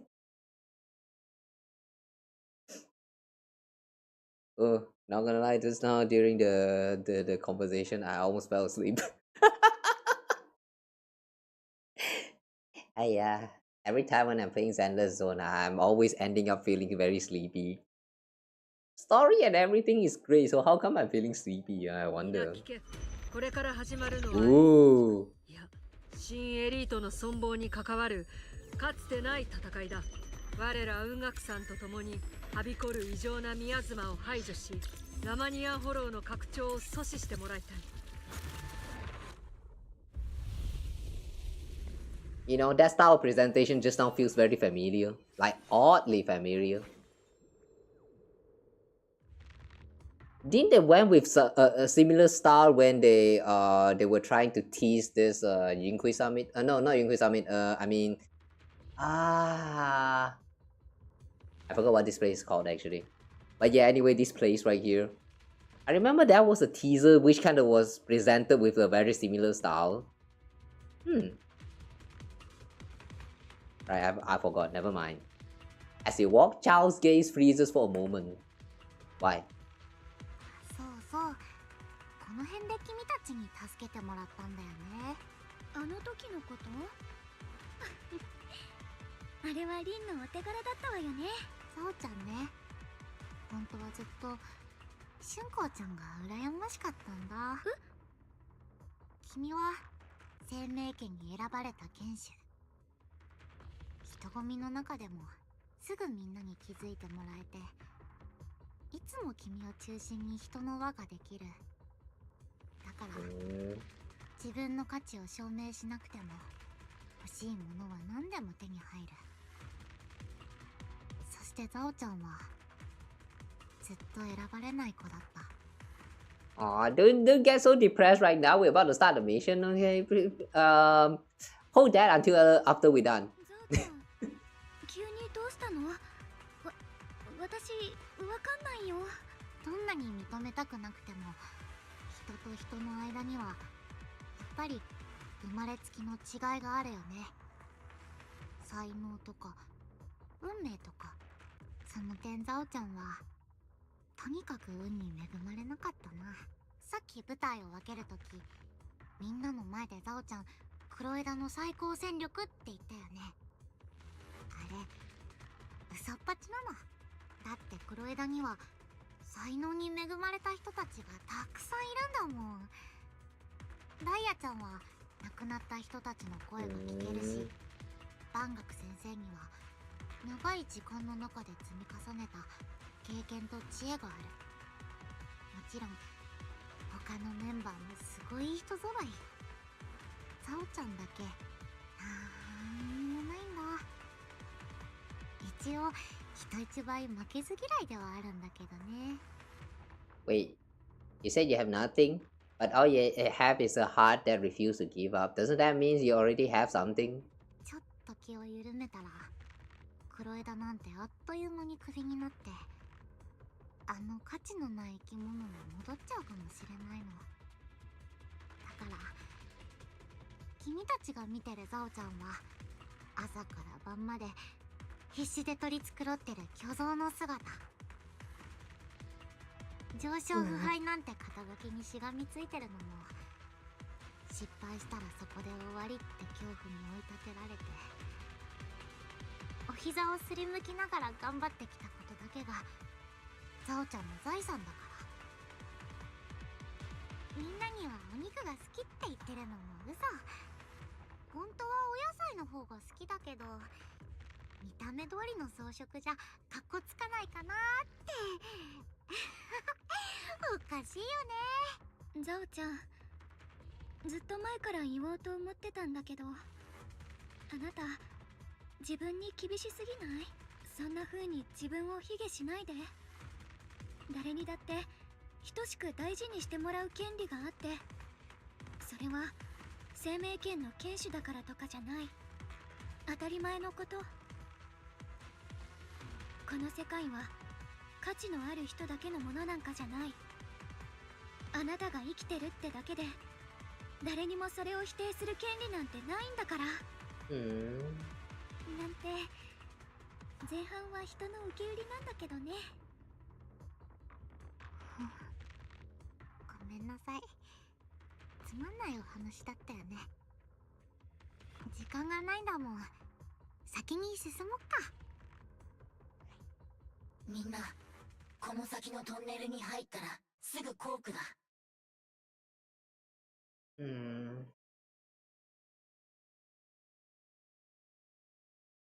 I hope by the end of this part, Xiao will get to like redeem herself.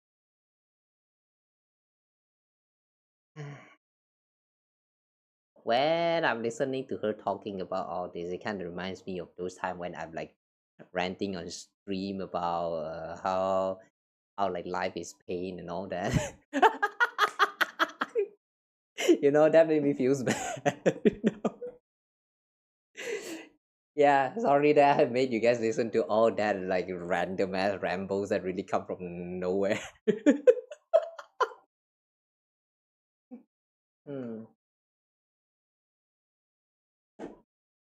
Like what kind of entertainer is here to make contents to tell their audience, to tell the viewers to like, you know, don't get immersed in fiction, go back to real, like, you know, go back to your real life, go live your life.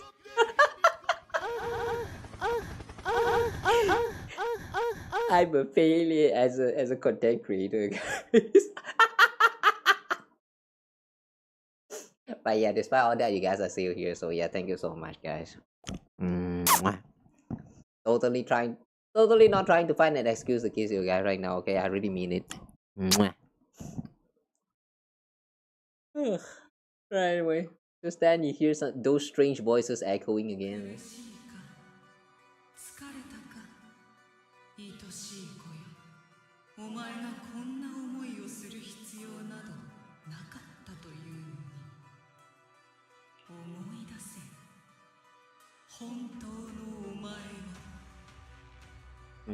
Remember your true self.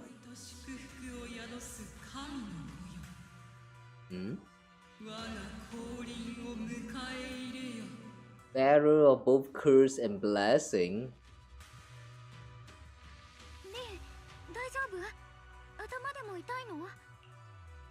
I heard that strange voice. 大丈夫。ただ、またあの変な声が聞こえて。始まりの主の力に影響されたのかもしれない。さらに警戒を強めた方が良さそうだ。Alright. 私たちの目標は始まりの主のやっと見つけたぞ。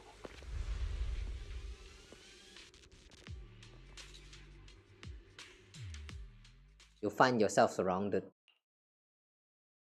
前回は油断したが、今度はそう簡単には逃がさんぞ。あなたは前に襲ってきた人たちね。Oh yeah. You know what? Looking at this guy again suddenly reminds me about one thing. Didn't they needed to like put on some special equipments if you cannot adapt to the environment in Hollows? Like I'm pretty sure that around the beginning of the Zenless Zone story, they kind of mentioned a little bit about how the environment in Hollow Zero, not just Hollow Zero, like just Hollow in general is very like poisonous to your body, and not many people can actually adapt to this environment. Like they have to do like some kind of like a ether adaptability test or something like that. I don't know what it's called. So why is it that we are able to see all these humans like showing up so casually without putting on those equipments anymore? I mean, for the playable characters, I mean, I kind of get it. Cause you know, they did kind of like went on a little bit about like how these people are like special. They have like they do have the adaptability, and that's why they can like go in and out without those proper equipments. But these random NPCs who show out of like I don't even know which hole, suddenly they are like this, you know. Sounds like the test the Church of Scientology use. What kind of test is that? Church do tests too? Wait, church need to do tests too? Okay, that I did not know. So no comment. But yeah, anyway, I just find that a little bit strange because like these people doesn't even need to put on the helmets and stuff anymore. Weird. Now they just show up very normally in Hollow with guns, with the Glock. The NPCs are evolving too, guys. 渡さないと言っても力ずくで奪い取るまでだが。そんなに生命権が欲しいの？前にも言ったけど、生命権は剣士にしか使えないのよ。普通の人にとってはただの鉄くずなんだから。その鉄くずをどうするのかは俺たちの考えることじゃない。こちらは命令通りに任務を遂行するだけだ。Are you with Tops? 命令通りにね。前から見覚えあるなって思ってたんだけど、まさかあんたたちはトップスの人間？ゾウちゃん。そうだ、クロエだってトップスに対する監督権があるんでしょ？もしこの人たちがトップスならあなたから。お嬢さん、寝言を言うのも大概にしてもらおう。クロエダはあくまでトップスに属する組織。そして生命権の奪取はそこにいるウサギに課された任務だ。ゾウちゃん、あなた。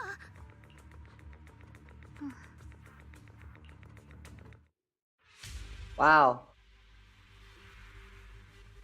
Is she really betraying right now? Nah, please don't, man. Please don't do that. どうやらザオさんは僕たちの味方じゃないみたいだ。そんな何かの誤解だよ。ゾウちゃんは何度も助けてくれたんだから。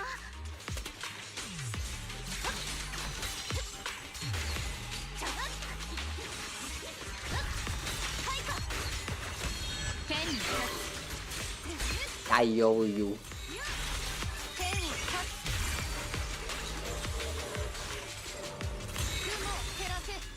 Damn, she's so broken.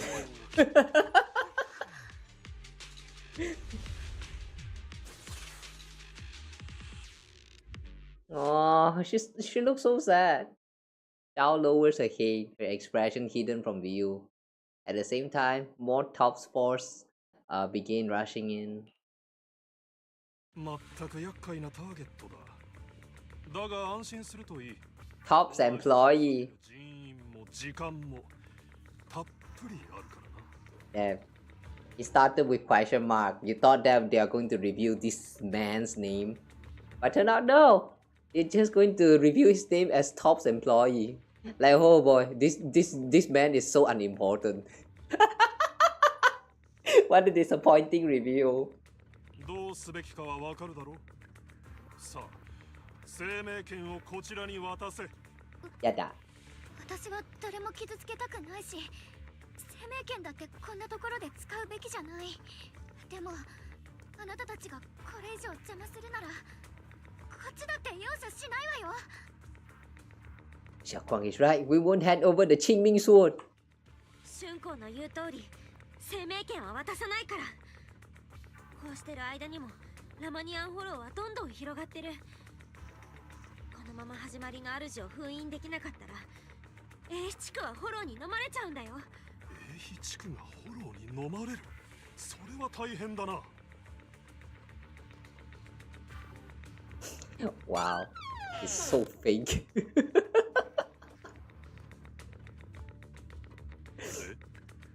俺たちに何の関係がある？俺たちはここへ仕事に来ただけだ。上からのお達しでは生命権が手に入りさえすれば功績もボーナスも欲しいままだそうだからな。Yeah, it's not worth listening to this man anymore. Just beat the crap out of him. Xiaoguang is not worth your time. 黒枝の採血官様もこれに心を動かされた口じゃないのか？黙ってて。なあ、お前も生命権を奪うよう命じられたんだろう？どうしてそんな風に突っ立ってる？俺たちがここで力を合わせれば仕事はすぐ終わるというのに。はあ、なるほど。俺たちが消耗するのを見計らって手柄を横取りするつもりだな。さすがの狡猾さだ。黒枝の上昇腐敗と呼ばれるゆえんだな。黙ってって言ったよね。いい、黒枝の採血官ザオが命じるよ。生命権奪取の計画を放棄して直ちに撤退しなさい。ザオちゃん、でもそれじゃあなた分かってる。君はザオちゃんが何もしなくったってここを切り抜けられるよね。でも春光ちゃんの力はこんなところで無駄にしていいものじゃないから。お前、トップスの命令に逆らうつもりか？だったら何かな。黒枝における利益の採血官ザオ、聞いたことがあるぞ。元は流れ者だったが黒枝の現ボスに気に入られてトップスに入ったんだったな。Wow, this is so classic. When things doesn't go your way, just go for a personal attack. Yeah, everyone does that anyway. 黒枝を裏切りトップスに背けば権力も後ろ盾もないお前が受ける制裁は想像を絶するぞ。それこそ君たちには関係ないよね。その席に着くのは容易ではなかったはずだ。血がつながっているわけでもない他人のために全て捨てるというのか？ Nothing to do with her. ザオちゃん、もう決めたから。愚かな。利益を裁く立場のくせに利益というものが何一つ分かっていないようだ。だがそういうことならはっきり言わせてもらおう。こちらもお前の命令に従うつもりはない。業績を伸ばすまたとない機会を棒に振るわけにはいかないからな。あくまでもそちら側に立つというなら一緒に始末させてもらうまでだ。それだけじゃない。上にも報告させてもらう。お前は講師グループを、いやトップスを敵に回したんだからな。じゃあお耳を長くして沙汰を待ってようかな。これが最後のチャンス。トップスを裏切って全て失い無価値な存在に戻るのか。もういいの。富も名誉も。The way they had to give this man this entrance cutscene.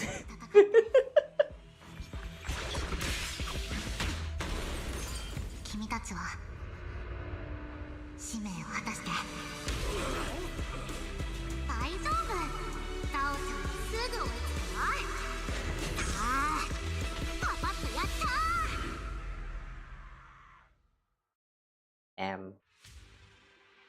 You could just break that thing and join us and run. You could have done that.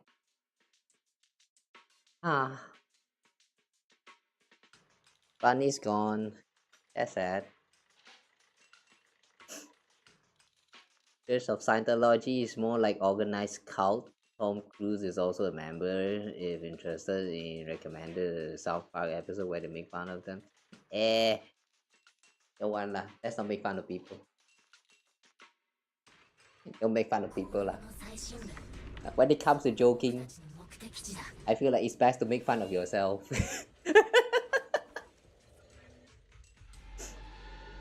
I don't know, man. Making fun of people kind of feels very guilty to me.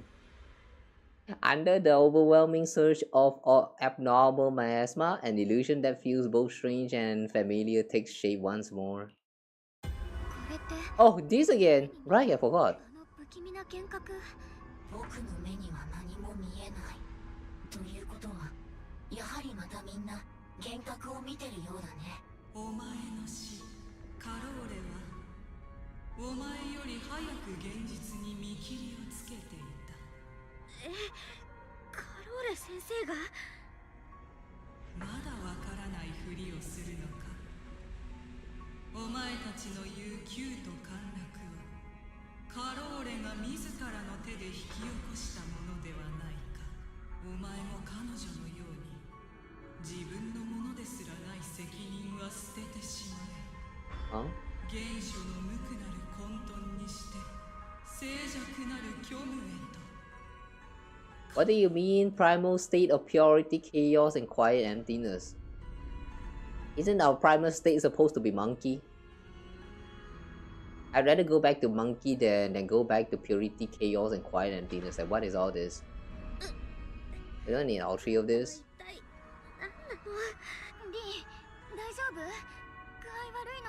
おそらく幻覚の影響だろうか。そこには殺生も裏切りもなく果てしない贖罪の道もない。ただ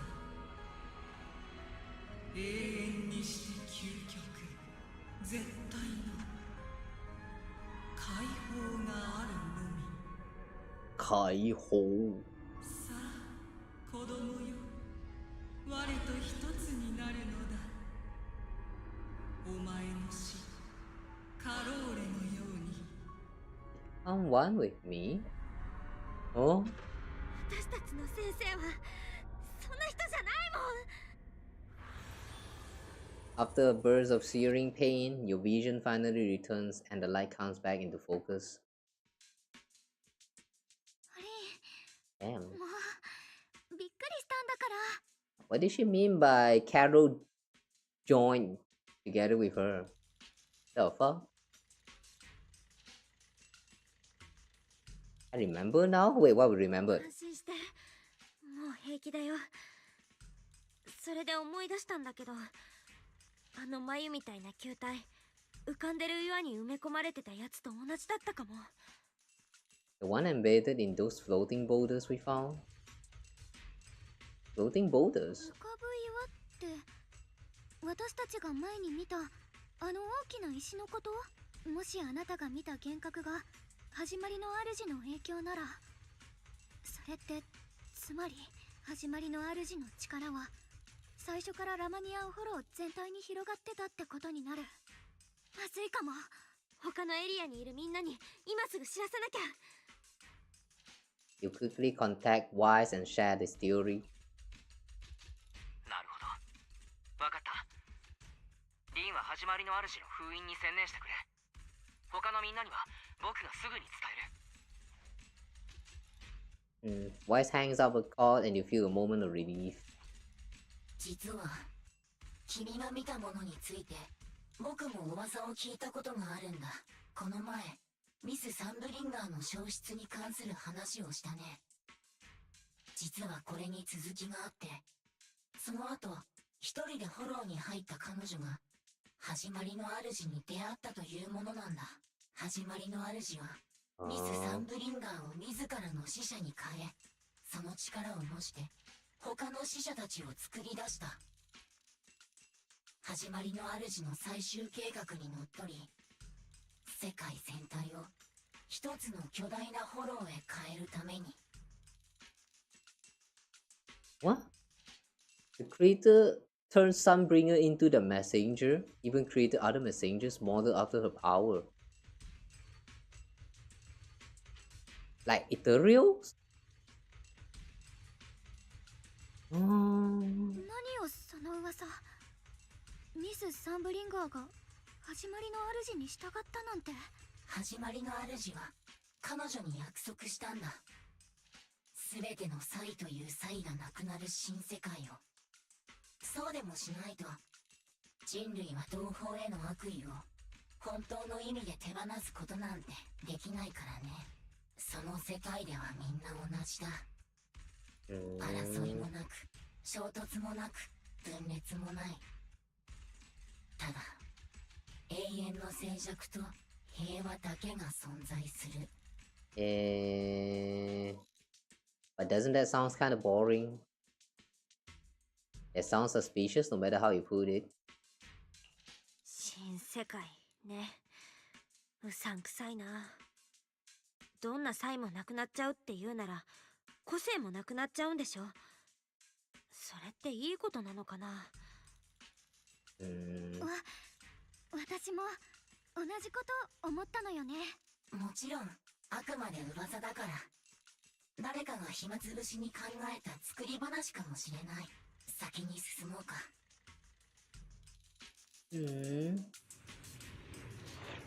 ついてきてくれ。この先がコークの底だよ。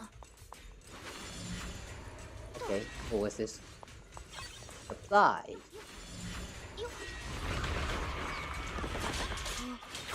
なんか変じゃない？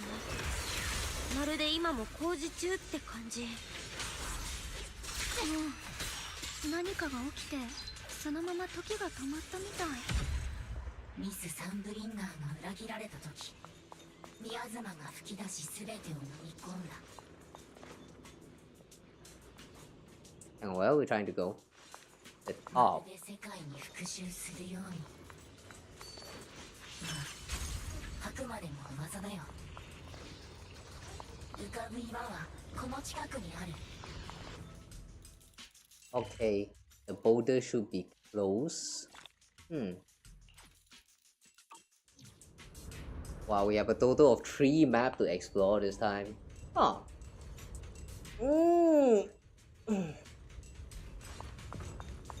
That's gonna take a while. So,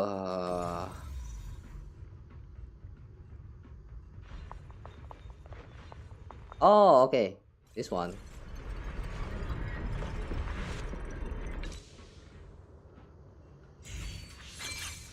春光さんがいなければ近づくことすらできなかった。Are we chasing after the moon? Oh. なんか様子が変じゃない？ Okay, I don't know what this is. Yeah, I sort of remember during the live stream they also mentioned about this ball as well, but I don't remember seeing this ball at all. Did it actually show up before? On closer inspection, the floating boulder, it seems to be seeping miasma. It looks a little unstable. 僕の推測が正しければ、この岩に起きている異常は、始まりの主の封印と密接な関係にあるはずなんだ。私もそう思う。この岩に近づくといつも不吉な感じがするのよね。それに前よりもずっと強く感じる。まさか始まりの主がもうすぐ。そうかもしれない。Just then a transmission from Wise comes through. リン、確認してきたよ。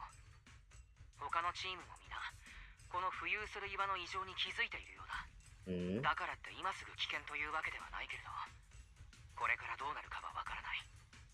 みんな気をつけてくれ。なら時間もあんまり残ってないってことよね。僕のログに照らせば、始まりの主の場所はこの下のはずだ。早くコークの底に行かなきゃ。Right beneath us.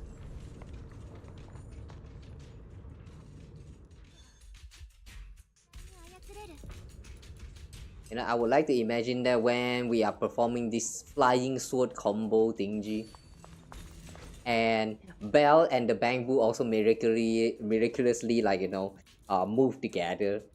I would like to imagine that what's happening is that she is just Xiaoguang is just holding us, like hugging us, like doing a princess, like what is that, princess hug, and then like teleport things all around with this sword. Yeah, that must be it. Ow. What? Why hit me? I mean, it's possible, you know? They're not showing us, so like, let me have some head cannons. 全部高齢石なの？そう、全部工事の原材料で、ここはそれを採掘するための場所なの。Why bomb?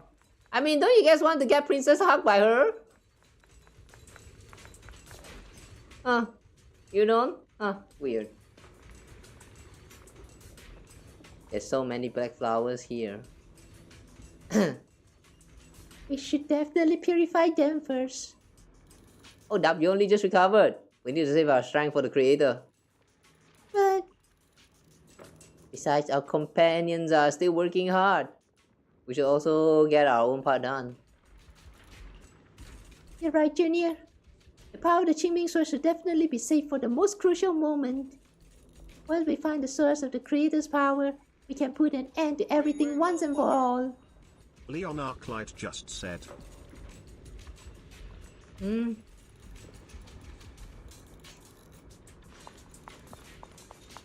Stop using the TTS like that. I don't really like when people use the TTS for like copy pasta like that. It contributes to nothing. フォローに飲み込まれる前はこんなに大きな効果があったんだね。そうみたい。昔のここがどれだけ賑やかだったのか見てみたかったな。その分今の英義地区をしっかり守っていかなきゃね。私たちの家を Isn't as funny without the TTS? I don't know, even with TTS it still sounded a little bit strange. Nah, maybe let's just say I'm generally not very into TTS. TTS is weird. I get that if you guys want to use TTS to like, say a message that you absolutely want me to like, catch it, like you want to get my attention with that, but like if it's like copy pasta, it's kind of for me. I don't know. It's weird. あっちのクレーンを使えばまだ下に行けそうだよ。向きを変える方法を探さないと。あそこに制御盤があるわね。確認してみる？こ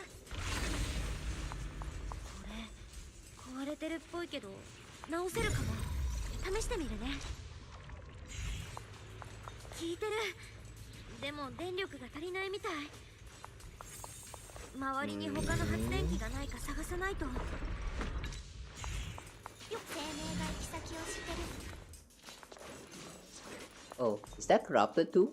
No.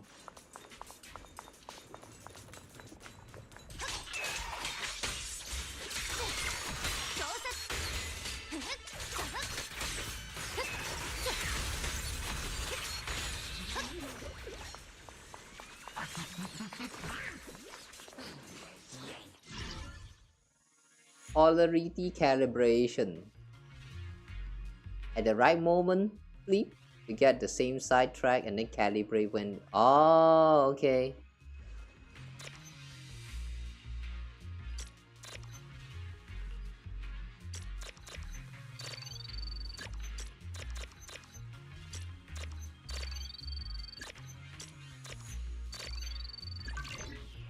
Oh.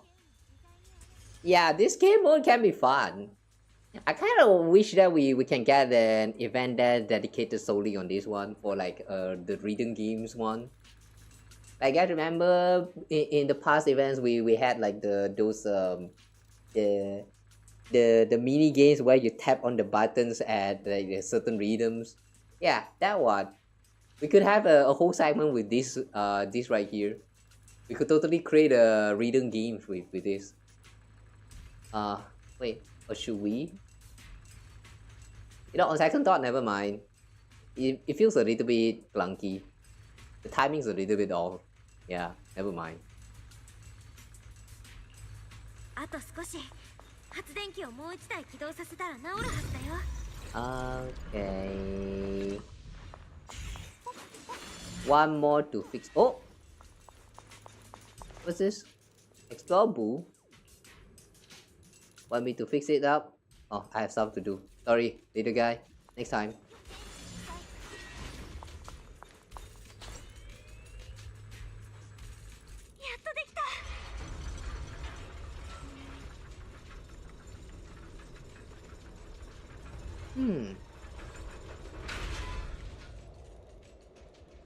Wow, nice physics. The box just kind of snapped into place. Just then, the transmission from Wise comes through. Yeah? 今の状況を共有しておく。もう各チームのみんなは目標エリアについていて、大量の黒い花とミヤズマの影響を受けたエーテリアスに対処している。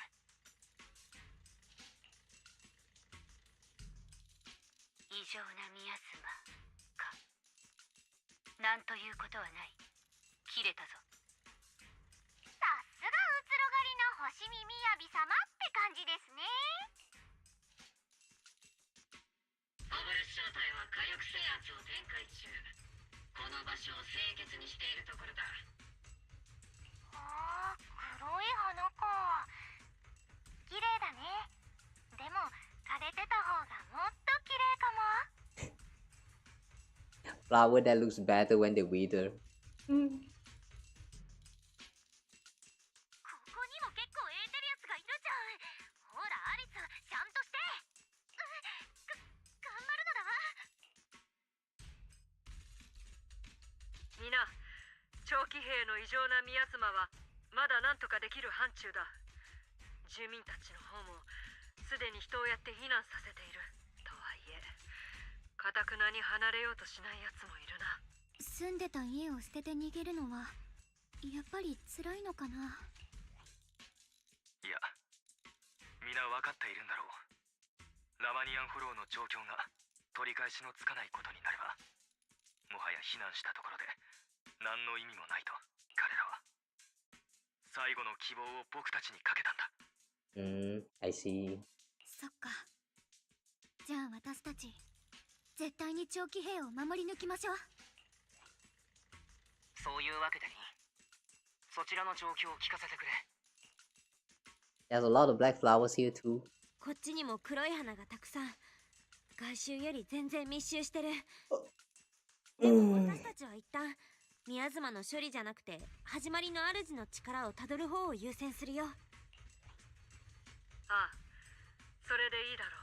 長期兵とフォロー外周の異常なミヤズマは私たちに任せておけ。お前さんたちは敵の本丸を叩くことに集中しろ。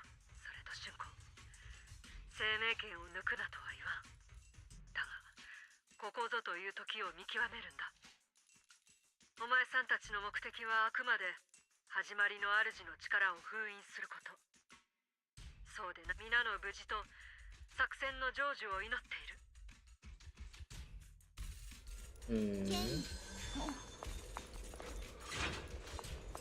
Okay. この行動めちゃくちゃ深いね。地下には何が隠されてるんだろう。気を引き締めないとね。地下には警告、命令エラー、権限が不足。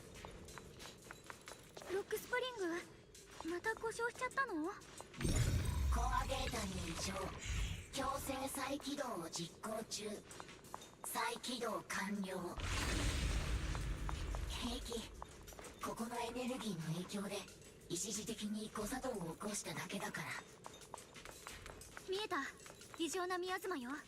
向かいの坑道入り口のところ。 Source of the miasma. Staring at the source of the abnormal miasma before you, everyone falls silent for a moment. Xiaoguang grips the Qing Ming Sword tightly. Her expression is tense. 感じるわ。この下から恐ろしい力が絶え間なく湧いてきてるのが、もしこの力をこのまま放っておいたら、英飛地区だけじゃなくて新エリートだって耐えられないかもしれない。なんとかして止めないと。そうだ、生命圏なら。Xiaoguang raises the Qing Ming Sword, trying to purify the energy underground by the same way she cleansed the abnormal miasma before. The blade vibrates faintly, but nothing happens. ダメだね。今までのとはまるで次元が違う。もっと古い根源的なものから生まれてきてるみたい。Something ancient. 生命圏の力を全部使ってもびくともしないかも。Don't push yourself, we come up with something. 大丈夫だよ、春子。無理しちゃダメだからね。正面突破は難しくても他の方法があるはず。例えば地下の入り口ごと封印できたりしないかな。そうね。この力を止められなくてもコークごと封印できたら町の方まで力が溢れるのは阻止できるはず。ちょっとコツはいるけど、この巨大な黒い花を使えばきっとできると思うわ。さすが私の妹ですね。この黒い花を使えば地下の入り口を封印できるのかい？ Giant black flower. そう、生命圏でこの花のエネルギーを操るの。異常なミヤズマを浄化してきたのと同じ方法でね。この力をここに封印できれば、ひとまず英飛地区が危ないことになるのは止められるはず。Temporary solution, nah. I don't think that will help. Xiaoguang steps forward, raising her hand slowly. Between her fingers glows a mysterious charm. As she moves, the Qing Ming Sword hums with a deep resonant thrum. この血をもって魂をちぎる。千の宿命を追い、ここに万の願いを結ばん。生命を鎖とし、献身を墓とせよ。ふう。Qing Ming at the sword and the sword as the tomb. うまくいったの？ Boing boing. とりあえず封印はできたと思う。後の鎖は砕け、魂を乱す。この世の微々たる悲鳴に傾聴せよ。始まりの主よ。永遠の眠りより目を覚まし、汚れし人の世に権限せよ。みんな、君たちではあのお方の降臨を止められない。それはどういう意味？文字通りの意味だ。あのお方の復活こそが全ての問題に対する最後の答え。Heck?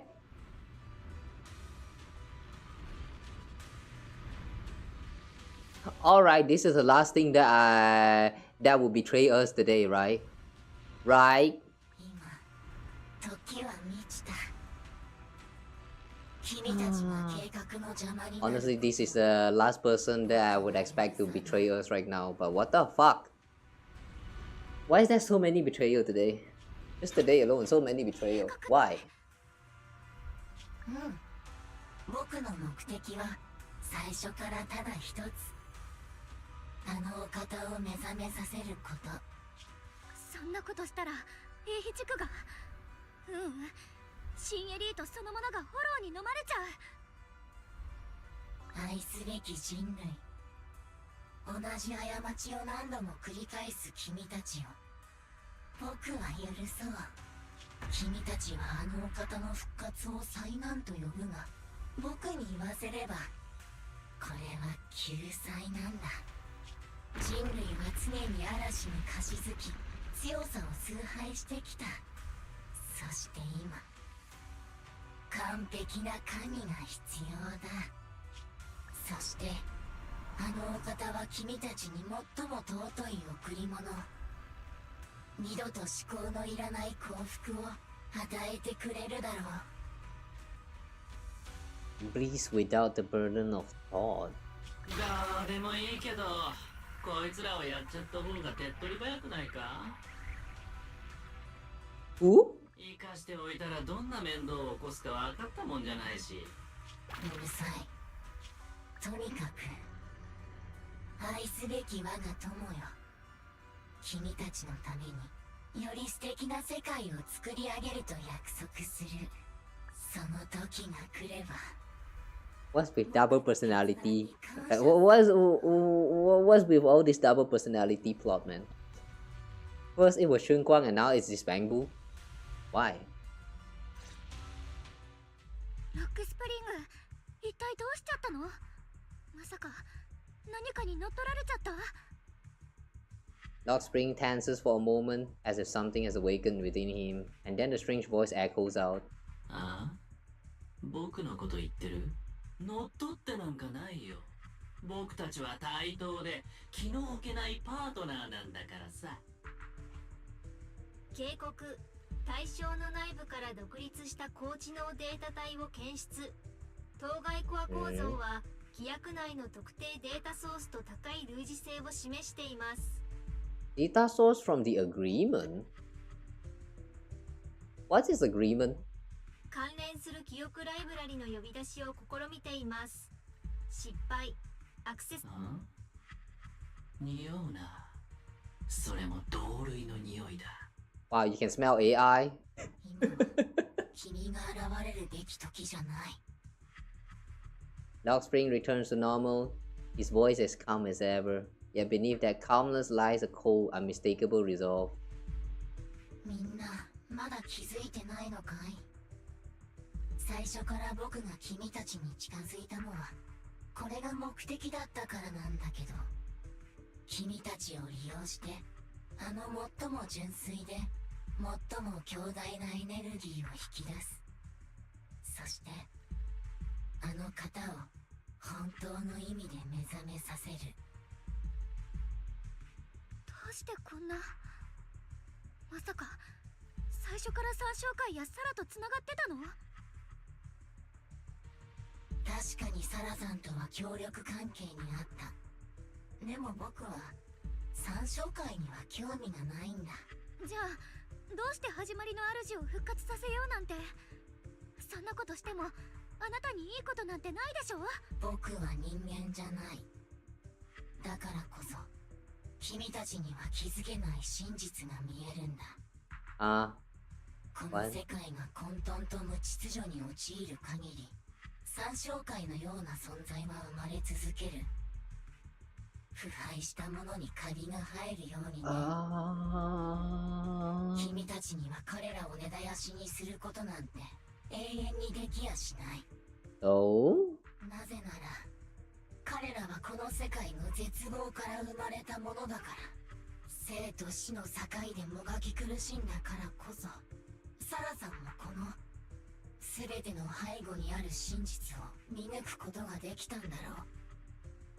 ひとときの破滅こそが真の再生をもたらすんだと。ロックスプリング、何を言ってるの？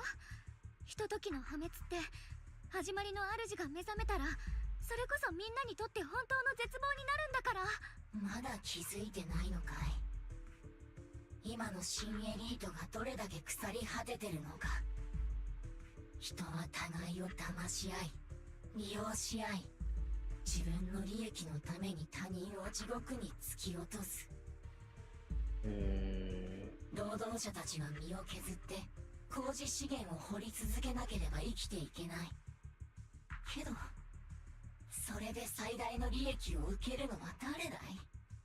そう、何もせず贅沢な暮らしを享受してるトップスの人間だ。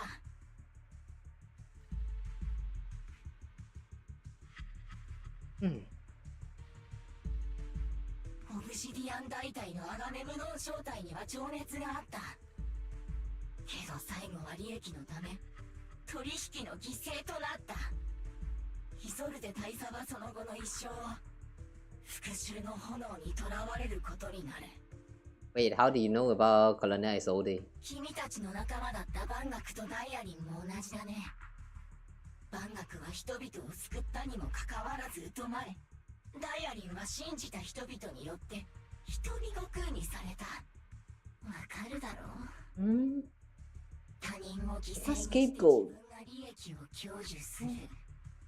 そんなゲームに君たち人間がどれだけ溺れてるのか。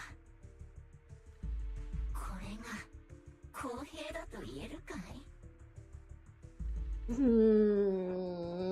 ちろんその無数の犠牲者の中には君たちも含まれてる。楊春光、雲岳山の生命権の堅守、慎重に選び抜かれた最も完璧な生贄。君は誰よりも分かってるはずだ。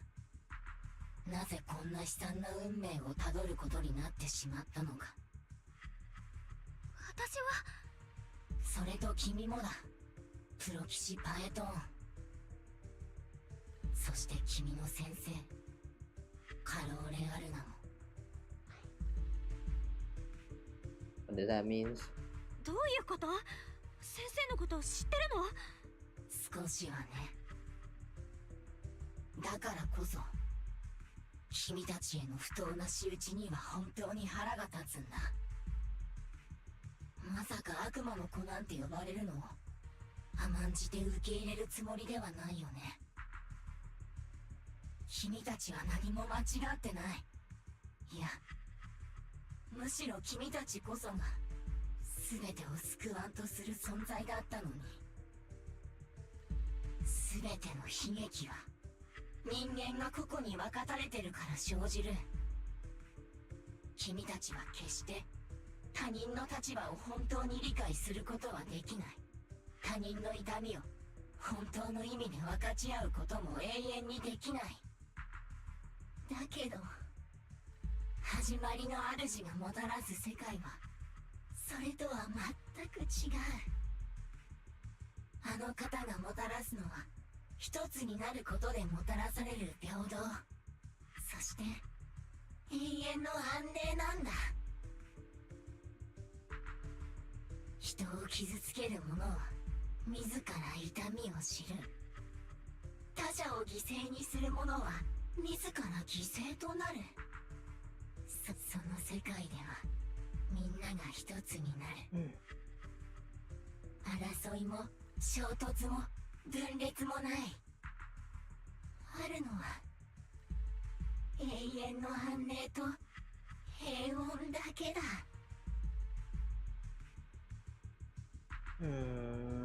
I don't believe the creator. 今の世界には確かにいろんな問題があるけど、じゃあ始まりの主が作る新世界の方がいいって言われてもちっとも信じらんないよ。そうよ、始まりの主と参照会のやってきたことにあなたの言う悪意はなかったって言えるの？頑固だね。これ以上説得しても無駄みたいだ。けれどどうであれ、僕の使命は人類を守ることなんだ。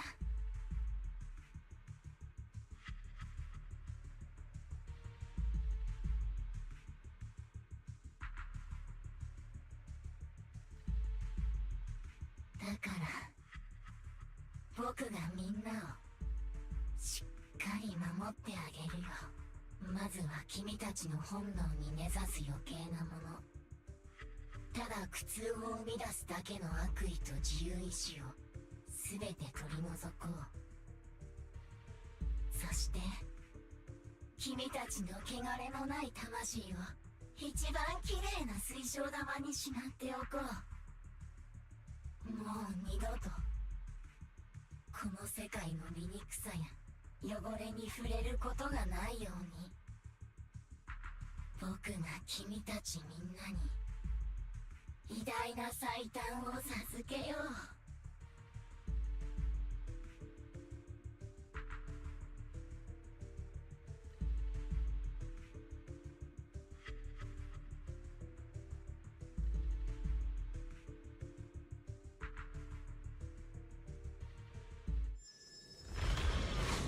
Oh no.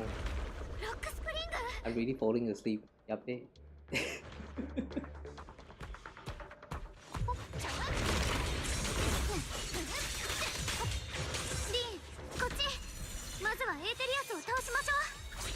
Alright.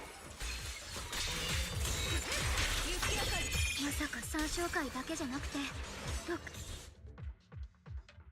Just as you finally catch your breath, the transmission comes in from Wise. Nani? 大変だ。たった今、ラマニアフォローの活性値がおかしなくらいに跳ね上がった。フォローが加速度的に広がっている。We got the anomalies here as well. こっちも異常事態だよ。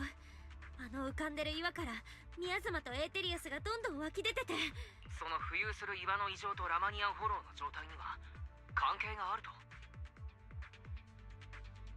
英飛地区の方は師匠たちがもう少し持ちこたえてくれそうだ。リン、気をつけてくれ。Why say a few final words to us and tell us they'll inform the other squads of the old boulders?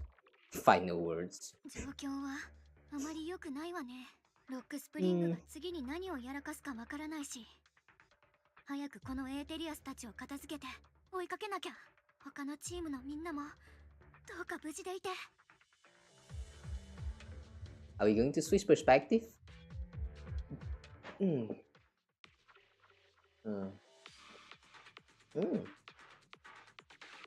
the same time, the other squad have also been contacted and are already approaching the boulders. Ah. Wow, really? We come so far, and right now the game started not responding.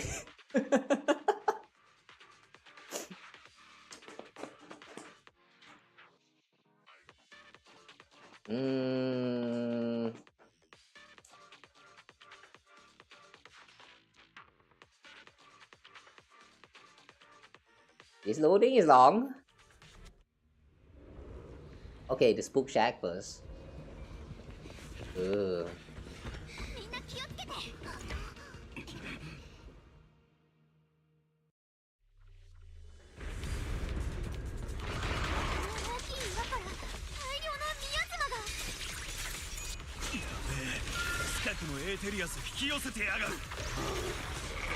これ以上ミヤ様のモードが上がるとフォローの拡大が加速しちゃうかも。まずはエーテリアスにどいてもらわないと。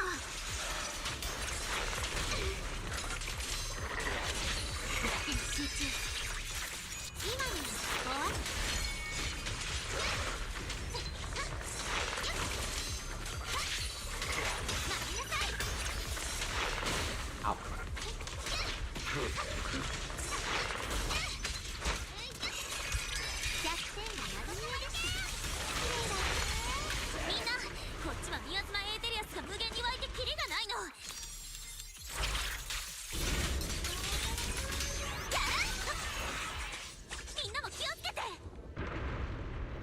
Yeah, it's coming non-stop.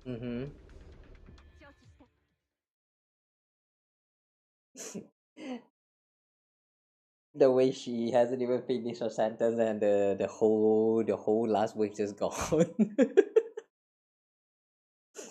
Meanwhile, with Hoshimi, Miyabi, Banjue, and Dailin's squad. Cool. This is a weird team lineup. Banjue and Dailin, I get it, but with Miyabi here though.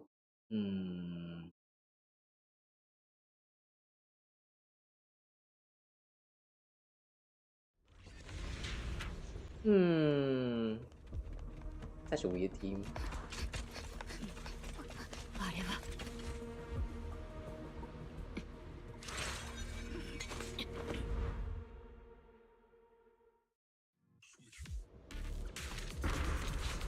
ゆずはちゃんのメッセージ、あっちも同じ問題にぶち当たってるみたいですね。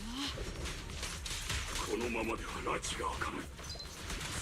やはりあの巨大な岩を何とかしなければ。天の谷をも越えてみせよ。聖者。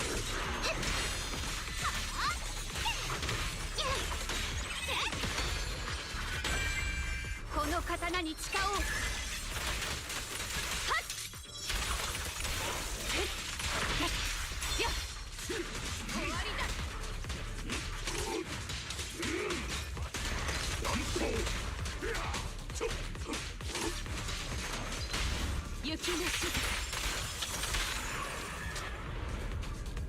Yeah, this team is a little bit strange to use.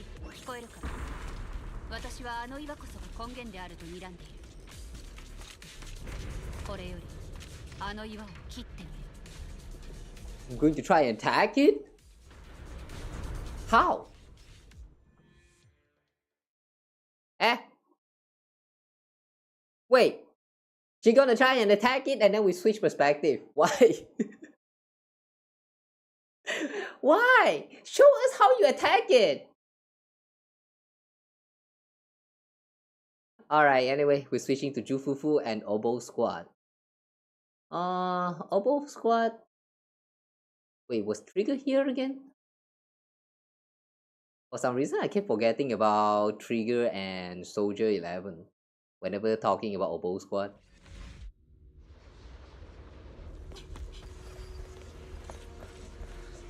Hmm?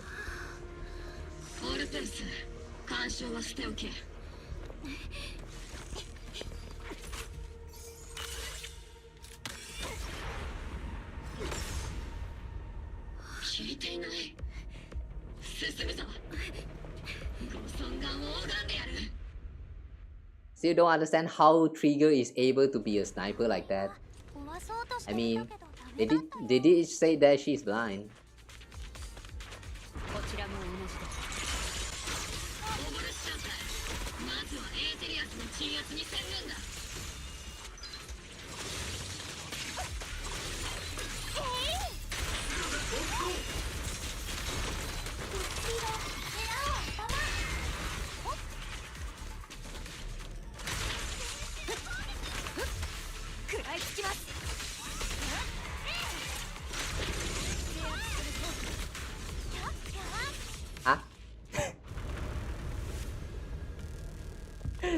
The enemies are dying so fast.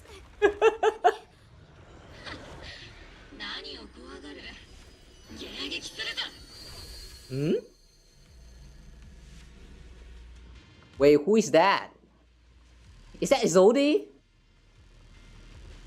Surrounded by waves of miasma and ethereals, the battle reaches a deadlock. This as exhaustion and pressure weigh down on everyone. A calm, familiar voice, one that should no longer exist in this world, suddenly echoes out.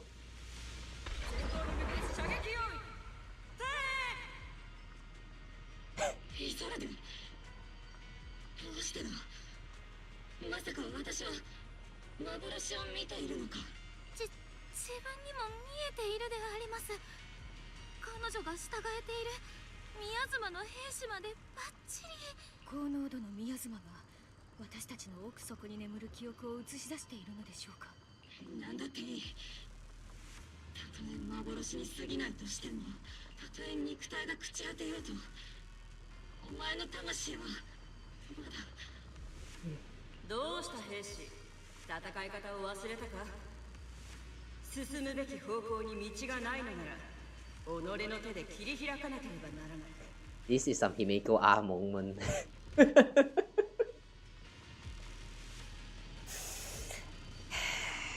Do you really want Jesus player that much? God damn it, man. I am among one of those who is waiting for Izode to be playable soon. And then they just have to go on and kill her off. Like, ah.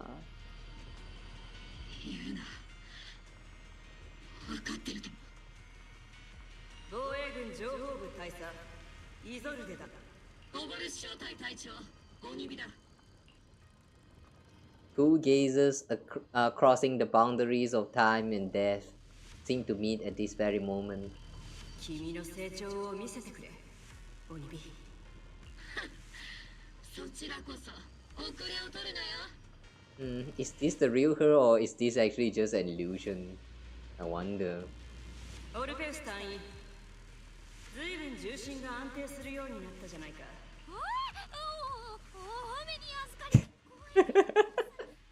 段数には気を配るんだぞ、鬼火。新兵のようにばらまくな。命中率なら私とそうそう変わらなかったくせに。クソったれのエーテリアスども。お前たちは今日、幻正体の真の力を目にすることになる。我々に敗北の二文字はない。 They stand side by side, those hazy, long-buried memories, the days of training, fighting, laughing, crying together, burning vividly once more.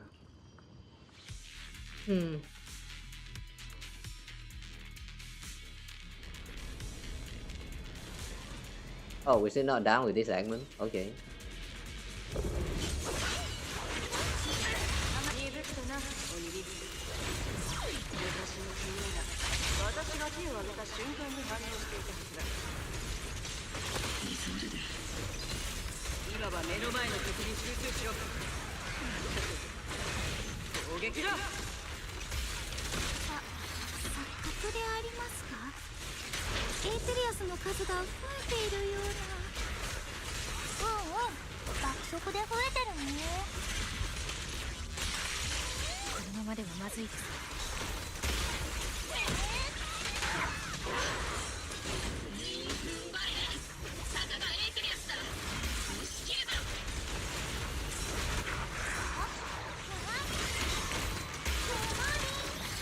Ah!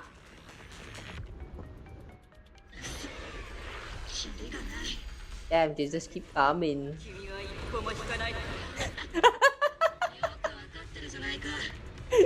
Meanwhile, Seed is just touching her feet.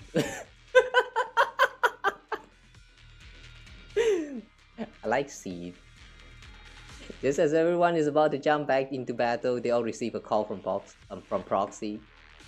みんなお疲れ様。さっき連絡があったのだけど、みんなのおかげでラマニアンフォローの異常な活性はある程度抑えられたようだ。リンとシュンコも今は全力でエーテリアスを鎮圧している最中らしい。まだ気は抜けないけれど、引き続きよろしく頼む。 Hearing this news, the creeping exhaustion from continuous battles burns into determination.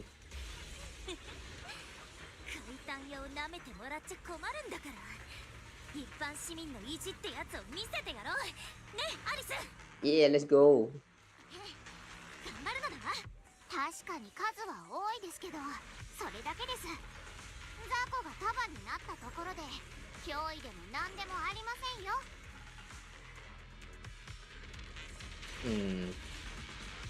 The part for Obo Squad here, we don't really see anyone though. No, more like we only see 3 of them. Soldier 11 and who is that again? One more. Who was that again? You see, these characters are they? They feel so neglected this whole time. Like you thought that they got a screen time, but like not really. They don't even like allowed into the art. Like yeah, that's kind of sad, man. The others are actually like properly fit in there somewhere, but where is Soldier 11 and the other one? Who is that? I don't even remember. Weird. I still remember just now there was 5 people there. 我が輩たちは最後の一刻までここを守り抜く。どれほど堅牢な結び目でもその本質は一本抜いて断ち切ればいいだけのことだ。こんな光景を見ているとバラにもなく昔を思い出す。あの時とは何もかもが違うんだ。新エリートの未来のため全力で戦うであります。オルペンスの言う通り。さあ皆さん準備はいいですか？ With blazing determination, 3 teams rush towards the mountains of Ethereals. And now back to us again. Meanwhile, on Xiaoguang and Belle's side, yeah, what are we doing?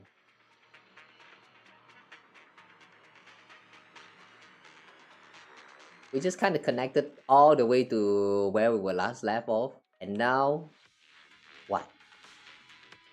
We got betrayed, now what? I can't believe they just show us that we got betrayed by the Bangbu and then they just ditch that plot line and like go show the others.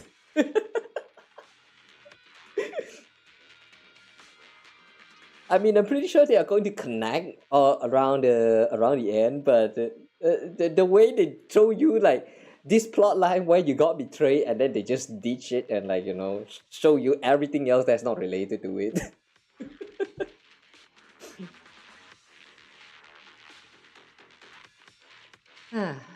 Okay. Now back to Xiaoguang and Belle. The air is thick with a nauseating stench, and the sound of grinding bones and guttural growls echoes from all directions. Ethereal surge forth like a tide, pouring endlessly from the miasma seeping out of the giant boulder. Yeah, more and more of these miasmic ethereals. Xiaoguang, can you still hold it?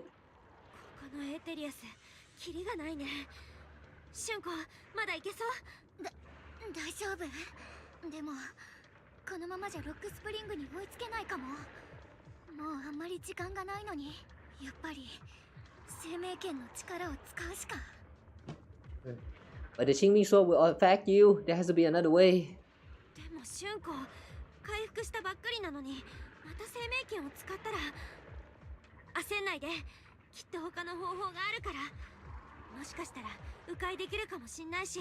これが唯一の道。もう迂回なんてできないもの。Xiaoguang keeps fighting off the ethereals, though her movements are clearly growing sluggish. Just as she reaches for the Qing Ming Sword and you start to panic, a cold familiar voice rings out. エータリアスごときが僕の前に立つとは。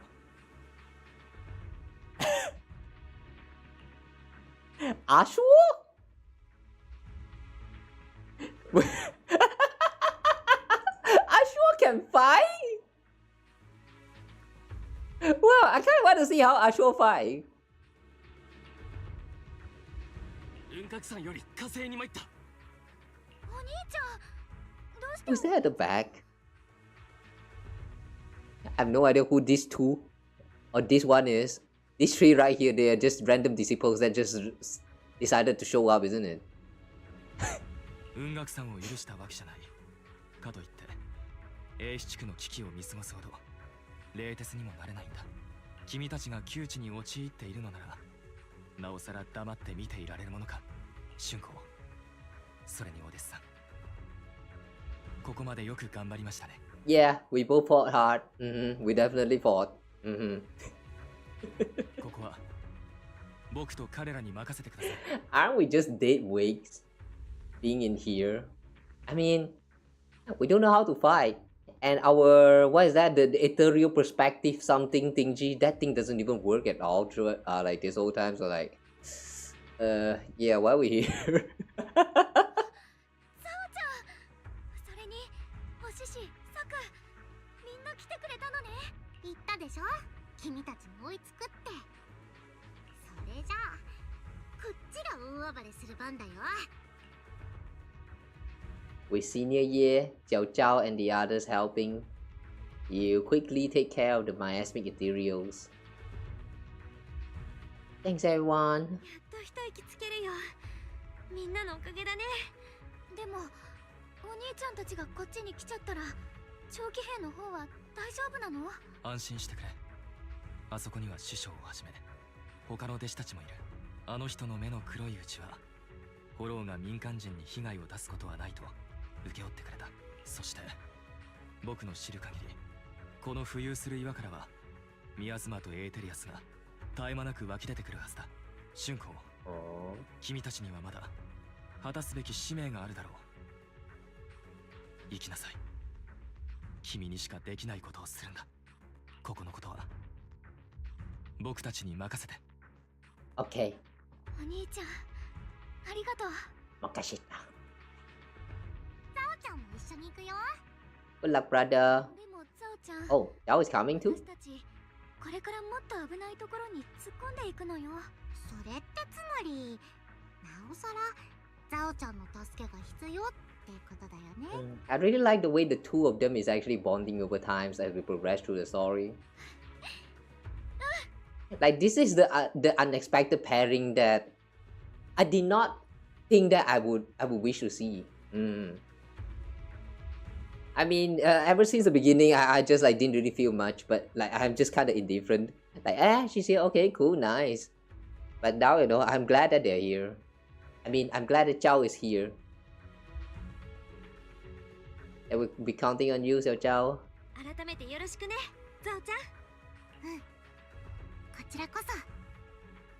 Is she blushing? Oh, that's cute. さあ、行こう。この先に何が待ち受けてるかも、始まりの主が本当は何者なのかもわからないけど、それをこれから確かめに行くんだもんね。You enter the mine with Xiaoguang and Xiao Zhao. さっきのゾウちゃん、まるで天から降りてきたみたいでかっこよかったよ。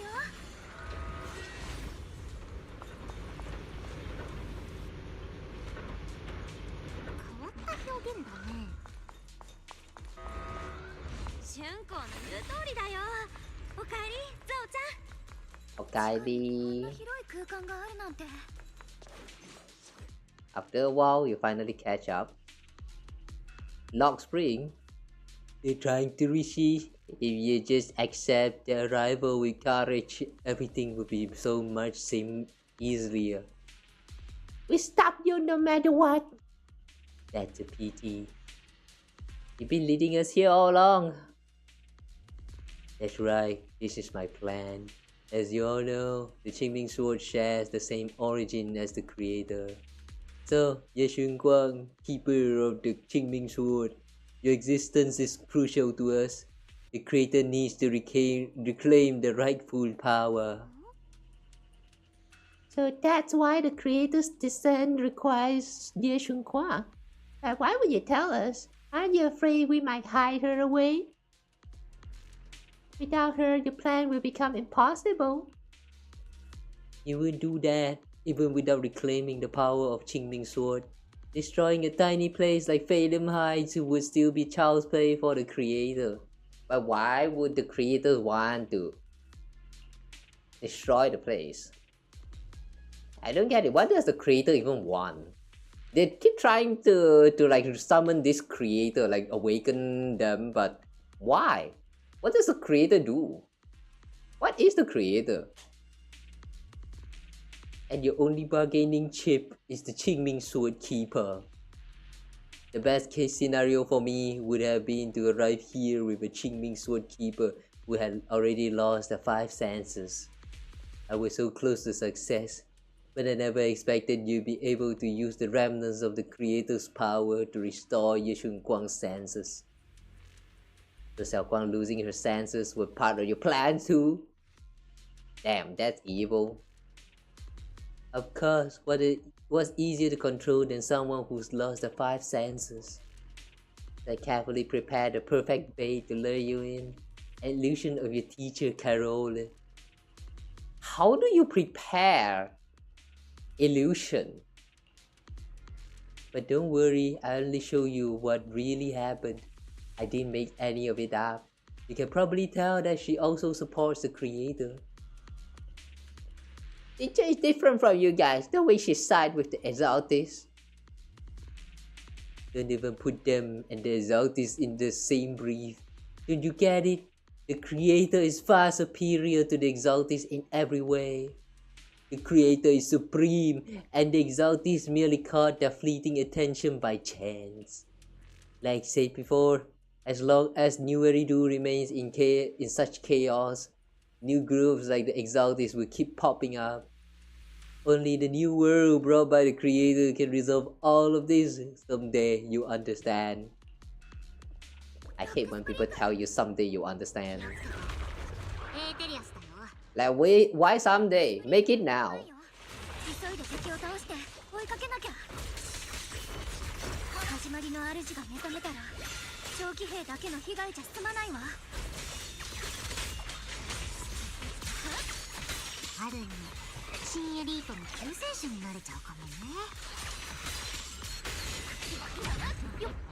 Okay.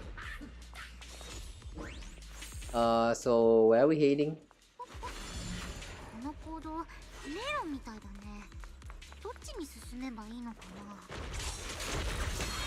感じる生命圏がここの何かと共鳴して。宮妻が濃い方に進みましょう。きっとそっちが正解よ。はい。あっち宮妻の濃度が高いわ。行ってみましょう。Okay, I guess we need to do the thing. エーテルの周波数が安定してきたね。じゃあ先を急ごう。この先の宮妻濃度尋常じゃないよ。生命圏も反応してる。もうすぐコアにたどり着ける。 To provenance of malice. Ooh, I like the effect for this blockage. This tax entry thingy. This looks cool.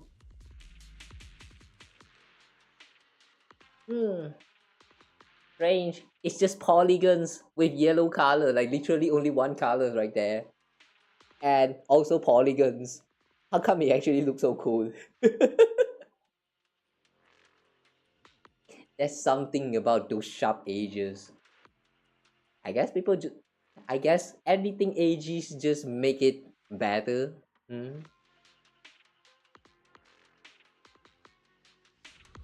Ah. これまた壮観だね。ねえ、あれ宮妻の力を吸収してない？ Triangle.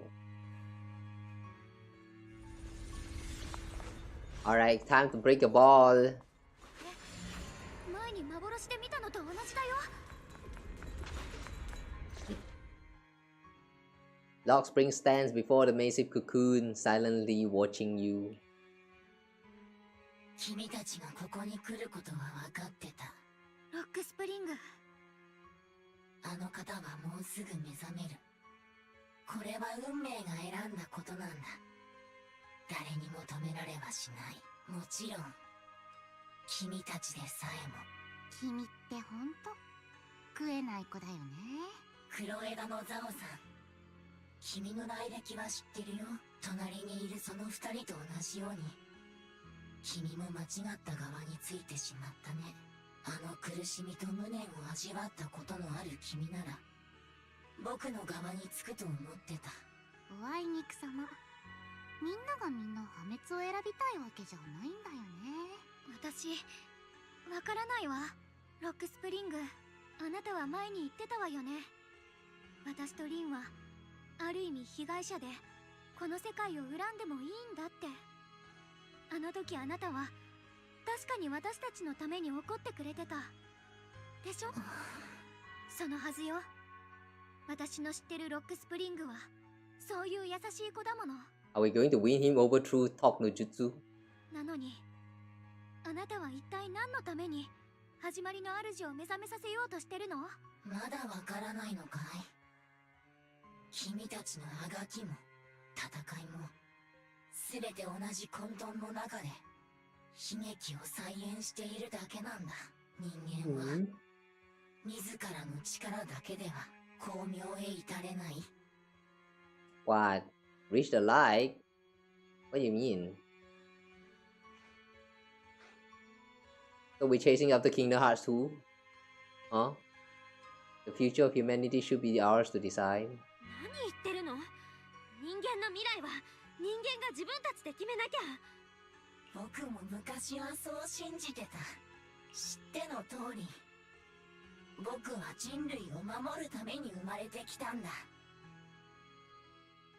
Log Spring's posture remains composed, yet in his eyes there's a flicker of something complex, almost a trace of pitying compassion. ミス・サンブリンガーによって作られた僕には、真相コー What's ドの this? 中に Oh, 絶対に films. 破って Okay. はいけないルールが一つあった。 Wait.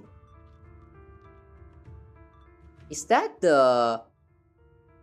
the golden bamboo? Or maybe not the golden bamboo, but like one of those pilotable bamboos? Oh! These things are actually showing up in the main story? What?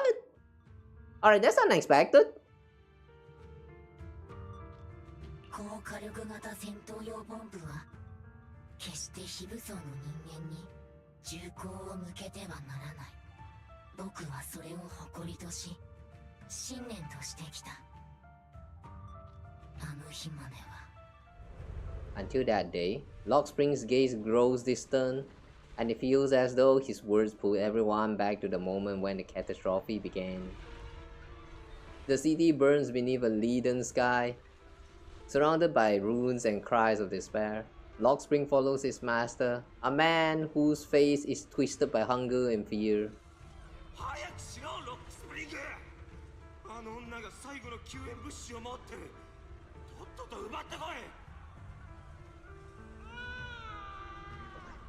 A frail woman clutches a can tightly. It's the only food for the crying baby in her arms.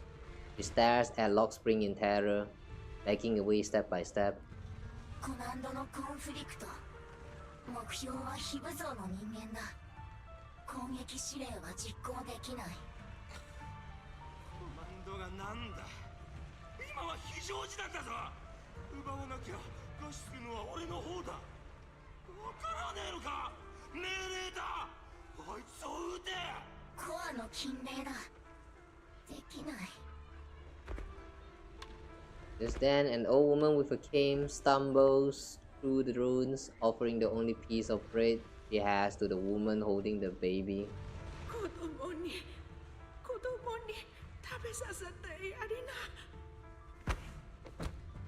The man's eyes radiant at the sight. He abandons the woman, shoves the old lady aside, and snatches the bread from her hands. She falls to the ground with a cry of pain. Mad with desperation, he stuffs the bread into his mouth, then points at the fallen elder and gives an even crueler order.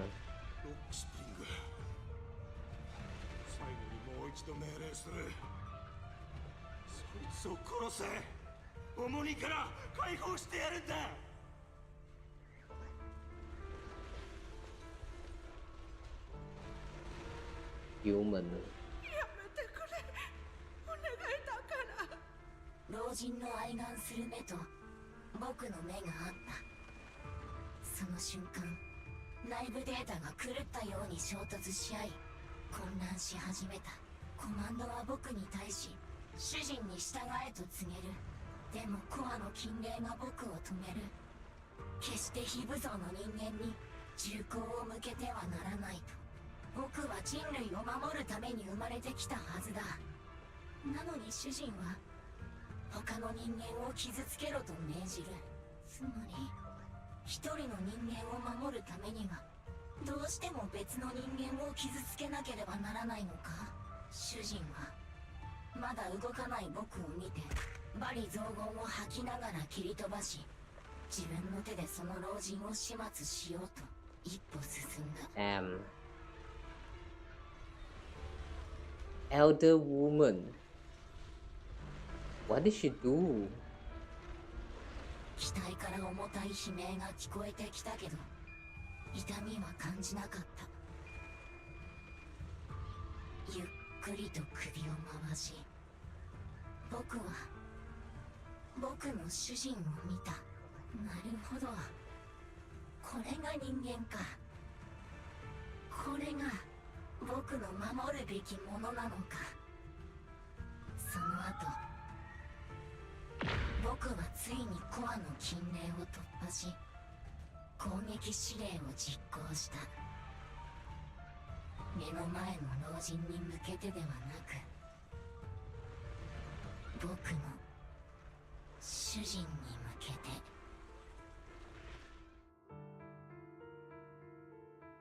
Lock Spring continues to watch in silence.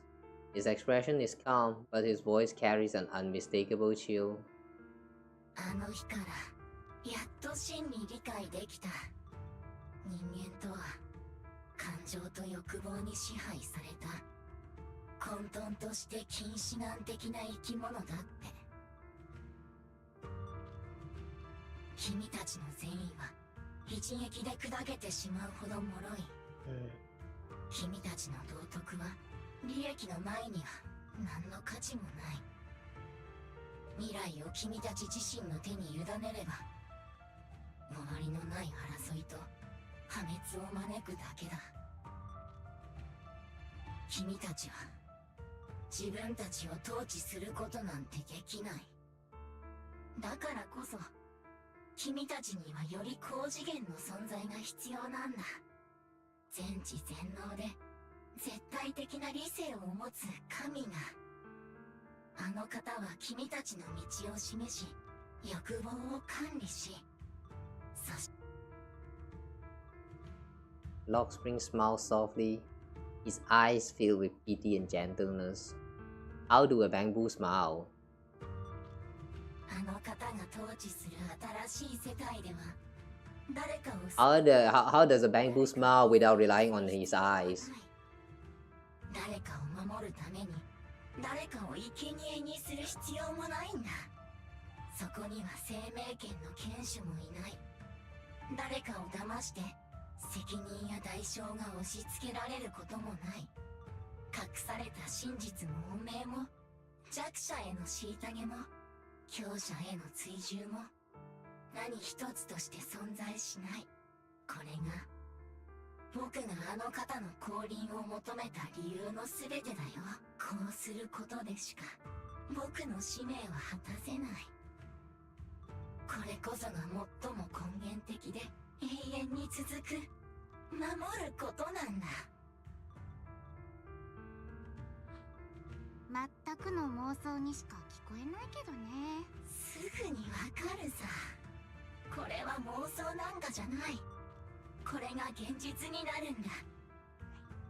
ロックスプリング、あなたが人間に失望する気持ちはわかるわよ。I understand your disappointment in humanity. The way she phrased it here. Yeah, me too. I understand your disappointment in humanity. There's no hope in humanity. あなたと同じように、私も昔は自分の心の醜い部分を憎み、恐れてた。Do you believe in humanity? 卑怯だって。I do. I do believe in humanity for the wrong reasons. でも今はわかるわ。How about you guys? ただそこに存在する人の本質の一部に過ぎないんだって。私たちは泥の中でもがいてあがき続ける命。暗闇を見てきたからこそ、わずかな一筋の光でもそれをつかもうと必死になるの。闇がなかったら光だって存在できないように、悪がなかったらどうやって善を定義するの？子供じみた詭弁だね。君たちは自分の混乱を正当化してるだけだ。苦しみを経験しなければ幸せの尊さがわからないなんてことはない。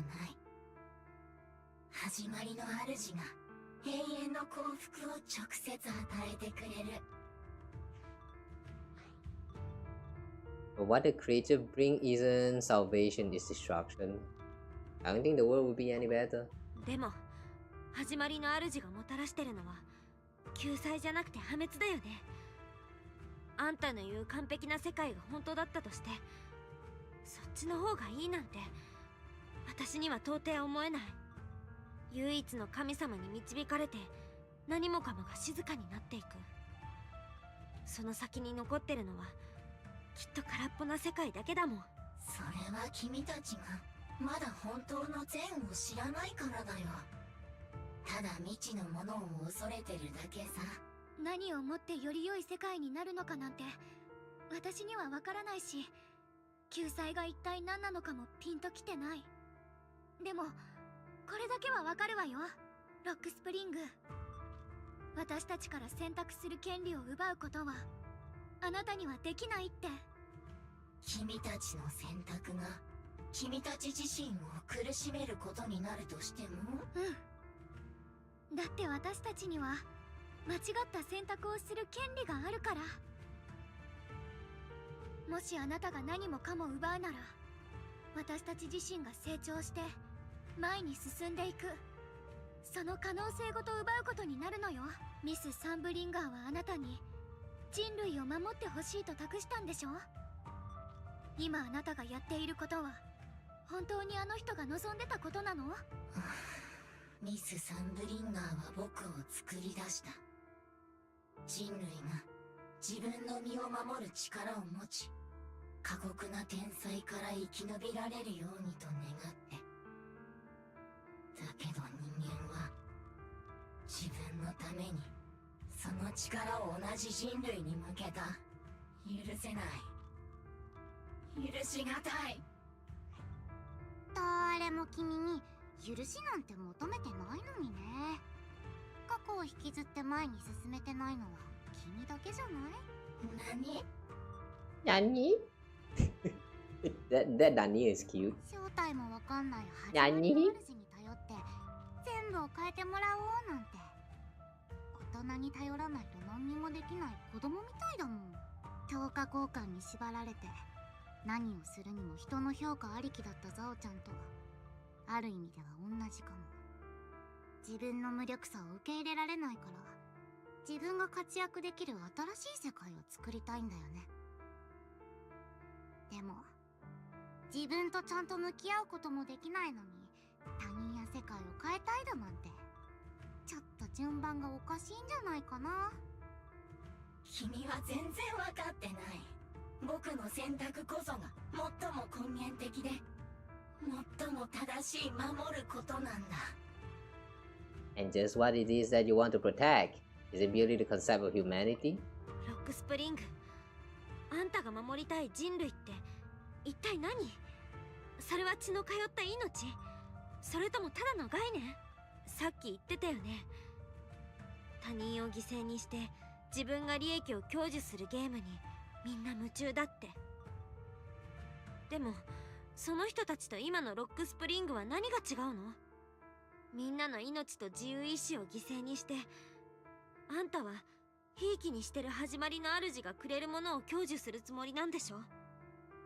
いや、僕は奴らとは違う。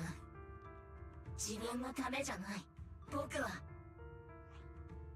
私たちのためよね、ロックスプリング。私は信じてるの。いつか人は自分の力であなたが望んでた素晴らしい世界にたどり着けるって。その日が来るまでにはきっと数えきれないほどの苦しい戦いと長い暗闇に耐えなきゃいけないかもしれないけど、そのために私たちは悪の存在を受け入れないといけない。そして自分たちの力で絶え間なく善を生み出していかないといけないのよ。バラバラにするんじゃなくてバラバラのものを一つにすること。無を受け入れるんじゃなくて無から何かを生み出すこと。それが私たちのすべきことなの。だって始まりの主が約束した未来には何もないから。結局君たちも僕の創造主と同じ選択をするのか。Yeah, seriously, is this intentional? Or is this just a glitch? 僕には全然わからない。 Did they forgot to like add those robotic effect here sometimes, or like is this actually intentional? I can't tell anymore at this point. 創造主ってミス・サンブリンガーのこと？じゃあ始まりの主に従ったってお話は？そうさ、デタラメだよ。彼女はどれだけ誤解され刃を向けられようとも全てを許し愛することを選んだんだ。でも僕はこんな愚かな世界は許せない。こんなものは認められない。おロックスプリング、あなたは冷たい機械なんかじゃない。あなたも私たちと同じように命を宿してて心があるんだって分かってる。だからあなたも苦しいのよね。That means you've also come to know pain. Welcome. Feel pain. あなたが今してることの一切は人類を守るためじゃない。あなた自身が目にしてきた耐えられないほどの苦しみから目をそらすためのもの。Accept it. Accept the pain. 痛みを受け取れ。私も何度も逃げ出したことがあるからその気持ちはきっとわかると思う。でもね、それは選択じゃない。諦めなの。自分とみんなの運命を別のよくわからない存在に委ねるってことだから。ロックスプリング、これがすごく辛い道だっていうのは分かってるつもり。でもそれでも私は私たちと一緒にあなたにもこの道を選んでほしいの。もう道は残されてないんだ。君たちは光を作り出すことを選んだ。けど僕はあらゆる苦痛を葬り去ることを選ぶ。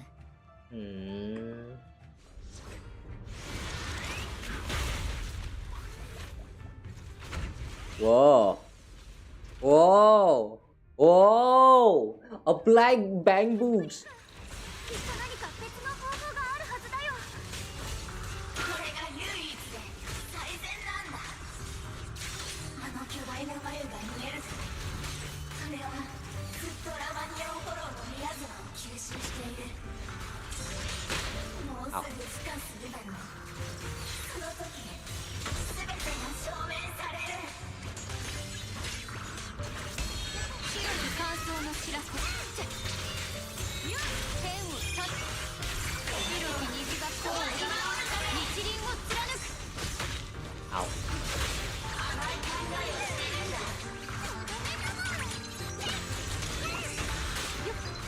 シャバッコ。まだ早くのか。この剣を見なさい。Yeah. Yeah. I have no idea how to parry with Xiaoguang. Ow.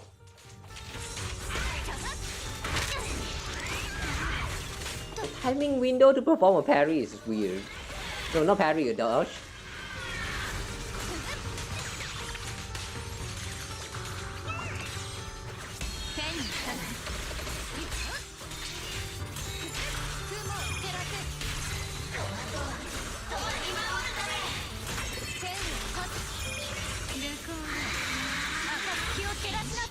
Alright.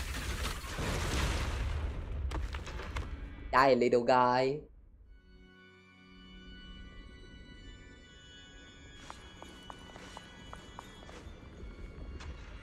Oh, he really died.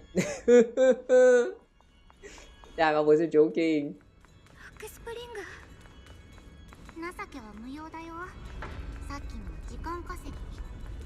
今はやるべきことをやらなきゃ。眉がこれ。 Wait, what about the other personality of Lock Spring?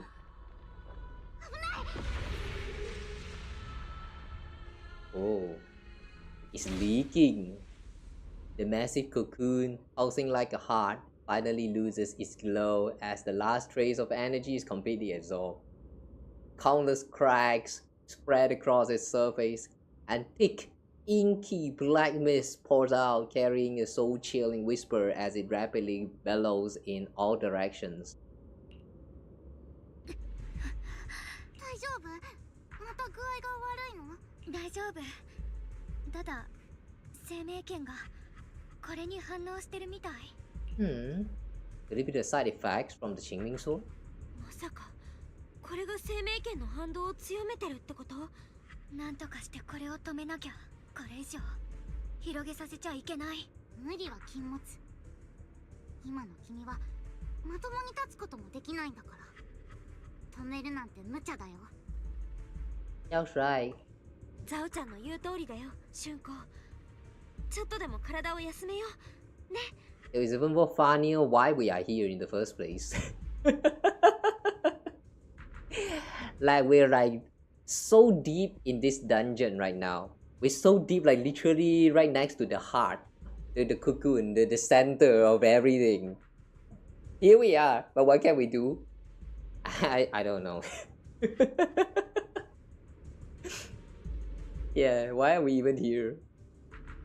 Xiaoguang gently pushes away Zhao's supporting hand and looks at you. A strangely calm smile appears on her face. もう遅いかも。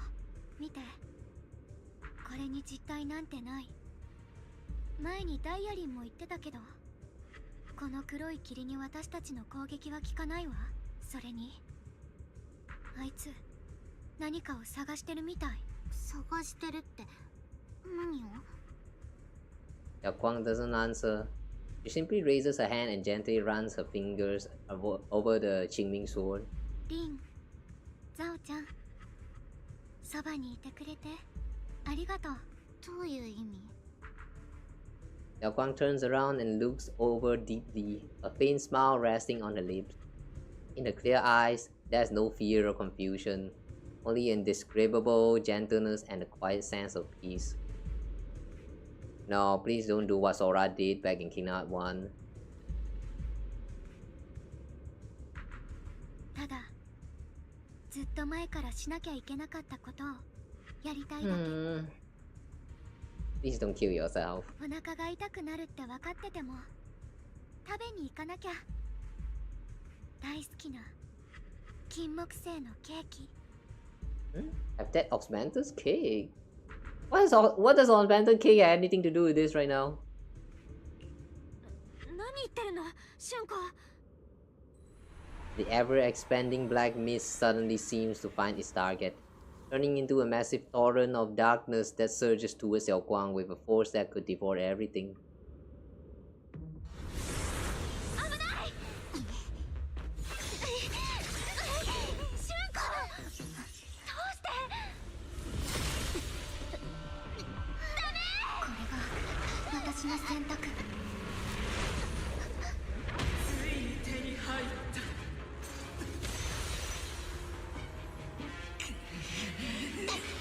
私が一番の器って言うならずっとここにいなさいよ。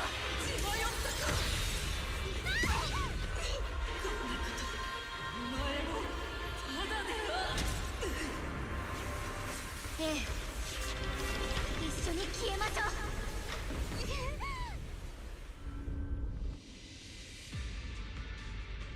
ダメ、春子、そんなことしたらあんたまで消えちゃう。ごめんね、リン。約束を破って。でもこれしか方法がないの。Wow, those swords, they don't even look like swords here. だからこそわかるの。それはとてつもなく強大で確かなもの。この形のない力には勝てない。だから私が器になって自分を終わらせなきゃ。これしか勝つ道はない。君の命と引き換えなんて。Is the wind strong or is the wind not strong? これ以上誰にも傷ついてほしくないの。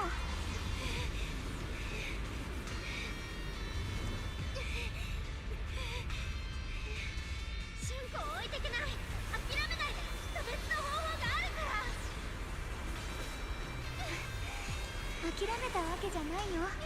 自分の命より大切なものを守りたいだけ。蒸気兵のみんな、大切な仲間たち、そしてあなたを。ダ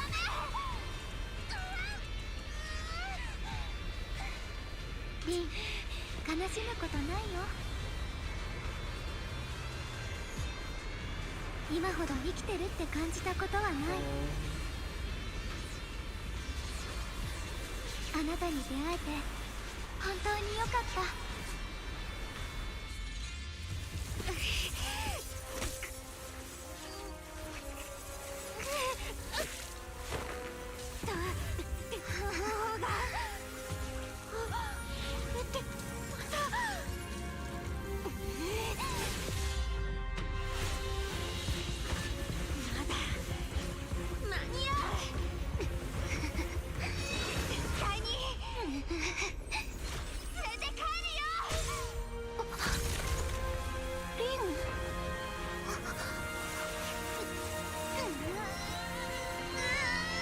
What?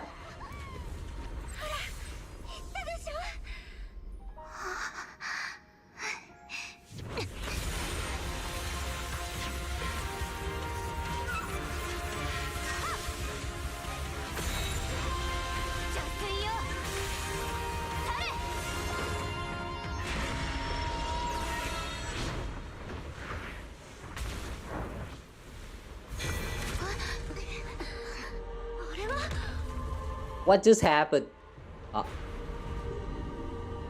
What actually just happened? Why we have some golden tattoos and shit? What was that?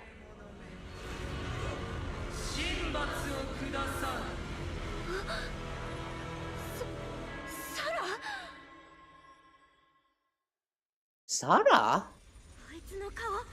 I thought she died. 始まりの主と一つになりたいっていう願望が叶ったみたいだね。リンのおかげで助かったよ。無茶してごめんね。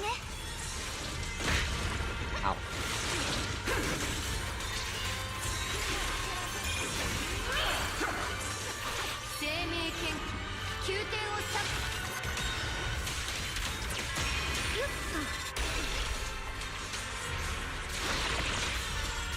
Use perfect dodge or assist.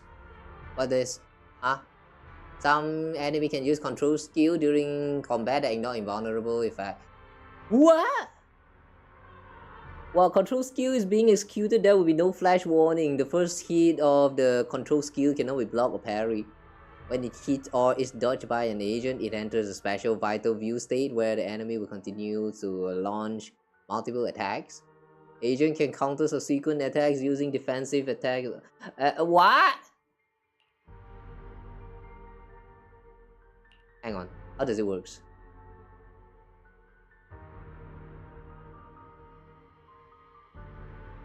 So the first hit, you have to dodge it, and then the rest of it, you can just do like defensive parry.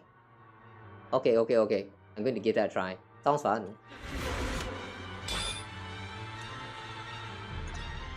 Space? Wait, space or...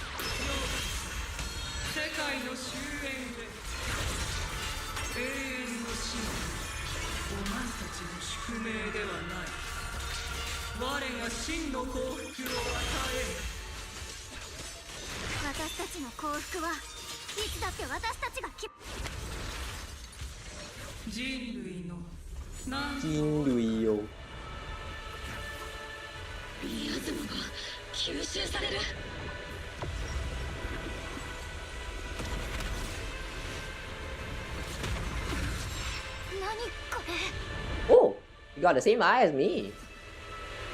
Ooh. What?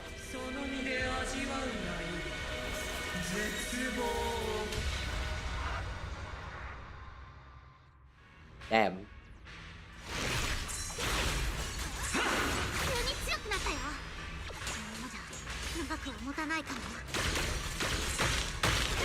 Ow.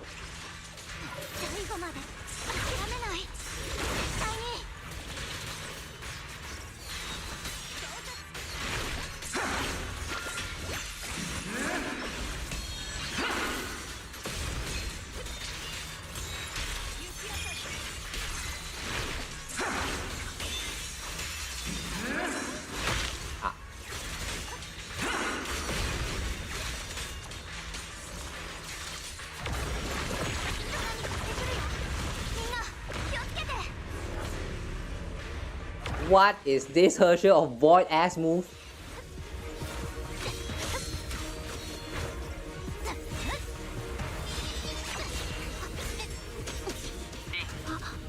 Onibi 隊長たちからあの岩を攻撃していると連絡があった。そちらの助けになるといいけれど。持ちこたえてくれ。Yeah, we're totally trying our best. Yeah, we are doing something there.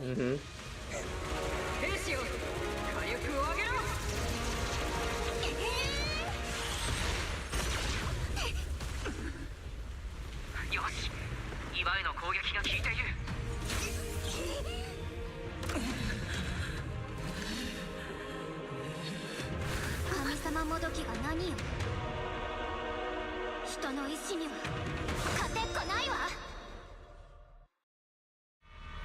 リン、今みんなが全力で岩を壊している。持ちこたえてくれ。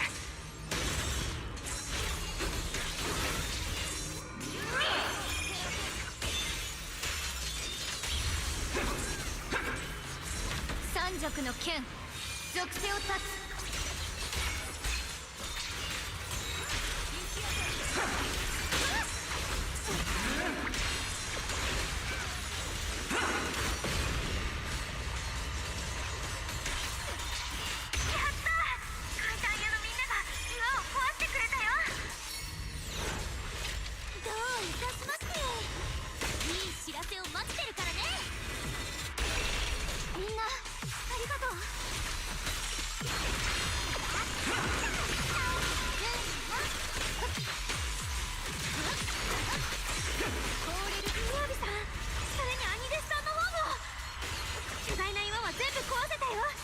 Okay.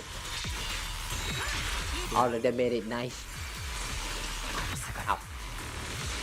まだ救われる価値があります。我ら Die! Ah, where am I out?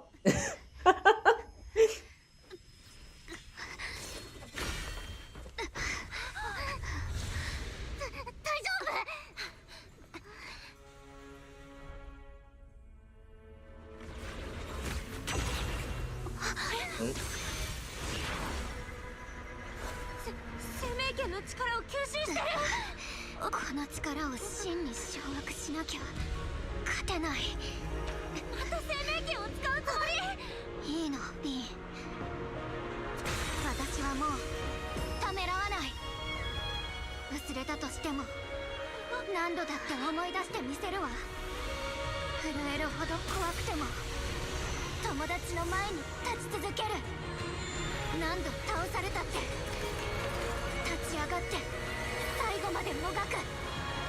私たちは何度だって暗闇から這い上がってみせるわ。神様なんていらない。私たちは手を取り合って生きていく。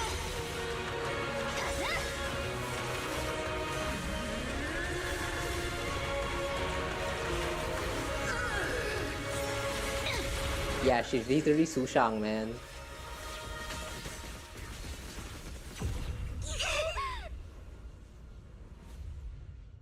愚かなお前たちはいずれ Ooh, the hollow shrinking. また開けた。 We disappear though. As the final trace of creator fades away into the air, everything falls silent. The eerie black mist finally dissipates, leaving behind a scarred wasteland and those who survive. Maybe it's just your imagination, but even though you're still deep underground, it feels as if a ray of sunlight has pierced through the rock above, bringing a long-lost warmth that almost brings tears to your eyes. But is the hollow still a hollow?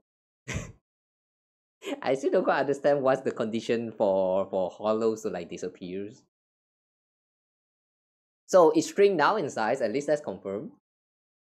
Xiaoguang let out a long sigh and plops down on the ground, showing for the first time a tired smile, a guard lowered.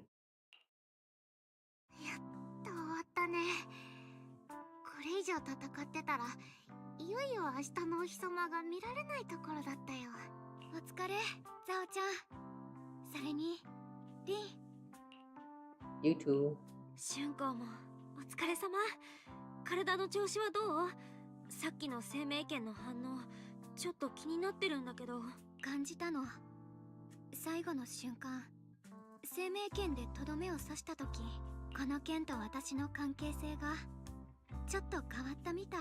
前は生命剣が一方的に私を選んだだけで、私からは剣に何の影響も与えられないって思ってたんだけど。Xiaoguang lifts her head, her eyes shining with a brightness and confidence never seen before. でも今、やっとわかった。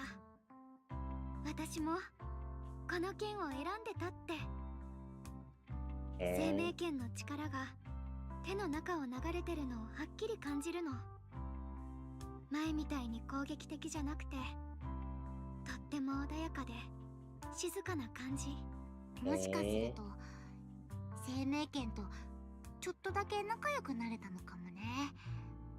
ただそうだったとしても、あの反動は。分かってる。あの反動はまだ残ってて、いつまた発作が起きるかはわからないってことよね。でも私、今になってようやくこの剣を本当に使いこなせた気がする。長い歴史を超えて受け継がれてきたたくさんの剣士の意志と力を感じたもの。私は一人じゃない。この剣の中には私と一緒に戦ってくれるたくさんの人たちがいる。Yet earlier you were planning on handling everything on your own. でも春子、さっきは自分を犠牲にして何もかも解決しようとしたよね。あの時私がどんだけ。 Looking into Xiaoguang's clear eyes, filled with quiet apology, your words of reproach ultimately remain unspoken. ごめんね、また心配させちゃった。実はさっき始まりの主を捕まえた時、すっごく長い夢を見たのよね。そこは果てしなく続く暗闇で、どれだけ走っても終わりが見えなかった。もしかしたらもう二度と帰れないかもとさえ思ったわ。自分が選んだ道だってことも、みんなのためにはこうするしかなかったことも分かってた。でも怖くて震えが止まらなくなって、その時だった。目の前にかすかな光が差し込むと同時に、向こうからあなたの声が聞こえてきたの。 Translation: She's madly in love with you. その声が暗闇を切り裂いて、私に手を差し伸べてくれたのをはっきりと見たわ。 Don't forget I'm a proxy. I'll lead you back home. 私はプロ騎士だよ。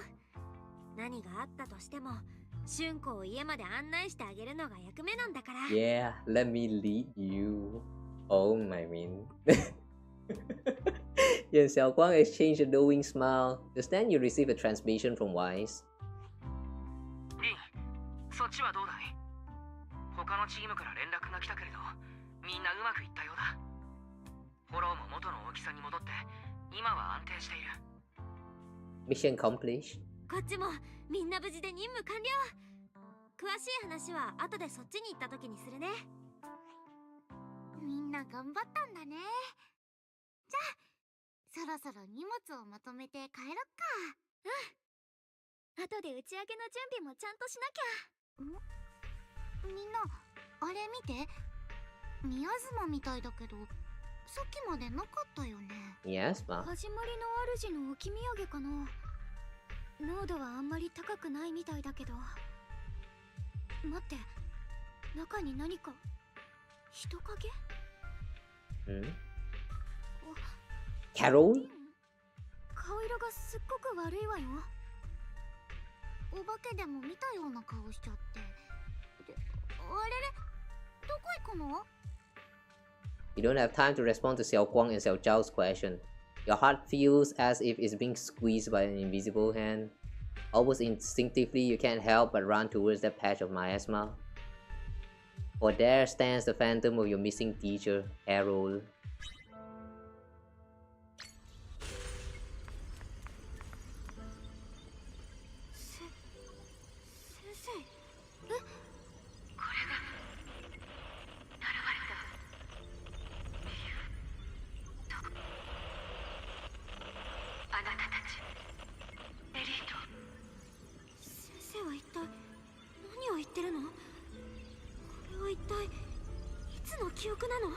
独り言をつぶやいてる感じじゃなさそうだね。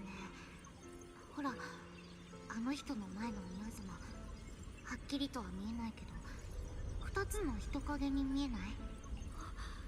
ザオちゃんの言う通り、先生誰かと話してる。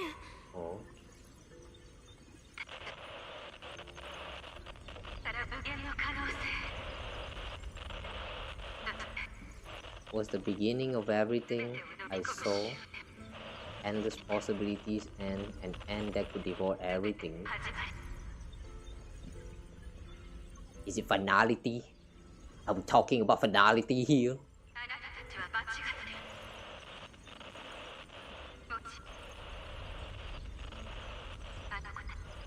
Those children, I have no regrets.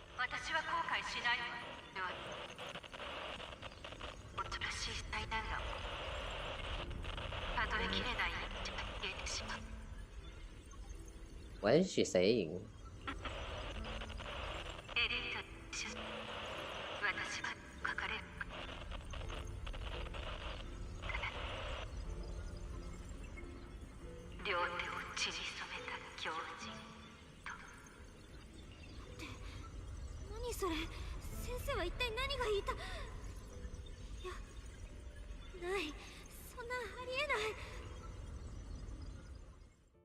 The blurry figure of your teacher flickers before you, and in an instant, a flood of memories crashes into your mind. これは先生の記憶感じる。これがあの時先生が見てた光景。先生が話してたのはこの二人。It's you and your brother. あの人たちは何者？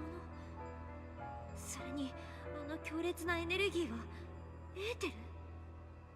It's you and your brother. And you were golden just now too. That is you. それにあの見た目どうして？頭と目が痛い。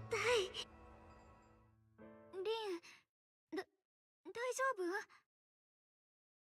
夫？ What happened? 気がついたんだね。よかった。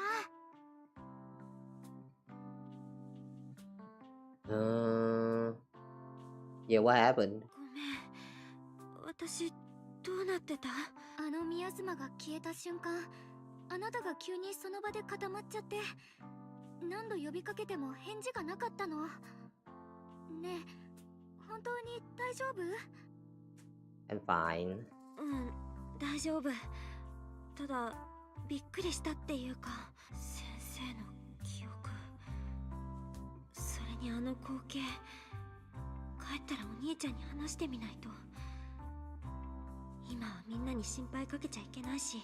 さっき宮妻の中にいた幻ってあなたの先生よね。聞いてた感じ、Qと陥落との関係をほのめかしてたみたいだったけど。Teacher. 私とお兄ちゃんはずっと先生のことは濡れ衣だって信じてきた。だって私たちが知ってるカローレ先生なら絶対にしないことだと思ったから。でも先生、災難ってどういうこと？数えきれない命が消えるって。リン、今はあんまり深く考えなくてもいいんじゃないかな。途切れ途切れの記録を見たからってわかるわけないし、だいたいこういう時って全貌が見えたら本当のことは全然違ったりするでしょ。意味深な言葉はあったけど、その程度の悪意ならトップスのパーティーでしょっちゅう飛び交ってるしね。今のところ市政ってQと陥落の具体的な原因には触れずに容疑者リストを公表しただけだもん。それって要するに込み入った事情があるってことだよね。 You're right. Let's head back first. みんなの言う通りかもね。とにかくここは危ないし、早く帰ろっか。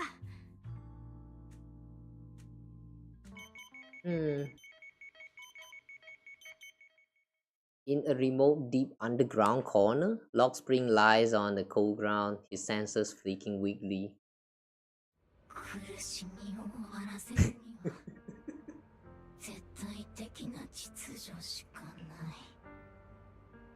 This looks like that meme.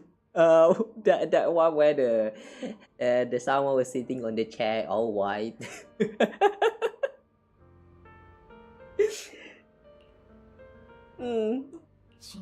Is he okay?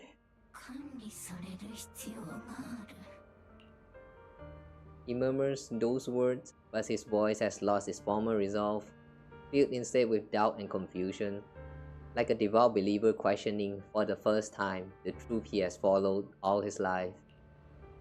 Everything he just witnessed still echoed in his mind.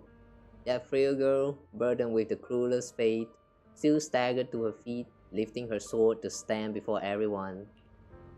The proxy who had suffered the same injustice, and the Krampus judge who had never known kindness from fate. None of them harbored resentment or hatred towards the world. They did? Just not hating to the point they want to destroy the world? But, yeah. Anyway, instead they held each other up, steady and unwavering. I thought they wavered a few times. Okay, well, whatever.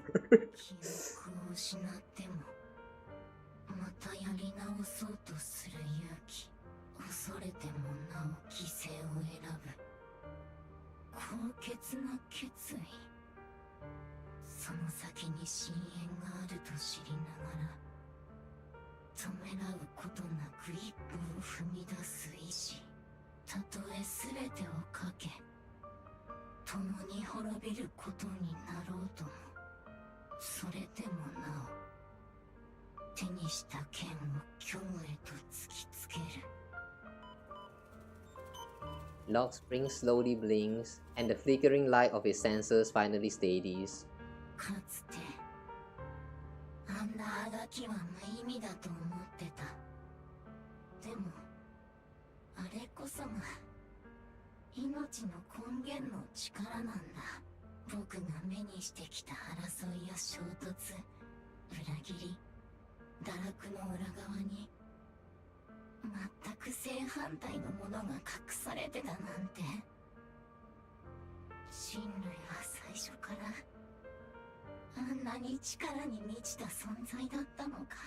Nah, human is weak as fuck. ああ、がっかりだよ。もうちょっと前線してくれると思ってたのに。あの時、僕が完全に壊れかけてた時だったね。君が突然現れて、始まりの主と Oh? 三小会の存在を We're getting lost towards the AI? 君が僕に進むべき道を示してくれた。そうだけど、それが何？今さら何もかも僕のせいだとでも言うわけ？いや、むしろ感謝したいぐらいさ。君がいなければ、僕はこんな経験をすることもなかったんだから。そして、この最後の答えにたどり着くこともできなかったはずだ。Damn, it sounds like he's dying. ちょっと何言ってるのかわからないや。とうとう論理コアがダメになったから。まあいいけどね。あの計画には何の影響もないからさ。完全にお釈迦になる前にもう一ラウンドくらい楽しませてよ。Ignoring the taunts, Lockspring gazes calmly into the darkness before him, and yet it feels as though his eyes pierce through it all, seeing something far beyond, something vast and distant. いつか人類の勇気が消え失せてしまう日が来るかもしれない。だがそれは今日じゃない。ミス・サンブリンがおそらくあなたの言う通りだった。新エリートの空を漂う理想郷よ。どうか真実を。つまんないな。もうお前は用済みだよ。Who's this? It sounds like this is actually a villain of some sort. What is this? しょうがないから次のお楽しみを探してこよっかな。さあ、新エリートよ。妖怪様の凱旋を泣いて喜ぶがいい。Yokai? Oh. Lock spring sensor flicker a few more times before going completely dark. All sound fades away, leaving the surroundings in absolute silence. It simply sits there quietly, like a statue that has fulfilled its purpose. What? Oh, the little guy really did die. Aww. Can Enzo fix this? I wish Enzo can fix this. No way, they won't bring it to Enzo, will they? Oh, damn. They reveal a lot of things in this chapter, I have to say. They kind of revealed a little bit about how we still have some hidden powers inside of us. That Ether, the golden thingy, and then they also show us a lot of flashback with Carol. Kind of proven that Carol is the one who brings down the fall of Eridu. And no, not Eridu, fall of the capital. And then they also revealed like this yokai, and they at one point they also mentioned about a floating island a little bit similar to Celestia from Genshin, like somewhere on top of New Eridu.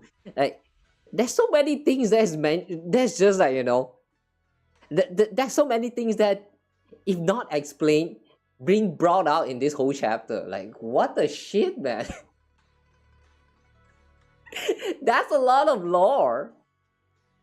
Damn, I like this chapter very much.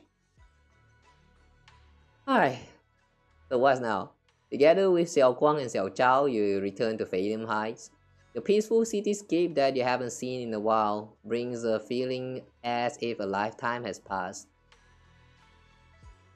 さてと、万事解決したし、ゾウちゃんもそろそろ報告に戻ろっかな。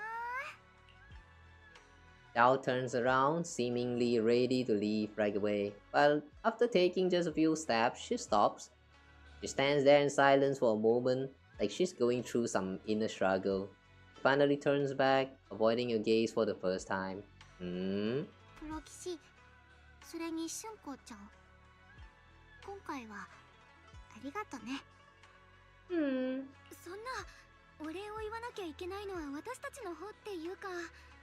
ザオちゃんはあのトップスの人たちを止めてくれたもの。Oh yeah, what's going to happen to her now? まあ、あれも元をたどればザオちゃんのせいっていうか、自分でめちゃくちゃにしたものをお片付けしただけ。Xiao-chan, what about your mission? でもそれじゃあザオちゃん、任務はどうするの？そうよね。トップスから直々にもらった任務だったんでしょ？もし失敗ってことになるなら、上昇腐敗の称号はどうなっちゃうの？生命権貸してあげよっか？いいの、気にしないで。Land the sword. こっからはもう君たちには関係ないからね。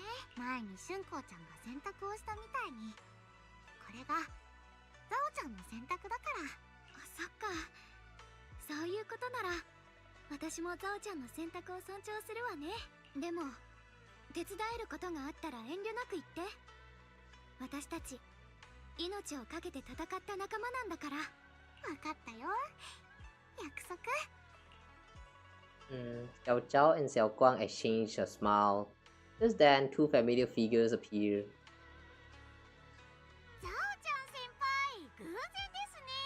長騎兵の一件が片付いたゆえ、我が輩たちも黒枝へ戻るところであった。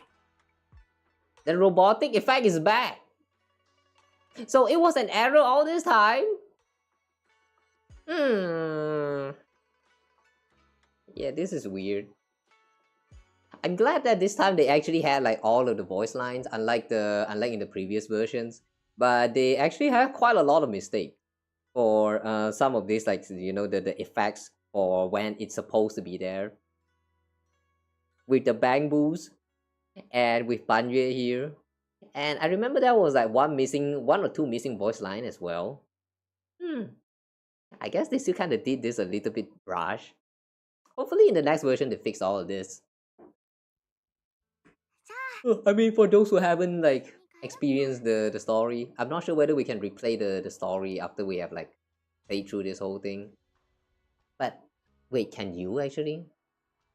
I do remember that they did some like updates to the way the story archive thingy like functions. Would be nice if we can actually like replay the events through the game itself. Like, imagine every time when you're curious about what happened, you have to like, you know, ditch your game, go look for a video that actually has like a whole recording, and that would be a little bit annoying. I mean, it's easy to do, but like browser is not the kind of thing that I love to like drag out nowadays. Alright, anyway. Heading back. ねえ、ザオちゃん先輩、私思い出したんですけど、前にここの任務でいろいろ助けてもらったじゃないですか。あれのお返しってまだでしたよね。私に何かしてほしいこととかありませんか？お返しか。別にいいかな。ただ働きは死んでもしない主義のザオちゃん先輩が、ひょっとして偽物じゃないですよね。ダイヤちゃん、おだまり。ザオちゃんたちは仲間だもん。何もかも損得で動くことないよね。ザオちゃん先輩が照れてる。万学先生も見てください。すっごく可愛いですよ。安心してください先輩。お返しとして先輩の秘密は私が一生死守しますから。例えば先輩の大好物ですけど。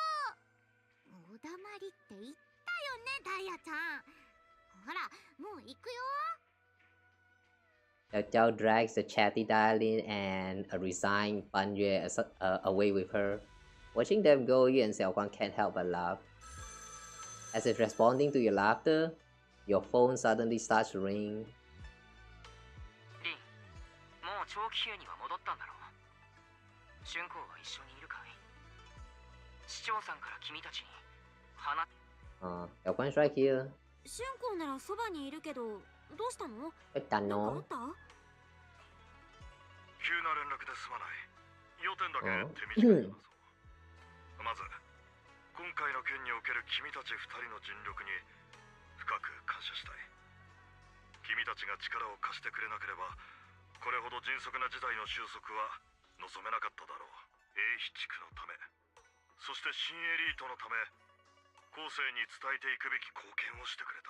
そして、楊春光君、君に極めて重要な提案をしたい。今回の危機における君の輝かしい活躍を鑑み、新エリート最高の栄誉であるうつろ狩りの称号を授けたいと思っている。でも別に私一人の功績ってわけじゃないですし、今回はみんなで一緒に。無論今回の作戦に参加した全員が何らかの形でふさわしい賞賛と報奨を受けることになる。一方で君にうつろ狩りの称号を授与することについては複数の理由によるところがある。第一に、君の実力は歴代のうつろ狩りと肩を並べるにふさわしい。新エリートには君のような強者が必要だ。第二に、生命権に関する詳しい話はイーシェン君から聞いている。これまでに君が耐えてきた痛苦と払ってきた犠牲はこの栄誉にふさわしいと言えるだろう。以上の理由から君にはぜひともうつろ狩りの称号を受け入れてほしいと。私は。Xiaoguang instinctively turns her gaze towards you, her eyes almost pleading for help. Just accept it. You're more than worthy of the title of Boy Hunter. Overthink it, choose what you truly want. 人にどう思われるかとか責任とか考えすぎないで。春光はどうしたい？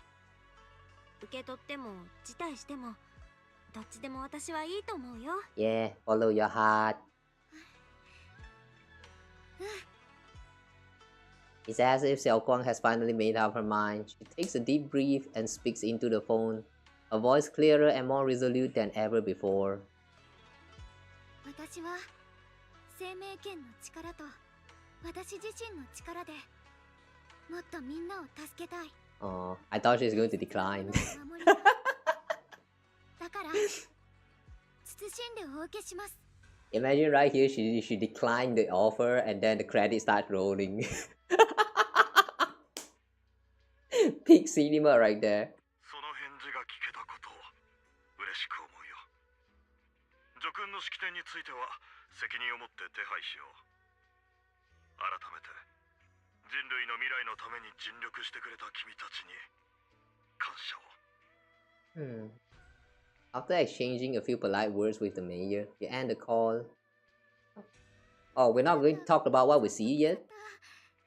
こんな私がうつろがり凄腕の先人たちに恥じない活躍ができるかな。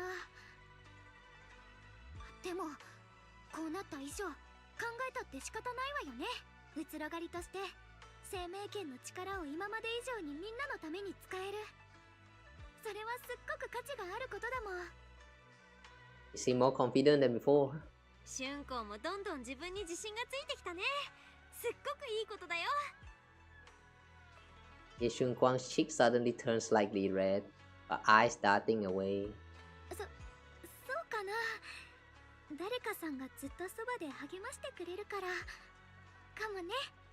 とにかく適当感に戻りましょう。みんなを待たせちゃいけないわよね。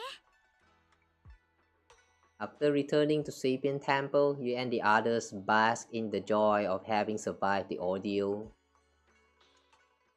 Meanwhile, in dimly lit office, a single lamp casts its glow. A lone figure sits shrouded in shadow, their face hidden from view. ザオ、私の記憶が正しければあなたが任務に失敗したのは今回が初めてね。黒枝の誇る上昇腐敗ともあろうものが珍しいこともあるものだわ。そうなの。この失敗は全部ザオちゃんの責任。どんな処遇でも受け入れる覚悟はできてるよ。黒枝からの除名だって別に。そう結論を急がないでちょうだい。ねえザオ、もう一度生命権を手に入れてきてほしいと言ったらあなたは受けてくれるかしら。次はどんな手を使ってもいいわ。例えばあの剣士の生死も問わない。どう？残念だけど無理かな。あら、私の命令でも？客観的に言うとね、今のザオちゃんじゃ生命権の力を使いこなせるようになった剣士には勝てない。それにあの子にはちょっと手を出したくないかな。だからごめんなさい。ザオちゃんにはできない。I sure wish this woman is just testing her. ザオ、あなたのことはずっと賢い子だと思ってたわ。けれど。A long silence hangs in the air, so heavy it was almost suffocating. Then from within the shadows, a soft chuckle breaks the tension. 嬉しい驚きもあるものね。安心してザオ。今回はお咎めなしということにしましょう。むしろ結果には満足してるわ。あなたの10日交換至上主義は私前々からどうにかしてほしいと思ってたの。今回の任務では学びがあったようで何よりね。それに私としても生命権を奪うのは本意じゃなかった。あなたも気づいているでしょう。今回の任務が講師の老人たちたってのご用命だったこと。目先の利益しか考えないおバカさんたちにはいつだってイライラさせられるわ。High ambitions? This is the first mention of this high ambitions, right? Is this some kind of organization? とはいえ、彼らもこれで別の計画を模索するんじゃないかしら。移ろがる銃具に関してはね。White Hunter's weapons? それって。いいこと、ザオ。クランプスの黒枝が忠誠を誓うのはトップスそのもの。それを構成する一部や、まして個人では決してないわ。その他のことは、まあ、じっくり見守っていくとしましょうか。I don't know, guys. This woman kind of scares me a little bit.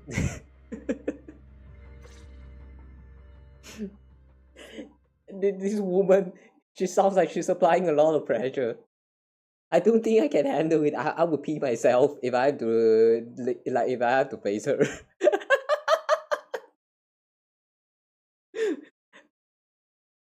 Oh boy. That whole tension and all that stuff, all that silence, that's scary, man. Silence is the last thing you want to experience in a conversation with your boss. Scary as well. The day of the Void Hunter anointment has finally arrived. The mayor?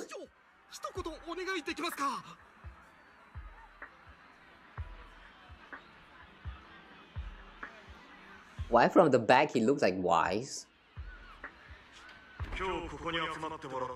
Okay, from the front he doesn't look like wise.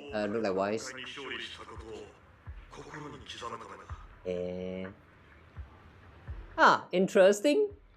I thought the mayor would actually looks a little bit more young. He's actually quite old. Or more like he does look very old. Unless he deceives us by that look at first, and then turns out he's only like 21 or something. You know how ages in this anime media doesn't really make sense most of the time? Yeah, it might be that one of case. We'll see.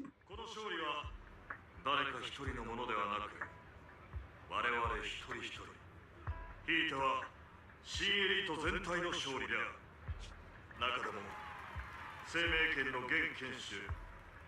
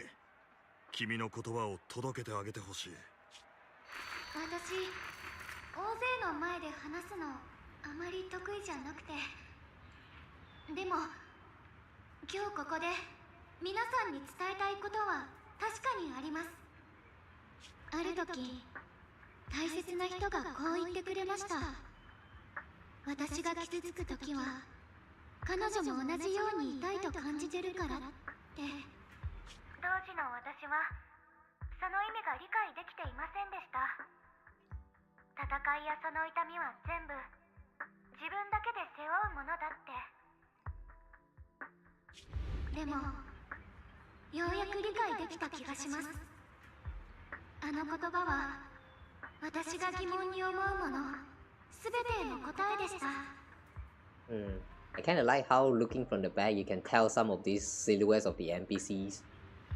Like this is the one selling Tong Sui, and this is Sweetie, and this is of course the coffee maker, and the rest of these kids they are just some random NPCs that's walking around the place. I kind of like the way you can tell some of the silhouettes of this NPC, even though they are just NPC. You know what I'm saying? Usually NPC is very unrecognizable because everyone's just look the same. Here, at least some of them, it like you can tell on first sight. 街角から漂ってくるコーヒーの香りに癒され、子供たちの笑い声から幸福を感じるように、瓦礫のそばでうつむく人たちに心を痛め、傷ついていく仲間たちを見て涙を流してる。もしかしたらこの世界は今でも争いと醜さに満ちてて。 Hang on, Ye Shiyuan is back to normal again.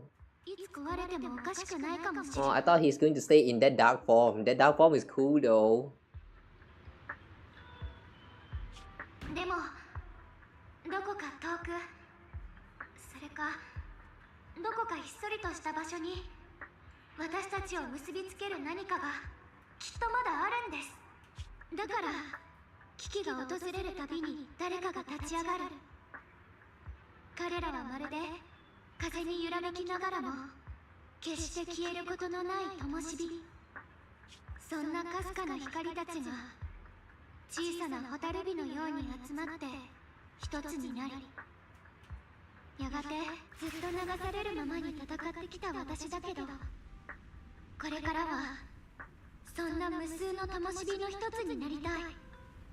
だって私たちは知っているから、夜は必ず明ける。どれだけ夜が長くてもきっと朝は来るって。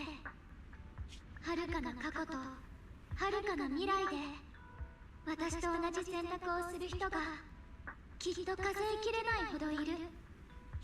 私たちは決して一人じゃありません。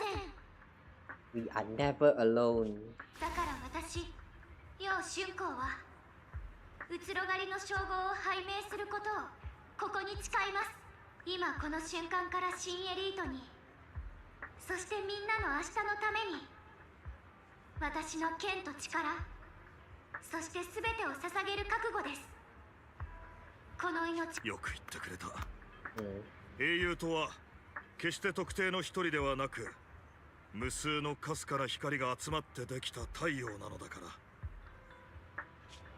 それでは皆、どうか共に見届けてほしい。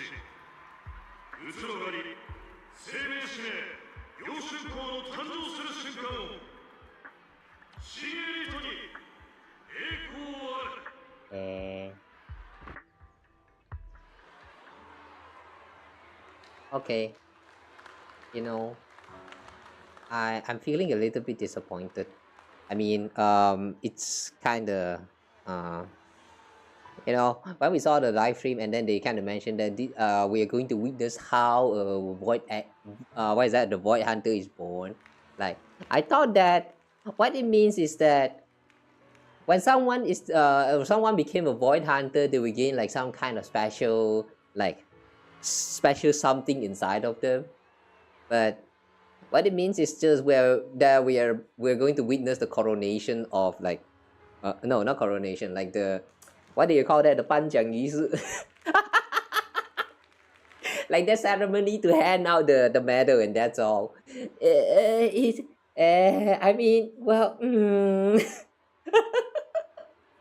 it's okay. Like, I mean, it's not really the first time, is it?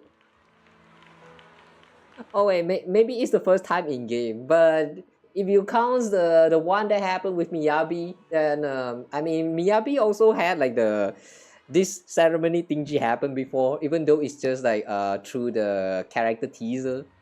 But I guess in game this is the first time. I guess they are not lying, but I don't know, man.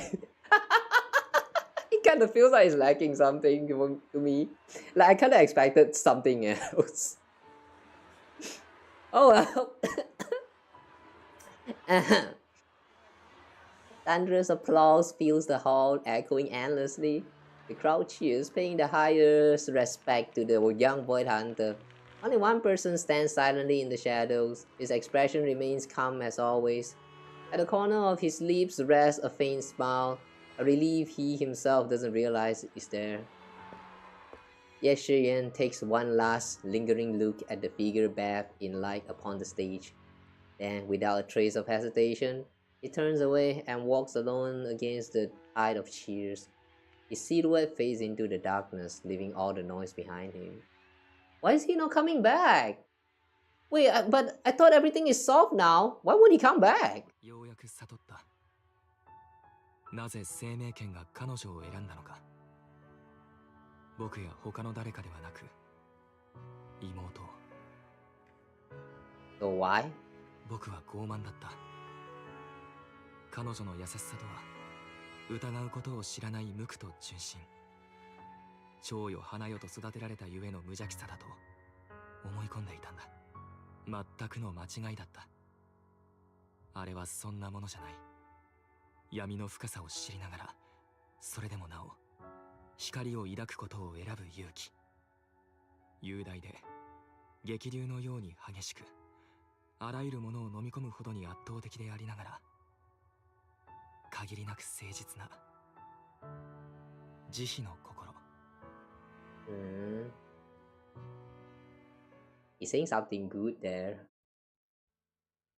The situation has settled for now, and Phaelium Heights has finally recovered to its former prosperity. The long-sealed porcelain mine in Lemnian Hollow seems to be set to reopen soon. 何はともあれ、物語の幕を閉じ、英七区に平穏が戻った。It will reopen. 春光の言った通り、世界が Yeah, why is he leaving? 私たちを結びつける何かがきっとある。心で通じ合う仲間との信頼。見知らぬ人のちょっとした善意。絶望を前にして。Wait, is Isolde still there? こういう小さなつながりが、いつか大きな奇跡になって、奈落に落ちそうな時、手をしっかり掴んでくれる。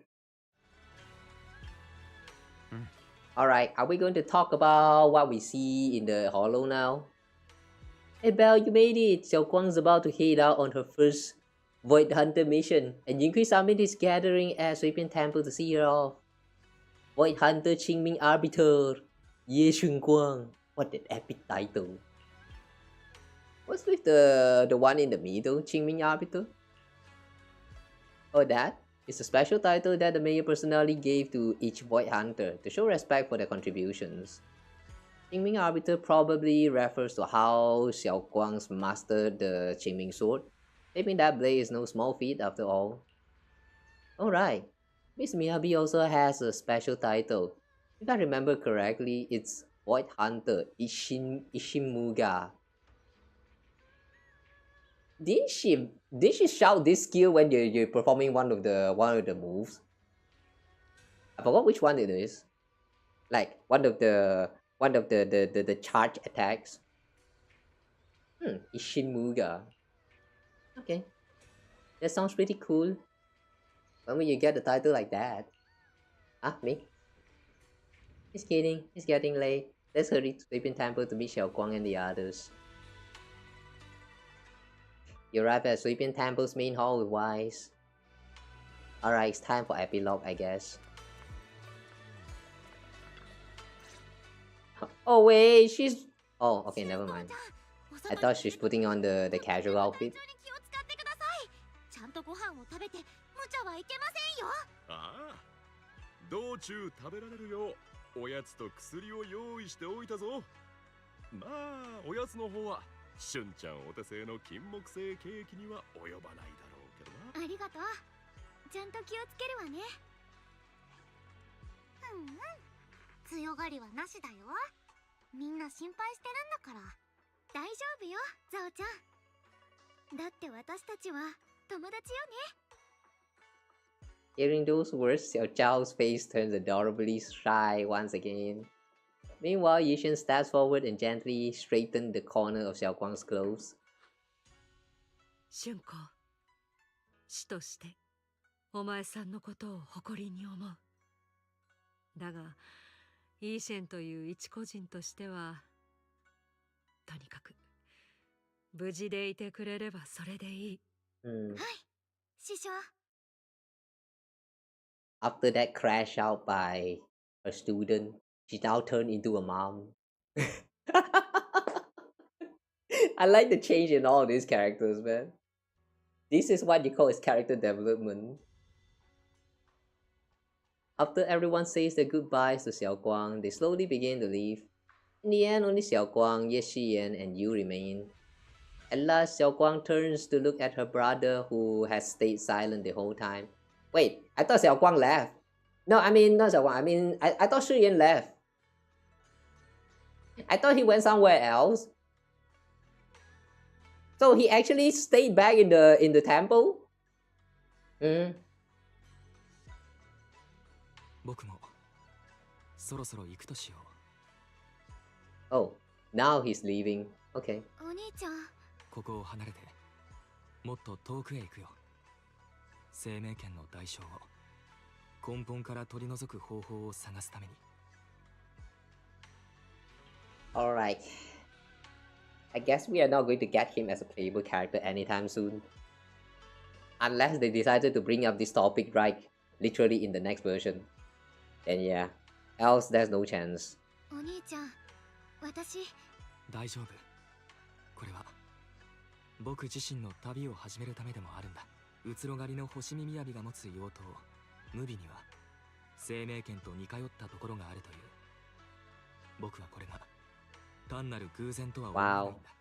Wow. After more than 11 hours, this is the first time someone actually brought this up. After so long. こうした武具の中には僕たちが想像もできないような秘密が隠されているのかもしれない。そうした秘密を探り、霧の向こうに隠された真実を見つけ出したいんだ。Well, I guess the next time when Shiyuan finally returns into the story again, that's the time we're going to unveil the secrets. We're going to reveal the secret of whatever that's connecting all these swords and stuff. Well, I guess that's one thing to look forward to the future chapters, I guess. That the man is not going to be playable anytime soon. 僕自身の幸福についてもおいおい考えてみることにするよ。Shiyuan reached out, wanting to pat his sister's head like he used to when they were little, but pauses midway and instead gently rests his hand on her shoulder. Just do it, you coward!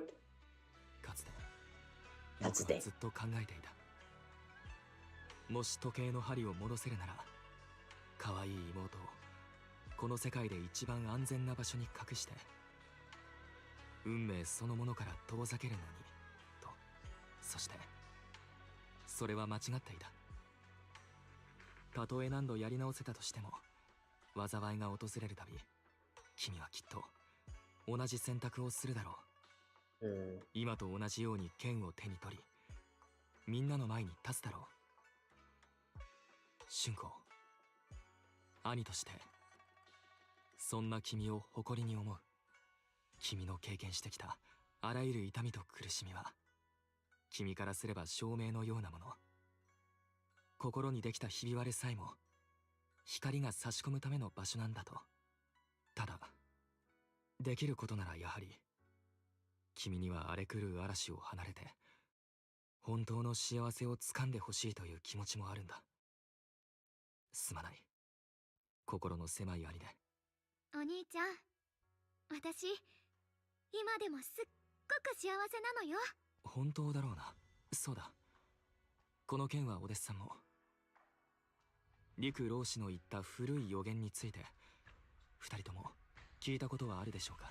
雲岳山の未来、災難を前にして白濁なる存在が現れ、生命権を手に長き世を断ち切り黎明を呼び覚ます。A Paicher. Yeah, we still don't know what is that Paicher. They never explain. そして白濁のそばには特別な運命が現れる。その存在は白濁にとっての変数となり、一年によって未来そのものを変える可能性を秘めているのだと。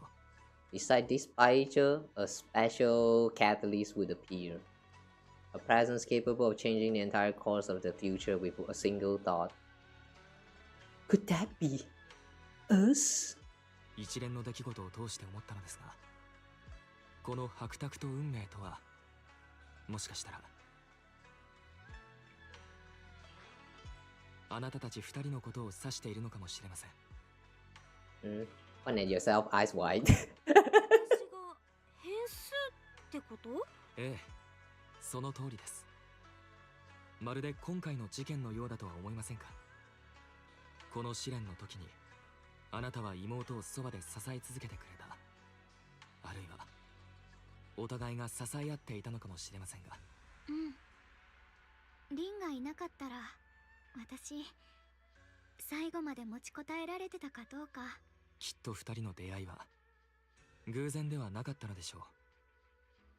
その背後にある運命の層はおのずと時間が明らかにしてくれるはずです。さて、こんな時間ですから、僕はそろそろ行きます。OK。さらばだ。さらばだ。それにお弟子さんも。さらばだ。Ye Shiyuan withdraws his hand without another word, giving Xiaoguang a deep nod. Then he turns toward the setting sun and walks away with quiet resolve. 白沢、それに運命。リン、あんまり気にしないでよね。ただの予言だし、そもそも陸老師が私たちをからかってるだけかもしれないんだから。I actually think it's pretty nice. そう？別に悪い気はしないけどね。私たちの出会いが運命的だってことだし。運命の出会いなんて、そんな。ねえリン、もう一つだけいい？もう一人の。私がずっと思ってたことについて考えてたの。あの子は愛情が嫌いだった。呪いだとか罠だとかジメジメとして冷たいものだとか言って、それがいつか私を滅ぼすんじゃないかって警戒してたのよね。ひねくれたものの見方を続けてると純粋な行為でも心に届かなくなっちゃうみたいに。昔の私がいつも罪悪感と恐怖でいっぱいだったから。でも愛情ってそんなんじゃなかった。呪いじゃなくて奇跡、罠じゃなくて力。ジメジメとして冷たいどころか果てしない闇に落ちてく私をこの世界に引き戻してくれるあの温かい手。Xiaoguang takes a deep breath, then uncharacteristically spreads her arms wide, as if to embrace everything before her. 私は本当に Yeah, her arm looks very wide right now. この世界が大好き。朝の風が頬を撫でる感触、昼下がりの日差しが本のページを温めるぬくもり、街角のパン屋さんから漂う香り。Didn't she already talk about this on the stage? いいことも悪いことも光も闇も全部がこんなにも大切で特別なの。Including the pain? だからこそ私もこの体の全部でそれを守る。どんな代償を払うことになっても。 To protect including the pain? やっとわかった。生命権が私を選んだだけじゃなくて、私も生命権の全部を受け入れて選んでたんだって。うつろがりとしてはまだまだ新人だし、学ばなきゃいけないことがたくさんあるけど、私きっと頑張ってやり遂げてみせるわ。ありがとう。あなたのおかげね。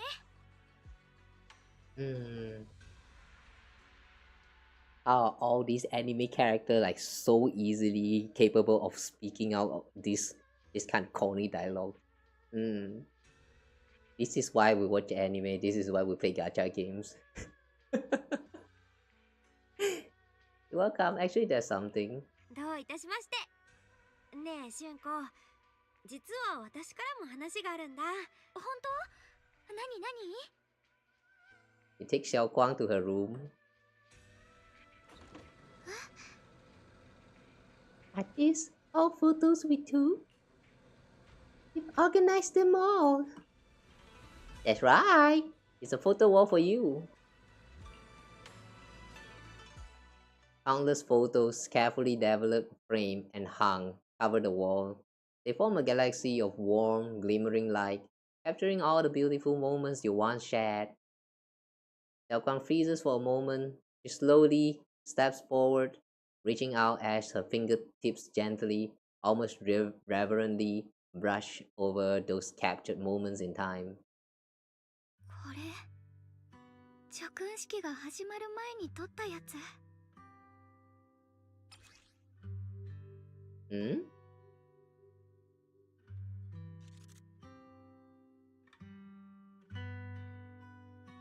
Before the Void Hunter appointment ceremony. Hey, we took this photo? When? I don't remember. あんなに大勢の人の前で話したのは初めてだったもの。あなたやみんながそばにいてくれなかったらどうなってたかわからないわ。それにしてもすごいわね、これ。ガーデニングショップのいい香りも一緒に聴いた優しい音楽も。This time she actually does remember. Now I wish she doesn't forget. そっか。いつの間にか私たちこんなにたくさん素敵な思い出を作ってたんだね。The memories of the past will always leave the mark. 未来がどうなるかはわかんないけど、思い出にならない過去なんてないから。私、ちゃんとこの先も覚えてるからね。いつまでもずーっと。リン。Xiaoguang chokes up, still staring at the precious photos as her shoulders tremble. After a while, she turns around, eyes glistening with tears, yet her smile shines brighter than the sun. 大好き。今までもらった中で。Yeah, missed opportunity, man. This is the part where you should show us a CG of her smiling, a drawing of her smiling. That would be so epic. I would love that, man. あなたと過ごした時間は私にとっても一生忘れられない素敵な思い出。生命圏の副作用がいつまた現れるかわからないし、この記憶をどれだけ保っていられるのかもわからないけど、この眩しく輝いてた日々を胸に、私はどんな未来にも立ち向かっていける。私の人生にあなたはこんなにも綺麗な色を添えてくれた。Together, you and Xiaoguang relive the stories behind each photo. And at last, the time comes when you have to part ways. 時間だわ。もう行かなきゃ。Safe travels, hug Xiaoguang. Without a word, you step forward and gently pull her into a hug. Can you do this as wise too? Xiaoguang tenses up for a moment, then softly wraps her arms around you, returning the hug. ありがとう。私のこと覚えててくれて。All this line about thank you for remembering me. You know what that reminds me of? Alicia. No, not Alicia. Let's say not just Alicia. The one that happens most recently, the Emporious arc in Star Rails. Kirini. Yeah, Kirini. For a moment I forgot her names. But yeah, I remember she kind of went on with all that thanks for remembering me stuff. Like before she ends the story. It was kind of sad, man.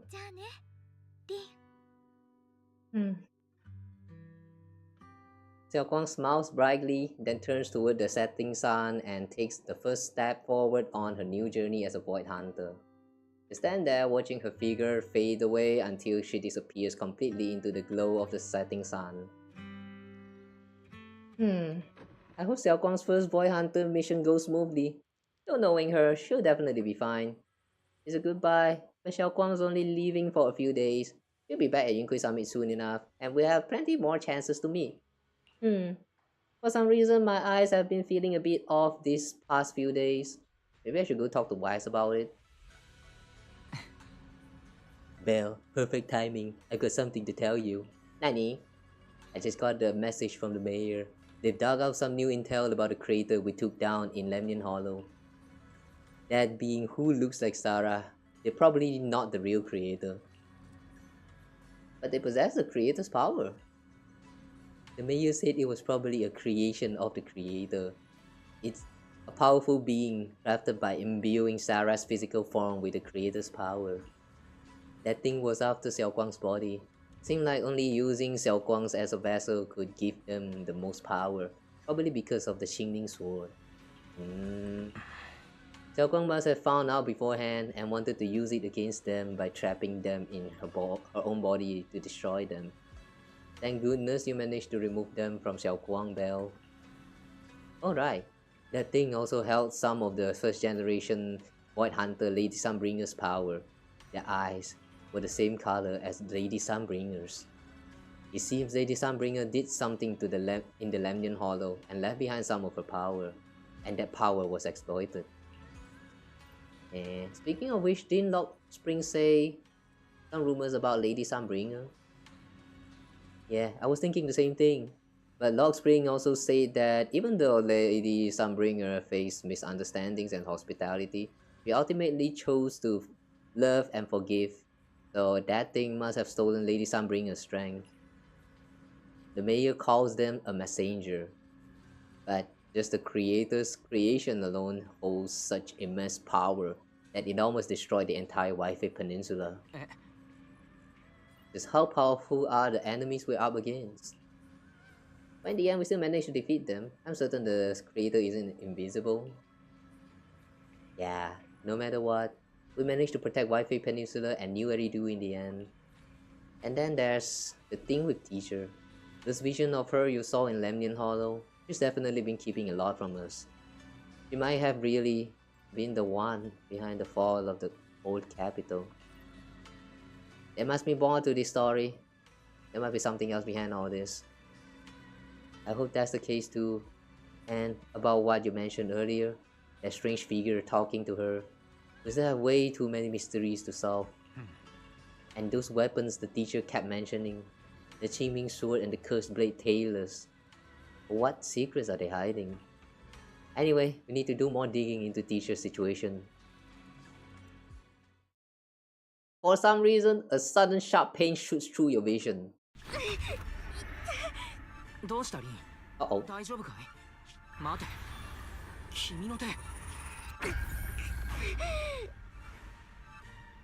Gears! The Gears has awakened! 元に戻った。リン、始まりの主を見たあの日からなんだか様子がおかしくないか。やはり病院で見てもらおうか。それでも病名はわからないかもしれないけれど。それより機会があったら市長さんに聞いてみよっか。私たちよりこういうことに詳しそうだし。じゃあお互い部屋に戻ってゆっくり休もう。リン。Meanwhile, inside the mayor's office. 旧友よ、君は見ているだろうか。この町がまた一つ困難を乗り越えたところを。だが、私は知っている。あれが作り出された死者であると。またしてもな。Thought they won't do it again. Yeah, the messenger was summoned before as well. But there was no information about this messenger. They talked about it like it's the first time they saw it. Why is that? History got erased. まるで根絶の叶わない腫瘍のようだよ。一つ切除したと思えば、また新たに生まれてくる。なんとも馬鹿げた話だな。明らかに私たちは試されている。粗雑にして不器用。そして焦燥に満ちたやり方で権能がどこまで及ぶのかを探っているのだ。だが悪い話ばかりでもない。雲岳生命権の剣士がうつろ狩りの叙勲を受けてくれたのだ。But the title did nothing to her though. 素晴らしい。実に素晴らしい。What do you mean? The title didn't even make her stronger or anything. It just gave her a title, that's all though. What do you mean 素晴らしい? 旧友よ。分かっているとも。今の私のやり方に君は賛同しないだろう。だが、これが我々に残された唯一の道なのだ。Who's this old friend? Do my mind can be accessed through the map? Okay. Wow. You know what? This whole story is surprisingly long. But yeah, it was very fun.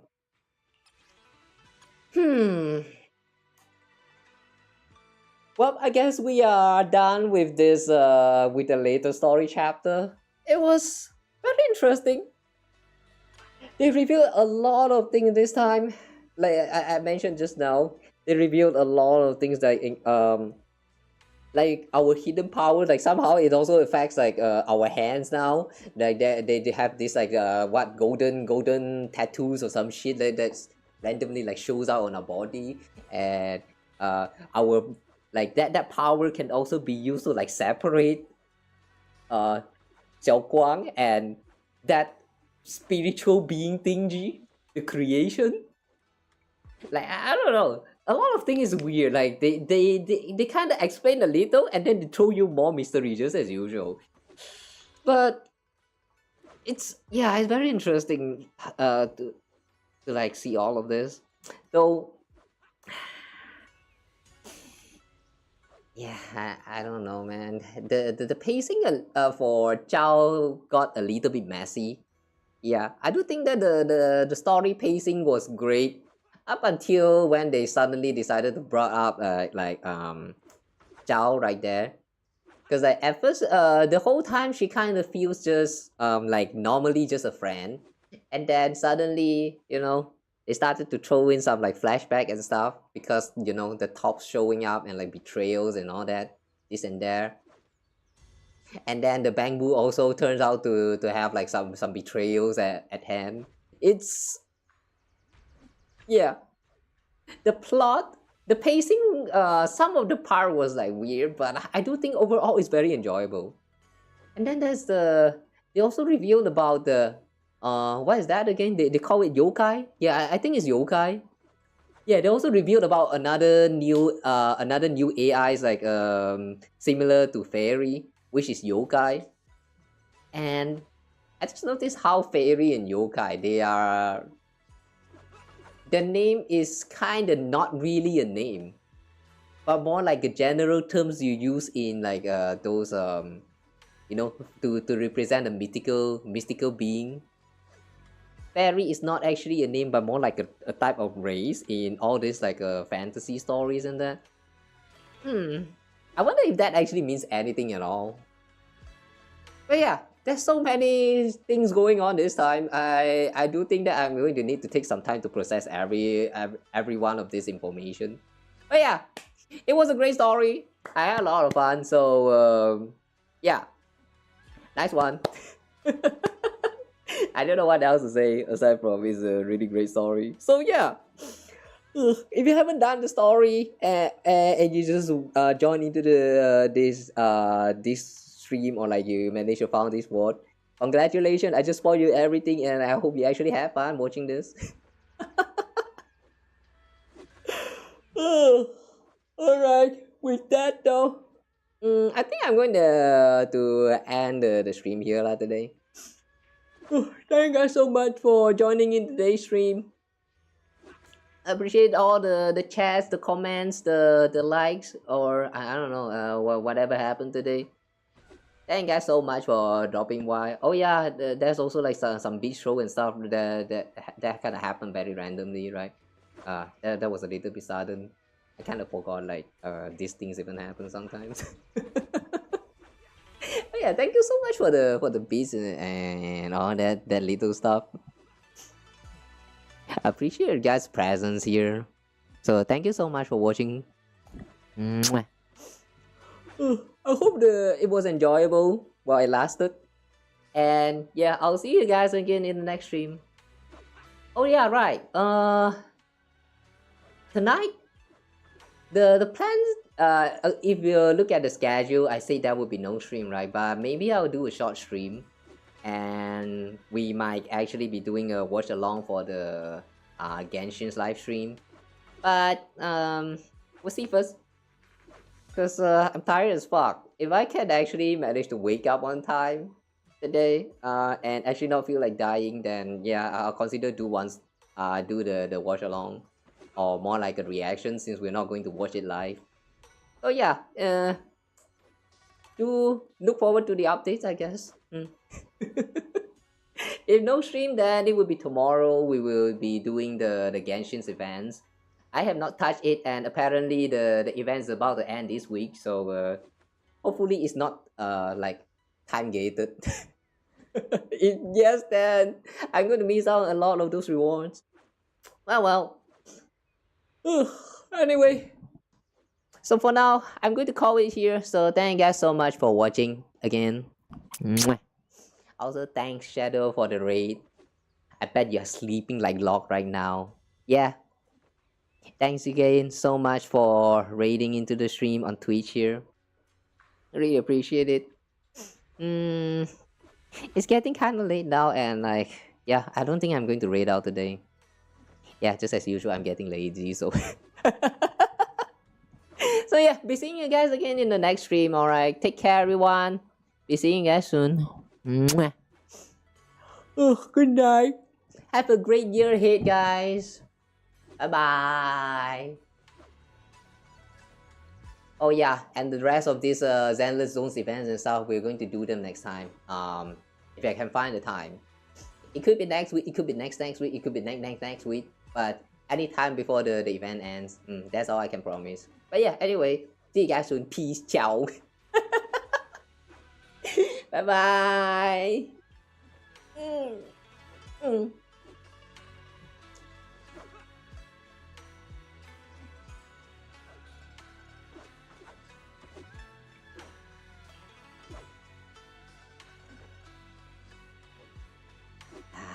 I need to sleep.